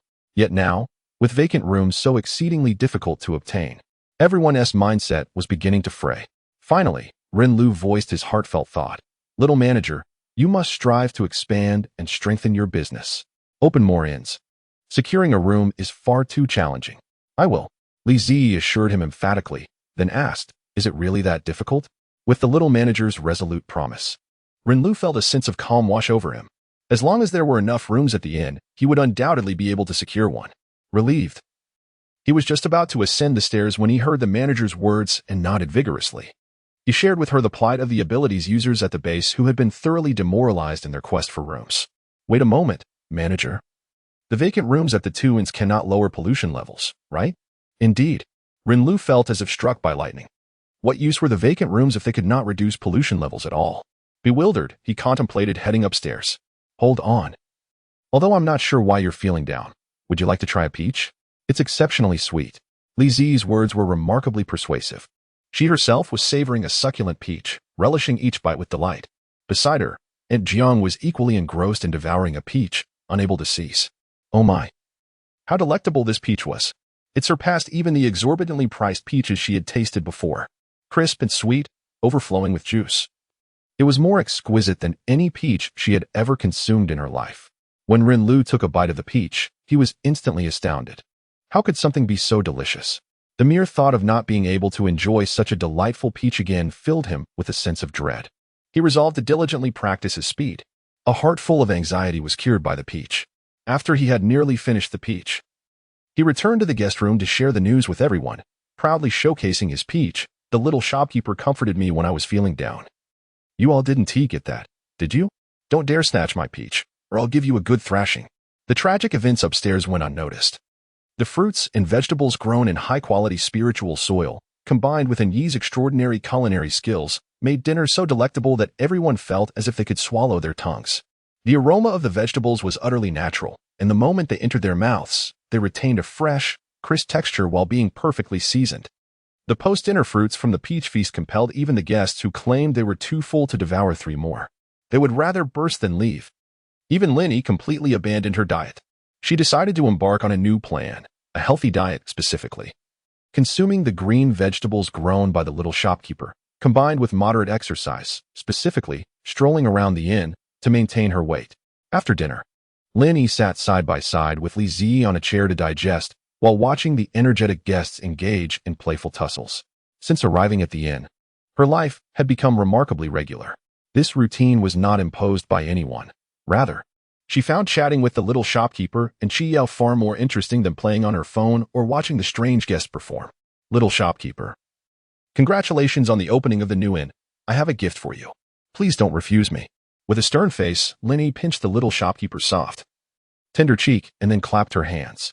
Wenzong, with a stoic expression, emerged holding a beautifully crafted piece of art. The canvas depicted an adorable girl surrounded by a profusion of flowers. The painting exuded such spirit that one could almost feel the artist's bright emotions radiating through it. The signature at the bottom read, Lin Yi. What a beautiful painting. When Li Ziyi beheld the artwork, she was instantly enamored, and upon seeing the signature, she was overcome with emotion. She embraced the painting and exclaimed, Thank you, sister. I will hang it in the living room, so that every guest can admire the masterpiece you created for me. What could bring more satisfaction to a gift giver than receiving such heartfelt appreciation in return? Lin Yi was well aware that the shop manager was not one to dampen the mood and understood that she would never accept extravagant gifts. Thus, she took it upon herself to create a painting. Lin Yi refrained from mentioning the value of her artwork, smiling as she said, The shop manager will always thrive. Li Ziyi, captivated by the painting, was about to respond when she noticed Jiang Jingming approaching with a cardboard box. Taking a breath, Jiang Jingming confidently declared, My gift is the same fitness equipment my family uses. He faced the bemused gazes of everyone and continued, Shop manager, haven't you been exercising lately? This is incredibly useful. Although Li Ziyi found the equipment somewhat perplexing, she immediately exclaimed in admiration, providing Jiang Jingming with the emotional validation he sought, and patted her chest. Promising, I will definitely make good use of it. Upon seeing Jiang Jingming's gift, Li Ziyi guessed that this was likely a surprise that everyone had prepared for her. Sure enough, when she followed, casting a mocking glance at Jiang Jingming's gift, declaring, in my opinion, it pales in comparison to AIE's and certainly to mine. Jiang Jingming crossed his arms, retorting, And you? It's hard to imagine someone who, on AIE's birthday, gifted her a pure gold designer bag can come up with anything worthwhile. Li Ziyi was greatly astonished. Truly, Wenzong, affluent and extravagant, yet with such poor taste. AIE must be very upset. Her expression turned serious as she leaned closer to AIE, asking, Is what Wenzong gave expensive? Lin Yi was utterly charmed. The shop manager leaned in, her eyes slightly raised, looking innocently at others with a serious expression, utterly adorable. Lin Yi calmly pinched the shop manager's cheek and whispered, Not at all. Under my vigorous persuasion, he abandoned the idea of gifting you a diamond-studded painting. Chapter 59. The call was dropped at S.A. relief. The mere thought made Li Ziyi feel as if her heart might fail. When she smiled slightly, saying, My gift is a very auspicious money tree. Trust me.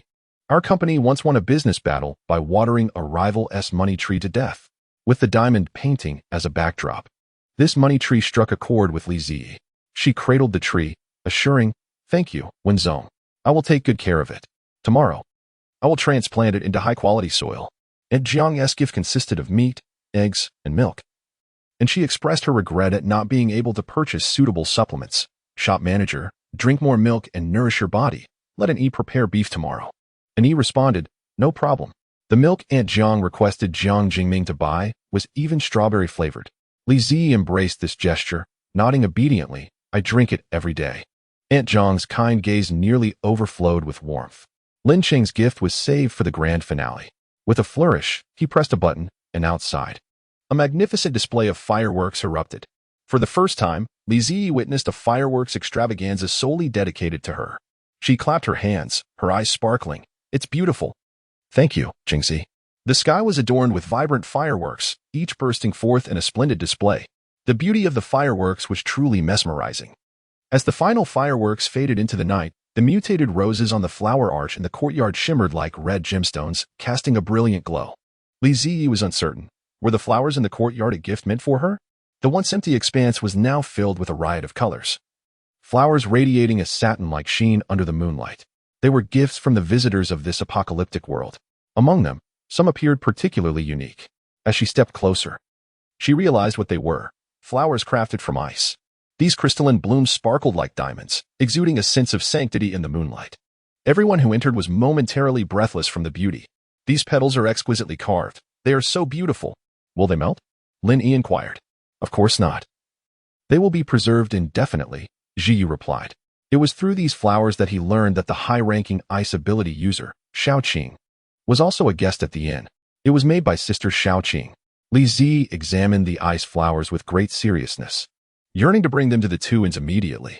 Qiao nodded, wishing the twins great success in their opening. This sense of ceremony was something they had not initially considered. It was only when Jiang Jingming and the others asked what gifts to present that they recalled the tradition of gifting friends during grand openings prior to the apocalypse. The little shopkeeper was, after all, one of their most cherished friends. They sprang into action, and he took charge of contacting Qi Yao, who would notify Xiao Qing and Chu Guang. When selecting gifts, it is always prudent to consider what the recipient needs or enjoys. However, in this desolate world, resources were scarce. Fortunately, the little shopkeeper had a fondness for the exceptionally beautiful flowers that thrived in their apocalyptic environment. Thus, these mutated flowers naturally became the preferred choice for gifts. Once shunned by all, the mutated flowers had suddenly become the prized possessions of the ability users. Li Zi surveyed the gifts around her, feeling a surge of emotion and joy, yet a wave of helplessness also washed over her, prompting an instinctive desire to reciprocate. Just as she turned, the guests who had been leisurely digesting their meals scattered in a rush. She turned around in confusion. Where had the guests gone? Clearly, the guests had thoroughly grasped the little shopkeeper's flustered demeanor, passing the word along. They delivered their gifts and swiftly departed. Qi Yao, standing still, gently pulled her back. Her smile warm. All right, everyone has gone home to sleep. We should do the same. Yet, Li Zi found herself unable to sleep. She tossed and turned in bed, her excitement over the surprise gift still bubbling within her. Her voice was muffled, akin to candy trapped in a jar. System, dear. The system replied coldly, no thanks, good night. Li Zi pouted, murmuring under her breath, how rude. With no alternative, Li Zi could only continue to toss and turn under the blanket. She had received a congratulatory gift for the opening of a new inn, a delightful surprise from the guests. Oh, the overwhelming emotions of gratitude and excitement surged through her mind once more. Beyond her flustered feelings, she genuinely adored it and felt immense joy. She was too exhilarated to sleep. Well, perhaps playing on her phone for a bit would help her feel drowsy.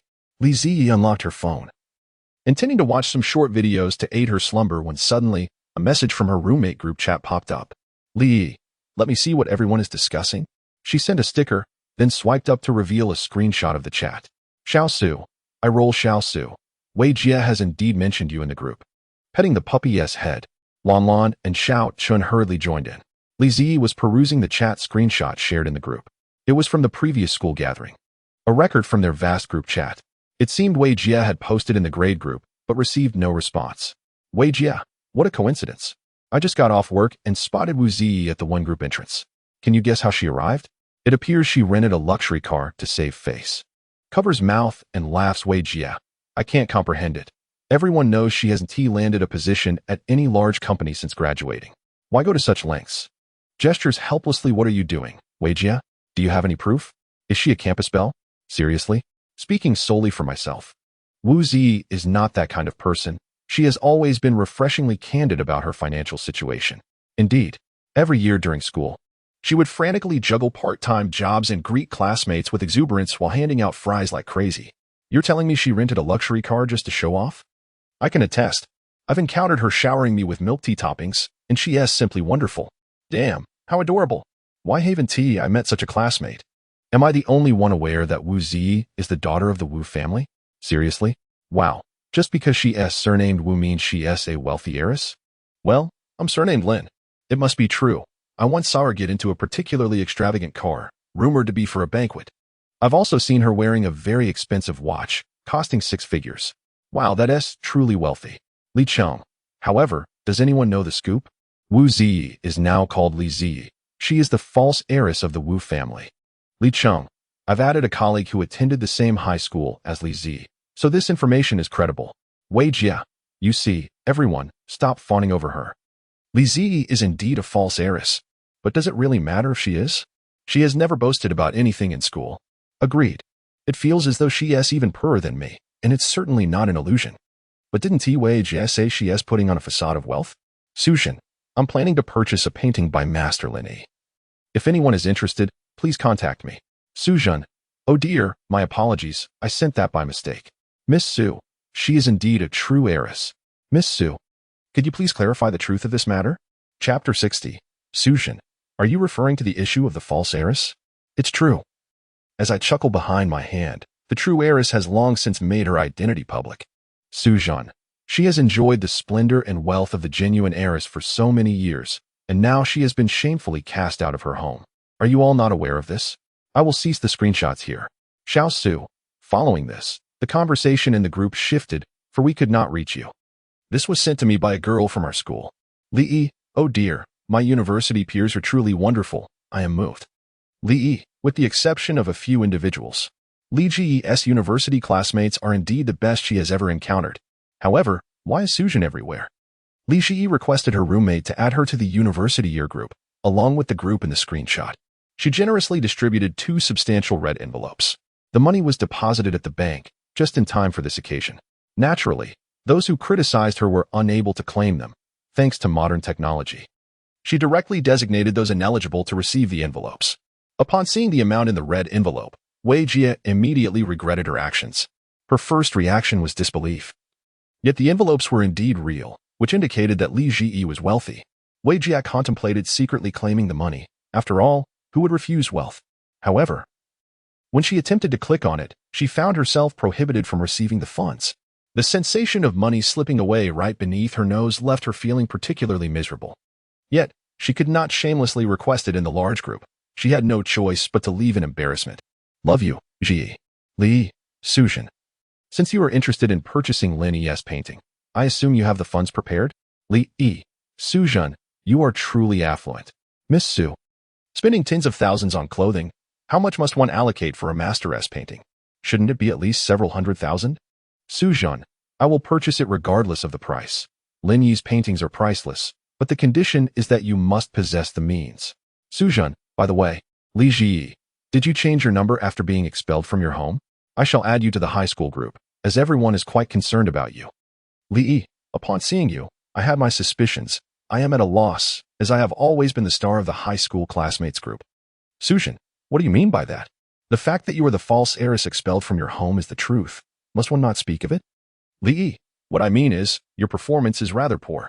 Sujin nearly lost her composure, almost leaving the group. She clenched her teeth and took a deep breath. The high school classmates group is far more lively than the university group. Li Ji is bound to be berated. Upon discovering that she had been added to the high school group, Li Ji was disinclined to scroll through the messages filled with insults. Instead, she began typing. Li, screenshots taken. I appreciate everyone's clear and concise group remarks.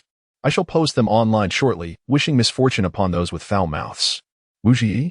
Oh no, it's Li Ji. What madness are you expressing? Are you in such dire straits that you come to the group to beg? Regrettably, I find myself lamenting the rejection of Yin Ji's heartfelt confession. Now that I have caught up, it seems Li Ji is toiling away in the fields. And I can only surmise that she has lost her charm. How could Yin Gu possibly harbor any affection for her? Sujin remarked. She just attempted to sell me a counterfeit painting by Lin Yi. What do you think? Isn't that amusing? Sujin finally managed to turn the tables. Relishing her moment of triumph, the group mocked Li Ji, calling her impoverished. Who does not know of the illustrious Lin Yi, the eldest daughter of the Lin family? A rare artistic prodigy? Her paintings are of immense collectible value, worth their weight in gold. In recent years, Lin Yi has not produced any new works, causing the prices of her previous pieces to soar even higher. Thus, it is utterly implausible that a destitute individual like Li Ji could possess one of her paintings. In fact, Li Ji was unaware of Lin Yi's artistic prowess until now. Moreover, Lin Yi's talent is truly exceptional. The thought of the gift made Li Ji giddy with joy, prompting her to roll around on her bed in delight. She had no intention of letting the high school group affect her mood. Knowing full well that they were unbothered by the prospect of their antics being broadcast online, a thoroughly irritating bunch. In a display of pride, she photographed her sister's gift and shared it, certainly not intending to sell it. This single painting was enough to shatter their preconceived notions, leaving them feeling embarrassed and disgruntled. What could be more satisfying than witnessing the self-proclaimed elites being slapped in the face while they mock others? Li Yi, photo of Lin Yi's painting. Li Yi, I actually have it, but it's not for sale. After posting, Li Ji promptly exited the group. She had no desire to remain in such a foul environment, all thanks to Sujin. How infuriating. As anticipated, the high school group members, after undergoing a series of disbelief, insults, and confirming the authenticity of the seal on the painting, felt the sting of embarrassment and annoyance at being outdone by Li Ji, rendering them reluctant to speak further. Sujin, in disbelief, Compared the genuine painting seal with that of Li Jiyi's work, finding them identical. How could this be? Some had even privately messaged her, complaining about why she had brought up the matter. Su Jun was on the verge of losing her composure. She felt more humiliated than anyone else in the group. Coincidentally, she received a call from Wu Xiangqing. For the first time, Su Jun rolled her eyes and immediately hung up. The mere sight of Wu Xiangqing filled her with rage. The last time, in her attempt to defend Wu Xiangqing, she had been compelled to purchase clothing worth several thousand yuan. Now, due to her efforts to procure a painting for Wu Xiangqing, she found herself in this mortifying predicament. Meanwhile, Li Jiyi, having relished her moment of victory, intended to watch a video to lift her spirits before settling down for a peaceful night's sleep. Just as she began to feel drowsy, the system's voice echoed in her ears. Congratulations to the store manager. The task has been accomplished, and the fame value has exceeded 10,000. The task is complete, and the rewards have been distributed. Li Jie opened her eyes, instantly becoming alert. Could today be a day of extraordinary fortune? How is it that good luck keeps cascading in? Of course, she has severed the ties with the unpleasant classmates who once lingered in her life. Li Jie opened her phone and glanced at her account's followers, feeling bewildered. How could her follower count have surged so rapidly? With just a gentle update, her fan base grew by dozens. What on earth has transpired? She clicked on the most recently released video and perused the comments, immediately piecing together the puzzle. This video had astonishingly high engagement, nearing 500,000 likes. The top comments were particularly witty. My electronic pickled vegetables, you finally updated. How dare you mysteriously take a 2-day hiatus? I'm curious to see what you've posted to earn my forgiveness. Such a handsome demeanor, is it not? Such a striking face. Excuse me, is this a newly opened male modeling establishment? I've heard this place is quite special, just to clarify. I suddenly realized the target clientele is me. So, where is this establishment? Raise your hand. I have just one question. Can we book a room online? I really don't want to travel that far. Such impressive muscles. Speaking of which, Chapter 61. Sleep paused. I'll handle the trolls. Everyone is so adorable. Li Jie snuggled in her blankets, laughing with her eyes sparkling, and replied to 2 comments. These were all patrons of the establishment, and the inn is a legitimate one, welcoming guests with the promise of delightful experiences. Not opening online bookings for now. She playfully waved like a little dog and continued scrolling. Ha ha, everyone listen up. The palest one in the comments is actually the little store manager. Ha ha. The little store manager shows no desire for the men's physiques, but is entirely focused on caring for the guests. Upstairs, there are those who yearn for strong bodies. Raise your hand. The little store manager remains true to her original intention. I once thought she would take a different path with such videos, and it brings tears to my eyes. I adore watching the little store manager's soothing videos. They are my comfort food. Li Jie was pleasantly surprised that everyone enjoyed her musings. If that is the case, then she would indeed retain this segment. She continued to scroll. Where is the troll this time? What's wrong, feeling inferior? I'm dying of laughter. There really are trolls who are triggered by these muscular men. I wonder if they deleted their comments after being scolded. Little store manager, feel free to read the comments. Has anyone sent the little store manager a private message to reassure her? Response, I'm not afraid. Thank you, everyone. Little Penguin bows, it was a rare moment devoid of trolls in the comment section. Li Jie scrolled for quite a while, her mood improving with each passing moment. Time for a beautiful slumber. Just a moment. Little dog lifts a paw. Pause first. Sleep paused. I'll handle the trolls. Task completed. Those trolls hold no value any longer. Li Zi finally has the opportunity to take action against the malicious rumors spread by her detractors. She intends to consult a lawyer to inquire about the situation. If there is a possibility of legal action, she will pursue it. If not, she still aims to instill some fear in them. Every action must bear its consequences. Li Zi meticulously compiled the private messages she had screenshot and saved, along with comments and evidence she obtained from Xiaoming, and sent them to the lawyer she had contacted. The response indicated that the lawyers from the Wen family were already handling the matter. Li Zi paused for a moment, then pressed her lips together. She contemplated reaching out to Yijie and Mr. Wen, but ultimately decided it would be wiser to wait until tomorrow. Turning off her phone, she checked her rewards. There were 3 task rewards. The constant temperature air conditioner was a given, ready for immediate installation. With the weather growing colder, its arrival was perfectly timed. Wisteria lantern, special furniture, nurtured by unique spiritual spring water, it takes the form of a bridge lamp and is a precious spirit plant. This must be installed at once. She could hardly imagine how beautiful her yard would be with the lanterns at night. Bodhi wood, special furniture. A Bodhi tree that has grown for millions of years, possessing exceptional durability and abundant spiritual energy. Furniture crafted from it will enhance the speed of cultivation. The effects of Bodhi wood are indeed remarkable. After careful consideration, Li Ziyi clicked on Bodhi wood. A small box appeared on the transparent panel. Would you like to craft furniture? She selected yes. Processing fee, 500 points. Upon seeing this, Li Ziyi calmly glanced at her rather empty wallet and ultimately left with a heavy heart. Her gaze fell. The weight of her solitude and embarrassment was palpable, and suddenly, she felt drowsy. Li Ziyi fell asleep. Good night. Upon waking the next morning, she received a notification. Congratulations, manager. The inn's popularity has reached 30,000. Unlocking the entertainment room. Wait, 30,000. Li Ziyi instantly became alert. She pulled out her phone, groggily opened the short video app, and to her astonishment, her account had gained over 20,000 followers. All from just that one video. Wow, can she unlock the entertainment room? She clicked to see, and with each moment, her clarity increased. The entertainment room, as its name suggests, is a venue providing recreational facilities for guests. There are many types of entertainment rooms available for unlocking. Unfortunately, Li Ziyi's points were insufficient. She could only unlock the cheapest karaoke room. Karaoke room, a comprehensive library of songs, allowing for free uploads and updates. It is highly effective for emotional release. Unlocking in progress, expected to be completed in 1 hour.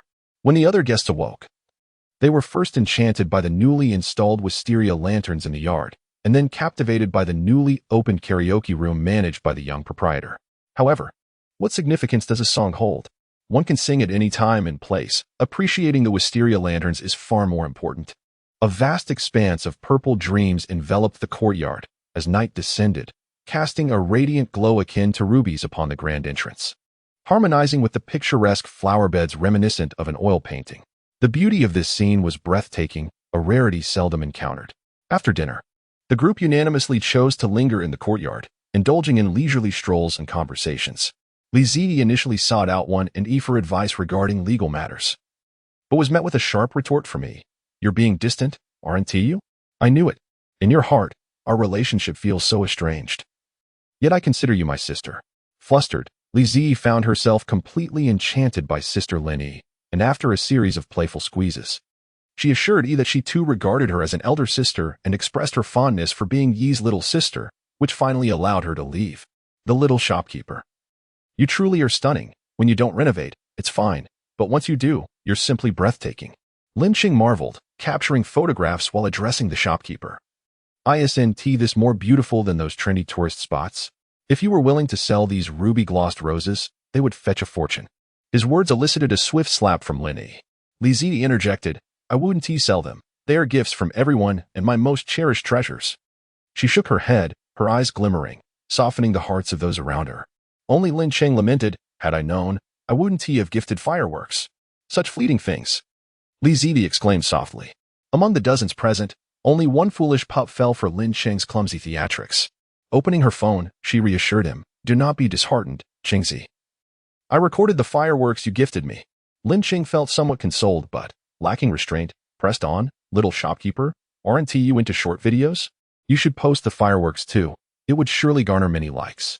The surrounding onlookers shot him incredulous glares, which he disregarded. Only your gifts can naturally make their way online, right? Awaiting Lin Qing was an unprecedented round of playful punishment. As Lin Yi took action, everyone felt a wave of relief. Li Ziyi stifled laughter at Lin Qing's playful grievances. Turning around, she spotted Jiang Jingming, who was cozily conversing with Ji Yu not far off. Despite the playful scuffle, Lin Cheng, clutching his face, forgot his intent to complain about her favoritism. He leaned towards the shopkeeper. By the way, little shopkeeper, do you know how impressive your guests are? Chapter 62. Cross-world collaboration. Li Ziyi was taken aback, not expecting Lin Cheng to be the first to notice something amiss. Wait, this isn't particularly logical.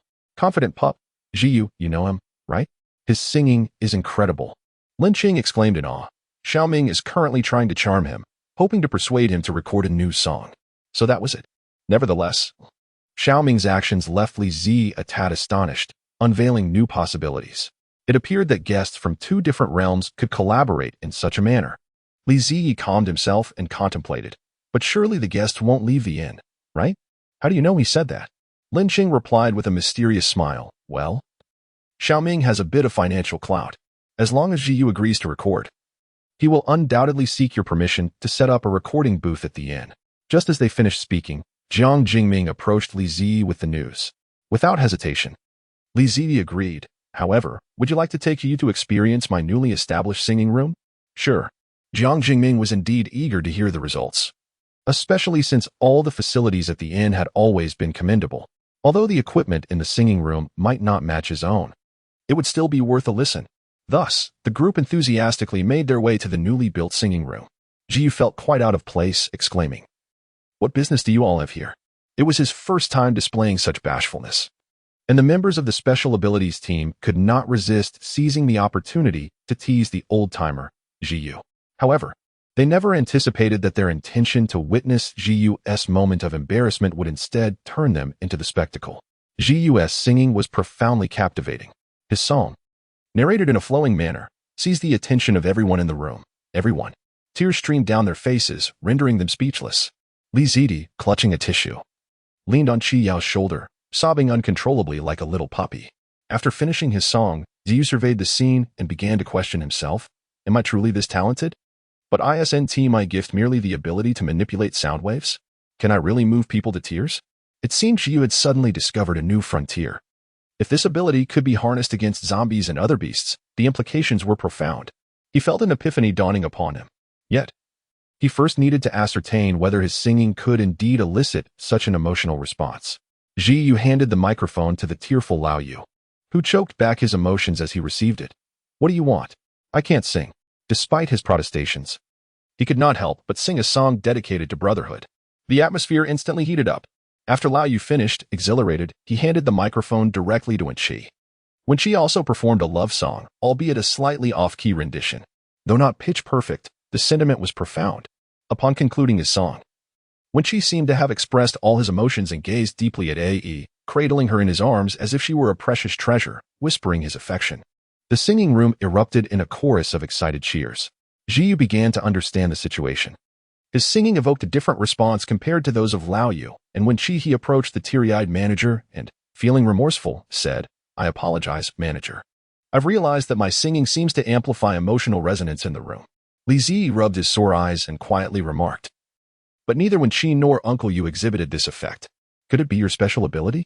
Ji Yu expressed his regret. My ability is merely sonic wave attacks, devoid of any emotional transmission capability. Nevertheless, he felt immense satisfaction while singing this song. Who wouldn't desire to witness their performance resonate with such profound impact? Li Ziyi recalled the purpose of the karaoke room, which serves solely to release emotions, evidently intended for the singer-esque catharsis, much like what just transpired with Mr. Wen and Uncle Yu. Naturally, Uncle Yu's ability to stir the crowd's emotions was largely attributed to the song itself. Yet, he too experienced a delightful liberation of repressed feelings through his performance. Mr. Wen, similarly, poured forth his suppressed affection through a heartfelt ballad. However, neither of them evoked the same effect as Ji Yu's singing upon the others. The quality of singing itself is a form of talent. The better one sings, the more compelling the emotional resonance. The synergy between a guest's abilities and the karaoke room's function can also yield such effects, indicating the guest's potential for extraordinary emotional influence. Li Ziyi felt a surge of excitement and firmly whispered, Ji Yu, if you find the time, please sing more in the karaoke room. She hesitated to make any promises, yet Ji Yu held great trust in her. The little shopkeeper would never lead him astray. I will indeed. Ji Yu's performance left Jiang Jingming utterly astonished. Ji Yu, let us sign a contract. You have truly amazed me. It would be a pity for you not to debut. With your voice, you could undoubtedly achieve immense popularity. Jiang Jingming's eyes sparkled with enthusiasm, revealing the excellence of Ji Yu's vocal talent. Ji Yu, with polite composure, withdrew his hand. No, I do not wish to debut. They had already discerned that these guests were not from a world of apocalypse, and were well aware of the extraordinary nature of the inn. They possessed their own missions, and encountering the little shopkeeper along with the inn was already a stroke of fortune. This group of individuals from disparate worlds found their interactions intriguing.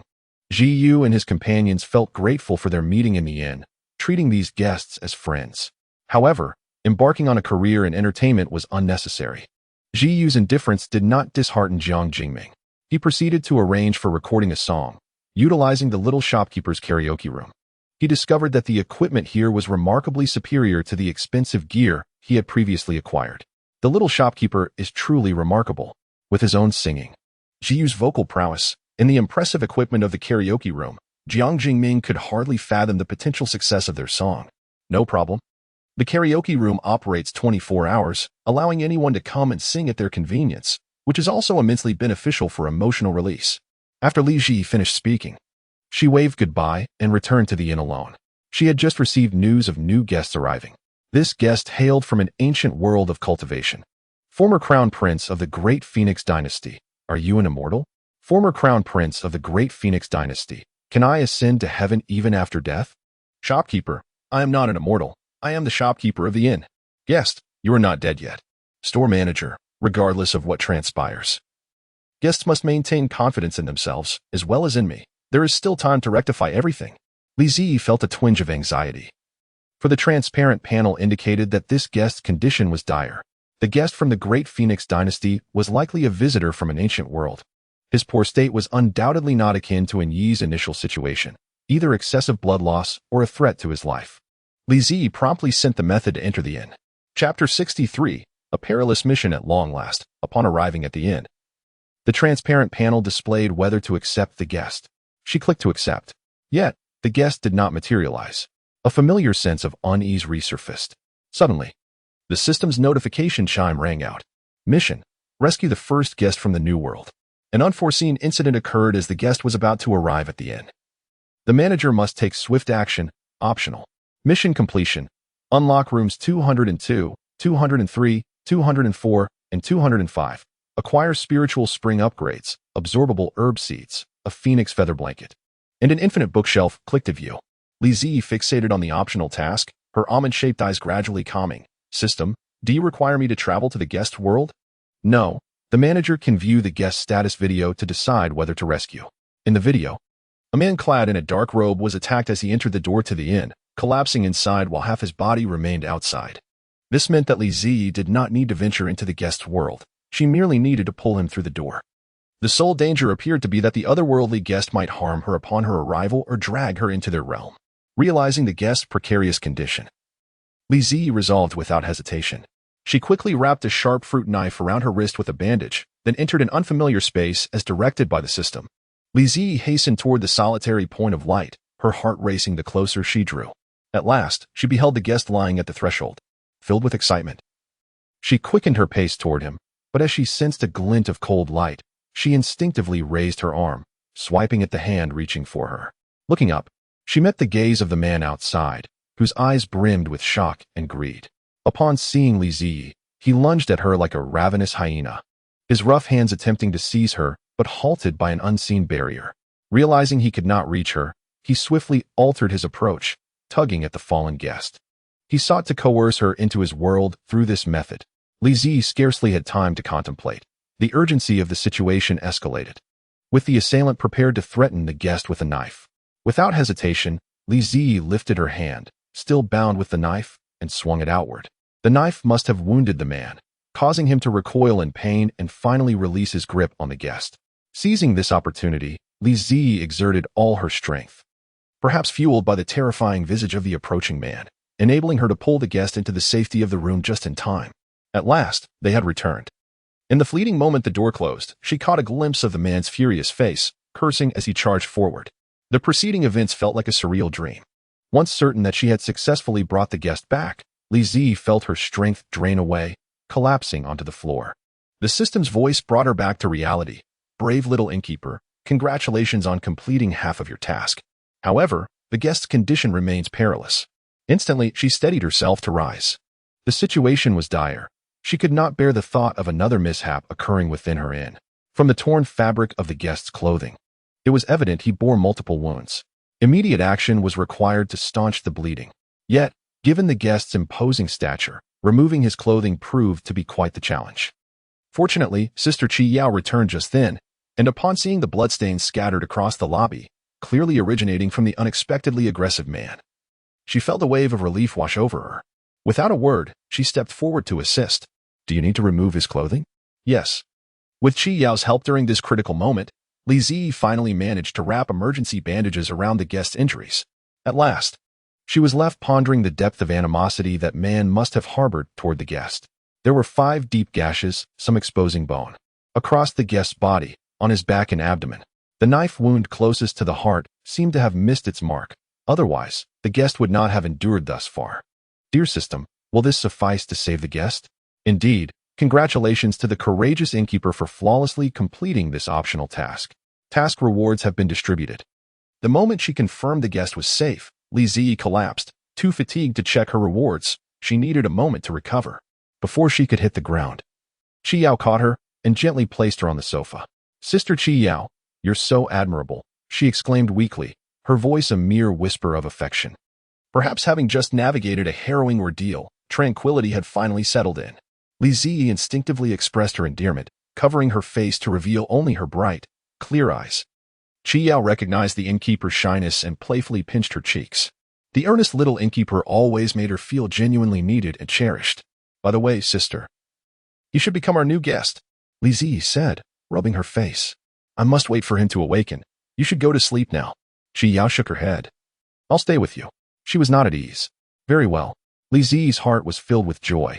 Guillaume, Guillaume, let us watch TV while we wait for him. When Feng Jing woke up, the only sound resonating in his mind was that of a blade slicing through flesh. With a sickening squelch, the skin was torn open, and blood gushed forth, nearly draining him of life. The one who sought to take his life was his half-brother, who had come at the behest of their father to eliminate him, the once proud and now crippled former crown prince, who posed no threat to the throne. How utterly absurd. What sound is that? What magical being? Feng Jing's eyes, swirling with dark energy, suddenly froze, resembling the depths of a chilling abyss as they flicked to the bandages adorning his body. Wait, his wounds? He was still alive? Despite the fatal blows, he had somehow survived. Feng Jing recalled the moment he lost consciousness, just before the appearance of a mysterious door. However, due to his grievous injuries, he was struck once more before he could enter, plunging him into darkness. Yet, astonishingly, he was still alive, and the gaping wounds had ceased to bleed. Guest, you are awake? A strange voice interrupted his thoughts. Feng Jing lifted his gaze, his striking features marred only by the coldness in his eyes, which mirrored the depths of winter. Qi Yao, with her gray eyes equally devoid of warmth, stood before Li Zi, their gazes locked in a silent standoff, sparks nearly flying between them. Don't be afraid, dear guest. My sister is a very kind person, Li Zi said.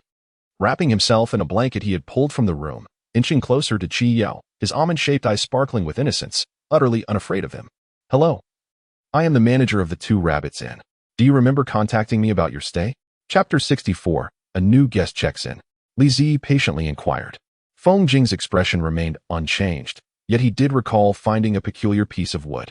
The luminous script upon it bore the name of the Two Rabbits Inn. He could surmise what the inn represented.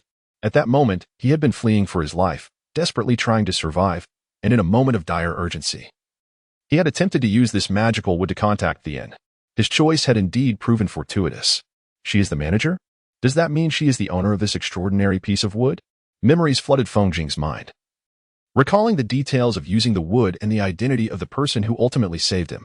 Thank you, fairy, for rescuing me. He slightly lowered his gaze, his noble demeanor naturally exuding an air of regality, akin to sitting in a palace, maintaining a proud and distinguished posture that belied the chaos of his current state. The living crown prince.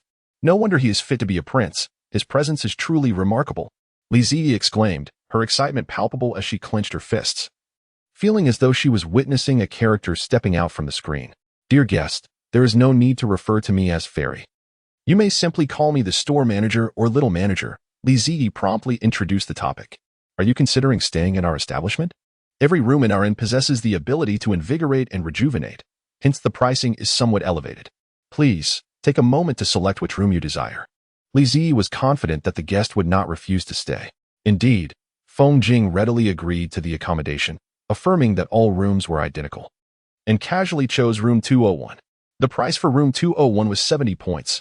Our establishment only accepts points for transactions, which guests may acquire by exchanging valuable items such as gold, silver, or precious jewels.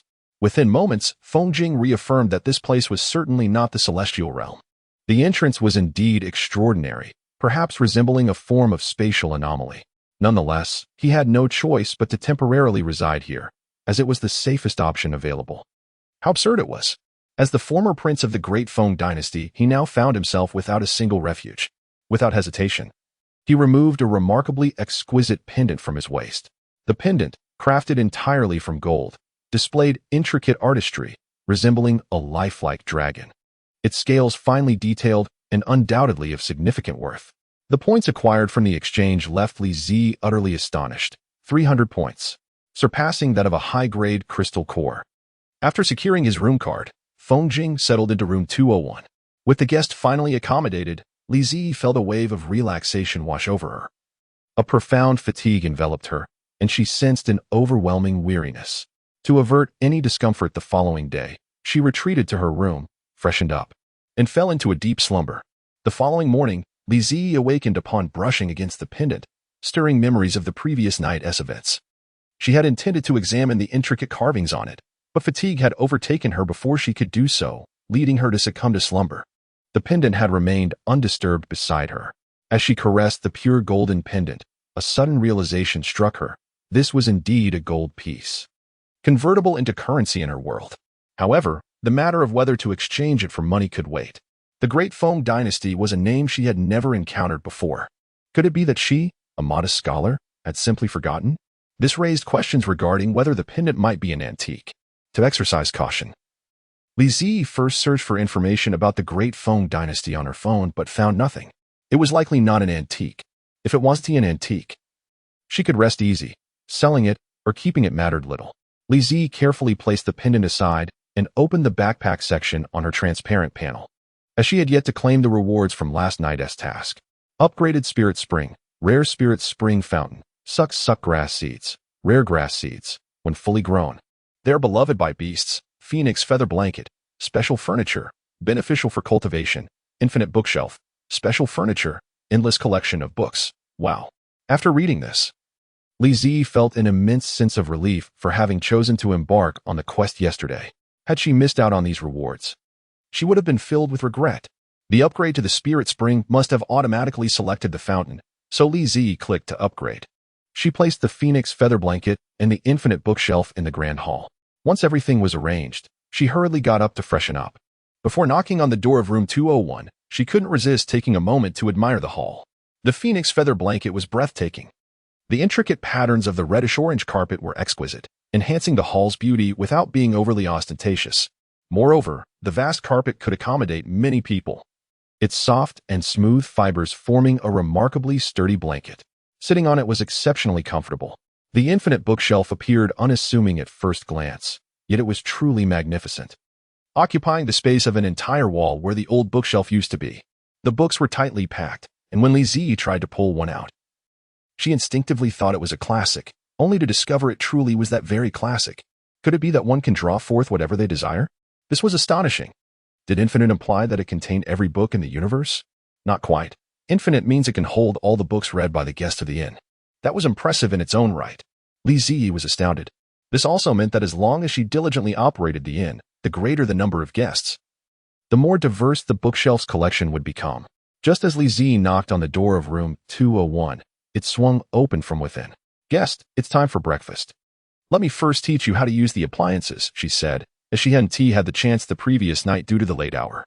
Feng Jing silently nodded, stepping aside as the innkeeper entered the room. He had not checked the room the night before and was unaware of its condition. Indeed, he had merely glanced at the large bed before lying down. After the innkeeper left, he felt utterly drained, lying on the bed with his eyes closed. Feng Jing thought he would not be able to sleep. In the abandoned palace where he was held captive, he often lay awake until dawn. The weight of the burdens on his heart was too great, making it impossible for him to find rest. However, he was surprised to find that he actually fell asleep here, and peacefully at that. "Guest?" Feng Jing returned to reality, repeating the innkeeper's previous words. Li Zi's eyes widened. "You're incredibly sharp. Even in a daze, you can hear what I'm saying. If you were here, you would surely be the teacher's favorite scholar." It had been a long time since Feng Jing had received such straightforward praise. The last time he was praised for his exceptional intelligence was during his childhood. To prevent the crown prince from becoming arrogant, the emperor often criticized him. Ironically, the emperor would lavish praise on his other brothers for even the slightest accomplishments. In Chapter 65, Opening the Door to a New World, Li Zi provided a detailed introduction while demonstrating the usage of various items. Feng Jing, having once been a crown prince, possessed remarkable intelligence. He memorized everything after just one demonstration from Li Zi. Even the most intricate instructions for operating a television were etched into his mind. Feng Jing appeared to embrace these novel experiences with ease, maintaining a composed demeanor. However, once the shopkeeper departed, his astonishment manifested through his actions. A television that could showcase plays at any moment? And a shower that offered unparalleled convenience? Feng Jing resolved to try it out, deciding to take a bath. He removed his clothing, disregarding the bandages on his body, and followed the steps demonstrated by the shopkeeper to complete his bathing ritual. After experiencing it firsthand, he was left in awe. The convenience of bathing was indeed miraculous. His gaze was filled with complexity. Where exactly was this place? The shopkeeper claimed it was not the realm of fairies, yet the wonders here were extraordinary. The crucial question remained, could he return?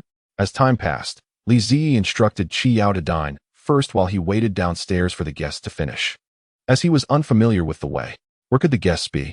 Li Zi glanced at the clock. It had nearly been an hour since she had come down. She had already watched an entire episode of a television drama. Feng Jing, unable to resist, had spent quite a while toggling the television on and off, captivated by the advertisements. Moreover, he was at a loss when it came to styling his hair. While bathing was a momentary delight, the challenge of grooming his hair felt like a daunting task. Li Zi observed the handsome guest with his long hair cascading freely, which accentuated his youthfulness. Feng Jing, let us go, he said, confirming his assessment. It was clear that the guest was indeed neglecting himself. Wait a moment, Li Zi said, retrieving a fabric headband from his room. Use this. I want to be styling your grand Feng dynasty hair, but this headband will help you secure your hair. It's quite convenient to use. The headband was a deep purple hue, easy to master. Upon watching the shopkeeper demonstrate, Feng Jing adeptly used the headband to gather his long hair into a neat arrangement. Once the dark strands were secured and flowing down his back, the deep purple band danced gently in the air. It suited him perfectly. You look as if you have just completed a traditional artistic photo shoot, Li Zi remarked. The way you've styled your hair complements your relaxed demeanor and elegance beautifully. He patted the guest's shoulder, inquiring, has your wound healed? Yes, thank you, shopkeeper. Feng Jing was unaware of the properties of the white fabric the shopkeeper had given him, which had miraculously healed his deep, gaping wound, ceasing the bleeding. He still struggled to acclimate to the store manager's blunt and straightforward compliments. Perhaps it was simply because he had never been praised for his looks, leaving him with an uncomfortable sensation. Even though he was well aware that they had arrived late, and everyone had already finished breakfast and gone about their business. At the dining table, only Li Zi and Feng Jing were gnawing on buns. In the past, the once mighty crown prince would never have publicly indulged in such an act. Yet now, with a faint smile, Feng Jing took a bite of the bun, which was succulent, juicy, and prepared even better than the palace chefs. Dear guest, each bun has a unique flavor. Do give it a try and compare it to what you have back home. Feng Jing devoured 3 plump buns from the plate and instinctively sipped the soup beside him. The exquisite delicacies, with 3 distinct flavors of buns, were incredibly delicious. But he was taken aback by the remarkable taste of the soup. Once the food was finished, he realized that the manager had intentionally made such a statement. His appetite had always been poor, and it had been quite some time since he had consumed 3 buns in one sitting. They were indeed delectable, surpassing even the skills of the palace chefs. Manager, am I that poor at concealing my feelings? Feng Jing's expression remained inscrutable. Typically, no one could discern anything from his face. How much he had eaten and his state of being were known only to those who served him. Yet the manager seemed to know. Was she truly a fairy? Seriously? Li Zi reacted, inquiring, are you referring to the fact that you eat very little? It's impossible to disguise that you eat little. Anyone with eyes can see it. And Yi's culinary skills were exquisite, and combined with her homegrown fruits and vegetables, it was impossible for the food to be anything but delicious. Therefore, eating less was likely due to a poor mood affecting his appetite. From her understanding of the guests, Li Zi found this point to be quite credible. Anyone with eyes can see, Feng Jing softly repeated, suddenly smiling. His father had truly never seen him. His smile was subtle yet enchanting, instilling a chilling sensation in others while evoking a sense of pity. Li Zi suggested, if a guest is feeling down, they might consider singing. The guest, with downcast eyes and a face of unmatched beauty tinged with a hint of sorrow and dejection, asked, "What is singing?" "It means to sing a song. Surely you know that." Feng Jing instinctively wanted to refuse. In the education he had received, such behavior as singing was utterly inconceivable within the royal family, and as a prince, engaging in such an act would be utterly improper. A prince must uphold the dignity of the imperial family and refrain from actions that could tarnish his princely status. He could easily conjure countless reasons to decline the manager's suggestion, ensuring she felt not a trace of displeasure. However, Feng Jing did not wish to refuse the manager. He was no longer a prince. Moreover, he had always heeded the words of his father, diligently applying himself and excelling in every endeavor, all to fulfill the hopes his father had for him and to become a prince admired by all. Yet, what had he truly gained? His father perceived him as having insidious intentions, coveting the throne, and he grew increasingly loathsome of himself, believing he was overly rigid, embodying the ambition of a prince rather than the warmth of a son, rendering himself a mere fade. The better he performed, the more his father suspected his motives. If that were the case, why continue to heed his father's counsel? Regardless of his actions, his father would remain dissatisfied. Who would care about his thoughts? Very well. Feng Jing acquiesced. Li Ziyi was genuinely curious about the songs of the ancient Great Feng dynasty. Upon his agreement, she eagerly waved her hand. "Come. I shall take you there immediately." Feng Jing wore a nightgown provided by the inn, its exquisite embroidery complementing his long hair beautifully. Thus, the returning patrons they encountered along the way did not perceive anything peculiar about this new guest. Upon arriving at the song room, Feng Jing was notably intrigued by its uniqueness. Li Ziyi began to search for songs. She casually inquired, "What can you sing?" Feng Jing surveyed his surroundings. Settling onto a soft sofa, his noble demeanor and dark, pool-like eyes now betraying an expression of innocence. "I cannot sing anything." Chapter 66. The antique shop. Li Ziyi lamented. "The hope of hearing songs from the Great Feng dynasty has been dashed." "Then how about this? I will teach you." Originally, Li Ziyi intended to find another guest to instruct him, but after pondering, she realized that at this hour, everyone was in their rooms, not participating in any activities. To her astonishment, she was the only one relatively free. "Come, first listen to these. They are various musical styles from my world. See which type you prefer before you learn." Li Ziyi insisted. She was busy, racking her brain to recall classic songs from many genres, playing them one by one for Feng Jing. The lyrics of your world's songs are exceedingly simple, just as straightforward as the shopkeeper. The time spent with the shopkeeper had been the most relaxed he had ever felt in his life. With this thought, Feng Jing suddenly realized that these songs might indeed be quite delightful. Li Ziyi asserted confidently, "To convey profound meaning with the simplest words is quite remarkable." Indeed. She also found some well-known songs with lyrics of great depth. "Do you not like these? The melodies are fine, but I feel they lack emotional depth." Li Ziyi snapped her fingers in realization. "Got it. Rock." Feng Jing finally discovered his favorite musical style. Surprisingly, this genre seemed to align unexpectedly well with his persona. Even more astonishing, Feng Jing quickly picked up the song and sang it beautifully. Initially, he restrained himself while singing, but soon his enjoyment was palpable. His voice always carried an air of authority, even when intentionally softened, exuding a commanding and haughty demeanor. When he sang, it was astonishingly harmonious. Li Ziyu held up his phone and, after Feng Jing finished singing, presented the video to him. "Look, this is your first time singing, and it sounds absolutely magnificent. Your performance was exhilarating." Feng Jing seemed to have unlocked a new realm, completely immersed in song. Indeed, the manager was right. Music truly serves as an outlet for emotions. He felt that a significant portion of the contradiction and anxiety stemming from his indecisiveness had been released. The desires and convictions that resided deep within him gradually emerged. He recognized his true aspirations. Essentially, he and his father, the emperor, shared the same lofty status. The emperor had occupied his esteemed position for many years, and as the crown prince, he was no different. Why should he be the one to relinquish the throne that was so within his grasp? Moreover, Feng Jing, with his confidence, looked down upon the world. No one could surpass his abilities. The emperor was aging. Li Ziyu returned to the inn with a new guest. "I need to step out for a while.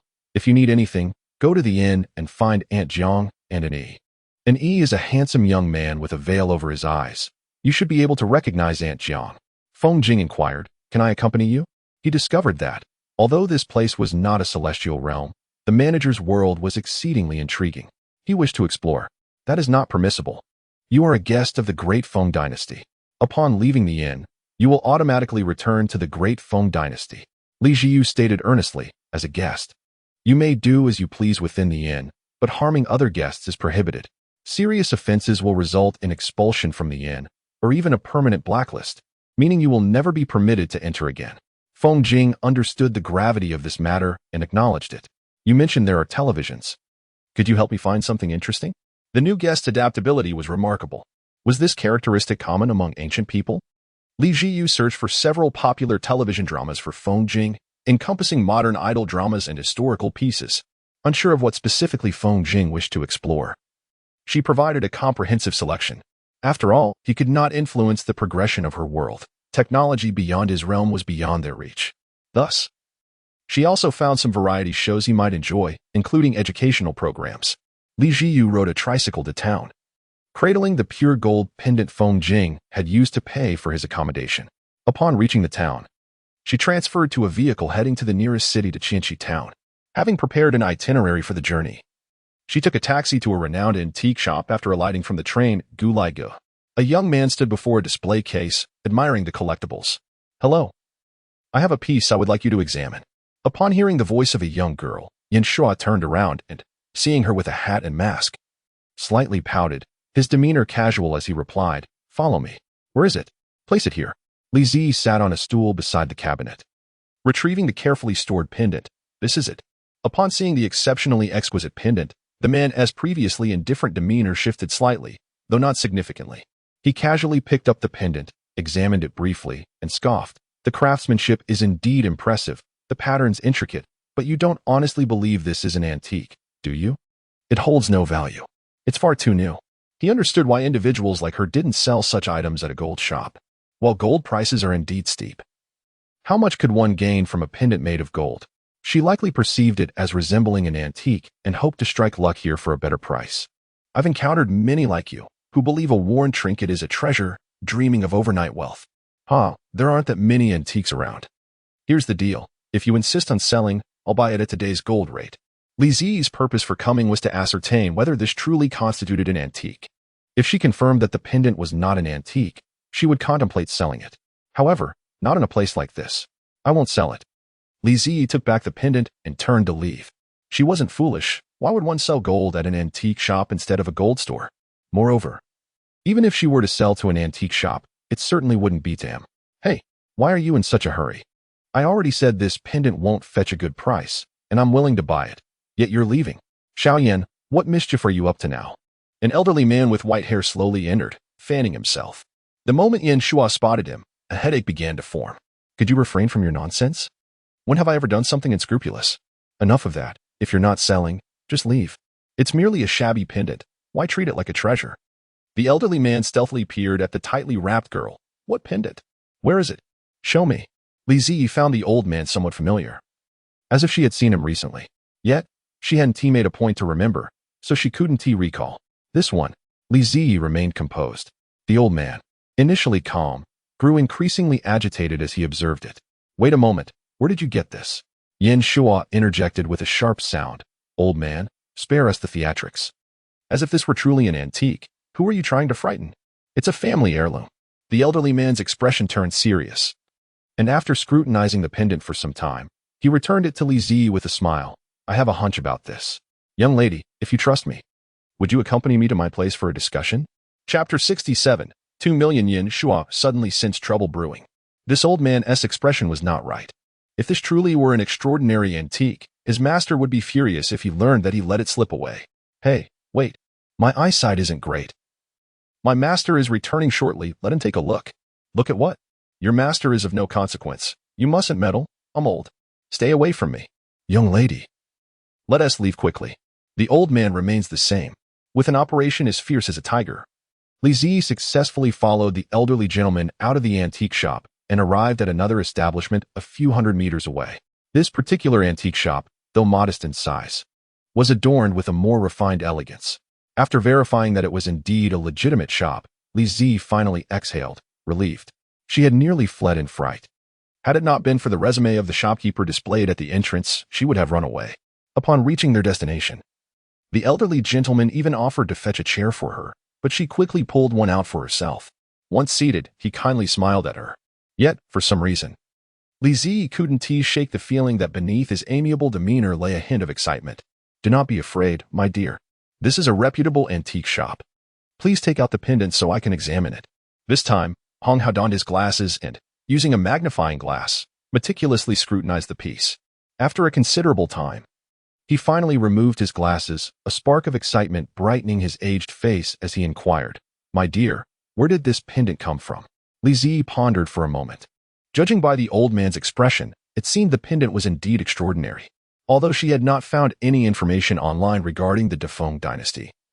She was not inclined to lie about its origins as it belonged to that very era. Her primary intention was not to feign selling an antique, but rather to ascertain its authenticity. Pretending to be quite anxious, she fidgeted with her fingers and softly said, This was passed down from my ancestors. Now that my family members have passed away, I am living alone, which is why I thought to sell it. My family said it was from the Defeng dynasty, but I couldn't find any information about it online, so I wanted to consult you to see if there had been a mistake in the lineage. The Defeng dynasty? There is no such dynasty, Hong, the elderly gentleman, remarked while observing the intricate craftsmanship of the pendant, suppressing his excitement.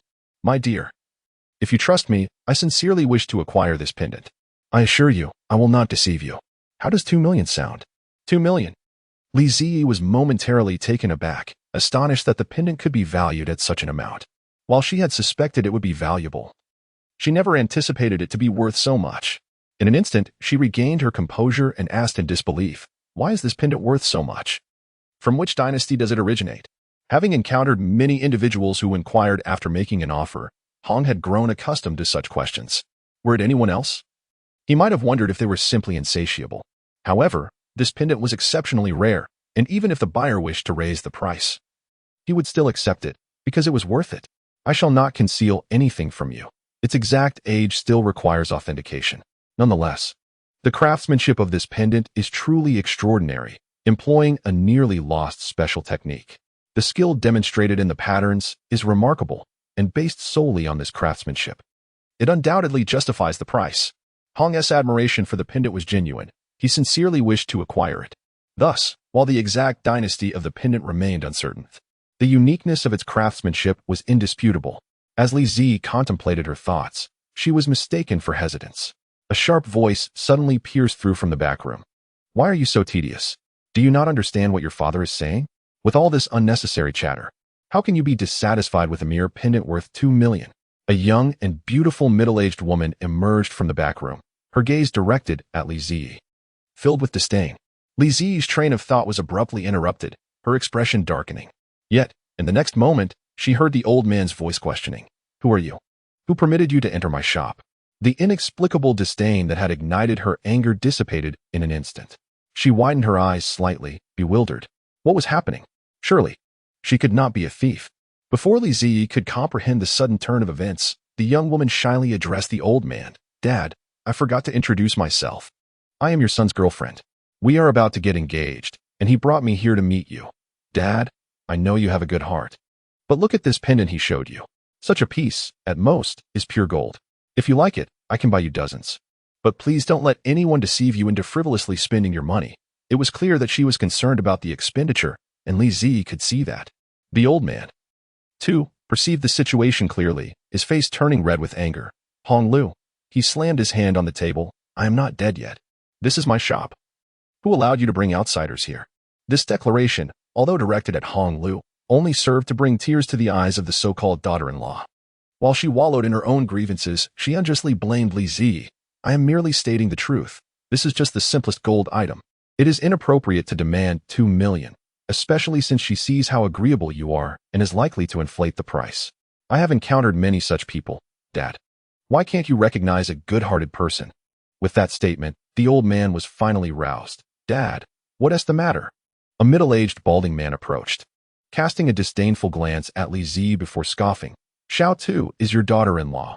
We will marry sooner or later. Is it worth offending us over an outsider? Besides, Xiao Tu means well for you. You are getting older, and your eyesight may not be as sharp, but Xiao Tu is different. She is a history professor at a university, and her judgment on such matters surely surpasses yours. You are so short-sighted. Old Master Hong was infuriated upon seeing him, and Li Ziyi could no longer observe the spectacle. She genuinely feared the old man might suffer a stroke from anger. Sir, please settle your family matters first. I shall return another day. She tucked the pendant into her pocket casually, ready to leave when old Master Hong called out to her, Young lady, do not depart just yet. Please sit. I genuinely wish to acquire this pendant. Will you wait for me? His voice was subdued, suppressing his ire, and at his advanced age, he was almost pleading for the pendant. Unable to resist, and indeed curious about the pendant's significance, Li Ziyi nodded and took a seat on a nearby chair. Awaiting further developments. Leave my shop at once with her and cease your nonsensical chatter. Old Master Hong exclaimed, slamming his hand on the table. I have long proclaimed that this establishment belongs to me, and it is not your place to act as if you're its master. What does it matter who she loves or what professor she associates with? Our father-son relationship has been severed long ago. Chapter 68, Voluntary Donation. Old Master Hong, nearly gasping for breath, struggled to contain his fury. Do not presume that just because you are my only child, the entirety of this shop will be yours upon my demise. I assure you, upon my death, all that belongs to this store will revert to the Dragon Kingdom. Do you understand? Get out.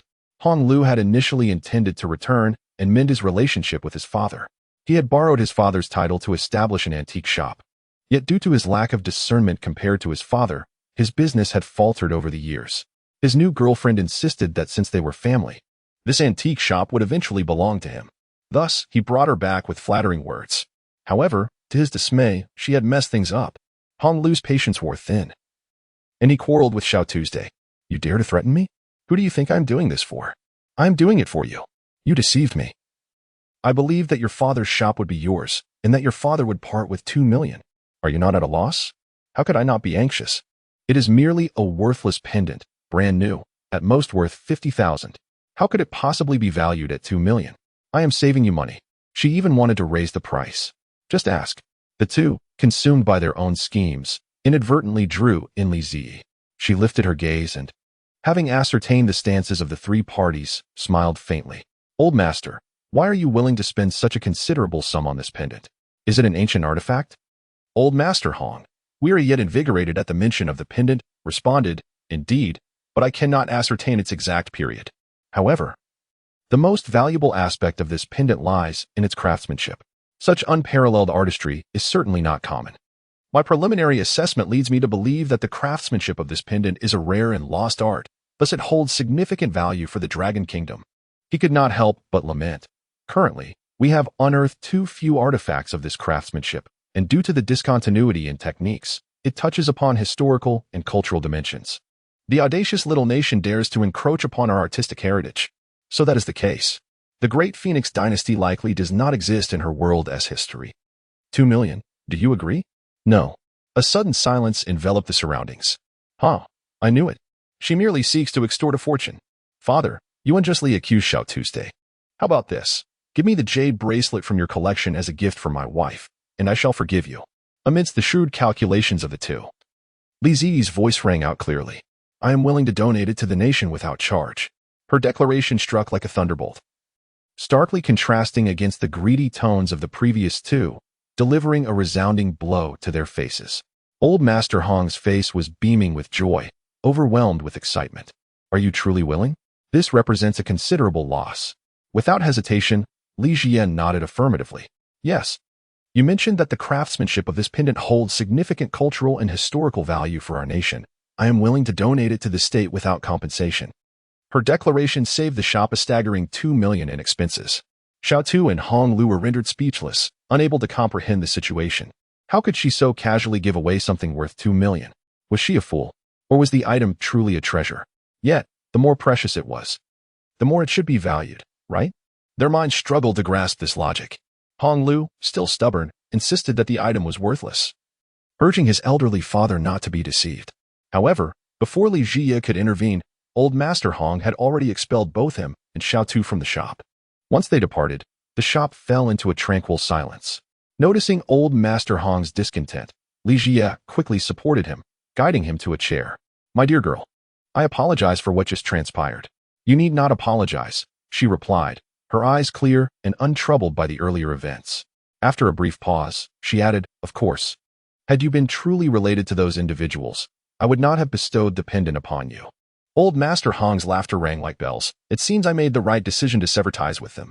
He genuinely believed this. If that ungrateful family caused this pendant to end up in another's museum, allowing the history and craftsmanship of our nation to be appropriated by outsiders, it would be a grave sin, one he would deeply regret. At the same time, he recognized that this young woman, while appearing gentle, possessed her own convictions and principles, which he found commendable. Rest assured, I will never hoard this pendant for myself. Once the craftsmanship is authenticated, it will be sent directly to the National Museum for preservation and exhibition.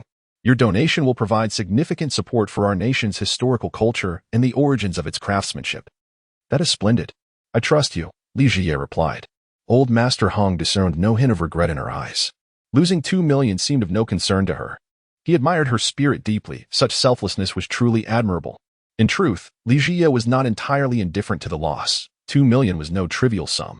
However, she found herself in a position where money was not an immediate concern, although she was not at a stage where she could purchase luxury brands at will. She harbored little desire for such items.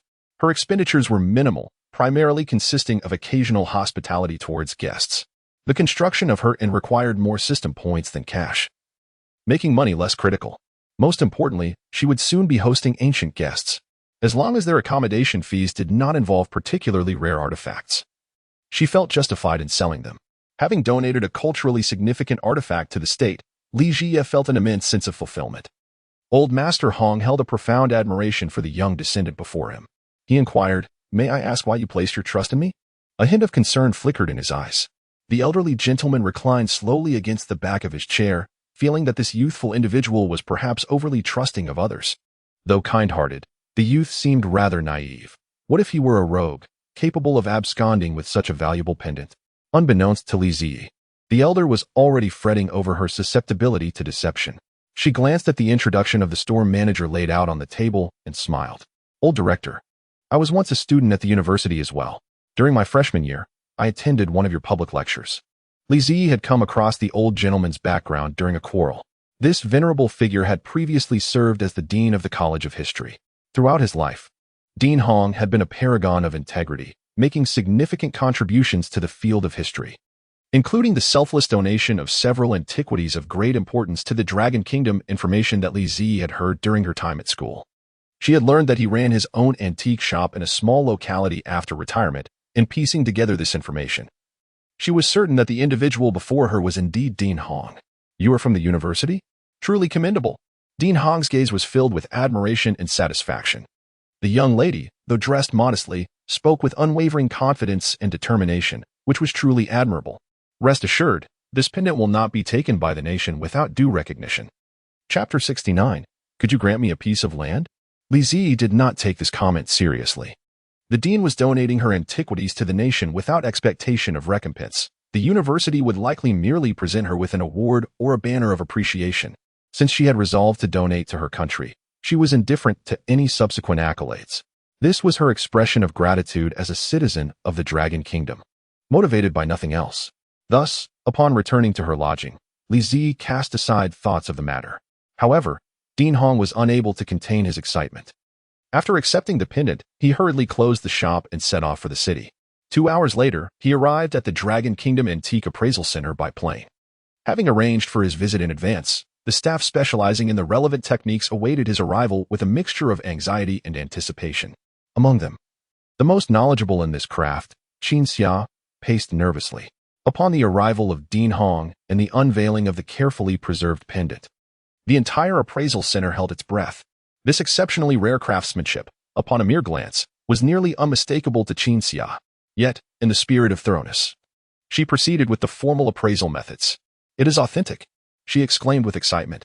That very evening, the pendant was confirmed to embody the techniques of a nearly lost and precious craft, now falsely claimed by a minor nation. With this pendant in their possession, they could weave together all strands of evidence to assert that the origin of this craftsmanship was indeed the Dragon Kingdom. The thieving nation could only dream of laying claim to such recognition. The identification center erupted in jubilant cheers. The revival of this nearly lost craft and the emergence of its cultural significance bears profound historical implications for the Dragon Kingdom.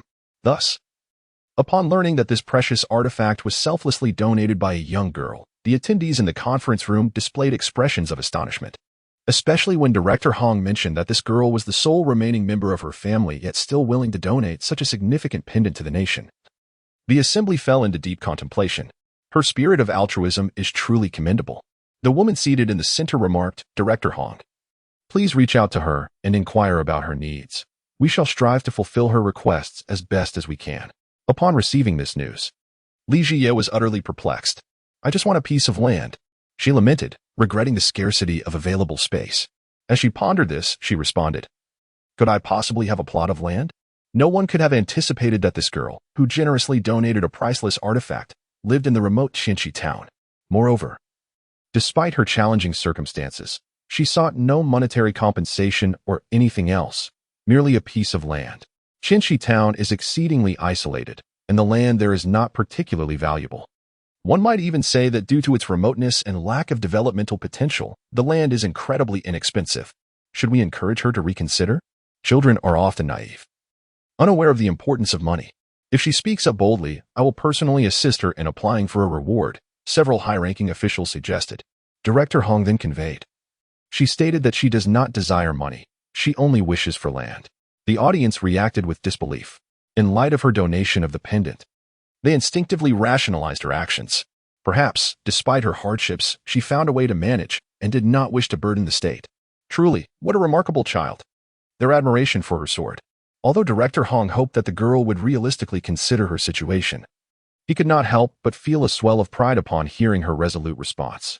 Haha, our esteemed student, rounded up, is indeed my student. I am proud. Li Jie has indeed acquired a piece of land. Little did she know that when Director Hong arrived to present the land certificate, he would also provide her with a generous monetary reward. Throughout the afternoon, Li Jie danced joyfully like a little dog. Shopkeeper, do you have any vacant rooms in your inn?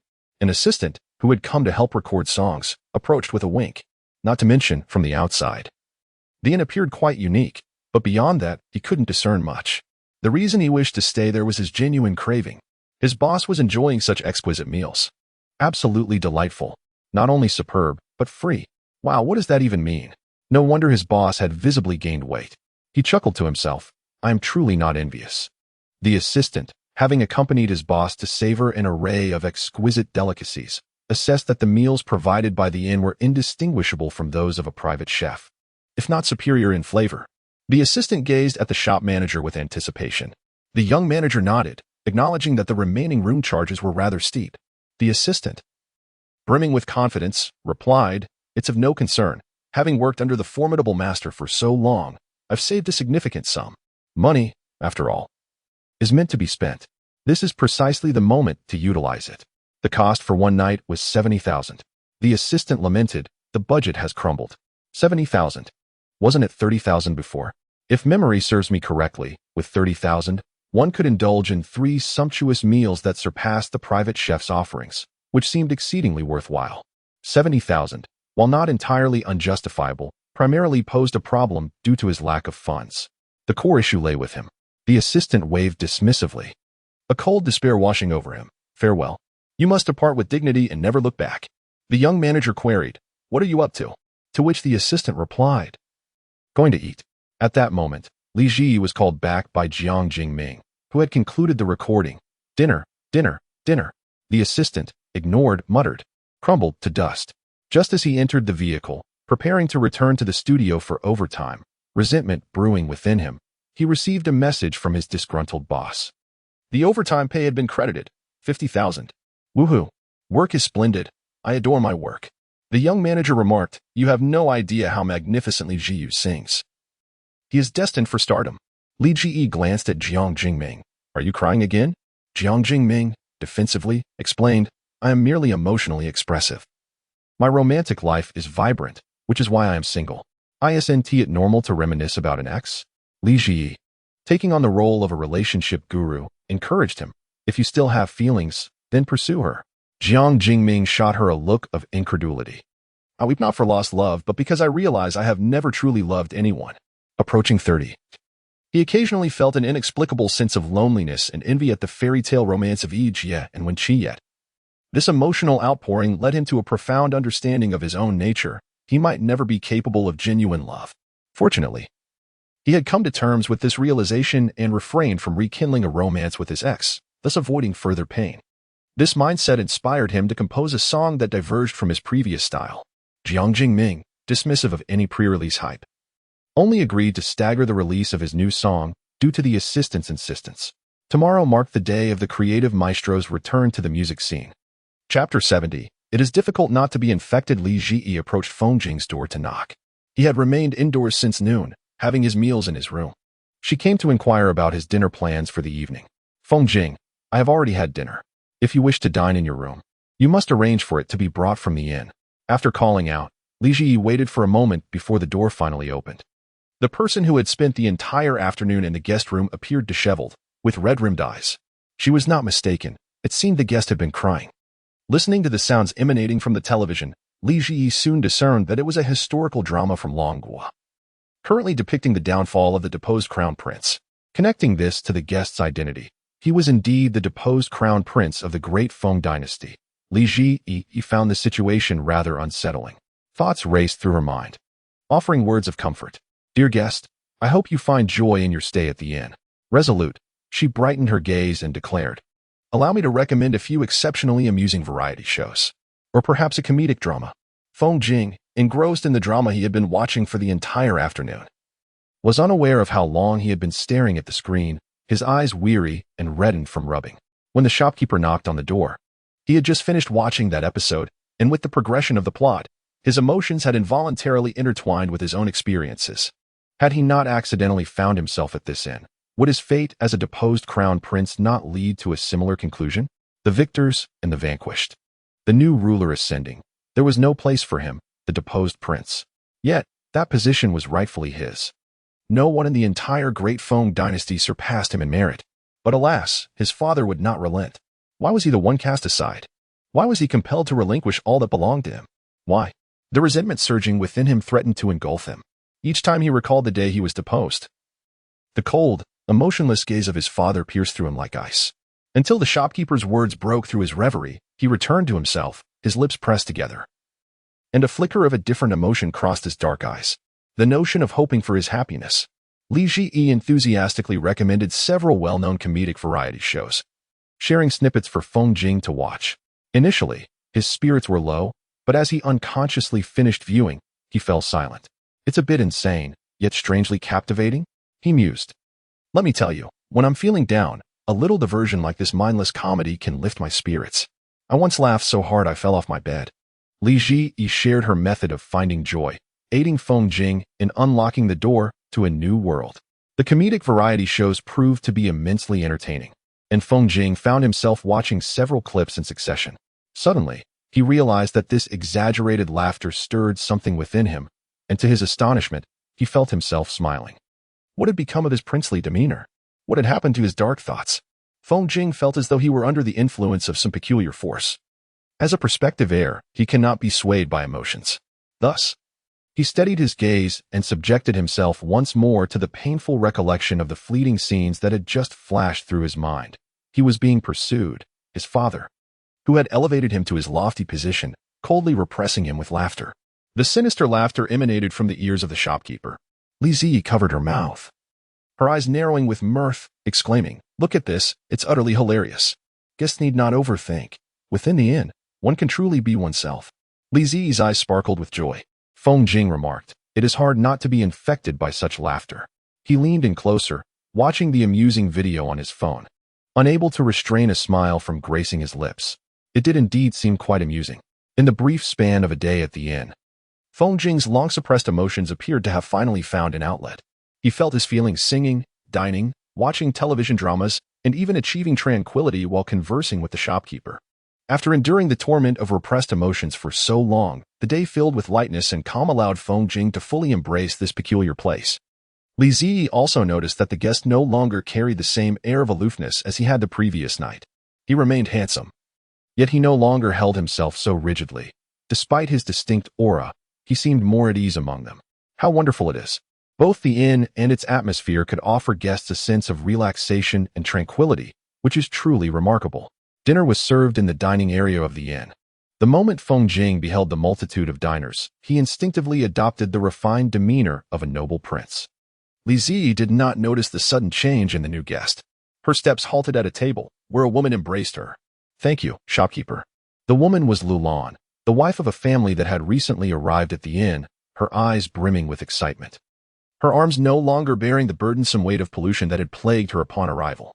Li Ziyi reciprocated the embrace naturally, her cheek brushing against the guest's shoulder. A habitual gesture that provided comfort. The guest, feeling the shopkeeper's reassurance, noticed her once-dimmed eyes brighten slightly. "It's a relief that your pollution levels have decreased. Where is Xiaobao? Did she not come out for dinner?" She asked, sleeping. "I left her some food to soothe her." Upon mentioning Xiaobao, a gentle smile of relief graced Lulan's face. Each day she spent at the inn, she felt immensely grateful for her husband's steadfast support in choosing to invest in the costly crystal core to stay here. Although the inn was highly sought after among various bases, some remained skeptical about its efficacy in reducing pollution levels. Furthermore, many had been unable to secure a reservation, leading to increased criticism.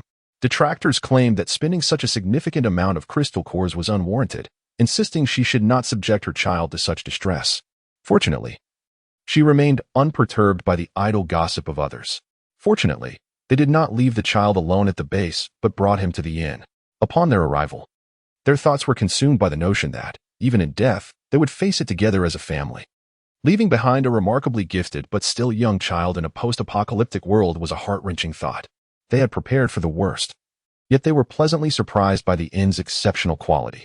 Not only were the claims true, but the inn genuinely reduced their pollution levels. Both her and her husband's pollution indices had decreased. Moreover, their stay at the inn was exceedingly comfortable, far removed from the ominous rumors they had heard. On the second day after checking in, having observed the decline in their pollution levels, they reported this development back to the base. They also came to understand why previous teams of ability users had sent back such brief updates and had become unreachable. They had been hastily working to lower their pollution levels at the inn. Chapter 71. He is merely Feng Jing. With the reduction in pollution levels for both her and Long Shou, the future of the child was secured. She no longer had to live in fear of her parents' sudden demise.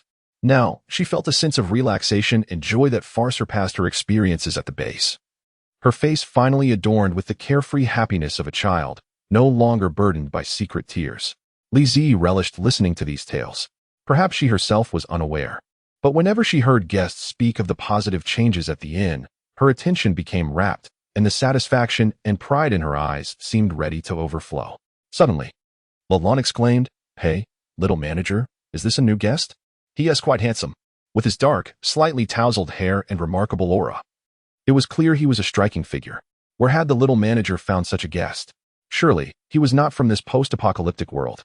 Just days prior, Li Ziyi had discovered a feature of the Wanjian software that allowed the manager to set parameters. Upon selecting a particular world, guests from that realm would automatically receive an accommodation guide upon booking. This guide detailed the inn's conditions and regulations forbidding harm to guests and the manager, along with a confidentiality agreement. Confirming the reservation meant adhering to the agreement, and violations would result in expulsion from the inn. Thus, everyone was now aware that the inn hosted guests from various worlds. However, this particular guest did not appear to belong to either the little manager's world or the post-apocalyptic realm. Feng Jing could certainly sense the multitude of gazes fixed upon him, some inquisitive, others curious or admiring, yet none bore malice. His circumstances for visiting the inn were rather unique, leaving him unaware that some guests hailed from the post-apocalyptic world while others were from the little manager's realm. Ultimately, Feng Jing settled beside Li Ziyi. His stature tall and elegant, exuding a distinctive aura of authority that eclipsed even the most pretentious of royal figures from television dramas. Dining among guests from diverse worlds, he understood the importance of maintaining the dignity of the great Feng dynasty. With a serious demeanor, the little manager introduced him. "This is our new guest at the inn, Feng Jing." Li Ziyi held a remarkable trust in the inclusivity of his inn, particularly regarding the acceptance of new guests. Indeed, Lin Cheng gazed at Feng Jing for quite some time before earnestly inquiring of the young manager, "How can one be so handsome?" To which Wen Qi calmly replied, "It is impossible." This response, devoid of humor, left Lin Cheng in dismay, covering his face. Yet, as he continued to do so, he exclaimed, "Wow, my skin is in splendid condition." Regaining his confidence, Qi Yao's impression of this guest lingered on the previous night. Did his neck ache? He seemed to be somewhat stiff. Feng Jing smiled gently, his demeanor as radiant as a clear sky. A little. It is indeed uncomfortable. Yet, I must endure. This remark served to dissolve the initial awkwardness among them. However, before the conversation could progress further, the dinner bell rang, prompting everyone to rise and fetch their meals. Handsome? Nothing is more important than food. Exceptional charisma akin to a star? Food takes precedence. What are you sitting there for? Hurry and get your meal. Li Shi urged Feng Jing, who appeared somewhat bewildered by the unfolding events. Feng Jing found himself at the end of the line, having never queued for food in his life, let alone at the back. It was a surreal experience. Nevertheless, this feeling did not repel or discomfort him. Perhaps the novelty brought by the inn was too overwhelming, from the exhilarating rock music to the individuals who could seemingly step out of the television, to now, as the exiled prince of the great Feng dynasty, standing last in line for food, it all felt bizarrely unreal. Yet, this absurdity gradually faded as he listened to the young manager share details about the day's meals and engaged in conversation with those ahead of him. Here, he was no longer the prince who once stood just beneath the emperor, nor the abandoned royal confined by circumstance. He was simply Feng Jing. Feng Jing? What do those two characters in your name mean? Feng from Phoenix and Jing from Brightness. The young manager told me. What does that have to do with you? I asked you. Am I not allowed to speak? Although the inquiry was directed at Feng Jing, he found himself sidelined throughout the discussion. However, the topic was forcibly drawn back to the initial question posed by the guest. Brother, your name is truly noble. Why do you have such long hair? Before Feng Jing could respond, the individual in front turned around and continued to expound. Feng Jing and an E both possess two character names, thus they are equal. Yet, Feng Jing's name carries a more regal air, granting him the victory. Both Feng Jing and an E are handsome. But Feng Jing has long hair, while an Yi's hair is unevenly cut, thus Feng Jing claims another victory. However, Feng Jing lacks the ethereal quality of an E, giving an E the upper hand. In comparison, an E, you have lost. For rounds, one victory, your position in the grasslands is at stake. Once again, Feng Jing, who had not uttered a word, asked, Grasslands? And who is an E? He would soon discover the identity of an E. In the takeout area, a handsome man adorned with a delicate veil cast his gaze downward in a state of melancholy. Shopkeeper, do you think the same? Li Zi, caught in the act of surreptitiously indulging in the shrimp dumplings on his plate, puffed his cheeks like a student unexpectedly summoned by the teacher, his round eyes exuding a delightful innocence. Witnessing this, Lin Yi, who was fetching water, felt a wave of tenderness and couldn't resist playfully pinching the shopkeeper's cheek. Seizing the moment when she was momentarily silenced, he teased, Why so quiet, shopkeeper? And E, can't you see it? With her eyes wide open. Li Zi hastily devoured her dumplings and earnestly replied, No. And E, you are exceedingly beautiful.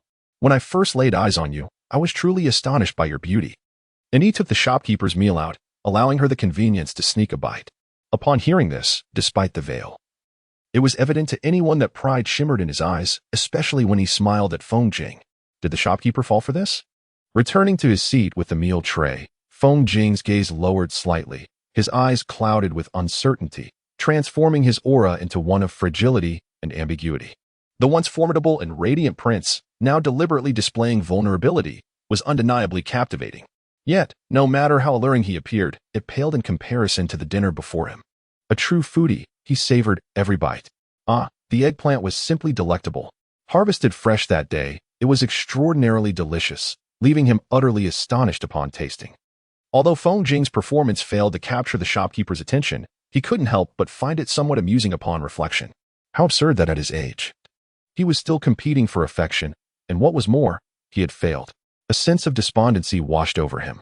Yet, the succulent and fragrant eggplant, the tender sweet and sour ribs, and the crystal-clear vegetable dumplings brought him a fleeting sense of bliss, as if all animosity had vanished. Feng Jing leisurely enjoyed his exquisite meal, his dining etiquette not appearing pretentious, but rather soothing to the observers. However, if it were merely for admiration, there would be little to discuss. The real question was why he ate so slowly. This left everyone feeling even hungrier. In truth, they were not starving. Even if they were, they could always seek Aunt Jiang for a second helping. Yet, what they craved were the vegetable dumplings made from the shopkeeper's own homegrown produce. Previously, they had doubted the shopkeeper's ability to cultivate a small garden, Now they found the garden too diminutive, as the vegetables were simply insufficient.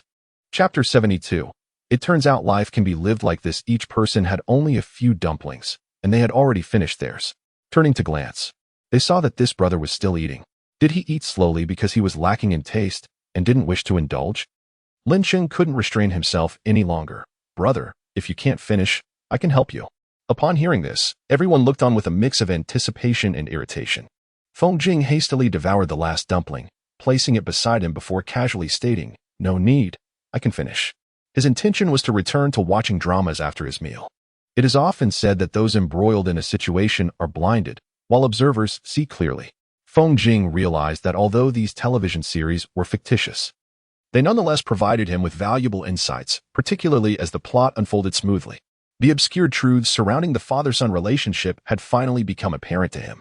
He understood now why his father's demeanor shifted so abruptly. It was due to the aging emperor's apprehension towards his vigorous and capable son. The only barrier to his ascension was his own father. So what should he do? Once again, Feng Jing found himself slowly engulfed by an encroaching darkness, his phoenix-like eyes swirling with shadows. "Feng Jing, come and see what you want to play," called Li Ji, his eyes sparkling with enthusiasm. As the saying goes, any seemingly mundane activity becomes immensely enjoyable when shared among many. Such was the case with card games. Typically, individuals seldom take the time to play cards with friends while at home, but in the inn, it transformed into a popular pastime.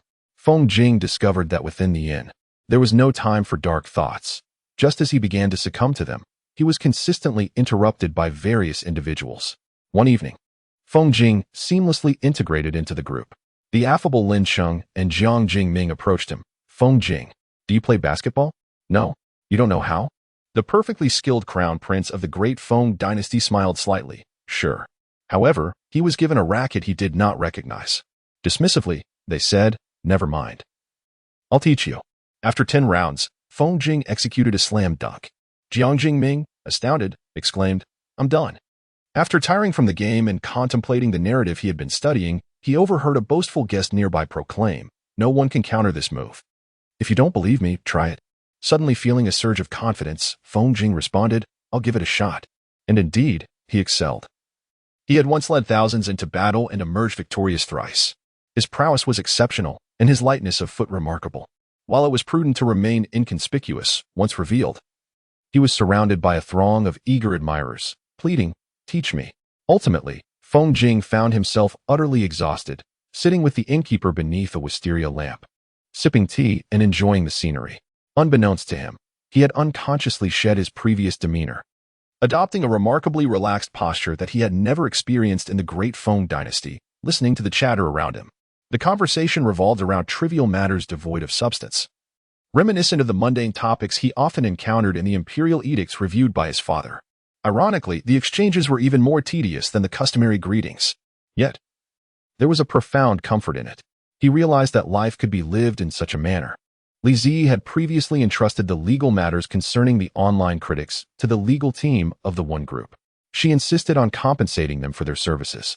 Earlier, she had been misled by Yi Jia, but she sought out President Wen once more, who adamantly refused her offer. The reasoning was as follows: "Little shopkeeper, it seems we are not friends after all."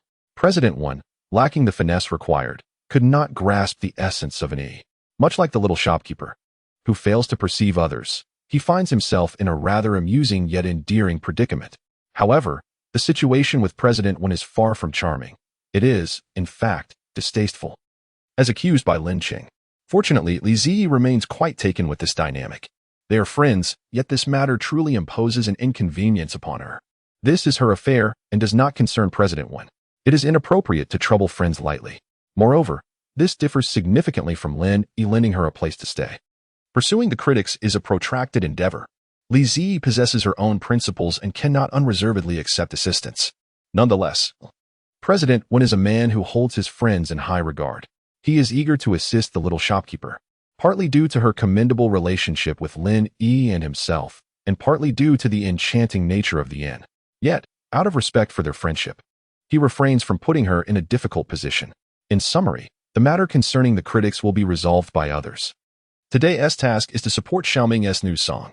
Li Zidi, deep in contemplation the previous night, prepared diligently and, upon waking, pedaled her tricycle smoothly into town. Though Chinchi town is small, it is well equipped, with the marketplace offering a plethora of goods. She anticipated returning just in time for the premiere of the first new song. Jiang Jingming was so anxious he felt nauseous. Despite appearing exceedingly confident, he was, in truth, quite nervous. His current state of mind mirrored that of when he released his first song years ago, filled with youthful bravado and fearlessness, characterized more by excitement than trepidation. Now, however, he was genuinely apprehensive.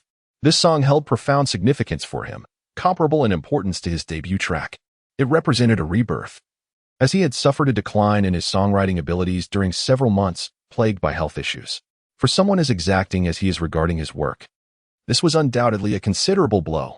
The online chatter surrounding his fall from grace and the speculations within the industry regarding his creative capacity weighed heavily upon him. The subsequent betrayals only compounded the immense pressure Jiang Jingming endured.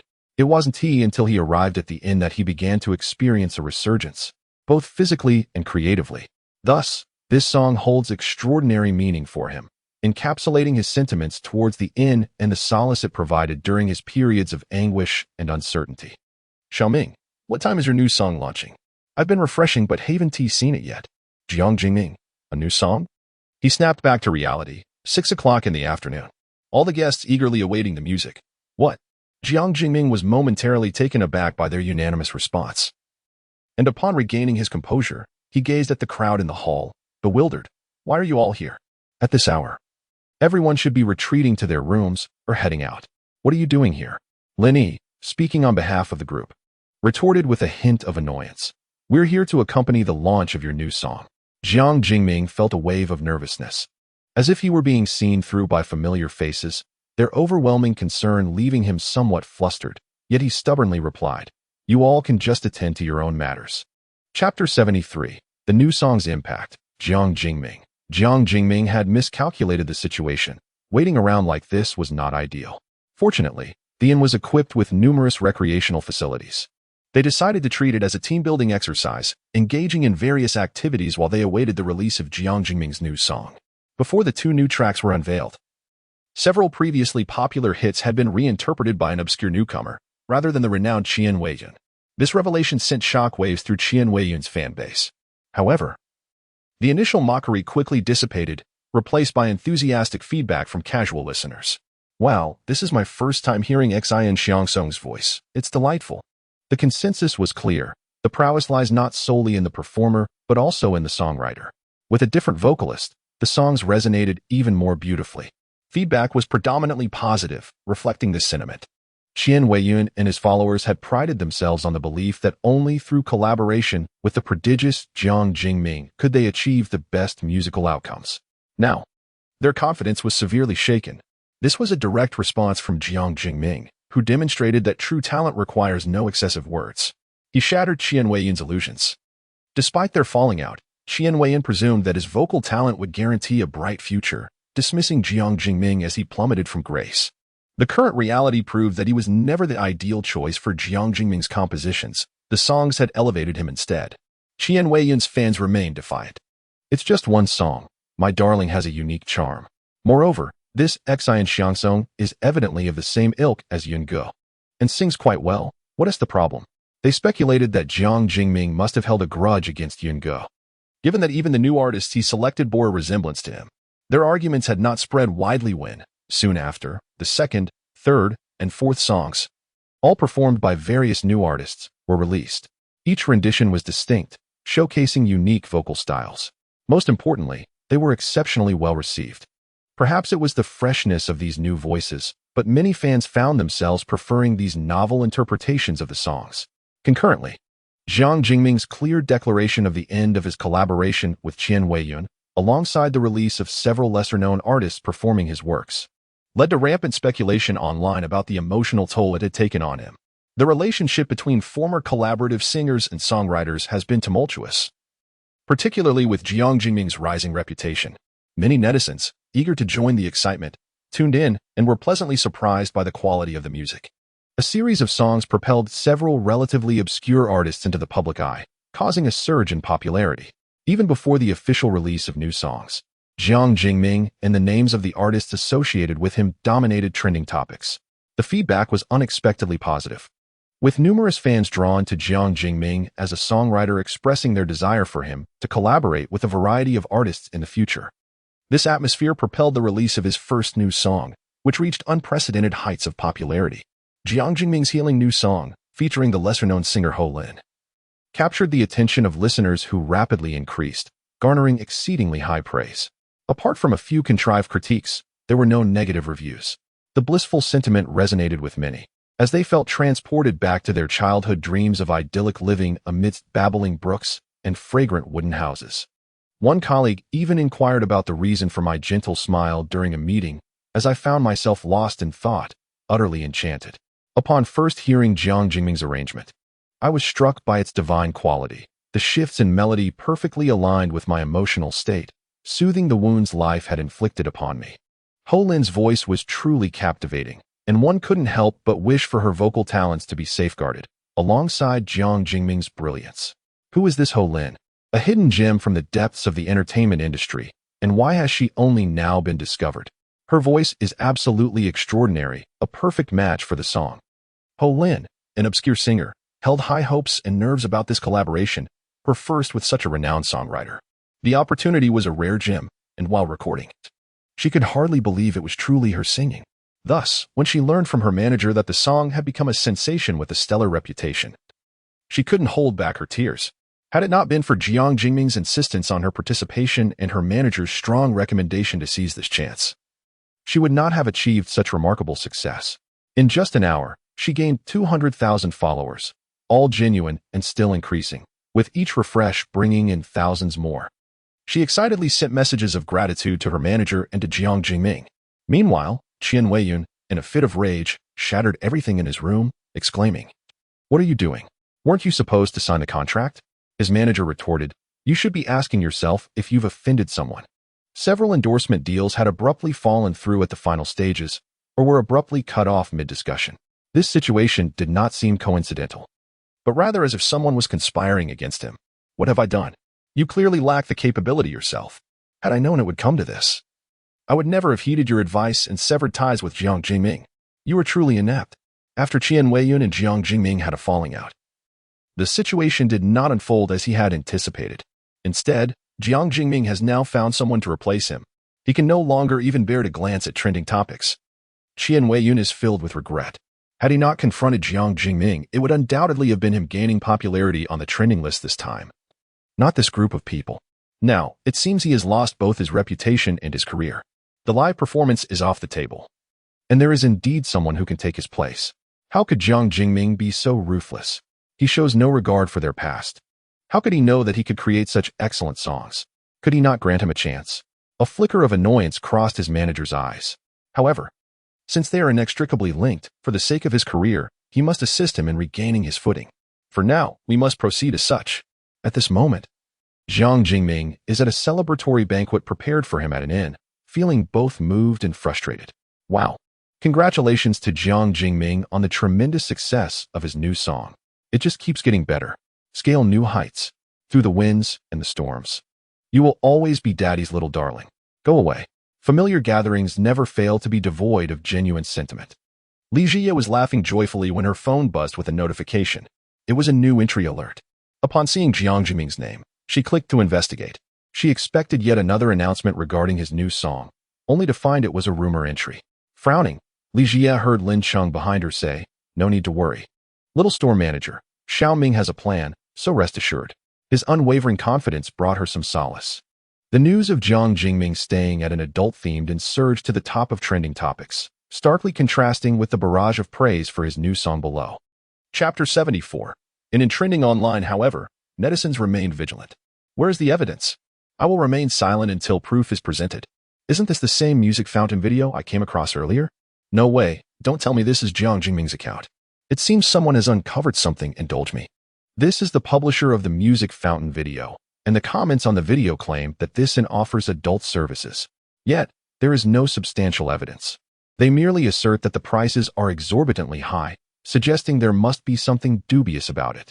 Jiang Jingming's studio has issued a statement. Wait, why is Jiang Jingming's studio warning Qian Weiyun without clarifying anything?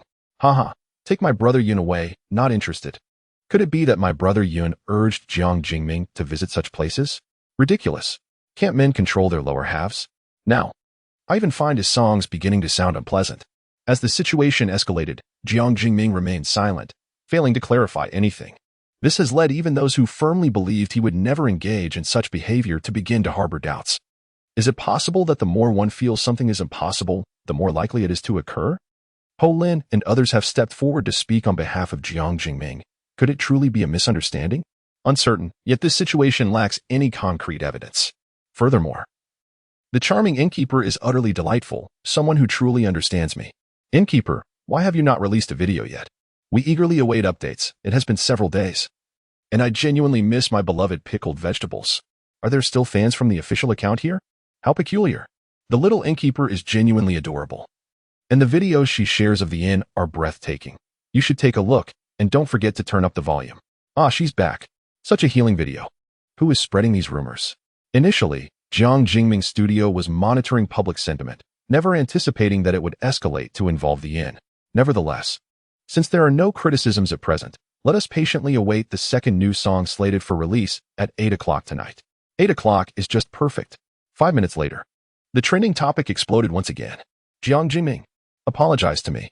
How could someone be so heartless? The moment I felt healed, it shattered into despair, and I wept uncontrollably. Fine, so this is how you wish to play it. It is heart-wrenching. It hurts. I am not joking. I am crying like a dog.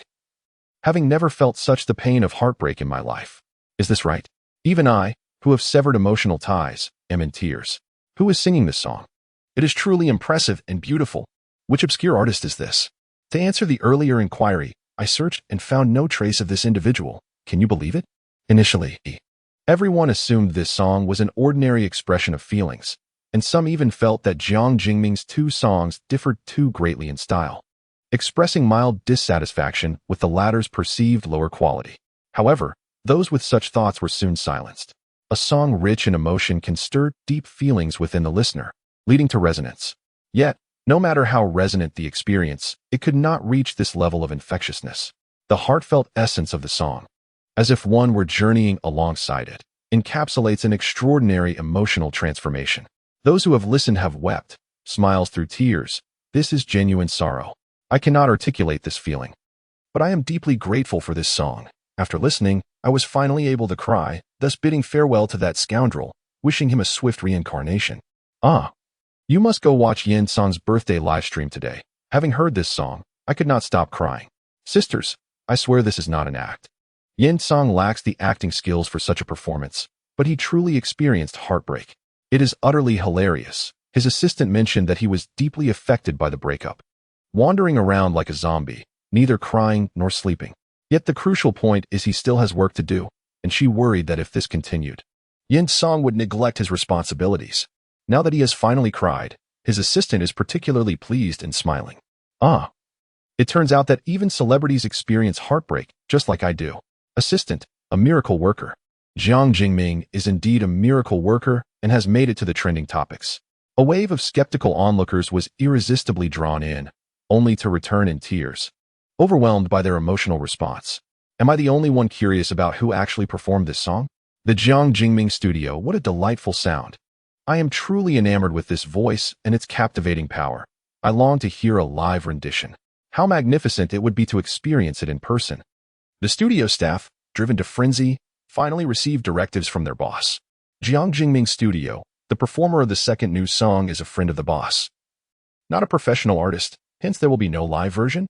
Are you serious? Now I feel even more inclined to weep, lamenting the disappointment shared by many netizens. However, some argue that not performing live could be a blessing in disguise, sparing us from potential embarrassment.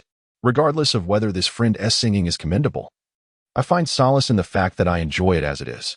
I have accepted the polished version. This post has garnered an overwhelming number of likes. It seems everyone shares this concern. Haha, if they are not an artist, we can accept the absence of a live performance. But why choose someone who isn't a professional singer? Could it be for monetary reasons? What does this have to do with your 30-year-old baby? Jiang Jingming Studio. The boss has a message regarding the two new songs, a letter. Is this a letter about the new song? All I see is a loyal fan of a certain and rendered speechless. What charm does this possess? What a peculiar promotional effort. What are you even sharing? The tenderness from the great overlord has piqued my genuine curiosity about this inn. Jiang Jingming has not been in the best state during that period. Did he seek treatment at this inn? That seems rather absurd. Is this an advertisement? Have you ever seen a new song being used for advertising? Is this inn truly that remarkable? If so, then the 30,000 in lodging fees would be justified. Furthermore, it was mentioned that the inn's environment is exceptionally serene, alleviating his tumultuous emotions, and that the recording quality was superb in the inn's karaoke room. I must ask, are we discussing an inn or a recording studio? The gratitude and affection Jiang Jingming expresses for this inn are palpable throughout the text. I am genuinely intrigued. Where's Qianxi town? The place I searched appears to be rather remote. To the person above, you haven't searched incorrectly. It is indeed quite secluded. Not only is it isolated, but it also lacks attractions. Who would pay such a high price to visit a place with no appeal, except for a masochist?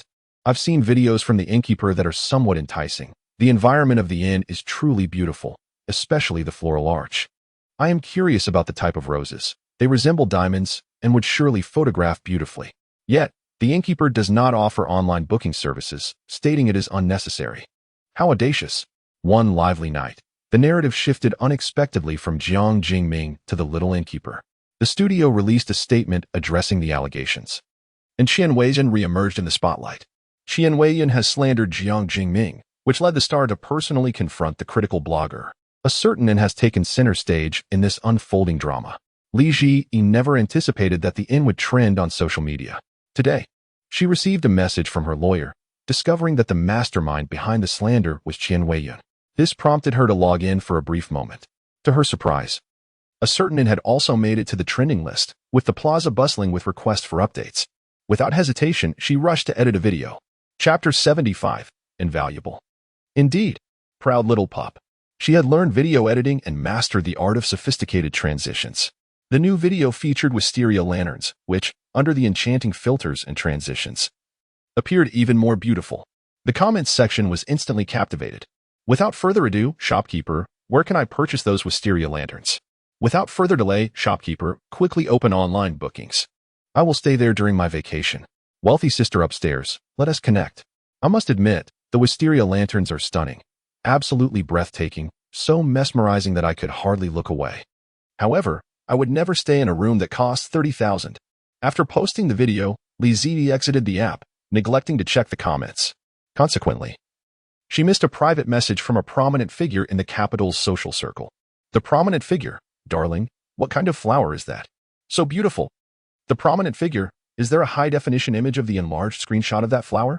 When she has replied to me, what exactly are you asking about? She looked at her brother in exasperation. When Shimu, never mind then, it's probably impossible. The fleeting flower bore a striking resemblance to the final version of a mutated plant they were studying, yet it seemed implausible. Perhaps he was simply too sensitive and mistaken. Li Zi had no time to check her phone, as several new guests had arrived at the inn today. Several teams of guests with supernatural abilities reluctantly checked out, and as soon as they left, the inn was once again fully booked, with new guests cautiously entering in pairs, reminiscent of the initial arrivals. After completing the check-in procedures, Li Zi found it odd that they appeared so anxious. She was entirely unaware that the inn's reputation had been tarnished in the apocalypse. However, even if she had known, she wouldn't have been concerned, for even the most dreadful reputation would entice supernatural beings to pay for a stay to reduce pollution levels. Moreover, such twist would ultimately leave the guests more satisfied with the inn. As for the online claims that the inn was overpriced and too arrogant, leading to empty rooms, Li Zi remained indifferent. Today, 3 new guests had arrived at the inn. Along with her returning guest, Sister Xiao Qing, the inn was once again at full capacity. Each of the 3 new guests had directly applied for a reservation. Li Zi accepted them one by one. The first guest was a young man dressed in azure robes, his eyes bright and adorned with a headpiece, who entered the room with enthusiasm, eagerly surveying his surroundings. Are you the innkeeper? Li Zi nodded. Yes, the prices are here. Guests may choose which room to stay in. Yang Kong glanced over, his eyes widening in surprise. What does the point system mean? He sensed that something was amiss with this inn. His arrival here filled him with excitement, as if he were the chosen one. Yet, does the chosen one still need to spend money? And it appears to be quite expensive. Yang Kong instinctively clutched his purse. He had silver, indeed, but he was frugal. He would haggle wherever possible. Is there any chance for a discount? Even though he was aware that this was a peculiar world, he felt undaunted. When out and about, one must save where possible and spend when necessary. He still needed to reserve funds for his return to the capital, having traveled less than halfway. It would be unwise to squander it all here. There would be ample opportunities to spend later. After traveling from the south, there was still a considerable distance to cover. Once he reached the capital, expenditures would flow like water. If he depleted his funds now, how could he remain in the capital to assist His Highness? Yang Kong was acutely aware of the looming crisis. However, the shopkeeper was resolute in his refusal. "Sir, our establishment does not entertain haggling. We operate on fixed prices. Must you be so absolute?" Yang Kong mused, his gaze falling upon a familiar figure, rubbing his eyes and then rubbing them again. He finally recognized the distinguished gentleman before him.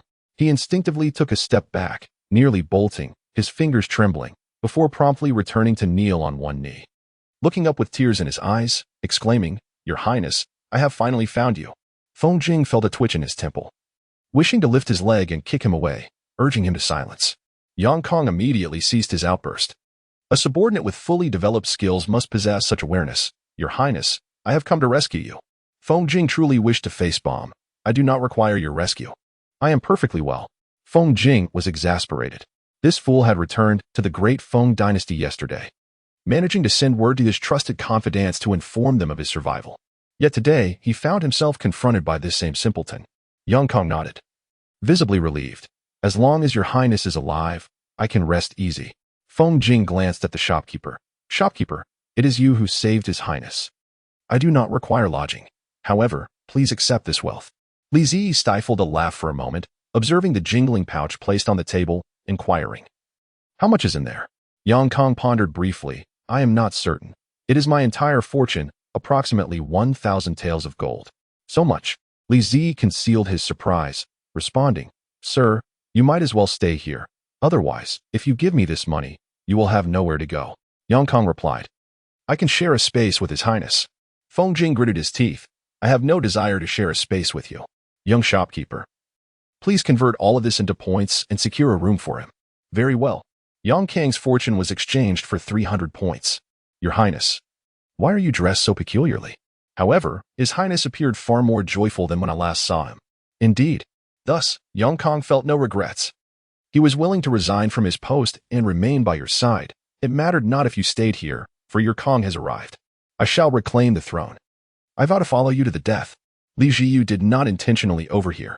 Feng Jing sighed, poised to speak, when he noticed the shopkeeper's flushed ears and twinkling eyes. "Do you have any books here?" "Indeed. Anything will suffice. Let him read, for in doing so, he shall find tranquility." Yang Kong, ever loyal to the crown prince, felt immense gratitude towards the shopkeeper upon learning that he had saved His Highness. Furthermore, he astutely discerned the prince's fondness for the shopkeeper, elevating his regard for him even further. To spare the shopkeeper any distress, he proactively offered, "Shopkeeper, any book will do. I am open to all. I have some intriguing novels at home as well. It is merely unfortunate that I am uncertain whether there will be flooding in the coming days, and if my books will await my return." "Flooding?" Li Jiyu pondered, then reached into the endless bookshelf and extracted a volume. "Thank you, shopkeeper." Yang Kong glanced at the title, Sustainable Water Management. The script differed from that of the Great Phoenix Dynasty, yet it was still fairly legible. Clutching the book as if it were a treasure, Yang Kong departed. Feng Jing's eyes flickered. If memory served him right, Yang Kang's father was responsible for flood prevention, given his father's exacting nature. He would undoubtedly disapprove of Yang Kang's overt allegiance to him. If Yang Kang's father failed to manage this flooding, the emperor would not easily forgive him. This book is exceedingly valuable. Chapter 76, Recommended Novel Shopkeeper. Thank you. As Feng Jing turned, he observed the shopkeeper engrossed in sorting through newly received jewelry crafted from pure gold, his eyes bright with delight. It appeared the shopkeeper had a penchant for such items. Feng Jing took note of this. Simultaneously, his resolve to vie for the throne intensified, beyond the inherent desire to reclaim his rightful place. Another motivation for pursuing the throne was the simple fact that without it, he could not afford to reside in a tavern.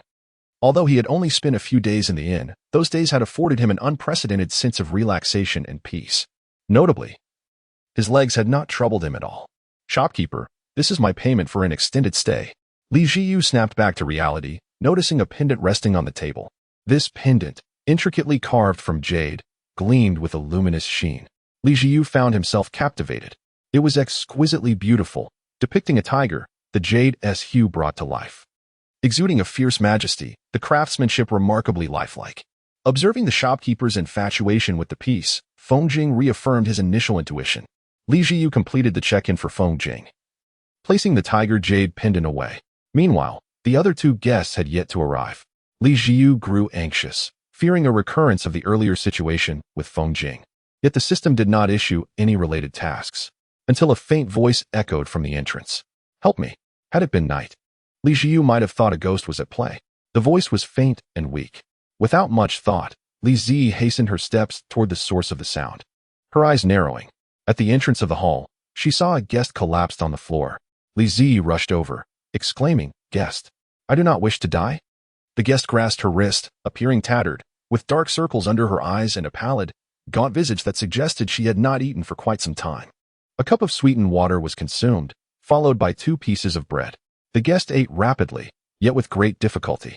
Li Zi, filled with concern, remarked, "You may be suffering from low blood sugar. Just a moment, how long has it been since you last ate?" The guest's dark eyes finally sparkled with a hint of life, losing some of their previous blankness. She recalled, her mouth still moving. 3 days? I can't quite remember. Li Zi's eyes widened in alarm as she quickly responded, "Then please wait a moment." Wu Songchuang hesitated for a moment, resisting the urge to bite into the food before her. She worried that she might be judged for eating too much. Aunt Jiang is cooking congee. Soon you shall have some light vegetable porridge. For now, eat less, or take your time. You've been hungry for too long. Consuming too much at once could make you ill. Wu Songchuang slowly nodded. The guest began to slow her pace of eating. Perhaps having made a decision, she said, "Can I use my room fee for this?" As Li Zi turned to grab some tissues, she noticed that the guest was holding a beautiful dagger and a golden bracelet in her palm. That will suffice. She was about to take them to the point redemption machine. "I possess 3 such daggers, capable of slicing through iron," the guest stated, her words deliberate. Li Zi recognized the unease in her eyes and refrained from further comment, nodding in approval. A girl should be like this. Only then did Wu Songchuang lift her gaze, slowly offering the dagger and bracelet. It was only when Li Zi accepted the dagger and bracelet that she realized the dagger's hilt was adorned with jade and gemstones. While Li Zi could not discern the value of the gemstones, she could tell that the craftsmanship of the dagger was extraordinary, likely redeemable for a significant number of points. Indeed, the dagger was worth 200 points, more than sufficient to cover the room fee. "Shall we redeem the bracelet as well?" Wu Songchuang nodded without hesitation, seemingly disgusted by the exquisite piece. "Yes, redeem it." "All right, a total of 300 points have been redeemed. The room fee of 203 points amounts to 70 points, leaving a balance of 230 points on the room card. This is your room card, dear guest. Please keep it safe. If lost, you will be unable to unlock your door. Now, let me show you to your room, where you will find clean clothes to change into, and by then, the porridge will be ready." Li Zi chattered away while carefully observing the guest reactions. Noticing her gradual nod, Li Zi assisted her in rising, and together they ascended to the 2nd floor. Wu Songchuang had thought she would perish in the wilderness, consumed by a ferocious beast. After being pushed off a cliff by the betrothed heir, she truly believed her end had come. It was at that moment she realized that the heir she admired had always favored her half-sister, the daughter of the concubine in the Marquis's household. With her death, the heir could easily absolve himself of any blame. Indeed, no one would dare to reproach him. Her father would certainly not seek trouble with the heir on her behalf. After Wu Songchuang's demise, the Marquis's household was left without a legitimate daughter, forcing her parents to arrange for the half-sister's marriage to the heir, thus fostering a romantic tale while simultaneously strengthening the ties between the Marquis's household and the 5th prince. From that point onward, no one would remember the legitimate daughter. Wu Songchuang. Wu Songchuang endured in despair at the cliff's edge for 3 long days. Had she not fortuitously stumbled upon a luminescent piece of wood, and if she had packed the dagger her uncle had urged her to carry before departing, she might have been long lost to the earth. She conceded that upon discovering the glowing wood, there was an element of chance in her decision. Yet now, she found herself uncertain if her gamble had been wise. "Am I already dead?" Wu Songchuang wept, asking in confusion. Why else would everything around her be so unfamiliar, teeming with wondrous and novel sights? The overwhelming sensation rendered her helpless, fostering an impression that perhaps she had indeed perished, and this was a celestial realm. But did heaven also require expenditure? No. The innkeeper's firm affirmation jolted Hua Songchuang from her astonishment at the new experiences. Indeed, she recollected that this inn did not belong to the Great Feng dynasty, thus. She had wagered correctly, had she not? Gazing into the innkeeper's clear, round eyes, her tears flowed even more profusely. Her sorrow and relief nearly overflowed. Li Ziyi, embraced in her arms, though initially taken aback, showed no sign of withdrawal, obediently remaining in the guest's embrace and gently patting her back. Do not be afraid. After being patted, the guest's tears only intensified. Li Ziyi, flustered, dared not continue patting and resigned to being a mere pillow in the guest's arms. The more she listened, the more her brows furrowed. Once the guest's emotions had calmed somewhat, Li Ziyi inquired, "What do you intend to do next?" Hua Songchuang experienced a fleeting moment of bewilderment. "I cannot allow the heir to wed my half-sister. How dare they ascend the ranks upon her grave?" Li Ziyi, quite anxious, urged, "Please listen to me. Two worthless individuals deserve each other. You must not align yourself with that scoundrel." However, Li Ziyi lifted her head and, with utmost seriousness, proclaimed, "I shall recommend several novels to you." Her large eyes brimmed with concern. How adorable! It made her want to weep. After her mother's passing, how long had it been since anyone had shown her such genuine care? All right, Li Ziyi sighed in relief.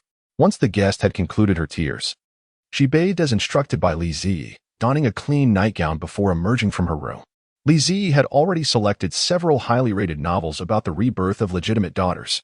When she looked up, she was dazzled before even receiving the books.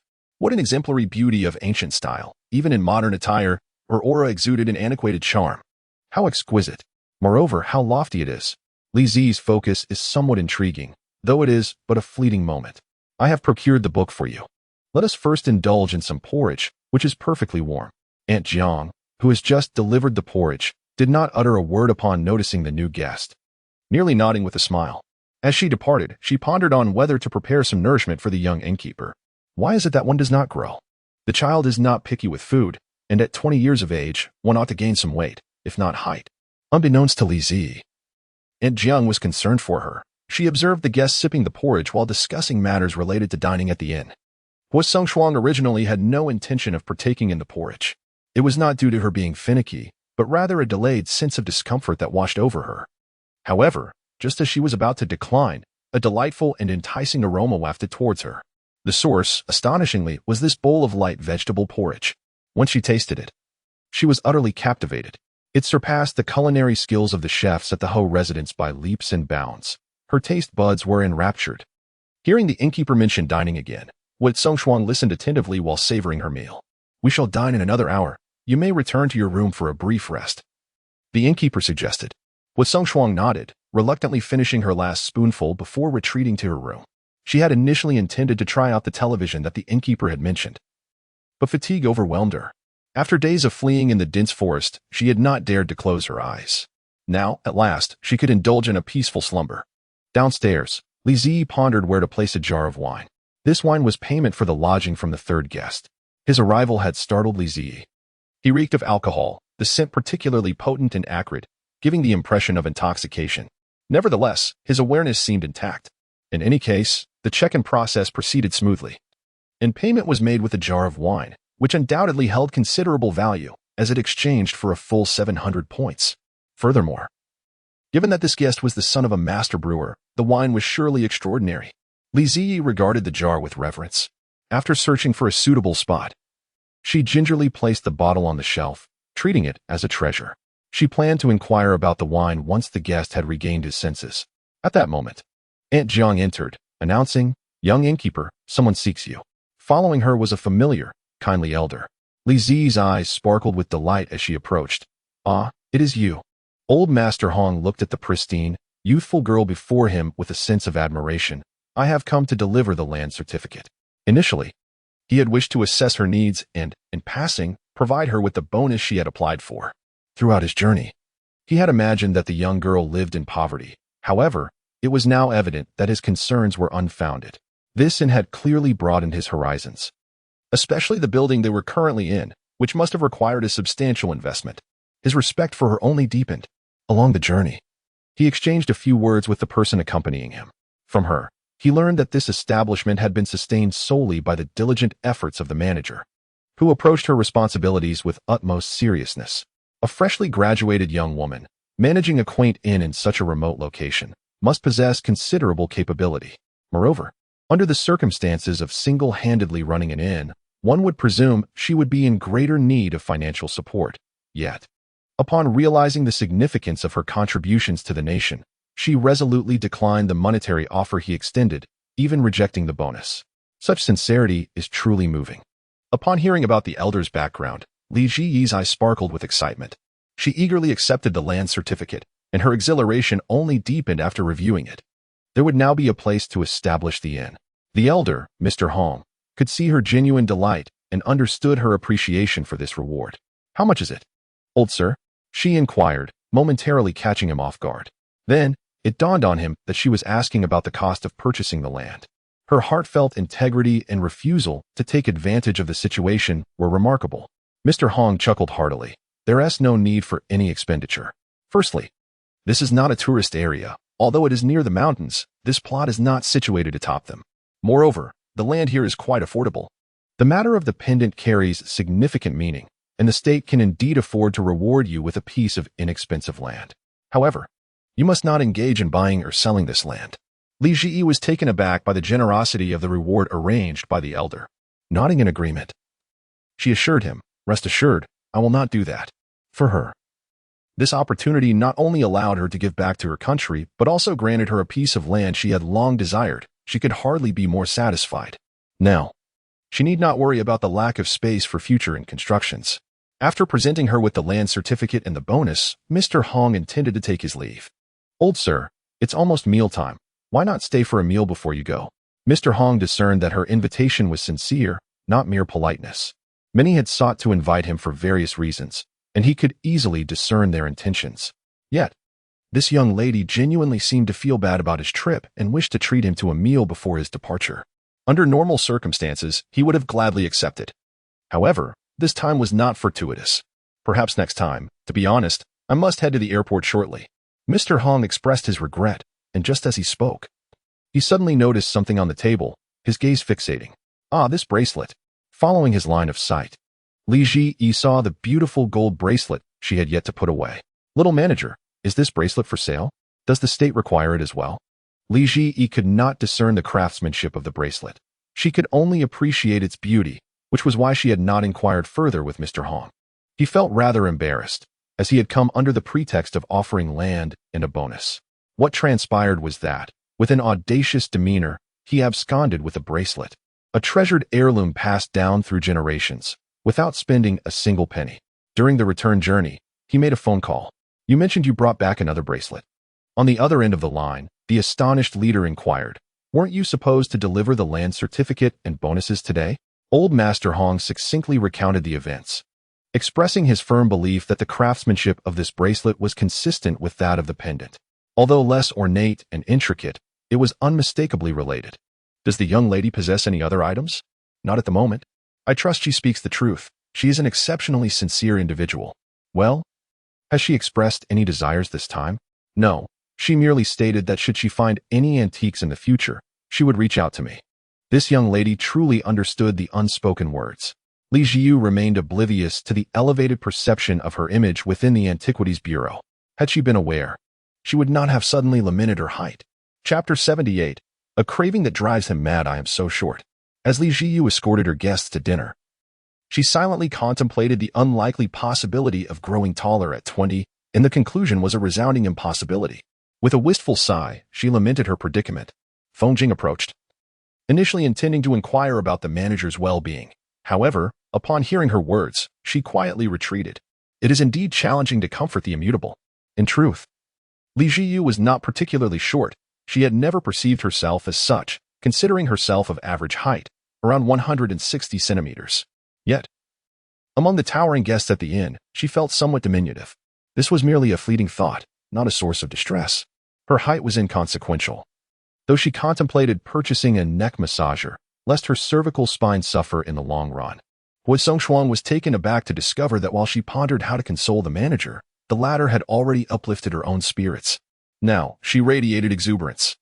Wu Songshuang was momentarily astonished by her own swift recovery and felt a twinge of envy for the manager's sunny disposition. Her family must treat her well.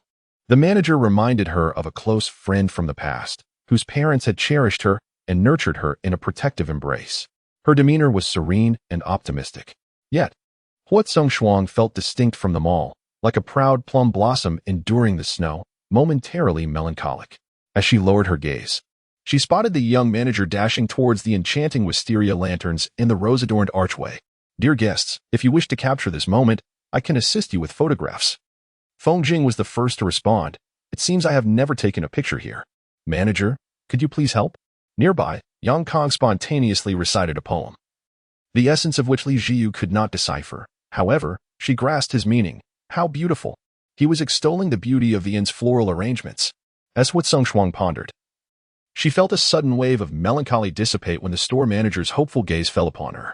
For reasons unknown, she longed to join in the moment. With a charming smile, she inquired, "It's truly beautiful. May I take a photograph, dear manager? Come quickly, I assure you. I will capture you as the world's most exquisite beauty." Li Zi transformed into a master photographer, snapping away with enthusiasm. Everyone was elated with their stunning portraits. Aside from Feng Jing, the others seemed more astonished by the peculiar device that had captured their likenesses than by the photos themselves. Li Zi, indulging her vanity, was about to turn off her phone when she noticed a man adorned with a crown of hair standing nonchalantly before the rose archway, even ostentatiously leaning against the entrance. As Li Zi's pupils dilated in alarm, she hastily reminded him to push the door open and exit the inn. "Please, dear guest, do not linger by the flower door," she urged.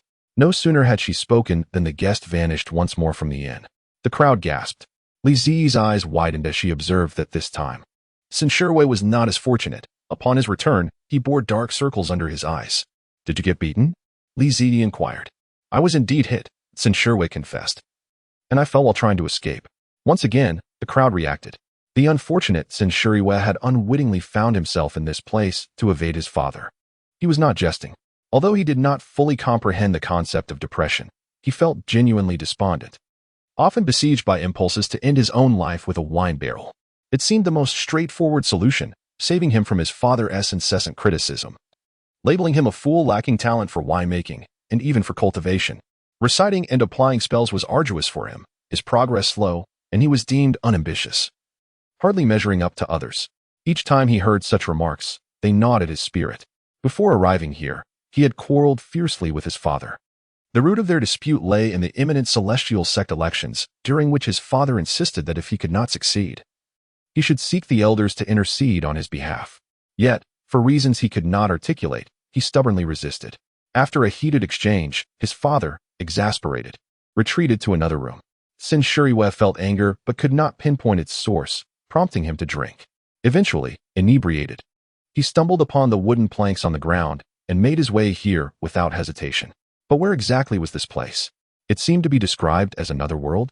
Sin Sherwei had a robust tolerance for alcohol, especially since he consumed his father's brew, so upon waking, he felt relatively unscathed. As he emerged from the unfamiliar chamber, he sensed he had relinquished a barrel of wine, prompting his pursuit. Then he keenly discerned something amiss. The room he had occupied was brimming with spiritual energy. Indeed, it was authentic spiritual energy. Otherwise, he would not have laid eyes upon the magical wisteria. So, what place is this, truly? Is it possible that he has not arrived in another world, but rather in the realm of cultivation? However, he soon found certainty upon catching up with the store manager and others. Indeed, this was not the realm of cultivation.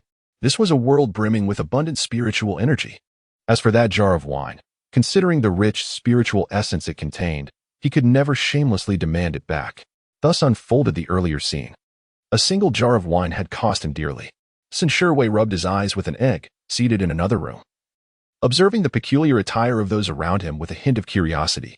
Unbeknownst to him, his own odd appearance alongside Yang Kong had piqued the interest of many. Yet, what captivated them even more was the question, is that hair truly yours? Not a wig? Do people now go to such lengths to don ancient garb? The threshold seems exceedingly high. Li Zi also cast a curious glance in their direction. Indeed, both Sin Sherwei and Yang Kong possessed remarkably thick locks of hair. Yang Kong candidly replied, "Mine merely appears abundant. It is but a matter of some respectable hairstyling." He smiled faintly, reminiscing about late nights spent studying, and now, late nights dedicated to his official duties, who could escape the fate of balding. That insufferably hirsute fellow beside him. What was his name again? Sin Shuwei found himself at a loss for words regarding hair care, but there were still plenty of other topics to discuss, such as the delectable food at the inn. Both new and returning guests lamented that the dishes made from the vegetables cultivated by the young store manager were insufficient. Yet, one and all indulged to the point of fullness, reveling in the exquisite flavors of other offerings. On the way back, Sin Shuwei clutched his belly, still incredulous that he had just enjoyed such a sumptuous meal. In his household, only his father cooked, and the results were far from appetizing. He had survived solely by accompanying his father on errands, or by bringing home a jar of wine to share a meal at others' tables. Huat Songchuang had her own exclusive porridge, yet even with just that, she nearly overindulged. Fortunately, the young store manager had noticed her plight and gazed at her with the eyes of a puppy, prompting her to set down her chopsticks and refrain from taking more food. The young store manager was truly kind and utterly adorable. As for Yang Kong, he had dashed back to write a letter to his parents, declaring his intent to extol the virtues of the cuisine in no less than 800 words. Feng Jing snorted in disdain. Li Ziyi inquired, "What is the matter?" Previously, he had been reluctant to dine, engrossed in his studies, yet during the meal, he had even coveted the contents of my bowl. How absurd. Li Ziyi stifled a laugh. Feng Jing had also once lost himself in watching dramas. Upon returning to the inn, Yang Kong completed his letter and hurried off to boast about the delicious food to his parents, oblivious to the fact that they might be left longing for a taste and suffer from cravings. Truly, he was a devoted son. Feng Jing, inspired, suddenly came to a realization and requested a sheet of white paper from the store manager. "What do you intend to do with that?" the manager asked. Feng Jing replied with a slight smile, laced with cold intent, "I will make him suffer from cravings. By the way, inform His Majesty, the Emperor, that your beloved Crown Prince is still alive. Are you delighted?" Chapter 79. Can you drink? It is unlikely that the Emperor would be particularly pleased, however. The joy of Feng Jing is more than sufficient. Li Ziyi reflected with satisfaction, casting a sidelong glance at Huat Songchuang, who was engrossed in perusing a novel on the sofa. The title read, "The Rebirth of the Legitimate Daughter, A Family's Funeral Pyre." Instantly, her mind recalled the book's exceptional reviews and exhilarating plot points. Excellent. She was thoroughly satisfied. Accustomed to taking a midday nap, she felt drowsy after lunch. Upon returning to her room, Li Ziyi lay in her cozy nook and habitually glanced at her points. In that instant, she was wide awake. She had reached 500 points. Overjoyed, she sprang into action with great vigor. Clicking on the Bodhi wood, she proceeded to craft furniture. "Are you sure?" "Yes." Deducting 500 points, crafting time, half an hour, done. Li Ziyi peacefully indulged in a nap. Upon awakening, she discovered that the systems and warehouse now contained an entire set of furniture made from Bodhi wood. It was astonishingly crafted into a soft and warm teddy bear sofa. The color was a gentle beige, with varying shades that made it exquisitely charming in the guest room, utterly adorable. It complemented the little garden of each room perfectly. However, before placing it, she needed to inform the guests residing at the inn. Since the teddy bear sofa was made from Bodhi wood, it possessed inherent beneficial properties. If the guest room opted to add the new teddy bear sofa, the costs would inevitably increase.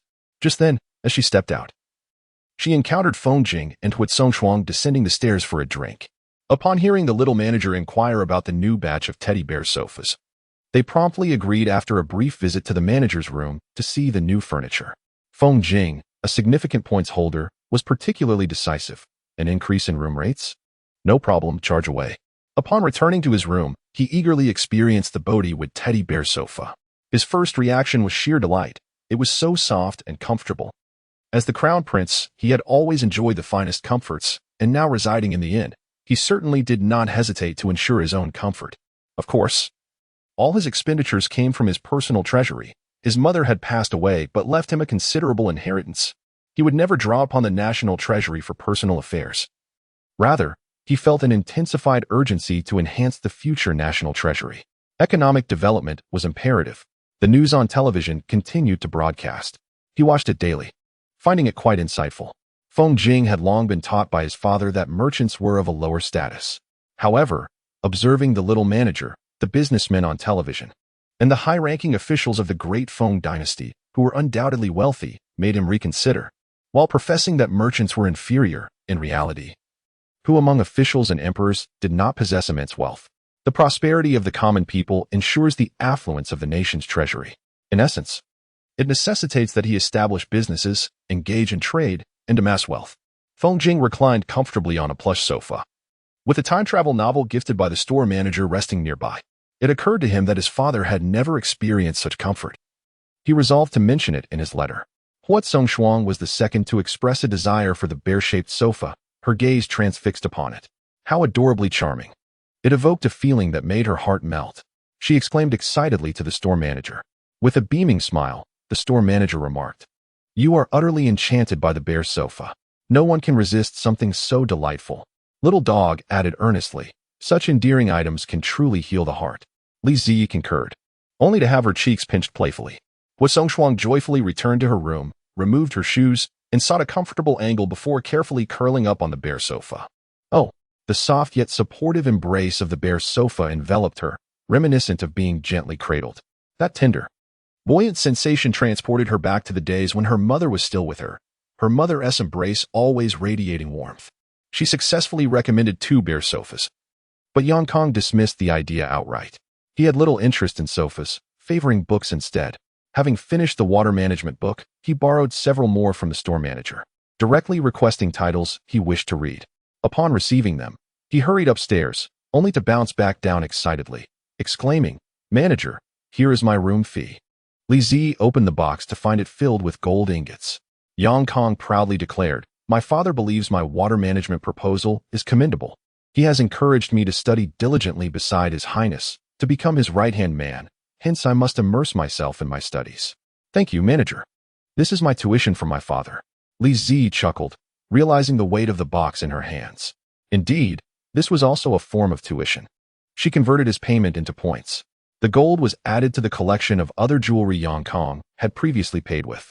Having not seen Sin Shui's descent, Li Zi soon set the matter aside. The bear sofas were temporarily stored in the inn warehouse as she donned her hat and gloves to begin arranging flowers for room 205. This room had been reserved by Xiao Qing, and Li Zi filled the balcony with blooms in an ice blue palette interspersed with soft yellow flowers, creating a crisp and elegant ambience. Once arranged, she eagerly scampered back to the inn, with Xiao Qing having been away for quite some time. A sumptuous meal was in order, followed by a well-deserved rest. "Annie, Sister Xiao Qing is returning today. We shall have hot pot tonight. The peaches are perfectly ripe. And Jiang, let us slice some peaches to enjoy later." Li Zi's expression was unmistakably one of excitement. And Jiang had never met Xiao Qing. But anyone who occupied such a significant place in the little shop owner's heart must surely be a wonderful sister. Consequently, Aunt Jiang developed an innate fondness for Xiao Qing. "I shall go pick some peaches now," she announced, departing the kitchen with a small bamboo basket in hand. While Aunt Jiang was unaware of Xiao Qing's identity, and he was well informed. Although they had never crossed paths in the inn, both were renowned for their formidable abilities in this post-apocalyptic world. Yet, prior to his arrival at the inn, he had heard that Xiao Qing had also been expelled from her base. How did she come to know the little shop owner? Lost in thought, the little shop owner leaned in with an air of mystery. "Annie, do you drink?" "Of course, why do you ask?" And he replied, puzzled, just as he witnessed the shop owner clumsily carrying a jar of wine as if performing a magic trick. "This wine seems to have some age to it," he remarked, suddenly intrigued as he examined the jar. It appeared unremarkable from the outside. Yet anything produced by the little shop owner was undoubtedly of exquisite quality. This was a widely accepted truth, wasn't it? Li Ziyi was uncertain. "This is a guest room fee. I wish to know what this wine tastes like, whether it is palatable," he suggested. "Can you drink?" No one could contest such an inquiry. To ask implied the ability to drink. Moreover, and he indeed had a high tolerance. "I can drink," he replied nonchalantly, boasting. "I've held my ground against strong liquor at dining tables before." "That's splendid. But how is your drinking etiquette?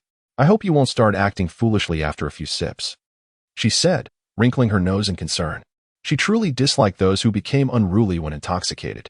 The little shop owner asked earnestly, prompting an E to reflect seriously before confidently stating, "Not bad." As a cup of wine slid down, its rich aroma enveloped the kitchen, and soon, Annie succumbed to slumber amidst the culinary chaos. Li Ziyi found himself at a loss. Wasn't it said that Annie had a decent tolerance? He merely intended for him to sample the flavor. Indeed, Annie's tolerance was commendable. After one cup, he fell asleep. However, she found herself incapable of moving him. "Annie? Annie," she called, but he remained unresponsive. Li Zi's frustration mounted as he struggled to lift him, unable to call for help. Fortunately, Long Zhou from room 101 emerged to fetch water and, upon witnessing the scene, promptly offered his assistance. His strength was considerable, and he effortlessly carried an E up to the second floor. Once an E was settled, Li Zi exhaled a sigh of relief. The two descended together. Thank you. Otherwise, I would have been unable to move an E by myself, Li Zi remarked, still catching his breath from the exertion. Long Zhou had not interacted much with the inn's owner. His experiences were more centered around the comfort and remarkable efficacy of the inn. Nonetheless, his wife and child held the shop owner in high regard. He had a rather favorable impression of the store manager. Long Zhou waved his hand dismissively, saying, "It's nothing. Manager, it's just a small effort.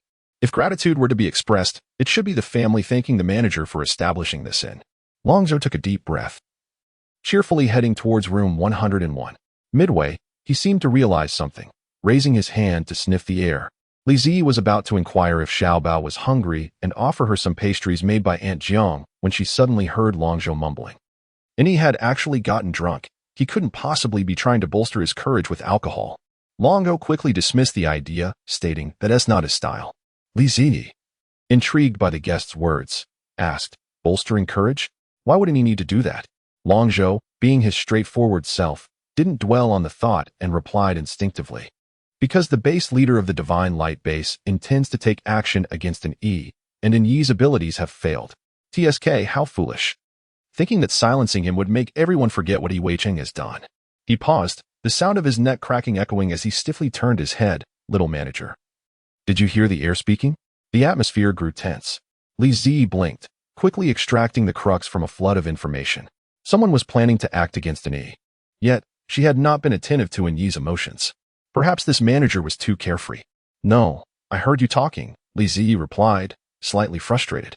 It was merely a fleeting moment, but ultimately, the focus should return to resolving the issue.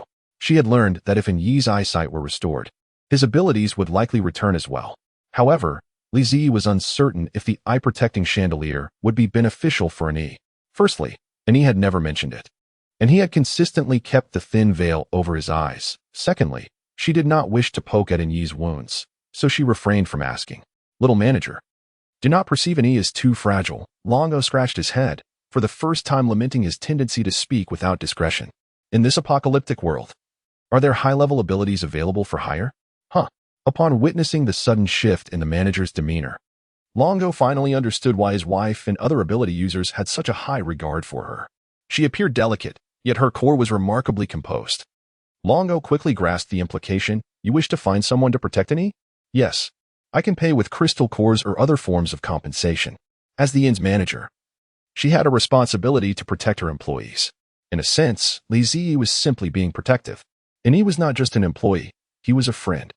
On the day the new inn opened, Annie had gifted her many exotic flowers, and the following day, she discovered a box labeled manager in the kitchen, which, when opened, was filled with glimmering crystal cores. Wait a moment. Crystal cores? Li Zi felt a wave of tension dissipate. However, it was still prudent to be cautious. Long Zhou had not considered volunteering himself. Firstly, he was still working on reducing pollution levels, and secondly, he was not equipped to deal with Yi Weicheng.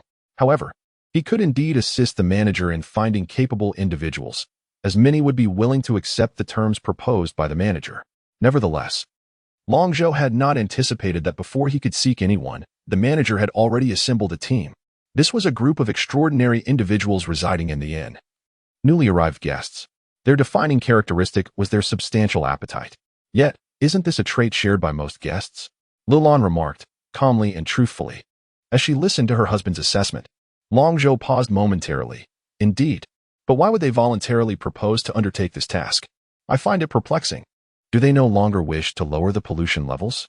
Lulan gazed at her husband with sympathy, who seemed to be struggling to comprehend. The compensation they offered to the young manager was 2 peaches per person. Crystal cores? A team like theirs certainly lacks for nothing. Their only desire was for a few juicy peaches. But who wouldn't he want that? Who doesn't he covet those crisp, sweet, succulent peaches? Everyone in the inn is aware of how delectable the peaches are from the gnarled peach tree in the courtyard.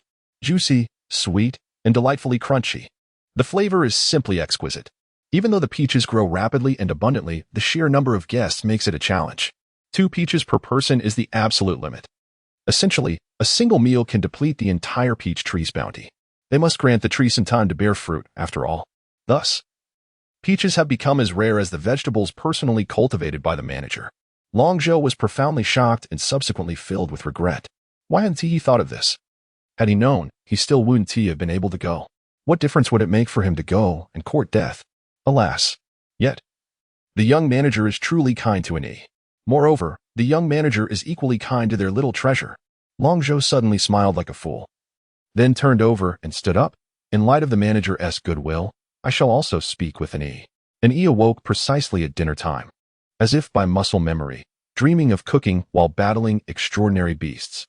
Dinner consisted of hot pot, and the side dishes were quickly prepared by Li Ji and Aunt Jiang. Mainly, Aunt Jiang's speed was impressive, working swiftly and efficiently. Li Ji lent a hand, complimenting Aunt Jiang, and both felt they were each other's best partners, making their work lighthearted and enjoyable. And he only managed to join in for the preparation of the dipping sauces. Some preferred oil-based sauces, while others favored sesame paste. Thus, both were prepared. Everything was ready. Sin Shuriwei, why does your face look so grim? Chapter 81. Venting as Sin Shuriwei entered the inn, Li Ji immediately noticed the guest's disheartened state. His steps were unsteady, and his gaze vacant, as if lost in thought. Upon hearing the young manager's words, he took a moment to respond, regaining his composure. Revealing a bitter smile, and shaking his head, "It's nothing, just a habit." Sin Shuriwei took a moment to compose himself, mustering his spirits before the store manager could inquire further. "By the way, do you still have the teddy bear sofas?" He interjected, "I would like to acquire one." His mood was abysmal. Initially reluctant to venture outside, the thought of lunch propelled him from his bed, albeit begrudgingly, as the hour of dinner approached. As he passed by other guests on the second floor, he engaged in casual banter, only to discover that the young store manager had a delightful collection of charming and therapeutic teddy bear sofas. Feng Jing even invited him to take a look. Although he perceived it as a bit of a boast, it was merely human nature. The sofas appeared irresistibly soft and adorable, instantly capturing his heart. Especially after hearing Huat Songshuang express a desire to be gently enveloped while lying upon one, Sin Shuriwei resolved to procure a teddy bear sofa, hoping it would mend his fractured soul. Upon finishing his thought, tears welled in his eyes as he glanced at Li Zi. Feeling that if she were to say they were unavailable, he might weep uncontrollably. Li Zi hurriedly assured him, "Yes, we have them." His spirits lifted, albeit only slightly, for he still could not sit upon a teddy bear sofa at that moment. Seated at the dining table, waiting for the meal to be prepared, he drifted into a stupor, his mind wandering back to the events of the afternoon. He felt utterly worthless, as he silently wallowed in despair. Recalling his repeated failures during his training sessions, an indescribable bittersweet fragrance enveloped him. Suddenly, he lifted his head. Where was that enticing aroma coming from? What a delightful scent! It was overwhelming and pungent, yet somehow tantalizingly appetizing. Was it hot pot? He had tasted hot pot before, but why did this one carry such a potent fragrance? The vibrant red broth was enough to make anyone salivate, especially as the ingredients were added, releasing a mouth-watering aroma that ignited the appetites of all present, making the wait excruciatingly torturous. Everyone was on high alert, poised to grab their chopsticks. The surrounding ingredients were all homegrown vegetables cultivated by the young store manager, and it was hard to imagine how delicious they would be once cooked and dipped. With this thought, the atmosphere among the guests grew increasingly tense. Though they usually shared camaraderie, they were now rivals at the dining table, ready to compete for the young manager's culinary delights. Even the young manager, who had not seen Shaoqing in ages, was caught up in the excitement, picking up his chopsticks with fervor. The young manager's gaze was resolute and endearing, yet the tension in the air was palpable, particularly at their table. Jiang Jingming, seated nearby, teased, "Young manager, no need to rush." Li Zi furrowed her brow, unyielding as a mountain, merely responding with a cool, Some possess an innate charm, and the young manager was undoubtedly one of them. She resembled an adorable dog intentionally adopting a serious demeanor, yet her essence was pure charm. The guests at her table could hardly contain their laughter. The manager was truly exceptionally delightful. Jiang Jingming covered her mouth, suppressing the corners of her lips as she remarked, "Because no one is competing with you for the clear broth." Li Zi agreed, "Indeed, that is the case. She can only indulge in the clear broth hot pot." Wait, wouldn't that make her experience rather enjoyable? Regardless of her satisfaction, everyone else was certainly relishing the feast. Securing dishes depended on swiftness and precision. Some meat ingredients were overcooked. Yet no one wasted food. Everything was devoured. After a hearty hot pot meal, Xiaoqing felt a significant alleviation of her fatigue accumulated over the days. Especially after savoring a tender, juicy peach right after the meal, she was transported back to a recent time spent in a quaint inn. It was serene and delightful, akin to a balm that dispelled the burdensome and perilous tasks of the apocalyptic world, along with the bloody crises of conflict. The air was filled with lively chatter, the aroma of steaming dishes mingling with the refreshing scent of fruits, creating a vibrant atmosphere. Sitting there, Xiaoqing felt an overwhelming sense of home. This thought crossed her mind, and she paused briefly, yet found it entirely natural to feel this way. The beauty and preciousness of the inn could only be truly appreciated by those who resided within. This place was her most comforting haven. She exchanged a glance with Qi Yao, and both recognized the same sentiment reflected in each other's eyes. After dinner, the nightlife at the inn became vibrant. The karaoke room, an extraordinary entertainment facility, beckoned. Dare to sing, come and join. Xiaoqing, emboldened, sang 3 songs in succession. Feng Jing, adeptly selecting songs in line, left Yang Kong, who was still in a daze, utterly mesmerized. When he heard the calm yet wild rock vocals from the stage, he questioned if he was still dreaming. Rubbing his eyes, he mused, perhaps he was indeed dreaming, for how could His Highness be singing up there? After the final note, Feng Jing was in such high spirits that he could have playfully slapped someone and not felt angered. Regrettably, no one requested such a gesture. Instead, Yang Kong, with starry eyes, approached him. Heavens! His Highness is displaying such charm. Feng Jing declared, the next song is yours. Sing freely. Yang Kong, gripping the microphone, nodded resolutely. He would strive to fulfill His Highness's command. Then, a cacophony ensued. By the time Yang Kong finished his uninhibited performance, the audience in the karaoke room appeared rather deflated. Although his singing was not melodious, it brought about a different effect, encouragement. Several guests, who had never sung before, gained confidence and took to the mic after him. The raucous sounds of their singing left Yang Kong feeling a bit lightheaded. After all, he was the one who had urged them to sing. Feng Jing endured and endured, but upon hearing those words, he could only silently pinch the bridge of his nose in exasperation. Yang Kang's recent display had solidified Sun Shiyue's resolve not to sing. He was unwilling to embarrass himself. However, he could not resist the allure of watching everyone else sing, igniting a longing within him. The others sang beautifully, their emotions palpable. Most crucially, once they finished, there was an air of liberation and nonchalance about them, as if they were not merely singing, but releasing pent-up feelings. Sun Shiyue's heart raced with excitement. Yet, a hint of hesitation lingered. At that moment, a microphone was unexpectedly placed in the palm of his hand. If you wish to sing, then sing. No one will mock you, Li Zi asserted with conviction. This instilled a sudden surge of courage in Sun Shiyue. The little shopkeeper was right, after all. No one would ridicule him. The guests at the inn, though he had interacted with every single one, were all pleasant to be around. Even those he had met would greet him, a common gesture in such an establishment. Everyone was kind-hearted, which was precisely why Sun Shiyue chose to partake in the communal activities with the guests. They were all amiable. None would mock him maliciously like his cousins. Chapter 82, The Wrong Drink Sing. Upon Li Zi's encouragement, Sun Shiyue began to sing. The song displayed on the screen was one he had been listening to all day. More accurately, it was the theme song of a television drama he had been watching while practicing. He couldn't recall the plot, but the melody was familiar. It flowed effortlessly from his lips. He sang beautifully. Most importantly, it was exhilarating. The joy of singing overwhelmed him. Once he finished the first song, he became addicted and dove into the ending theme. No matter how poor his mood had been before, it seemed that as long as he was at the inn, surrounded by the little shopkeeper and the guests, his spirits would lift. It was far better than when he was alone. After returning to the inn and bidding everyone good night, Sun Shiyue felt a pang of reluctance. Once back in his room, he completed his evening routine and, as was his habit, continued his practice before bed.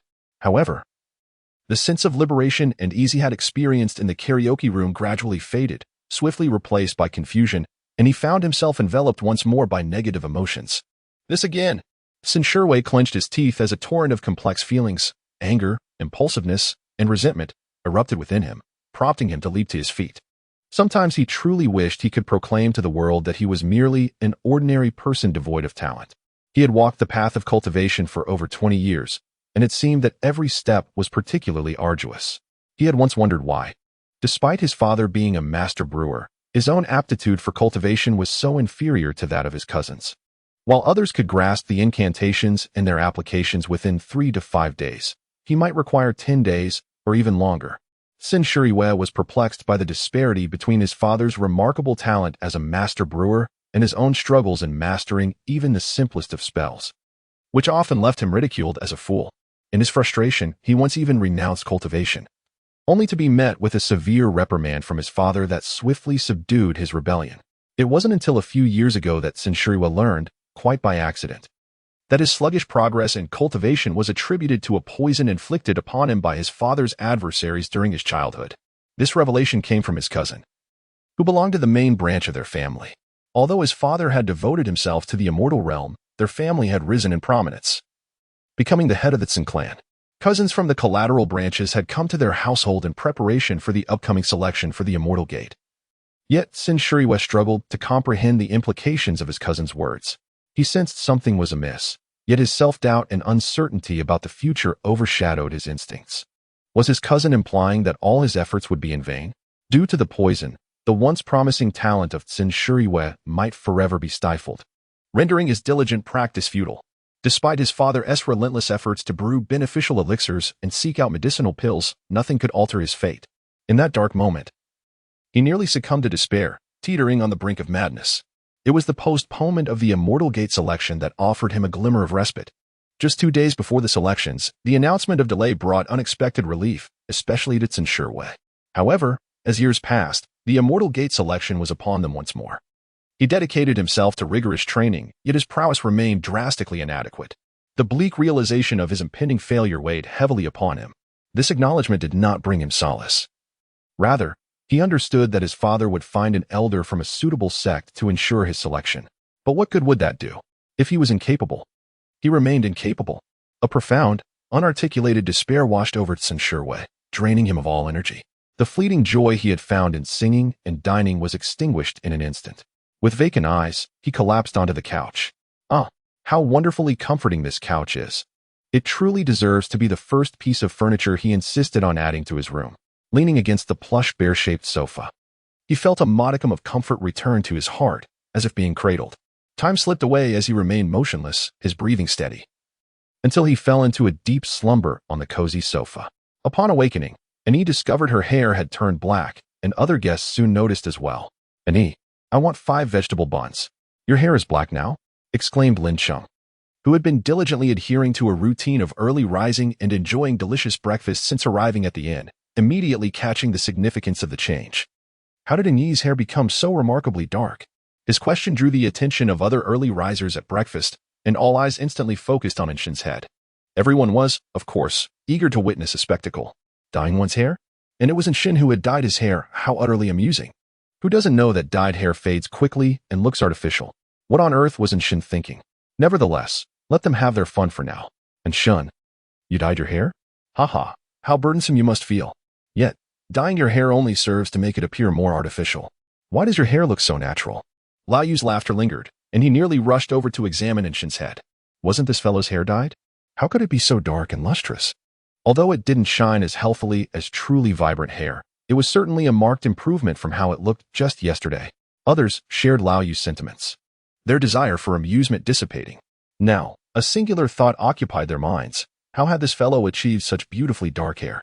Lenny casually gathered her long hair and, upon hearing the commotion, turned to Annie, her demeanor shifting to one of seriousness. "Annie, may I touch your hair?" "Absolutely not. You have offended me, dear guest." Annie replied with a slight smile, politely declining. "Inshin, did you dye your hair?" "As expected of you, eternally youthful and handsome." "But I'm serious. Did you really dye it? How does it look so natural? Please, enlighten me."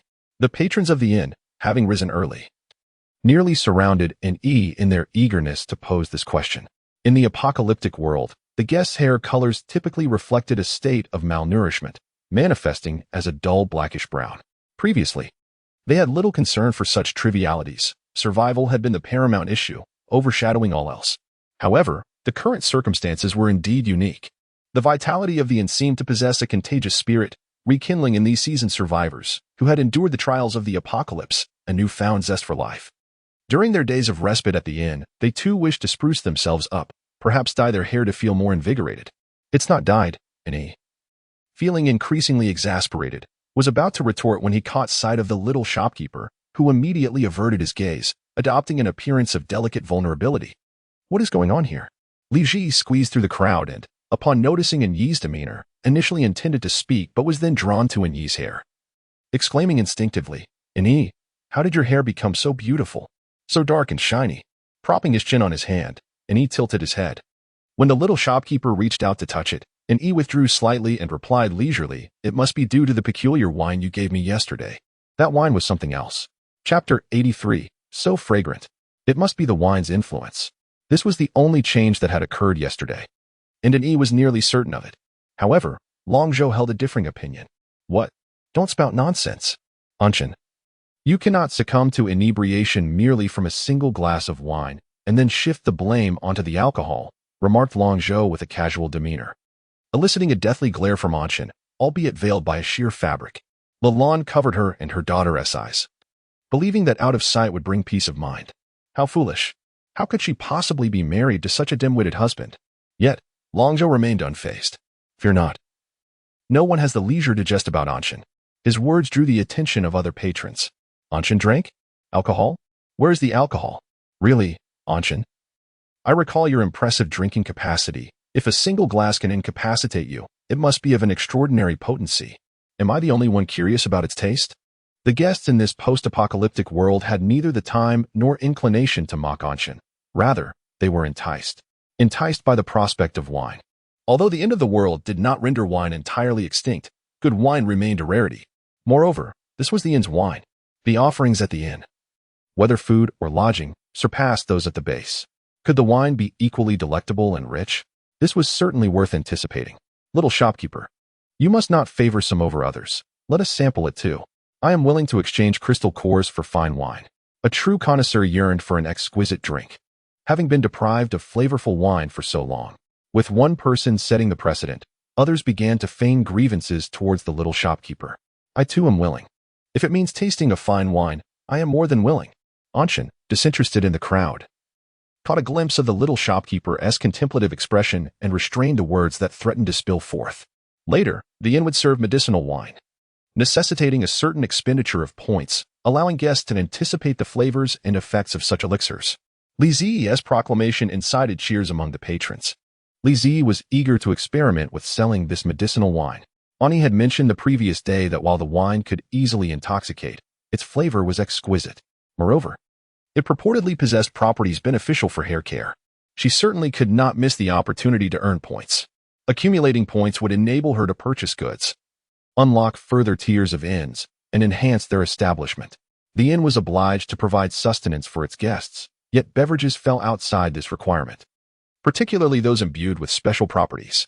However, determining an appropriate pricing structure posed a challenge. The opportunity for point redemption provides the shopkeeper with the pricing of the items for sale. That afternoon, after verifying with Tsinshuriwe that the medicinal wine indeed had hair care benefits, Li Zi proceeded to purchase a new product in the system mall. New product automatically generates product pricing, describes effects, essential for inns. Following lunch, a particularly swift diner finished his meal first. In order to avoid further temptation from others' plates, he made his way directly to the kitchen, placing his used utensils into the dishwasher, intent on returning to his room. This dishwasher, akin to a bottomless pit, could flawlessly accommodate all the utensils and cookware, yet it washed them clean and sterilized them thoroughly. As the guest was about to jest about the remarkably accommodating dishwasher, his words caught in his throat as he caught sight of something unexpected. At the entrance of the kitchen hung a sign that read, Limited, 1 cup of wine per person daily, until the barrel runs dry. Time limited, from noon to 2 in the afternoon. Price, 10 points. Effect, hair nourishment and care. To his astonishment, the little shopkeeper was indeed selling wine. But wait, why the restrictions of time and quantity? Did the shopkeeper not fear running out? The guest pondered this, hesitating in his steps, only to notice that other patrons had already rushed to Aunt Zhang's side. Aunt, a cup of wine, please. Before Yi could react, a line of eager customers had formed behind the first. They all appeared quite intent. Initially dismissive of the shopkeeper's wine, Yi now felt an inexplicable sense of urgency. However, a cup of wine cost 10 points. That was the equivalent of 2 low-grade crystal nuclei. His indecision inadvertently swelled the queue to over a dozen patrons. Forget it. If I don't get in line now, that barrel of wine will surely be gone. He resolved to taste it, regardless of its quality. Yu was not a seasoned drinker, but he enjoyed wine, particularly when it met his discerning palate. Before the apocalypse, he would not have given a second thought to any wine that lacked an exquisite flavor, no matter how expensive. Years had swiftly passed since the world changed. Hastening to join the line, he counted himself as the unfortunate 13th in line, feeling a twinge of anxiety that there might not be enough wine left. Suddenly, urgency gripped him. It was then that he comprehended why the patrons ahead of him were so silently fervent. Any utterance could potentially jeopardize their chance of acquiring the coveted drink. Indeed, hesitation could lead to defeat. Yu watched intently as the first customer received their wine and took a sip. At that moment, the rich aroma of the wine wafted through the hall, igniting a chorus of complaints among those waiting about the perceived unfairness of others. Yet, such matters were trivial. Yu was almost certain that this was exceptional wine. The first recipient, Lao Yu, lifted his nearly full glass amidst the collective gaze of the crowd, inhaling the bouquet of the wine before savoring a sip. Yu felt a pang of anxiety, drawn in by the enticing scent, yet uncertain of the wine's taste. Although he could not see Lao Yu's expression, it was only moments later when Lao Yu returned to his seat and collapsed, still clutching the empty glass. Astonishingly, he had succumbed after just 1 cup. Yu was incredulous. He was confident in his own tolerance for alcohol. Surely this wine would not incapacitate him after a single glass. Soon, one after another, patrons began to thud against the table, whether their heads striking the surface or their bodies performing an instant slumber. The friends of the guests who failed to procure any wine became unwitting victims, not only deprived of the pleasure of drinking but also compelled to act as porters, hauling back their inebriated companions to their rooms. By the end of the evening, no one had managed to finish their drink and return alone to their lodgings. Yu was the penultimate guest to partake, fortunate enough to have queued in time to secure a cup. However, his heart sank upon discovering it was a jar of wine, as he instinctively believed its flavor would lack the richness he desired, recalling a previous jar gifted to him, which had been rather mediocre. Although it emitted an enticing aroma, the sensation of drinking it promised to be altogether different. That was until he took the first sip. Yu's eyes widened in astonishment. What a fragrant wine! Like a thunderbolt, he was struck by its smoothness, lingering aftertaste, and velvety texture that enveloped his palate. It was indeed delightful. Had someone proposed a business deal over this wine before the apocalypse, it would have surely been a resounding success. Though he did not finish an entire cup, he was thoroughly captivated by its exquisite flavor. The last to acquire a cup was Linny, who found herself less interested in the taste and more intrigued by the purported benefits. Naturally, a product from the little shop would be of exceptional quality. Although the notion that the wine could nourish and protect hair seemed absurd, she was nonetheless eager to try it. To her surprise, the flavor was rather pleasant. She did not finish her cup, but with a swift motion, when she consumed the remainder, taking a sip before promptly falling into a deep slumber. Then there was Lin Chong, who lamented, "I am the unfortunate one," brimming with resentment. The entire batch of wine was sold out by that afternoon. Even after their post-lunch slumber, guests continued to inquire whether there would be more available the following day. Those who had missed out were enticed by the descriptions from those who had tasted it. Li Ji did not anticipate such swift sales. Thus, when the guests looked at her with eager anticipation, she could only respond with a nervous smile. Well, I cannot guarantee there will be any wine tomorrow." What caused middle-aged men in their second, third, and fourth decades to weep openly? It was the unyielding words of the little shop owner. Li Ji felt a pang of guilt. Consequently, she retreated back to her inn, determined to rectify the situation. She intended to negotiate a partnership with Sin Shuriwei, hoping to procure wine from him for sale at her inn. Sin Shuriwei had been dining in his room and had yet to emerge by nearly 3 o'clock. Just as Li Ji was about to knock on his door, she heard the sound of hurried footsteps above. A blurred figure flashed before her, Sin Shuriwei, who was overjoyed. He was not joking. He would gladly welcome anyone who approached him now. Ever since he rose from the little bare sofa that morning, he had sensed a peculiar surge of spiritual energy coursing through him. However, this was entirely normal. He often felt as though he were in a fit, and thus he did not dwell on it too much. After rising early and completing his morning routine, despite a lingering sense of confusion and fruitless efforts, he diligently followed the steps of his cultivation. Perhaps it was due to his own unwillingness to accept defeat. Furthermore, He sensed that the abundant spiritual energy of the yin significantly enhanced his ability to utilize and transform this energy, far beyond his previous capabilities. Yet, this did little to expedite his cultivation progress. The sect selection was merely days away. Sun Shiwei set a baseline expectation for himself, at the very least. He aspired to be chosen by a sect. Any sect would suffice. This ambition had nearly become an obsession for him. Thus, even after the setbacks he faced yesterday, today demanded his unwavering commitment to cultivation and the study of techniques. Sun Shiwei was in the Qi refinement stage, having reportedly achieved this before the age of 3. Yet, he had remained in this stage for an unknown number of years. Once a prodigious young talent, he now found each advancement exceedingly arduous. No more complaints. He needed to devote himself entirely to his cultivation. In the midst of his self-reproach, a gentle and soothing power penetrated his heart, as if coalescing something profound. Isolating all his grievances from his consciousness, channeling his spiritual power, he immersed himself in cultivation, losing track of time and even missing lunch. It was not until he sensed he had broken through a heavy barrier that he concluded his practice. Sun Shiwei's first reaction was one of dismay. He remained in the Qi refinement stage, still a foundation-only weak cultivator without a solid foundation. The room was enveloped in silence. He had grown accustomed to such realities. Accepting failure was not the right approach. His spiritual energy had always been notably scattered. How could a cultivator, confined to the lowest tier of the cultivation world, learn to wield spiritual energy, master techniques, and utilize the spiritual artifact sword gifted by his father? What was happening? His mind blanked momentarily. Years of disappointment had rendered him hesitant to believe that he could ever establish a foundation.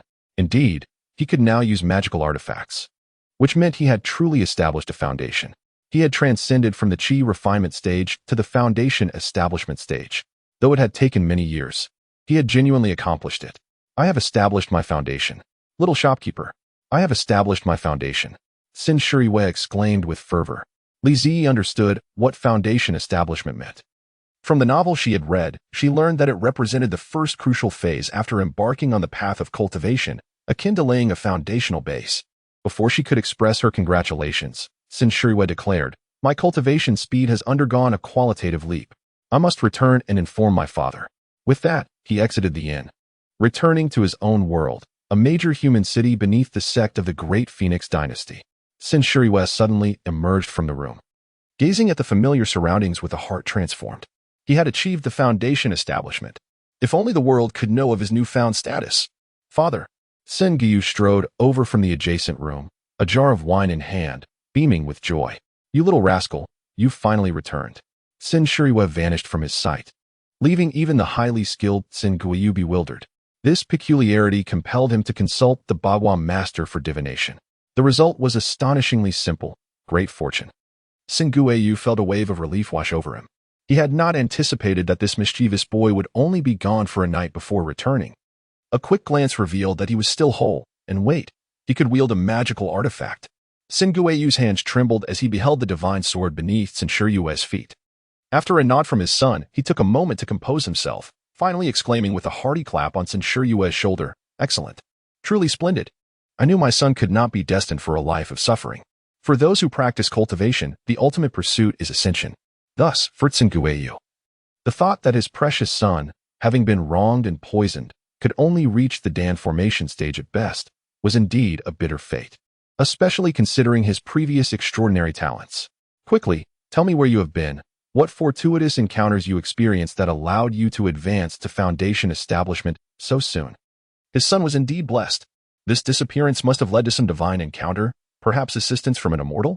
As Sun Guyu listened, however, his smile gradually faded. "Who cares to hear about your extravagant feasts? How delicious the hot pot was, how tender the stir-fry, how juicy the peaches. I am not interested. Who wants to know about your comfortable lodgings? The aura-rich environment, the plush bed and sofa, the vibrant colors. Who asked you? Not to put too fine a point on it, but who inquired?" Sun Guyu coldly interrupted his son's boasting, suppressing his irritation. "Stop telling me about your meals, your restful nights, and whatever entertainment you indulged in. I want to know what opportunities you encountered." Sun Shiwei had basked in his own glory, reveling in the moment. Chapter 85. Early Advancement. Realizing that his father was close to losing his patience, he finally settled down, reflecting thoughtfully for a while before awkwardly shaking his head. "I'm not sure. I just did what I mentioned earlier." Eating, drinking, singing, sleeping, and cultivating. It was all quite similar to my usual routine. Why did I advance this time?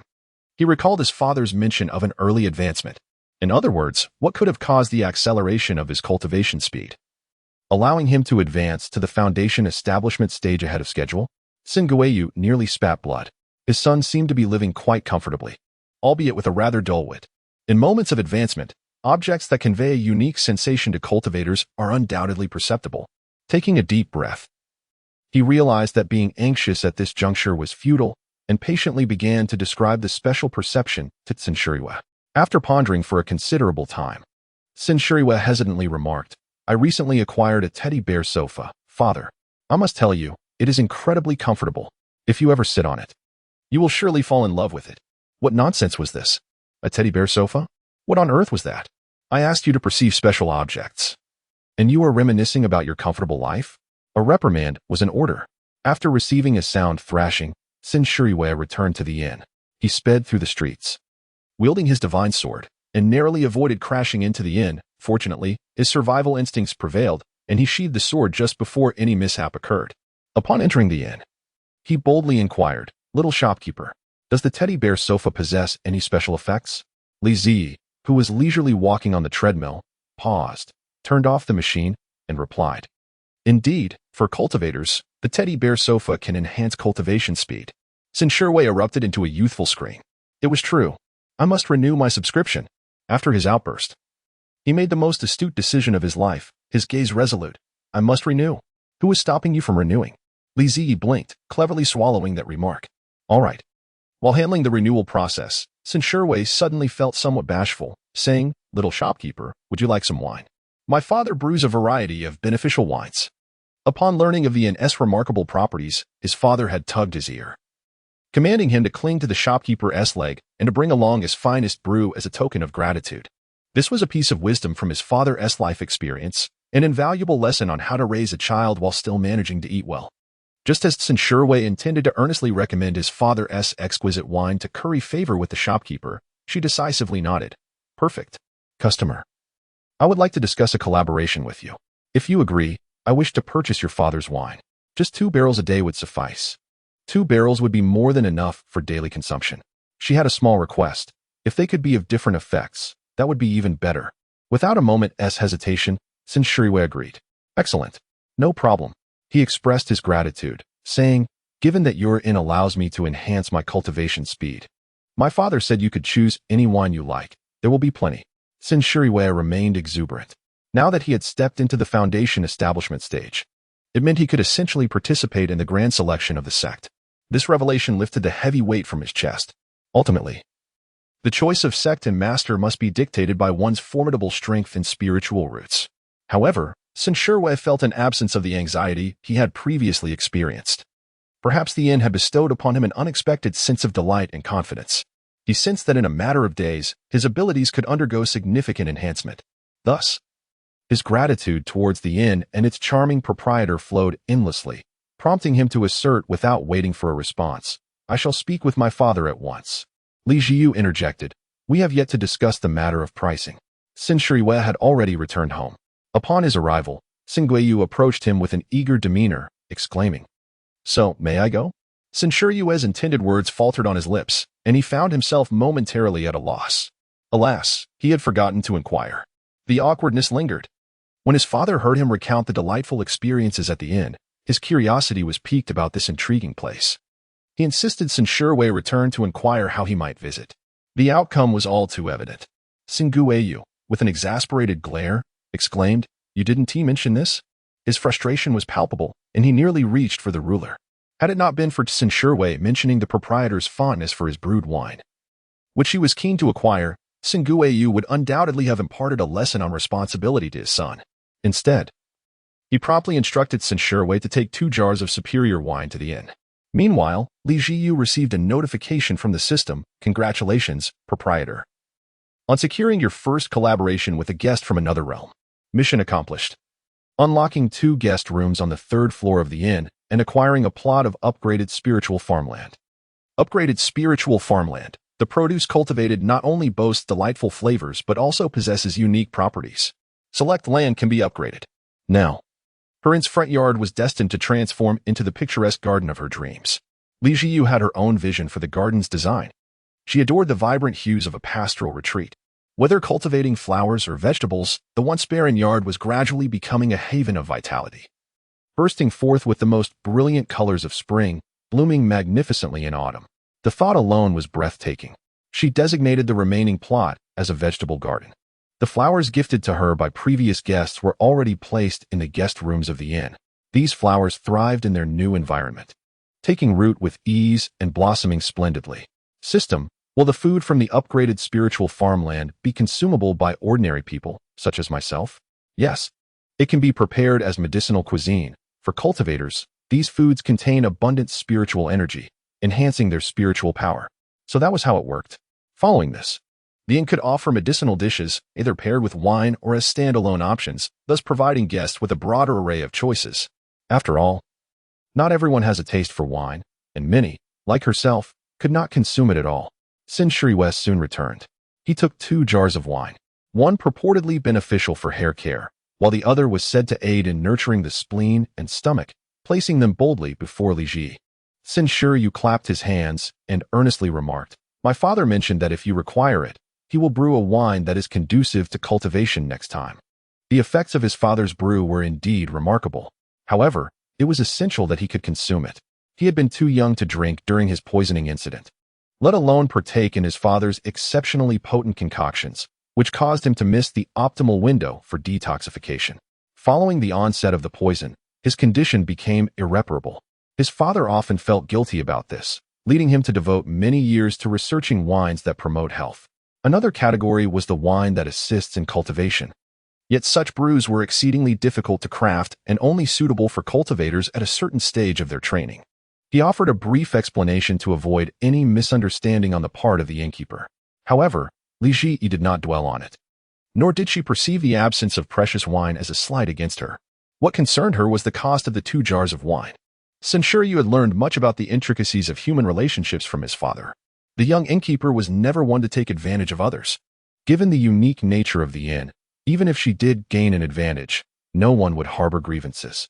Yet, she would never behave in such a manner, nor would she elevate herself by leveraging favors. The young innkeeper was genuinely commendable. She was open and pleasant to interact with. It was precisely for this reason that guests wished to ensure she did not suffer losses. Sin Shiryu smiled and said, "Young innkeeper, please convert it directly into points for me, or does the inn have any other guest rooms?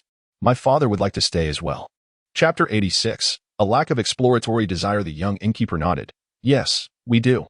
Just a moment. Your father has contacted me." On the transparent board, a new guest appeared, the master brewer, Tsingueyu, who was an elderly man with graying hair, exuding an air of scholarly elegance. "Innkeeper, is this truly a different world?" Upon his arrival, Tsingueyu immediately sensed the abundant spiritual energy of the inn. No wonder his son's cultivation speed had accelerated. Yet, something felt amiss. He gazed at the young, frail innkeeper. How could an ordinary mortal operate such a peculiar establishment? His mind was a whirlpool of thoughts, though his expression remained composed. Li Shi nodded. "Would you like to stay at the inn?" "No, that is not necessary," Tsingueyu replied with a warm smile. "However, may I pay to dine at the inn?" What kind of request is that?" Ultimately, Li Ji suggested that he could complete the check-in process without residing at the inn, simply dining there. Tsingueyu readily agreed. It was not mealtime yet. And unlike his son, as the sole master of cultivation and the only head of the family, he had numerous responsibilities. Once the check-in was completed, he took the room card and departed. Before departing, Tsingueyu sincerely expressed his gratitude to the shopkeeper. When the conversation turned to Sin Shiriwei, he found himself with much to say, yet struggled to find the right words.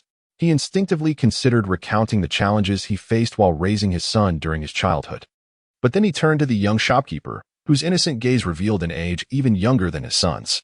Tsingueyu swallowed his words. It felt inappropriate. This child appeared even more endearing.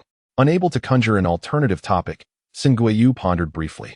As a group of seasoned sect leaders gathered, their discussions often revolved around cultivation, disciples, and children. He had yet to convey his thanks. "Dear shopkeeper, should you have any needs, do not hesitate to communicate them to me or Sin Shiriwei. Whatever I can assist with, I shall certainly fulfill." This was his way of expressing gratitude. Such words, spoken by one of considerable cultivation and a leader within the realm of immortality, carried significant weight. If uttered by another, it would likely prompt requests for favors, or at the very least, acknowledgement of the promise, anticipating an appropriate moment for exchange. After all, his pledge could potentially signify salvation for someone or grant an eternity of wealth and prosperity. Li Zi initially found his words somewhat perplexing, but soon, recalling Sun Shiyue's earlier excitement, she connected the dots. If this pertains to Sun Shiyue's accelerated cultivation, you may be unaware that this is due to the special properties of the inn's guest rooms, for which points must be paid. Sun Shiyue has already settled this matter, so guests need not concern themselves. She spoke candidly, honestly, devoid of any intent to take advantage. The shopkeeper's eyes sparkled with clarity, understanding that her words were sincere. Sun Guiyu felt an unexpected fondness for this young shopkeeper and did not wish to complicate matters further. As long as he remained mindful of Sun Shiyue, that would suffice. Perhaps next time, he could bring her some finer wine. Sun Shiyue shifted the topic to the wine he had brought. Shopkeeper, the wine here is certainly not for your consumption. However, rest assured, I shall keep an eye out for suitable tonics for you. Li Zi was taken aback by this latter comment. Good, thank you. Her straightforward gratitude, coupled with her appreciative gaze, endeared her further to Sun Guiyu. Such simple and genuine individuals were a rarity these days. Sun Guiyu smiled, saying, take good care of your health. You may possess latent talent for cultivation. This was a nugget of wisdom. Even those with insufficient spiritual roots could, through diligence, at least reach the threshold of immortality. Li Zi did not belittle herself but recognized that her greatest challenge lay in nurturing her health. Thus, she held little hope for cultivation. Sun Guiyu returned to his residence in the main city. However, he did not reside there. He had his own abode within the sect, where the spiritual energy was abundant, far surpassing that of the inn he had just visited. Had it not been for Sun Shiyue's weakened constitution due to poisoning and his inadequate cultivation, which rendered him unsuitable for life in the realm of immortals, Sun Guiyu would never have contemplated leaving him in the mortal world. It is undeniable that upon arriving at the place described by Sun Shiyue, he was met with disappointment. It was neither splendid nor shrouded in mystery. Far removed from the secret realms he had envisioned, devoid of any allure for exploration. The accommodations in the mortal realm were far less comfortable than those he had enjoyed in the realm of immortals, prompting him to forego any intention of remaining there. The only aspect that stood out, perhaps, was the exquisite cuisine that Sun Shiyue had so eloquently extolled. Thus, as the afternoon approached an opportune hour, he informed his junior disciple from the same sect and nonchalantly retrieved his room card, preparing to dine at the inn. Where shall we dine? The junior disciple was taken aback, struggling to comprehend his senior's seemingly superfluous behavior. Was there truly a necessity for a meal? Had they not all embraced fasting? Even if he intended to accompany his son for a meal, why would he choose to dine at an inn? Had he misheard? You will understand in due time. Sun Guiyu replied while stroking his graying beard. The junior disciple was once again at a loss for words. It seemed as though his senior harbored an affinity for the elderly. Despite his relatively young age, he conducted himself as if he were considerably older. Very well, senior brother. Please wait a moment. The sect's grand selection is just days away, and all the prominent families are becoming active. Take a look at this, the junior disciple said, presenting a box filled with spirit stones. These were collected by my disciple. A glint of cold light flickered in the junior disciple's eyes. These are offerings from the Tsin family, implying that they wish for my disciple to favor a branch of the Tsin family. As for why these individuals, who were clearly from a branch of the Tsin family, did not approach the head of the family, Sun Guiyu, it was twofold. First, Sun Guiyu had always favored his son, leading the branches to believe he would assist the inept Sun Shiyue in securing a place. Second, they perceived Sun Guiyu as a rival to his junior disciple, seeking to sow discord by targeting his disciple. In essence, they were lacking in strength yet abundant in scheming, and they looked down upon Sun Shiyue. Chapter 87. Bursting into the fountain. This was the aspect of the Tsin family that most disgusted his junior disciple. Although Xiaoyu possessed inadequate strength, he was forthright and diligent. While the sect leader had considered facilitating Xiaoyu's entrance into the sect, the leader's offspring inherently possessed the right to study within the sect and did not require anyone else's quota. It was perplexing how these families thought, now even attempting to sow discord between him and his senior brother. The junior disciple's heart was as clear as a mirror. No one's malevolent intentions could elude his gaze. These individuals sought to create rifts between him and his senior brother, subtly implying that he deserved better. What worthiness was he owed? He and his senior brother were forever united in purpose. he was grateful to his brother for shouldering the burdens of the sect during their master's critical illness, which had led to the sect's current standing. In everyday matters, he could hardly find enough gratitude for his senior brother. How could he possibly oppose him? The mere thought of the Tsin family's countenance only fueled his anger further. No one remembers the merits of my senior brother as the head of the Tsin family. Instead, everyone meticulously critiques his favoritism towards his own children. The insinuation is that this head of the Tsin family is remiss in his duties. Yet, the position of head was thrust upon him by others. My senior brother was originally meant to ascend to the position of sect leader and transcend the mundane. He was not meant to bear the burdens of the Tsin family. If not for Xiaoyu, if not for the pleas of these individuals, how could he possibly undertake this thankless role? Over the years, though initially reluctant, my senior brother has embraced his responsibilities with diligence. It is fair to say that the resurgence of the Tsin family can be attributed to his efforts, resulting in the successful cultivation of numerous branches. Now, having reaped the benefits he provided, these people shamelessly target Xiaoyu, sowing discord between him and my senior brother. Their actions are truly despicable. Tsin Guiyu, upon hearing this, was naturally furious. He had previously been unaware of the duplicity exhibited by these individuals.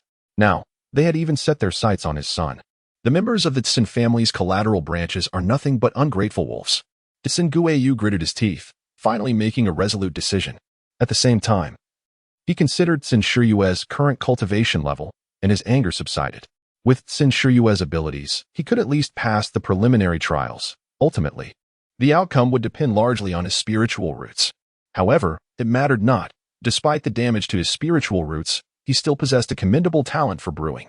Tsin Guiyu calmed himself and reassured his junior brother, deeming it unworthy to be enraged by the petty. All right, I understand. Do not be angry. Xiaoyu's sect selection will proceed without issue. What is rightfully his, no one can take away. What do you mean, senior brother? Isn't Xiaoyu still in the qi refinement stage? His junior brother keenly noted the sudden shift in his senior brother's demeanor, and an incredible thought flickered in his mind. Tsin Guiyu smiled faintly. He had advanced to the foundation establishment stage. With a composed demeanor, he left those words behind, vanishing from his junior brother's sight and returning to the inn. The place he arrived at was markedly different from where he had previously appeared. The door was adorned with many flowers, exuding an unfamiliar brilliance. Tsin Guiyu's gaze was immediately drawn to a particularly striking floral archway, embellished with blossoms that shimmered like gemstones. Yet, the most captivating of all was the extraordinary wisteria. Tsin Guiyu focused intently, his gaze momentarily arrested. Such an ordinary inn, yet it harbored such a precious spiritual plant. In that moment, he seemed to grasp the source of the inn's spiritual energy. Perhaps it was this wisteria, burning its own spiritual essence to release spiritual energy. Tsin Guiyu was nearly certain. Spiritual plants are rare.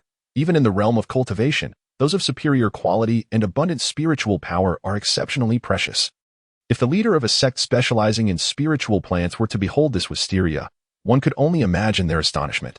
In the cultivation world, such a wisteria would be revered, with all efforts devoted to nurturing its robust growth.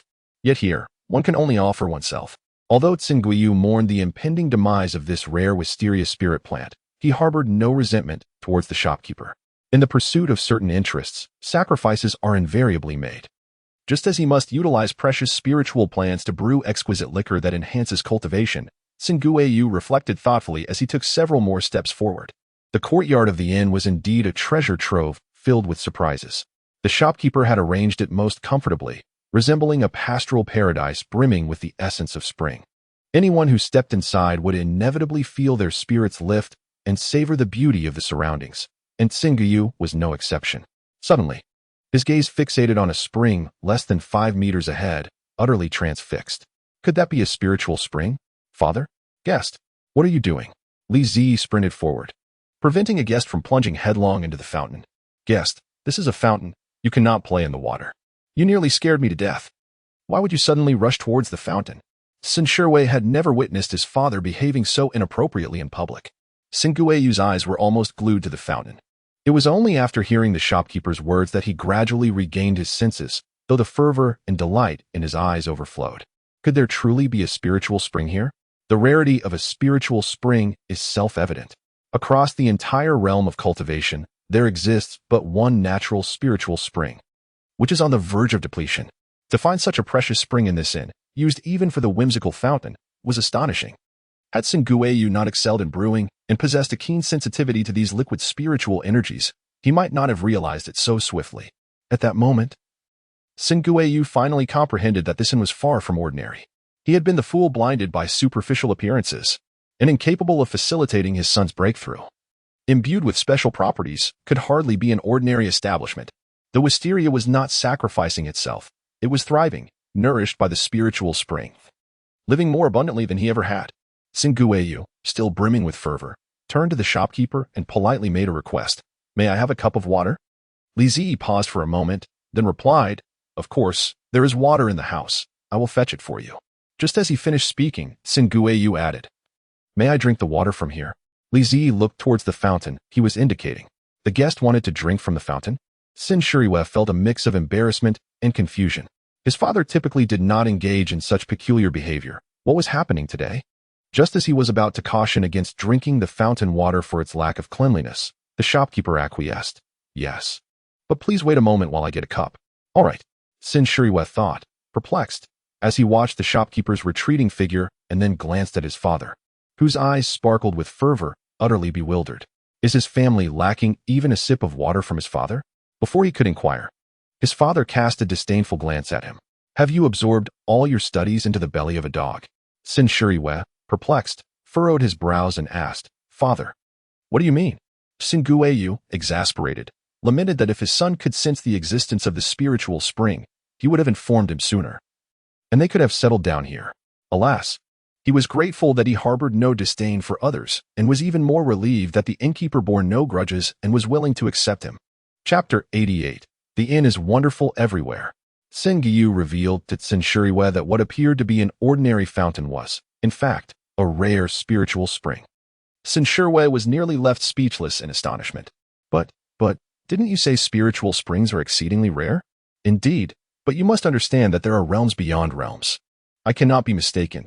This is a spiritual spring." Singueyu was resolute, and Sin Shuriwe transitioned from doubt to unwavering belief. His father was far more reliable than he. If he declared this place a spiritual spring, it was unlikely to be erroneous. However, with this revelation, Sin Shuriwe seemed to ponder something and asked with a smile, "So, will you be staying tonight?" Singueyu nodded, "Of course. Since the innkeeper harbors no ill will, I certainly shall not feign excuses for the sake of pride. The innkeeper from earlier must be an extraordinary individual, or perhaps she possesses some remarkable treasure." Singueyu glanced at his son and cautioned, when speaking with the innkeeper, "Do not be disrespectful, understood?" While Singueyu intended to instruct his son on proper conduct, Sin Shuriwe viewed it differently. He cast a condescending look at his father and replied, "You have just arrived at the inn and know nothing. After spending a night here, you will understand that the young innkeeper does not require us to worship her, even having stayed only 2 days longer than his father." Sin Shuriwe felt confident in his understanding of the young innkeeper. He remarked, "If you truly wish to please the innkeeper, it would be better to exchange sincerity for sincerity, and good wine for points. The inn thrives in a relaxed and harmonious atmosphere. Please do not disrupt it, or if you cannot bear it, then return home." Singueyu, who are you accusing of causing disruption? Who? The system assured that the water here was pure and flowing, and Li Zi had just filled a cup of spiritual spring water for a guest. Li Zi had tasted the spiritual spring water before. It was quite pleasant, but it did little for her body, so she refrained from drinking it. She wondered how cultivators felt after consuming it. Drinking the spiritual spring water required the payment of points. No problem. After tasting it, Singueyu confirmed that it was indeed a spiritual spring. In an instant, he felt as if the spiritual energy within him had been soothed by a gentle yet firm force, leaving his body extraordinarily relaxed. Upon finishing, he looked at the innkeeper with a complex gaze. In truth, when making this request, Singueyu had not anticipated that the innkeeper would readily acquiesce. Did she not realize this was a spiritual spring? He dismissed that thought. Surely, she must know. Yet, she still did not prevent him from drinking the spiritual spring water. Is it delicious? How does the guest feel? The young manager appeared to be in earnest inquiry. Singueyu discerned the concern reflected in the manager's eyes, and his aged countenance began to betray its composure. It is not lacking at all. In fact, it is extraordinarily well. He had never before experienced such tranquility in his spiritual energy. It remained comfortably in its rightful place, which further solidified Singueyu's decision to reside at the inn. Staying at the inn was also a means of fostering goodwill with the manager. Singueyu had initially intended to formally apologize to the manager before proposing his stay. After all, he had previously expressed a candid refusal to reside there. Such a rejection could not have sat well with the manager, regardless of the circumstances. Empathizing with the situation, he thought that had anyone dared to question the quality of his wine, he would have promptly expelled them. Wine held a different significance for him, much like the inn held for the manager. Therefore, Singueyu felt that this matter could not simply be overlooked. Although it was somewhat embarrassing to apologize to someone younger, thoughts of the spiritual spring banished any sense of shame. This inn was enveloped in mystery, and he was certain it would prove beneficial at some point in the future. Even now, it had already assisted him in resolving a significant dilemma. He could not afford to offend this manager, who seemed to possess nearly authoritative control. However, as Singueyu pondered his approach, he was interrupted by the manager's words. "Dear guest, if you have no pressing engagements this evening, I sincerely recommend that you consider staying at the inn." Li Zi held great confidence in her establishment. She hoped that her guests would genuinely appreciate the place, as each one was invaluable and had the potential to become a returning patron. This was indeed the case, and thus she wished for this new guest to remain. Li Zi mused that perhaps the guest might feel the ambience of the inn and be inclined to stay.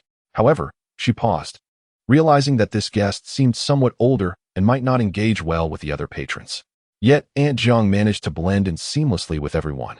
Regaining her confidence, Li Zi remarked, "The inn offers a plethora of entertaining activities. After dinner, it becomes quite lively.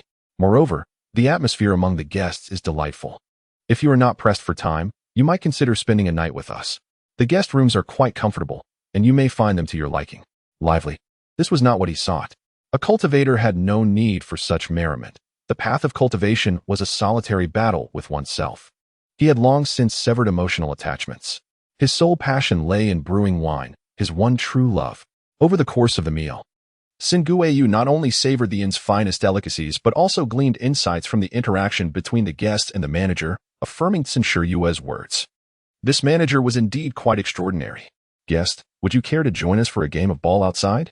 Initially unable to endure the noise and prepared to return home after a satisfying meal, Singueyu hesitated before slowly settling back down, his gaze bright with interest. "A game of ball? I am unbeatable throughout the entire inn." Feng Jing wisely refrained from joining the game. The old gentleman's expressiveness belies his age, leaving the guests of the apocalyptic world utterly incredulous, lamenting, "Shopkeeper, please manage him. I feel as though I might perish, yet the old man flaunts his muscles at me." The defeated guests found themselves on the verge of tears. "Uncle Tsin, would you care for some delightful pastries?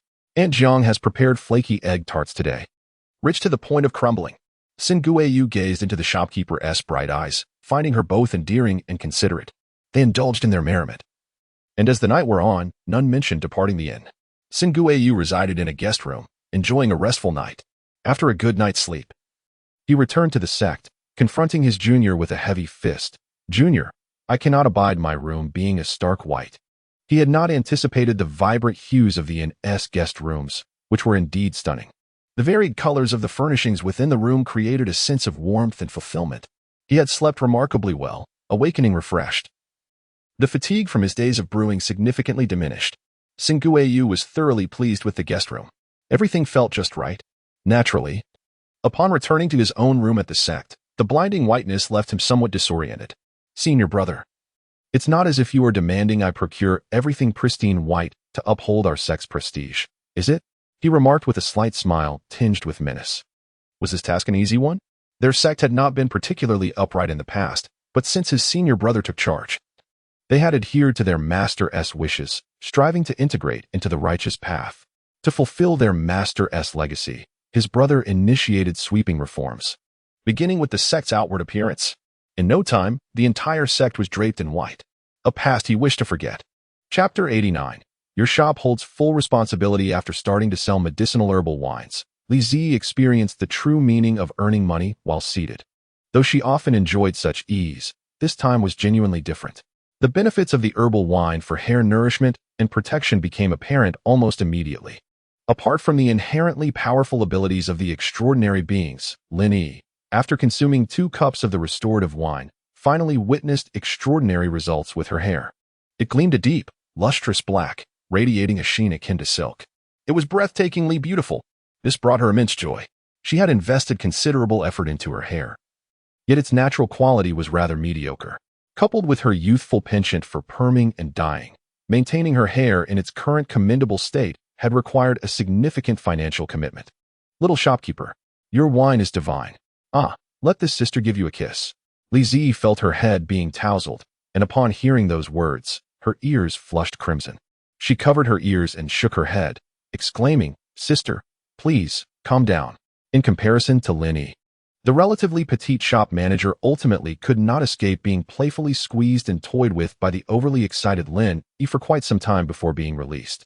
"Dear shop manager, do you sell medicinal wines?" "Certainly, medicinal wines are available. However, consuming them often leads to immediate slumber. What shall we do if a guest falls asleep right after drinking? A tavern inn? Ah, that sounds feasible. System, may I establish a tavern inn? Guests who come to enjoy a drink can rest here and leave once they have sobered up. We can simply adjust the operational format to reflect time slots." Permission granted. Lizzie felt a flicker of joy, yet she understood that implementing this decision would not be instantaneous. Firstly, she needed to ascertain whether she could provide a sufficient quantity of medicinal wines.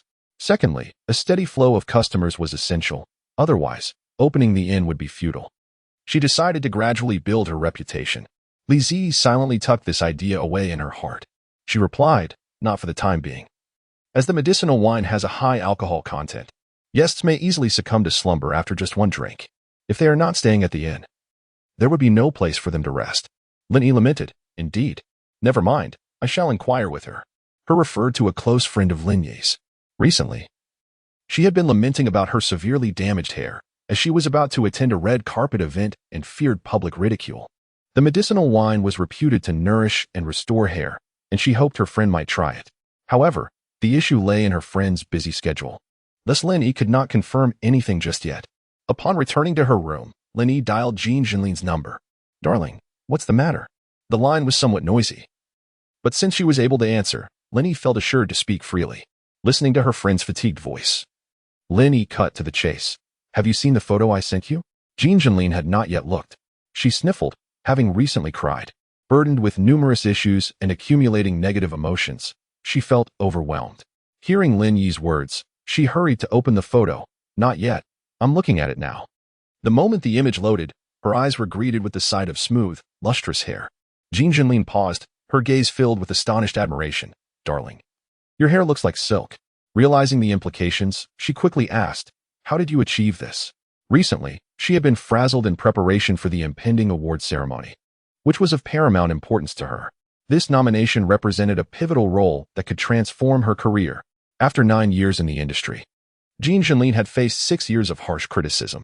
She was accustomed to the stormy winds of public opinion, often ridiculed whether for her surgical enhancements or perceived innocence, leaving her feeling utterly defeated. A few years ago, a vividly portrayed villainess unexpectedly gained immense popularity, amassing countless admirers and favorable public opinion, ushering in her moment of brilliance. However, the wounds she has endured are difficult to heal. She has become sensitive and fragile. Lin Yi had previously advised her to stay at a hotel for a while, believing it might aid her emotional well-being. Yet, after Jean Jinlin's rise to fame, she has been too occupied to pause, fearing the consequences of a moment's respite. Were it not for the award ceremony, she would not have carved out time to attend to her hair. The character for which she has been nominated is none other than the villainess that catapulted her to stardom. Winning seems almost assured, yet anxiety still grips her. This role holds profound significance for her, and she yearns to accept the award in the most flawless condition. While celebrities often maintain impeccable skin, her hair has lost its former luster. After numerous treatments, no matter how much care she administers, it is challenging to revive the once voluminous, radiant locks adorned with a sunlit glow in her eyes. Besides her desire to restore the character's appearance, she is also troubled by the realization that she is no longer youthful. At over 30, Jean Jinlin feels increasingly constrained within the entertainment industry. If her current state is unsatisfactory, what ridicule might she face? The role she aspires to may elude her grasp. Eagerly, she longs to return to her former self, which is why she reacted so urgently upon noticing Lin Yi's hair transformation. She seeks to uncover the secret behind it. "I drank the medicinal wine, Jinjin. You know I wouldn't deceive you. If you trust me, come stay at my hotel for a few days and drink the medicinal wine for 2 or 3 days. And your hair can regain its former glory, Lenny assured. Is the medicinal wine truly that miraculous? Jean Jinlin harbored doubts. After all, it is still alcohol. She neither wishes to drink, fearing bloating, nor does she believe such a transformation could occur in just a few days. It seems exaggerated. Lin Yi's hair had not always been so splendid. The change is remarkable. Yet, she understands that Lin Yi would not mislead her in such matters. Caught in a dilemma, she pondered deeply. Teacher Jean, are you ready? Lin Yi inquired, as she was still on set, wrapping up filming for the day. I must go finish my shoot, darling. I will come find you tonight. Jean Jinlin resolved to take a chance, treating it as a last-ditch effort. After all, she had tried various hair treatments with little effect. Why not give Lin Yi's suggestion a try? Lin Yi's eyes sparkled with understanding. She knew Jean Jinlin had acquiesced. Remember to bring cash. Jean Jinlin nodded, recalling Lin Yi's earlier mention that the hotel only accepted cash. Understood, goodbye. After informing the shopkeeper, they waited until 9 o'clock. At last, Jean Jinlin arrived. Li Ziyi approached her, while her assistant, peering through the window, impatiently inquired, "Where's the parking lot?"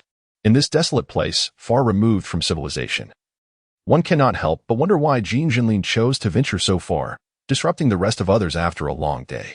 Celebrities often exhibit a selfish disposition. Li Ziyi was momentarily taken aback. There was no parking lot, and the car could simply be left here. No parking lot at all? The assistant scoffed. Do you have any idea how much this car costs? If anything goes awry, your establishment will bear full responsibility. Chapter 90. Severe anxiety. Her temper was quite formidable. Naturally, Li Ziyi had no intention of shouldering such an inexplicable emotion. With a furrowed brow, she prepared to retort, emulating Sister Lin Yi's demeanor. Just then, someone held her shoulder, blocking her from behind. Do you know whose car this is? The owner has even spoken, and here you are, acting all high and mighty. Be cautious with your volume. Don't frighten the cars beside you, or you'll be held accountable as well. With a single statement, Lenny subdued the haughty assistant's indignation. She recognized that this person was not to be trifled with. A glance at the car's emblem revealed an 8-digit number, sending a jolt of surprise through her. She feigned calmness and remarked, I was merely offering a warning. Besides, this car is inherently expensive. She turned her gaze towards Jean Jinlin, seeking her support.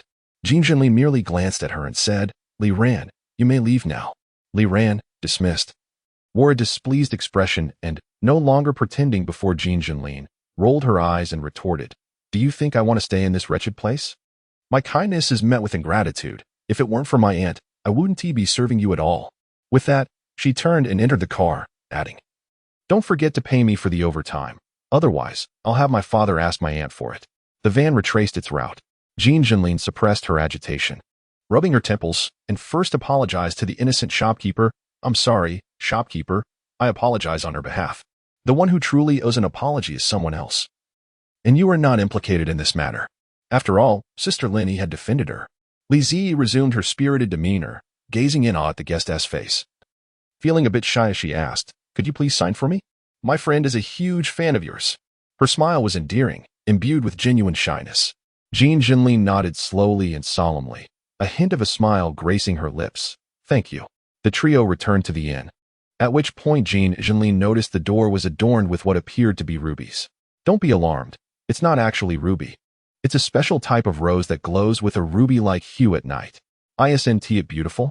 Li Ziyi, having gleaned a sense of the guest's character, softly introduced the inn's ambience after securing the signature.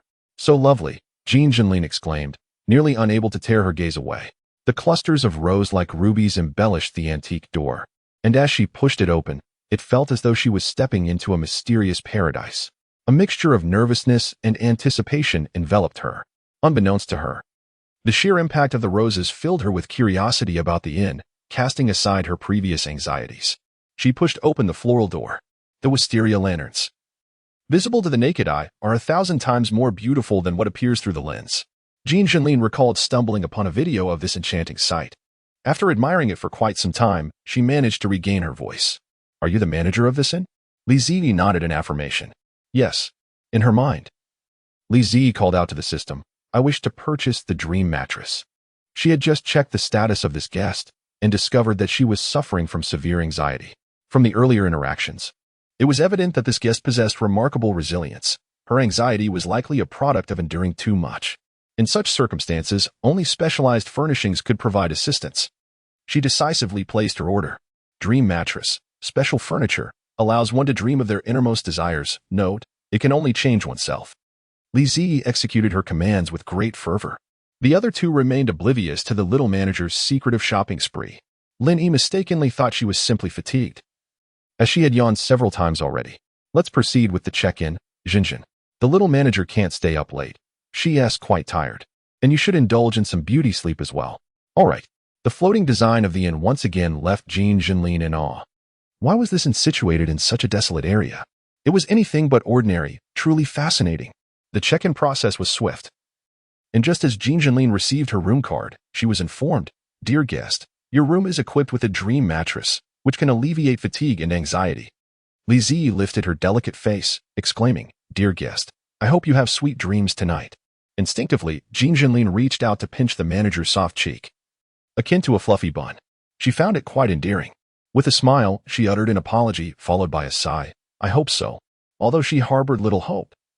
She had heard enough exaggerated claims to be skeptical. Nevertheless, the little manager's demeanor was not off-putting. Room 302 belonged to Jean Jinlin. Upon returning to her room, her mother's call came as no surprise. A flicker of resistance crossed Jean Jinlin's eyes. As soon as she answered, she was met with a barrage of reprimands. What extravagant purchases have you made now? Is your money falling from the sky? Why didn't you go to the hair salon my friend owns? You always act this way, as if you have no regard for me as your mother. Am I trying to harm you? Whenever you needed help, I was there. You asked for someone to assist you at work, and I recommended Ran, yet you dismissed her and allowed others to bully her. Now, you refuse to visit the well-reputed salon I suggested. Are you deliberately targeting me? I am your mother. Must you hurt me? Jean Jinlin's previously relaxed expression gradually turned numb. She longed to retort, you are the one hurting me. Yet, the words remained stuck in her throat, as if something were constricting her voice.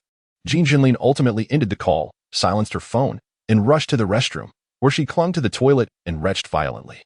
She heaved with a heart-wrenching intensity. Once she finished, she donned the pajamas and slippers provided in the guest room, her expression devoid of emotion.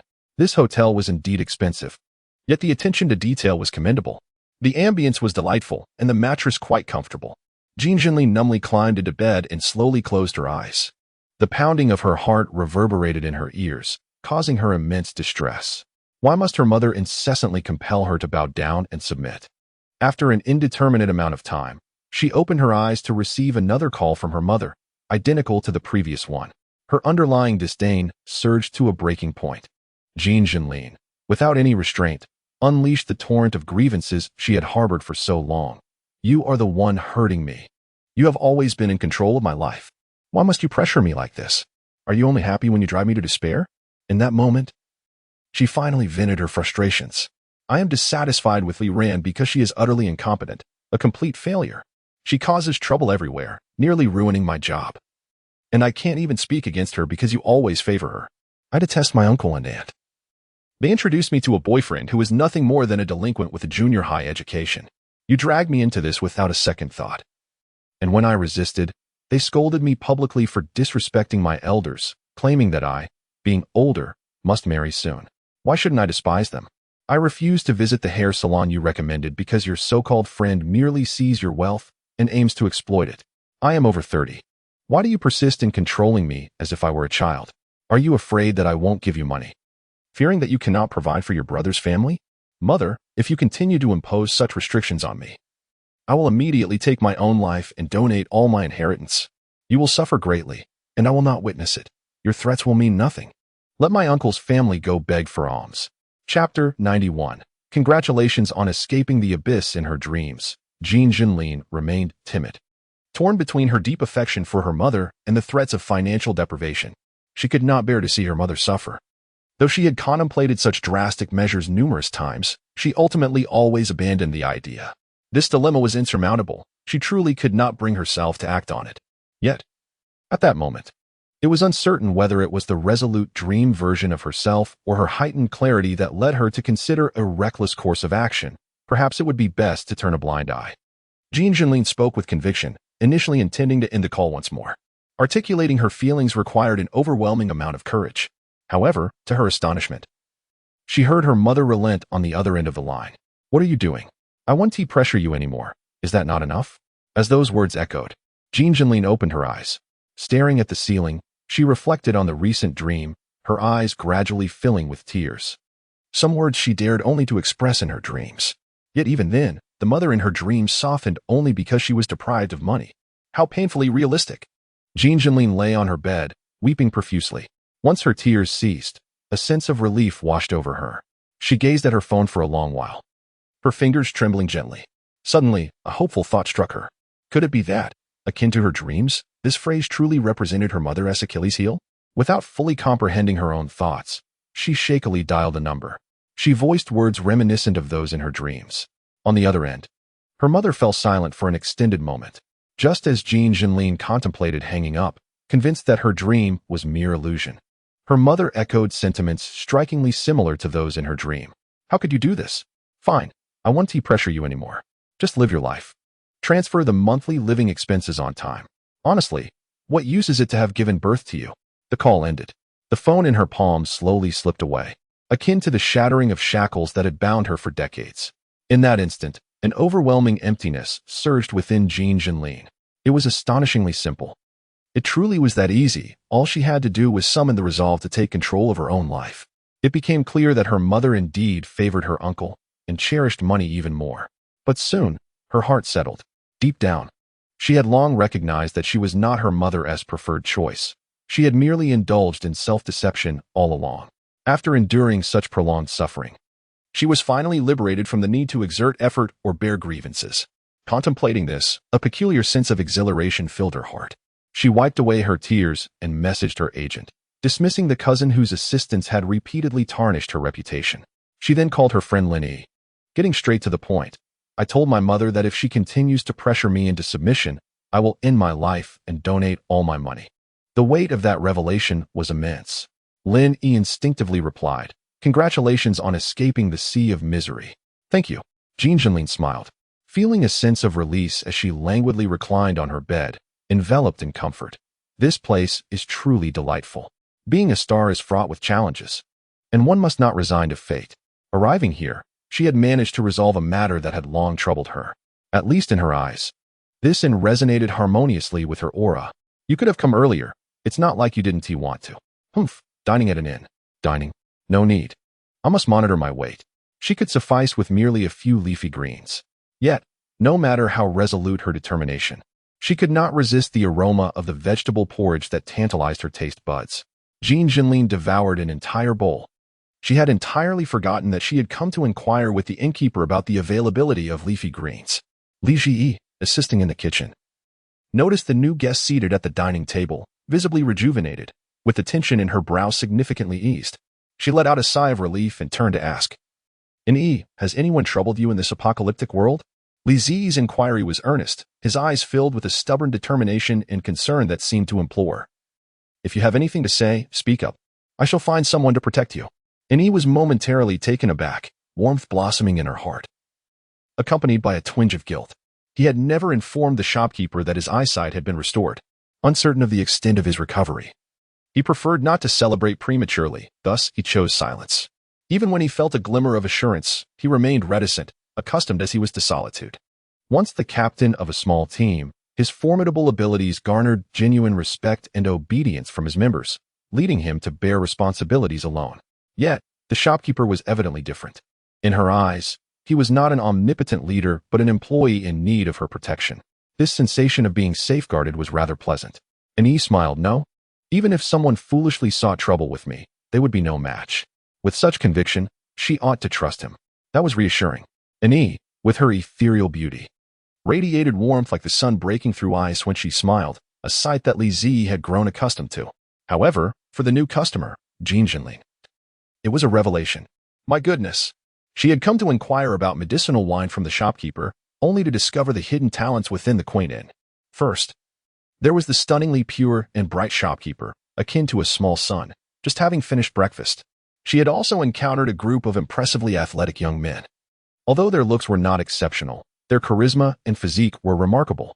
And now, a reserved and aloof head chef, adorned with a ribbon over his eyes. Oh my gosh! Jean Jinli nearly let out a sound that could jeopardize her career, barely managing to cover her mouth. She was transfixed by the chef when the soft-cheeked shopkeeper approached. her brightness reminiscent of the morning sun. "Dear guest, how may I assist you?" It became evident that the warm-hearted sunbeam was far more captivating than the icy male deity. The plushness of her cheeks was irresistible to touch. Jean Jinlin withdrew her hand, regaining her composure. What had she come for again? Right. To inquire about the medicinal wine. When discussing medicinal wine, it was essential to clarify the guest's needs. Li Zi departed the kitchen with Jean Jinlin, while Annie returned her gaze to the pot, continuing to prepare congee. In her mind, she reflected casually that it was time to address certain individuals and matters. He had not lied. Indeed, no one had troubled him recently. Chu Guang's mention of He Weiqing had yet to materialize.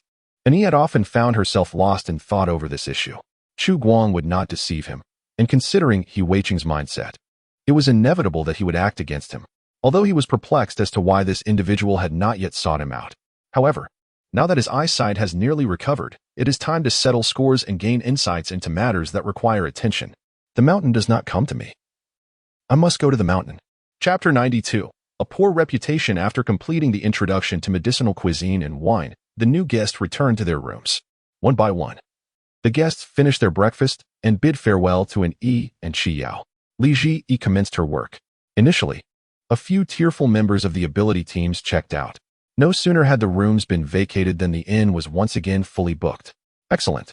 At this rate, she would soon accumulate another wave of points. Task: to reverse the inn's reputation in the apocalyptic world. Current reputation: poor. Task completion: earn a visit to one of the apocalyptic attractions. Click to view. A poor reputation. Li Ji nearly choked upon reading this.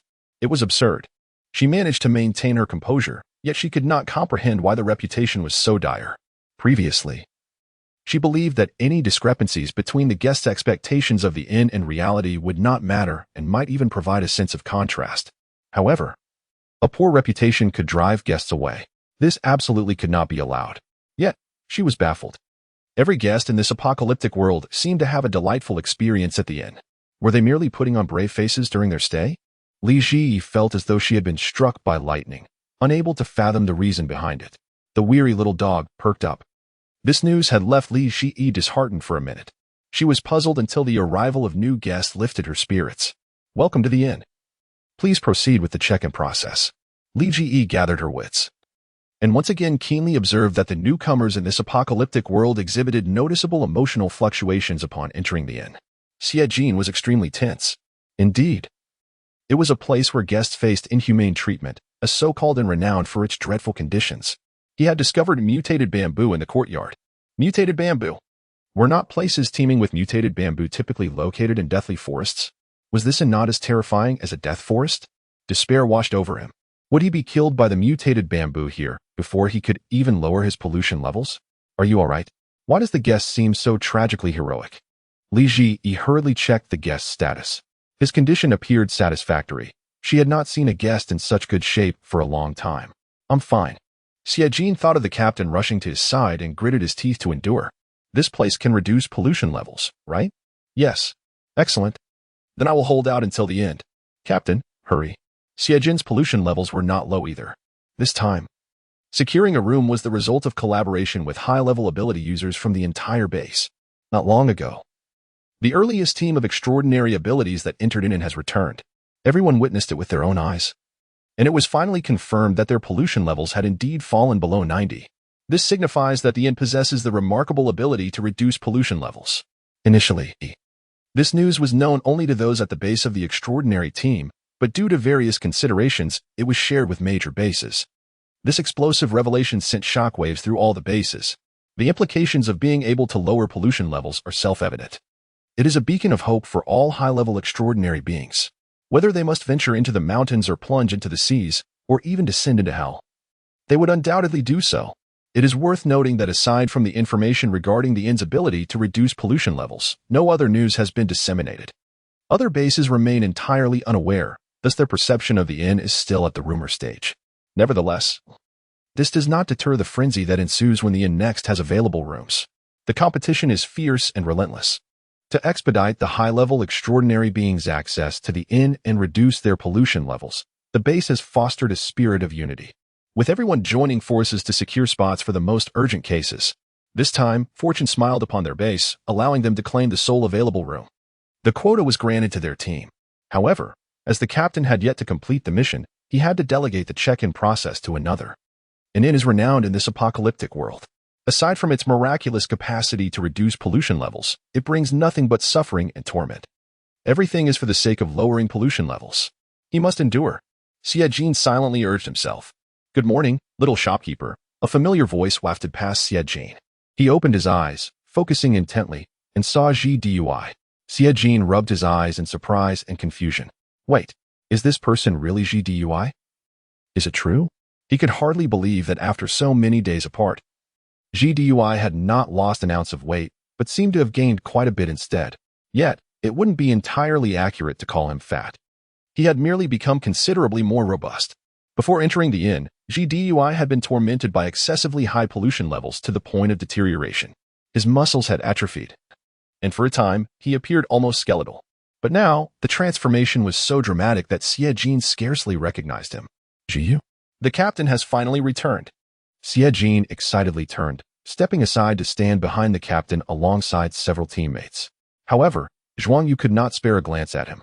He was staring incredulously at Jiyu, his eyes widening in shock as if he was grappling with a profound realization, causing his worldview to shatter. What on earth happened to you? What happened to the promised gaunt figure? Jiyu, holding a cup of water, bore no resemblance whatsoever to the emaciated form. Jiyu furrowed his brow. Who told you that? Can't you see that I had a splendid time at the inn? It is precisely because he could see it that Zhuang Yu felt a bit vulnerable, covering his ears. Don't tell me you found your stay at the inn quite comfortable. I do not wish to hear it. For heaven's sake, isn't the attitude of this and towards its guests utterly inhumane? Isn't the environment appallingly dreadful? How could this be? The terrifying power of rumors made Zhuang Yu feel as though the sky were collapsing around him. Primarily, the thought that his old colleague, Jiyu, had been enjoying such a beautifully serene inn for quite a long time made him feel a wave of bitterness rise within him. The little manager. The accommodation here must be rather poor, right? As soon as these words left Zhuang Yu's lips, Jiyu's deathly glare became uncontrollable. Zhuang Yu sensed that things were taking a turn for the worse. He felt as though he might drown in his own bitterness. His premonition soon came true. Before long, they were led by the manager to their guest room, and every corner they beheld was unequivocally telling the guest how comfortable it was. Why had no one ever informed him of this? Had the abilities of those who had visited the inn rendered them so tight-lipped? However, if it were him, he too might not have bothered to elaborate. Firstly, others would not believe him even if he spoke. Secondly, it was all rather amusing. And since reducing pollution levels was of utmost importance, even if one were aware that the inn was fraught with peril, everyone would still rush forth unflinchingly. It would not affect the significant matters, so teasing other ability users would be harmless. But while he could engage in such antics, others could not. Zhuang Yu felt as though his mind had crashed. He was indeed such a peculiar man. Seeing others live well, even better than him for an extended time, stirred a sense of imbalance within his heart. Now he had completely turned sour, akin to a lemon. Yet, no matter how sour it was, he had to admit that this inn would surely become wildly popular in the apocalyptic world. Even if there were no need to reduce pollution levels, it would still thrive. The comfort here was simply unparalleled. This truly was a golden nest. Had he known this earlier, he should have shamelessly followed Jiyu from the beginning. Chapter 93. Reputation on the rise. Zhuang Yu selectively forgot his previous disdain and distrust towards the inn. He sent Jiyu away and directly checked into the super comfortable guest room. In the lobby of the inn, Jiyu said, "Manager, we are also checking out." His tone was calm, but his eyes held a hint of reluctance. "Next time I return, could you prepare a pot of hot pot for me?" Li Shi nodded. "I will prepare an enormous pot for you, accompanied by a large fruit platter." Who understands the significance of these words? Jiyu understood. Even someone as composed as Jiyu couldn't help but display a proud smile at that moment. The Jiyu team bid farewell to the little manager and left the inn together. As soon as the room became vacant, it was swiftly booked again. After completing the check-in process, Li Ji finally had time to ponder where the inn's reputation had faltered. Reflecting upon the conversation with Ji Yu and his team, she began to piece together the puzzle. The environment is harsh, and guests may become emaciated. Such slander. This is nothing short of defamation. She could not comprehend the origins of these assertions. Li Jiyu, assuming the role of a thinker, pondered deeply and finally clapped her hands in realization. It must be that in a post-apocalyptic world, the endeavor to reduce pollution levels inevitably entails a process fraught with hardship and suffering. Thus, other guests from this world naturally believe that in order to diminish pollution, the inn must demand a greater sacrifice. Having identified the crux of the issue, Li Jiyu regained her resolve. The pressing question now is how to alter the perceptions of the guests in the post-apocalyptic realm. System. Is it possible to place advertisements within the multiverse system? Presenting the circumstances of the inn directly to the inhabitants of the post-apocalyptic world would be the most straightforward approach. It is notoriously difficult to change entrenched mindsets. But what if one were to attempt the method of relentless advertising? Unfortunately, this avenue proved unfeasible. Not allowed. Well then. Li Jiyu did not lose heart. If this path was blocked, alternative methods could still be sought, just as she was racking her brain for other solutions. The system's prompt resonated. Congratulations, manager, the inn's reputation is on the rise. A question mark illuminated above Li Jiyu's head. Was there an error? She had yet to devise a strategy. What was going on? Confused, Li Jiyu soon grasped the situation. Before lunch, he had returned from the post-apocalyptic world. In the kitchen, he skillfully and swiftly prepared vegetables and meat, his knife skills increasingly impressive. Li Jiyu watched in awe, and after admiring his prowess, she inquired, did anything particularly noteworthy occur in the post-apocalyptic world? The little shop manager nodded, aware that her question was somewhat challenging, and elaborated. It seems the inn's reputation in that world was not very good, although she endeavored to mask her feelings. Her less than cheerful tone conveyed her disappointment to those who heard it. Nevertheless, the reputation improved somewhat today, so I wanted to ask if anything special happened. The inn's reputation is poor? Such tasteless individuals. And he maintained his composure, reflecting on the morning, which seemed unremarkable and unchanged. The same zombies, the same aberrant beasts, and the same tasteless individuals. Oh, there was indeed something special that just transpired. As he recalled, he was somewhat astonished. Jiyu's team had just returned to the post-apocalyptic world and encountered a group of mid-level zombies outside the base. Jiyu single-handedly controlled the emotions of the zombies, leading the team to a resounding victory. Jiyu had grown stronger, and it seemed he had developed a new ability. He could manipulate the emotions of zombies with his singing, a power he had not possessed before. Did this count? Observing the little shop manager's eyes light up, he found his answer and chose not to elaborate further. So that was it. Li Jiyu had completely pieced it together. It turned out that Jiyu and his companions had inadvertently provided the inn with a tremendous advertisement. Jiyu experienced a remarkable enhancement of her abilities while residing in the inn. This transformation was not merely a reduction in pollution levels. It also imbued her with a heightened aggressiveness. In a post-apocalyptic world, who wouldn't yearn for their powers to grow stronger? Such abilities are almost the foundation of one's existence. The prospect of amplifying one's powers beyond their previous limits is irresistible, particularly to the guests of this desolate realm. It is akin to informing a student in a nation that emphasizes rigorous examinations that by staying at an inn for several days, they could elevate their scores by 200 points. Would they not seize the opportunity? Certainly, they would. The thrill and surprise of such a revelation would be overwhelming, overshadowing any other considerations. Thus, the advantages of the inn far outweighed its shortcomings, leading to an enhanced reputation. She was diligently washing peaches in the basin, oblivious to the silent departure of Huitsong, who had come to the kitchen seeking her company. The doubts that swelled within Huitsong became increasingly substantial. The apocalypse? Abilities? Were there guests from other worlds? The inn was indeed extraordinary. Nevertheless, these uncertainties did not diminish her trust in the young innkeeper or the establishment itself. She had come to return and borrow books, having finished the novels provided by the innkeeper. In a matter of days, she had transitioned from existential doubt to profound enlightenment. Yet now, a new confusion enveloped her. Task: 2 guests in room 203 of the inn have fallen into existential bewilderment. Please assist them in overcoming their confusion. Task completion: obtain the Golden Cauldron. Click to view. Golden Cauldron, a special artifact, an ancient vessel capable of devouring all. The task was of great significance.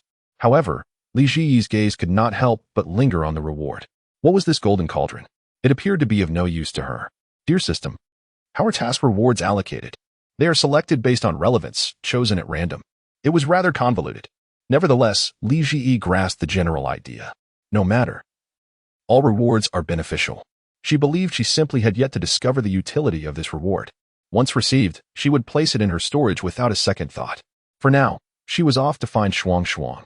Huitsong, older than the young innkeeper, was the only one not requiring her to call her sister. Hence Li Jiyu affectionately referred to her as Shuang. In room 205, she exclaimed, Shuang, books. Li Ji felt a surge of strength as she confidently ascended the stairs, clutching 5 or 6 books, only to be left breathless. Upon opening the door, Hu Songchuang noted the innkeeper's panting form, her eyes shimmering slightly. My apologies, but the innkeeper truly resembles a little dog, she thought instinctively. A smile creeping onto her lips as she quickly took the books from Li Ji's hands and effortlessly placed them in the room. Turning back, she gently squeezed the reddened hand and said, "Next time, I'll fetch them myself." Li Ji took a moment to catch her breath, resolutely affirming, "It's all right. I possess both strength and resourcefulness." Ah, how adorable are the little dogs. Hu Songchuang swiftly pinched the shopkeeper's serious face and remarked, "Dear shopkeeper, I have finished reading all the books you selected for me. Thank you for your thoughtful choices." She was no fool. The protagonist's identities and experiences mirrored her own in striking ways. Chapter 94. Are there insufficient soldiers? The shopkeeper's well-meaning intentions were not lost on Hu Songchuang. "It's fine. Do you have any thoughts?" Li Ji wished for her guests to refrain from self-destructive actions, believing it misguided to punish the wicked in such a manner. Do not harm yourself. Avoid the cold indifference at the onset, only to engage in futile revenge later on. The crux of the matter was to prioritize one's own feelings. Every time Li Ji witnessed those protagonists inflicting pain upon themselves, her heart ached. Of course, she felt unqualified to judge. Everyone has the right to act in pursuit of their goals. She merely hoped that, in the end, it would be the truly despicable who bore the heaviest wounds.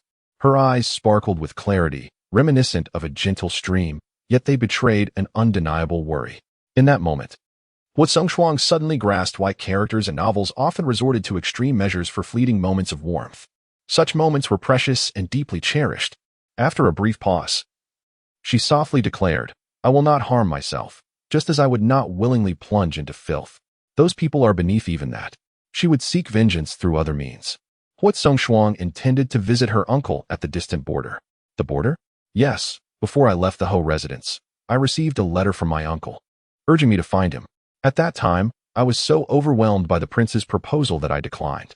Hu Songchuang's gaze turned thoughtful. Looking back, I was indeed foolish. It is not you who is foolish. It is the prince who is vile. A man devoid of responsibility, both foolish and wicked. With a mind as narrow as a sieve, he could have pursued the one he truly loves openly, yet he insists on entangling the most innocent among us.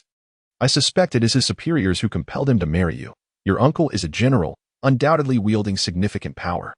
Either he or those behind him wish for your uncle to take a side.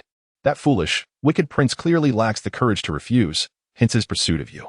Yet, he cannot part with his beauty, resulting in this underhanded scheme. Truly despicable, wanting everything while giving nothing back. I could just smack him, that wretched man. Li Ji, with her extensive knowledge, saw through the prince's true nature in an instant. The more she spoke, the angrier she became, her face flushed, fists clenched.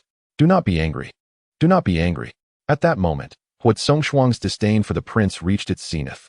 If I were to fall ill from this, 1,000 of him could not compensate for it.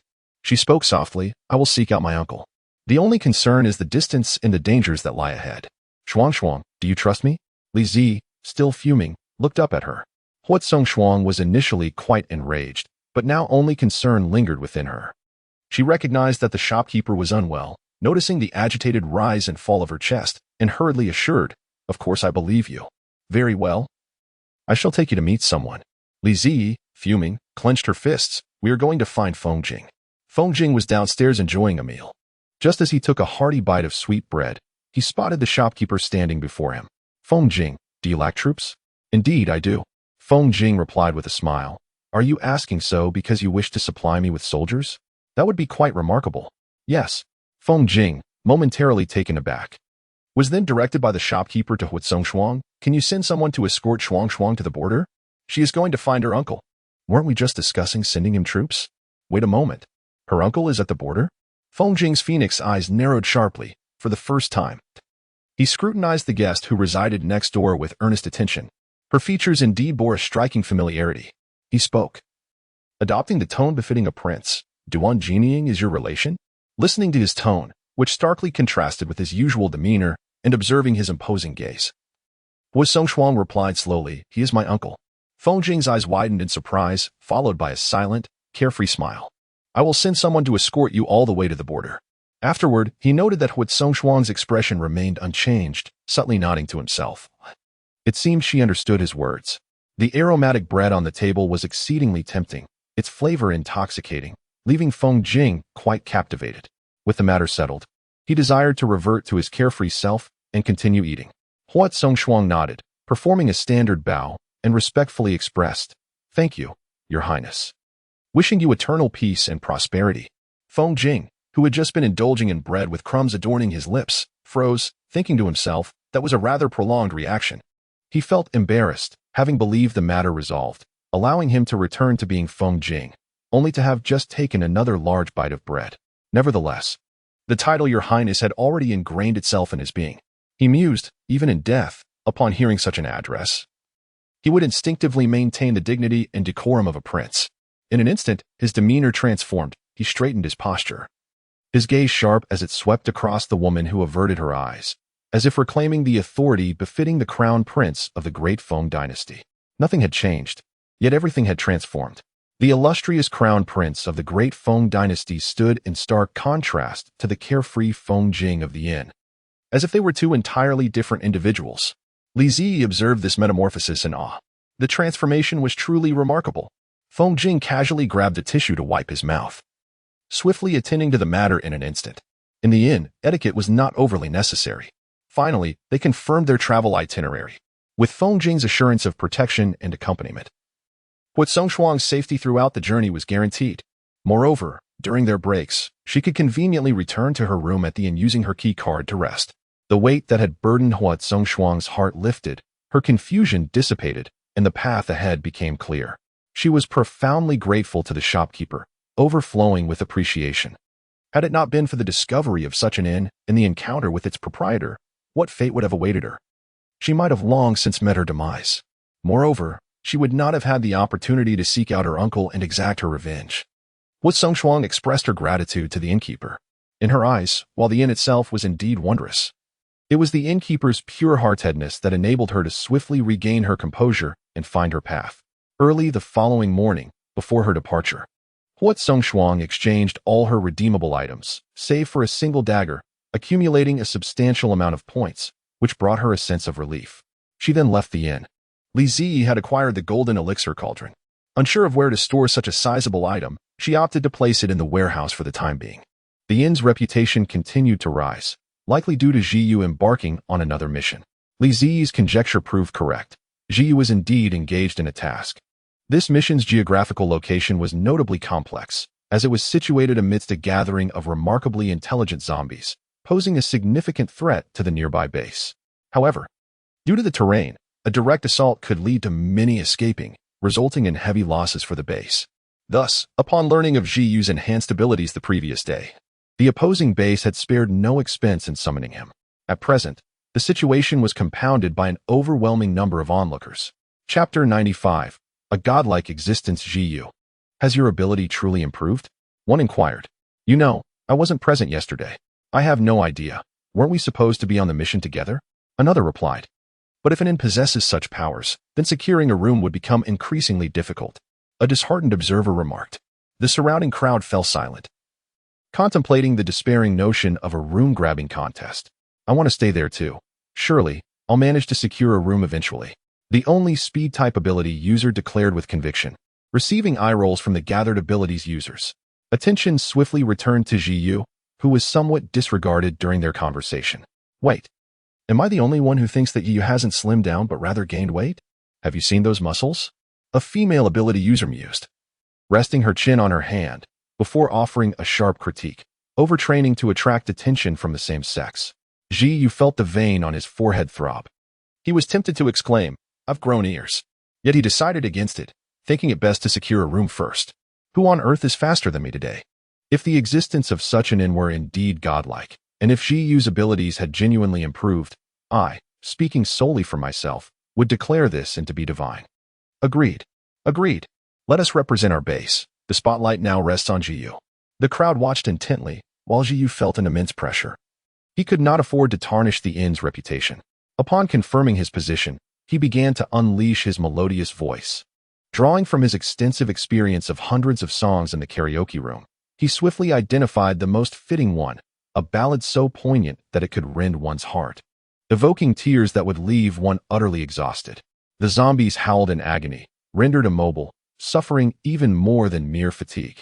Captured effortlessly by Jiyu, he turned to proceed with his task, only to find all the onlooking ability users, including the base leader, weeping with swollen eyes, casting him longing glances while quenching their thirst. This skill was indeed remarkable, albeit prone to collateral damage.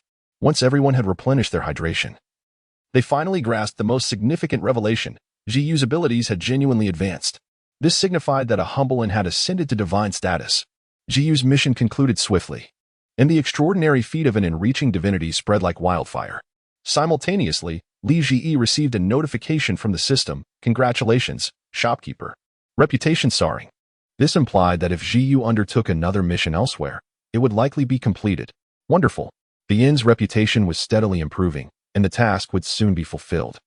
With the burden of the mission lifted, Li Ji retrieved the newly purchased seeds, donned the backpack crafted for her by Qi Yao, and diligently wielded her hoe in the fields. She toiled joyfully, envisioning the bountiful harvest that would allow her to unlock new culinary and medicinal recipes, which made her smile uncontrollably. After a long day of labor, she could finally straighten her back, but a pang of discomfort seized her, and she winced with pain. Her back and legs ached. Every part of her body felt sore. The industrious little shopkeeper, after a day of farming, found herself utterly incapacitated. She could only rely on Aunt Jiang to carry her back to her room. Seeing the shopkeeper's pale complexion and pained expression, Aunt Jiang was filled with concern and hurriedly rushed, swiftly ignoring inquiries from several guests along the way. Once she laid Li Ji on the bed, she meticulously inspected her, checking her forehead and armpits, treating her like a delicate doll, asking if she felt any pain. Confirming there were no severe issues, only exhaustion, she finally breathed a sigh of relief. She considered reprimanding her but abruptly remembered who the shopkeeper was. Most importantly, Li Ji was aware of her own misjudgment. She looked up, tugging at Aunt Jiang's sleeve, even attempting to comfort her. "Please don't worry. I merely have a weak constitution. I overexert myself during work, and it will pass eventually. Rest assured, I will not push myself so hard next time." She simply wanted to plant all the seeds in her spiritual field at once, becoming so engrossed that she neglected her fragile health. What more could Aunt Jiang do? "Just rest well. I will bring you dinner shortly. If you feel unwell, do let me know. Understand? Don't overexert yourself or feel like a burden." Aunt Jiang's voice was gentle and soothing. Li Ji blinked, obediently replying, "Thank you, Aunt. Thank you, Aunt." She curled up in the blankets, her clear, dependent eyes gazing at Aunt Jiang as she repeatedly expressed, "Aunt Jiang is so wonderful. I love Aunt Jiang." Aunt Jiang stepped out of the room, gently closing the door behind her, and rubbed her chest, feeling a tightness within. She had long been aware of the little shopkeeper's background. Previously, it had not affected her much, but now it became increasingly unbearable. Poor child, enduring such hardship, encountering a family of unreliable guardians, and now in such a state. Aunt Jiang's heart brimmed with affection. She resolved to prepare a nourishing soup for the little shopkeeper, mindful not to make it overly fortifying given her condition. The more she pondered, the more her heart ached. What kind of people were the Wu family? Bah! Li Ji awoke to find the room enveloped in complete darkness. Silence pervaded the atmosphere, as if the tranquil chamber had detached from the world. She turned over, her almond-shaped eyes slowly blinking, suddenly engulfed by an unreal sensation. Gathering herself, Li Ji glanced out the window, her eyes widening in astonishment. What emptiness and loneliness had vanished. Wait. What was that? A whole crate of gold. Was she mistaken, or still dreaming? How could there be so much gold outside the inn? With a start, Li Ji sprang from her bed, her movements momentarily stiff. Rubbing her waist, she cautiously made her way to the living room. Just then, Yang Kong entered, pushing a cart laden with gold.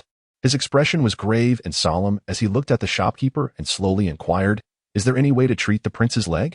Regardless of the outcome, this is our sincerity." Yang Kong had truly run out of options. Seeking the shopkeeper was a last-ditch effort. Li Ji was puzzled but sensed the gravity of the situation. She decisively asked, "First, tell me, what happened to Feng Jing? Did he not just return to the great Feng dynasty this morning?" A flicker of rage crossed Yang Kang's eyes. His Majesty broke the prince's leg. Noticing the shopkeeper's face turn pale with fright, he hastily clarified, "I mean before.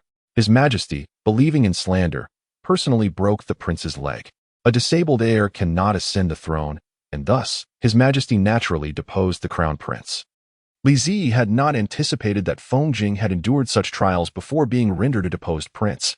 Yet, his leg had always appeared normal to her. Yang Kong continued. The prince had been taking a miraculous medicine, and without practicing martial arts, his leg appeared like that of an ordinary person. However, today, the miraculous medicine has failed. Moreover, it has backfired. At this point, the hatred in Yang Kang's eyes surged. He knew who was responsible. It was the fifth prince. The old emperor's health continued to deteriorate. The court was on high alert, with schemes brewing both inside and outside the palace. Among the numerous princes, the fifth prince is the most likely candidate for the throne. Following the deposition of the former crown prince, he has been favored and heavily relied upon. Since the old emperor's illness, both the court and the populace have been vying for his favor. Consequently, the fifth prince has recently basked in glory. And even his mother in the harem carries herself with pride, both mother and son becoming increasingly arrogant. The fifth prince perceives the throne as rightfully his. And at such a critical juncture, he cannot tolerate the existence of the former crown prince. Astonishingly, the former crown prince has not only survived, but has also made a remarkable recovery, even restoring his injured legs. Rumors regarding the reasons behind his miraculous recovery have spread throughout the capital. It is said that the heavens have favored the benevolent former crown prince, bestowing upon him great blessings, making him the ideal candidate for succession.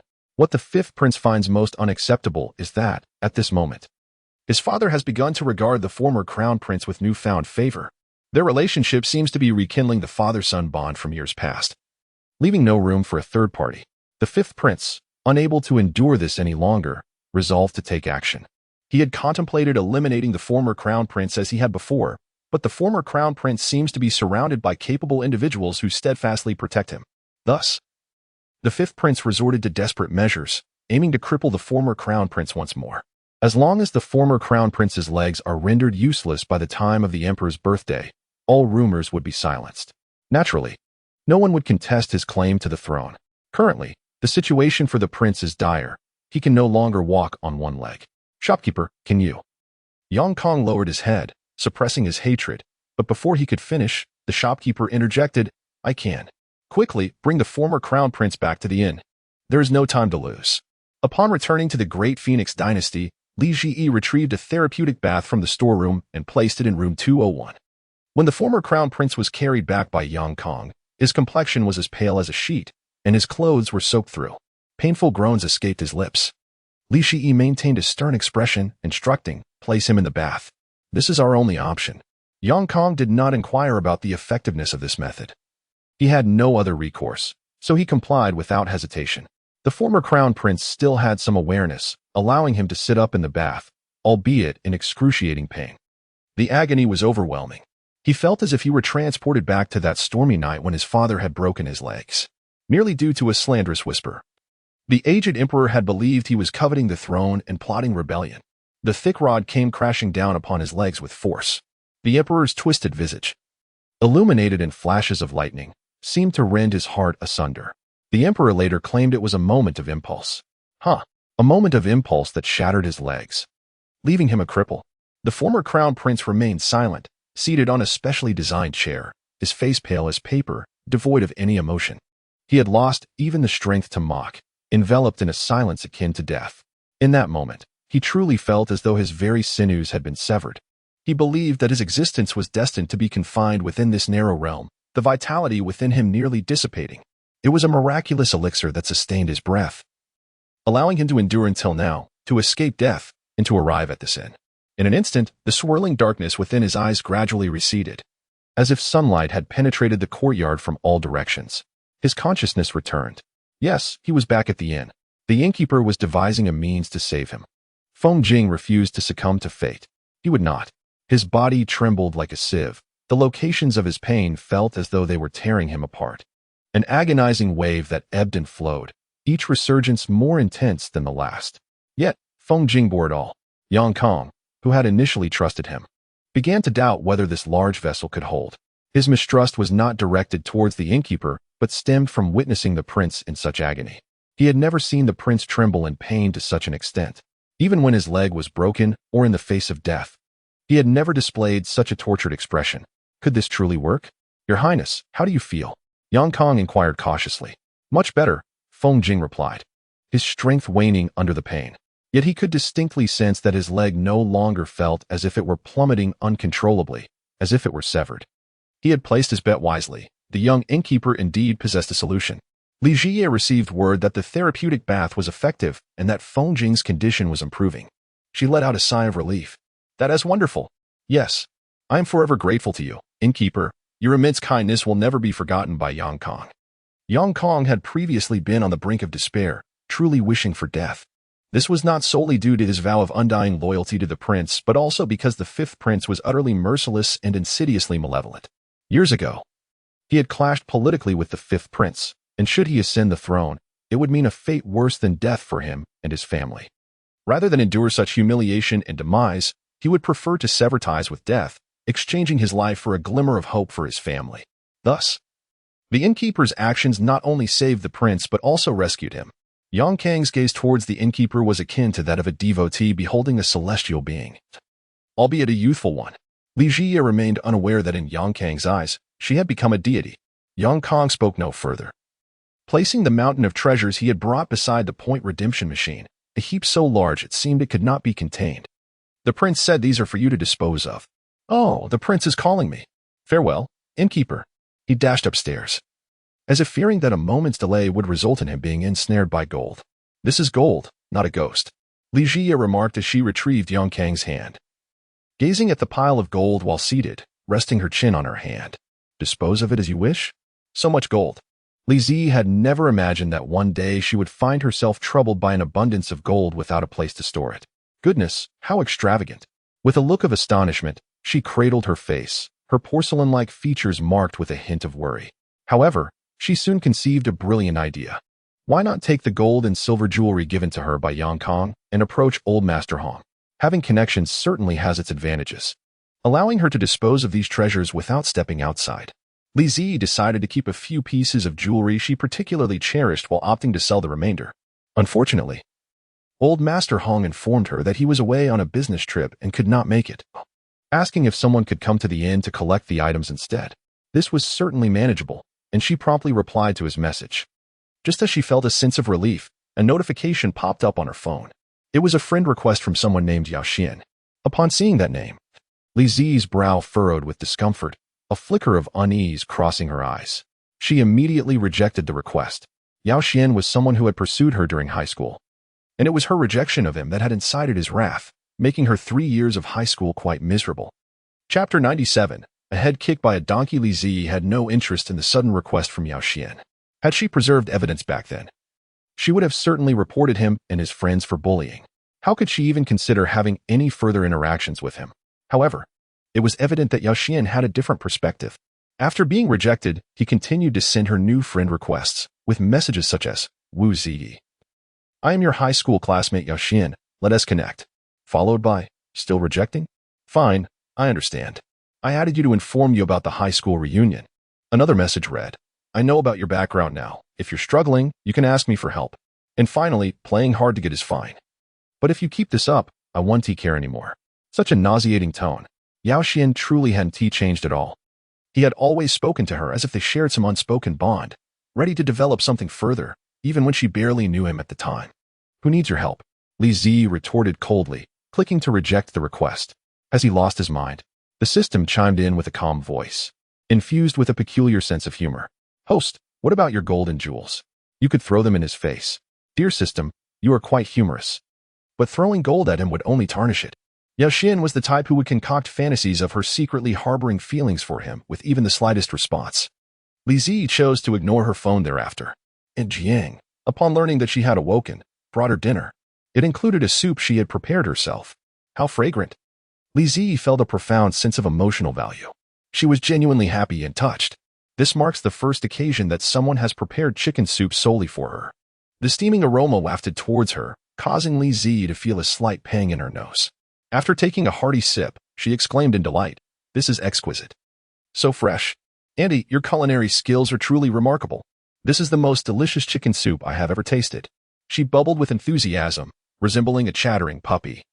And her joyful remarks elicited a genuine smile from Aunt Jiang, who had previously worn a frown. It also afforded her clarity about certain individuals. It can't possibly be that delicious. You're merely flattering me. The shopkeeper always had a knack for embracing those who treated her kindly. She would never allow anyone's kindness to go unacknowledged, always recognizing the efforts of others. It was through her presence that Jiang Lesan finally discerned the true nature of those unworthy of her considerable devotion. Earlier, while the soup simmered, her ex-husband, after a prolonged silence, reached out to her for the first time. He began with, "I had too much to drink. Where are you? I could really use the hangover soup you make." Jiang Lesan, who had spent decades with her ex-husband, understood the underlying sentiment. He regretted his past actions. Despite her firm decision to divorce in a moment of anger, she harbored lingering sentiments from their years together. However, his next words were, "It's not like I stopped you from working. Why are you making such a fuss? Many women wish for their husbands to support them. What more could you possibly want? Just take care of the children and prepare meals. It's quite easy." He then added dismissively, "Well, if you want to work, go ahead. But find something close to home so you can still cook and clean. That shouldn't be too hard, right?" In an instant, Jiang Leshan's rationality returned. To her ex-husband, her contributions were utterly undervalued and viewed as effortless. How utterly absurd. She had dedicated herself to the family, preparing 3 meals a day, doing laundry, caring for her in-laws, and balancing work, all while being told it was a walk in the park. "I will not reconcile with you." Upon fully grasping her ex-husband's true character, Jiang Lesan felt a weight lift from her shoulders. "So you think being a housewife is easy, do you? Then you can step right in and take care of your parents." She listened to his frantic voice before hanging up the phone. She did not regret her decision. In truth, aside from her ex-husband's family, her parents, the shopkeeper, and her children all recognized and appreciated her sacrifices. Yet, her parents were not eloquent. And her child was away at university. Outside of work, she found herself revolving around her ex-husband's family. Having been confined for so long, her sensitivity to being belittled had diminished. "Thank you, shopkeeper." Jiang Lesan felt fortunate for having seized that opportunity and traveled such a distance to work here. Seeing it, Jiang's spirits lift. Li Zi smiled, her eyes crinkling with delight. Though she typically retired early, the hour was still too early for sleep. Instead, Li Zi began organizing the various currencies she had accumulated during her time managing the inn. Unbeknownst to her, she had amassed a box full of high-grade crystal nuclei. Surprisingly, the lower and mid-level crystal nuclei were far fewer in number than the high-grade ones. Who would have believed that she possessed the most high-grade crystal nuclei? Furthermore, she had several chests brimming with gold and silver treasures. She intended to transfer some of her belongings to another location, eagerly awaiting the arrival of old Master Hong's men to collect them. As Li Zi finished her inventory, a knock echoed at the door. She opened it, her smile bright and inviting. "Sister Lin Yi." Upon noticing Li's fragile appearance, Lin Yi's heart softened with concern. "Where are you hurt? Let me see." Instinctively, she closed the door, inadvertently slamming when she against it. "Why didn't you inform my sister sooner that the little shopkeeper was unwell? Haha." Lin Cheng, realizing the little shopkeeper was not gravely injured, felt a wave of relief and mockingly crossed his arms. When she, unable to express his frustration, retorted, "Do you lack emotional intelligence? The little shopkeeper is merely resting. I asked Aunt Jiang, and she assured me it's nothing." Meanwhile, Jiang Jingming, seated nearby, chimed in. Why are you yelling at us?" When she replied, "By the way, hasn't you been gone from the inn for 2 days? He hasn't even acknowledged you, has he?" Jiang Jingming, feeling slighted by the apparent ignorance of their newfound friend, frowned in exasperation. Outside, verbal jabs exchanged. Inside, Lin Yi conducted a thorough yet somewhat clumsy examination of Li Zi, employing a method of touching and querying. "Does it hurt?" "No." "What about here?" "Not here either." "Does this hurt?" "Ouch." "Oh, my apologies. That's just a muscle strain." "Well, sister, you can even check for that?" "Yes, I used to have a puppy." After a flurry of activity, Lin Yi was perspiring. "Where did you fall?" Li Zi blushed. "I didn't fall anywhere. I'm just a bit exhausted." Lin Yi added, "I forgot to mention something to you." Li Zi covered her ears, her eyes shimmering slightly. Chapter 98. "Oh my, I'm stunningly beautiful." Lin Yi suddenly paused, gazing at the bashful little shopkeeper, a realization dawning upon her. The little shopkeeper felt embarrassed, believing she was a burden to them. But she was so young, merely a recent college graduate, with no family by her side. She consistently radiated warmth and enthusiasm, yet in her vulnerable moments, she instinctively curled up in a corner, feeling as if she inconvenienced even the sun's rays. This stark contrast tugged at Lin's heartstrings. Jiang Jingming and the others primarily came to check on the little shopkeeper's condition,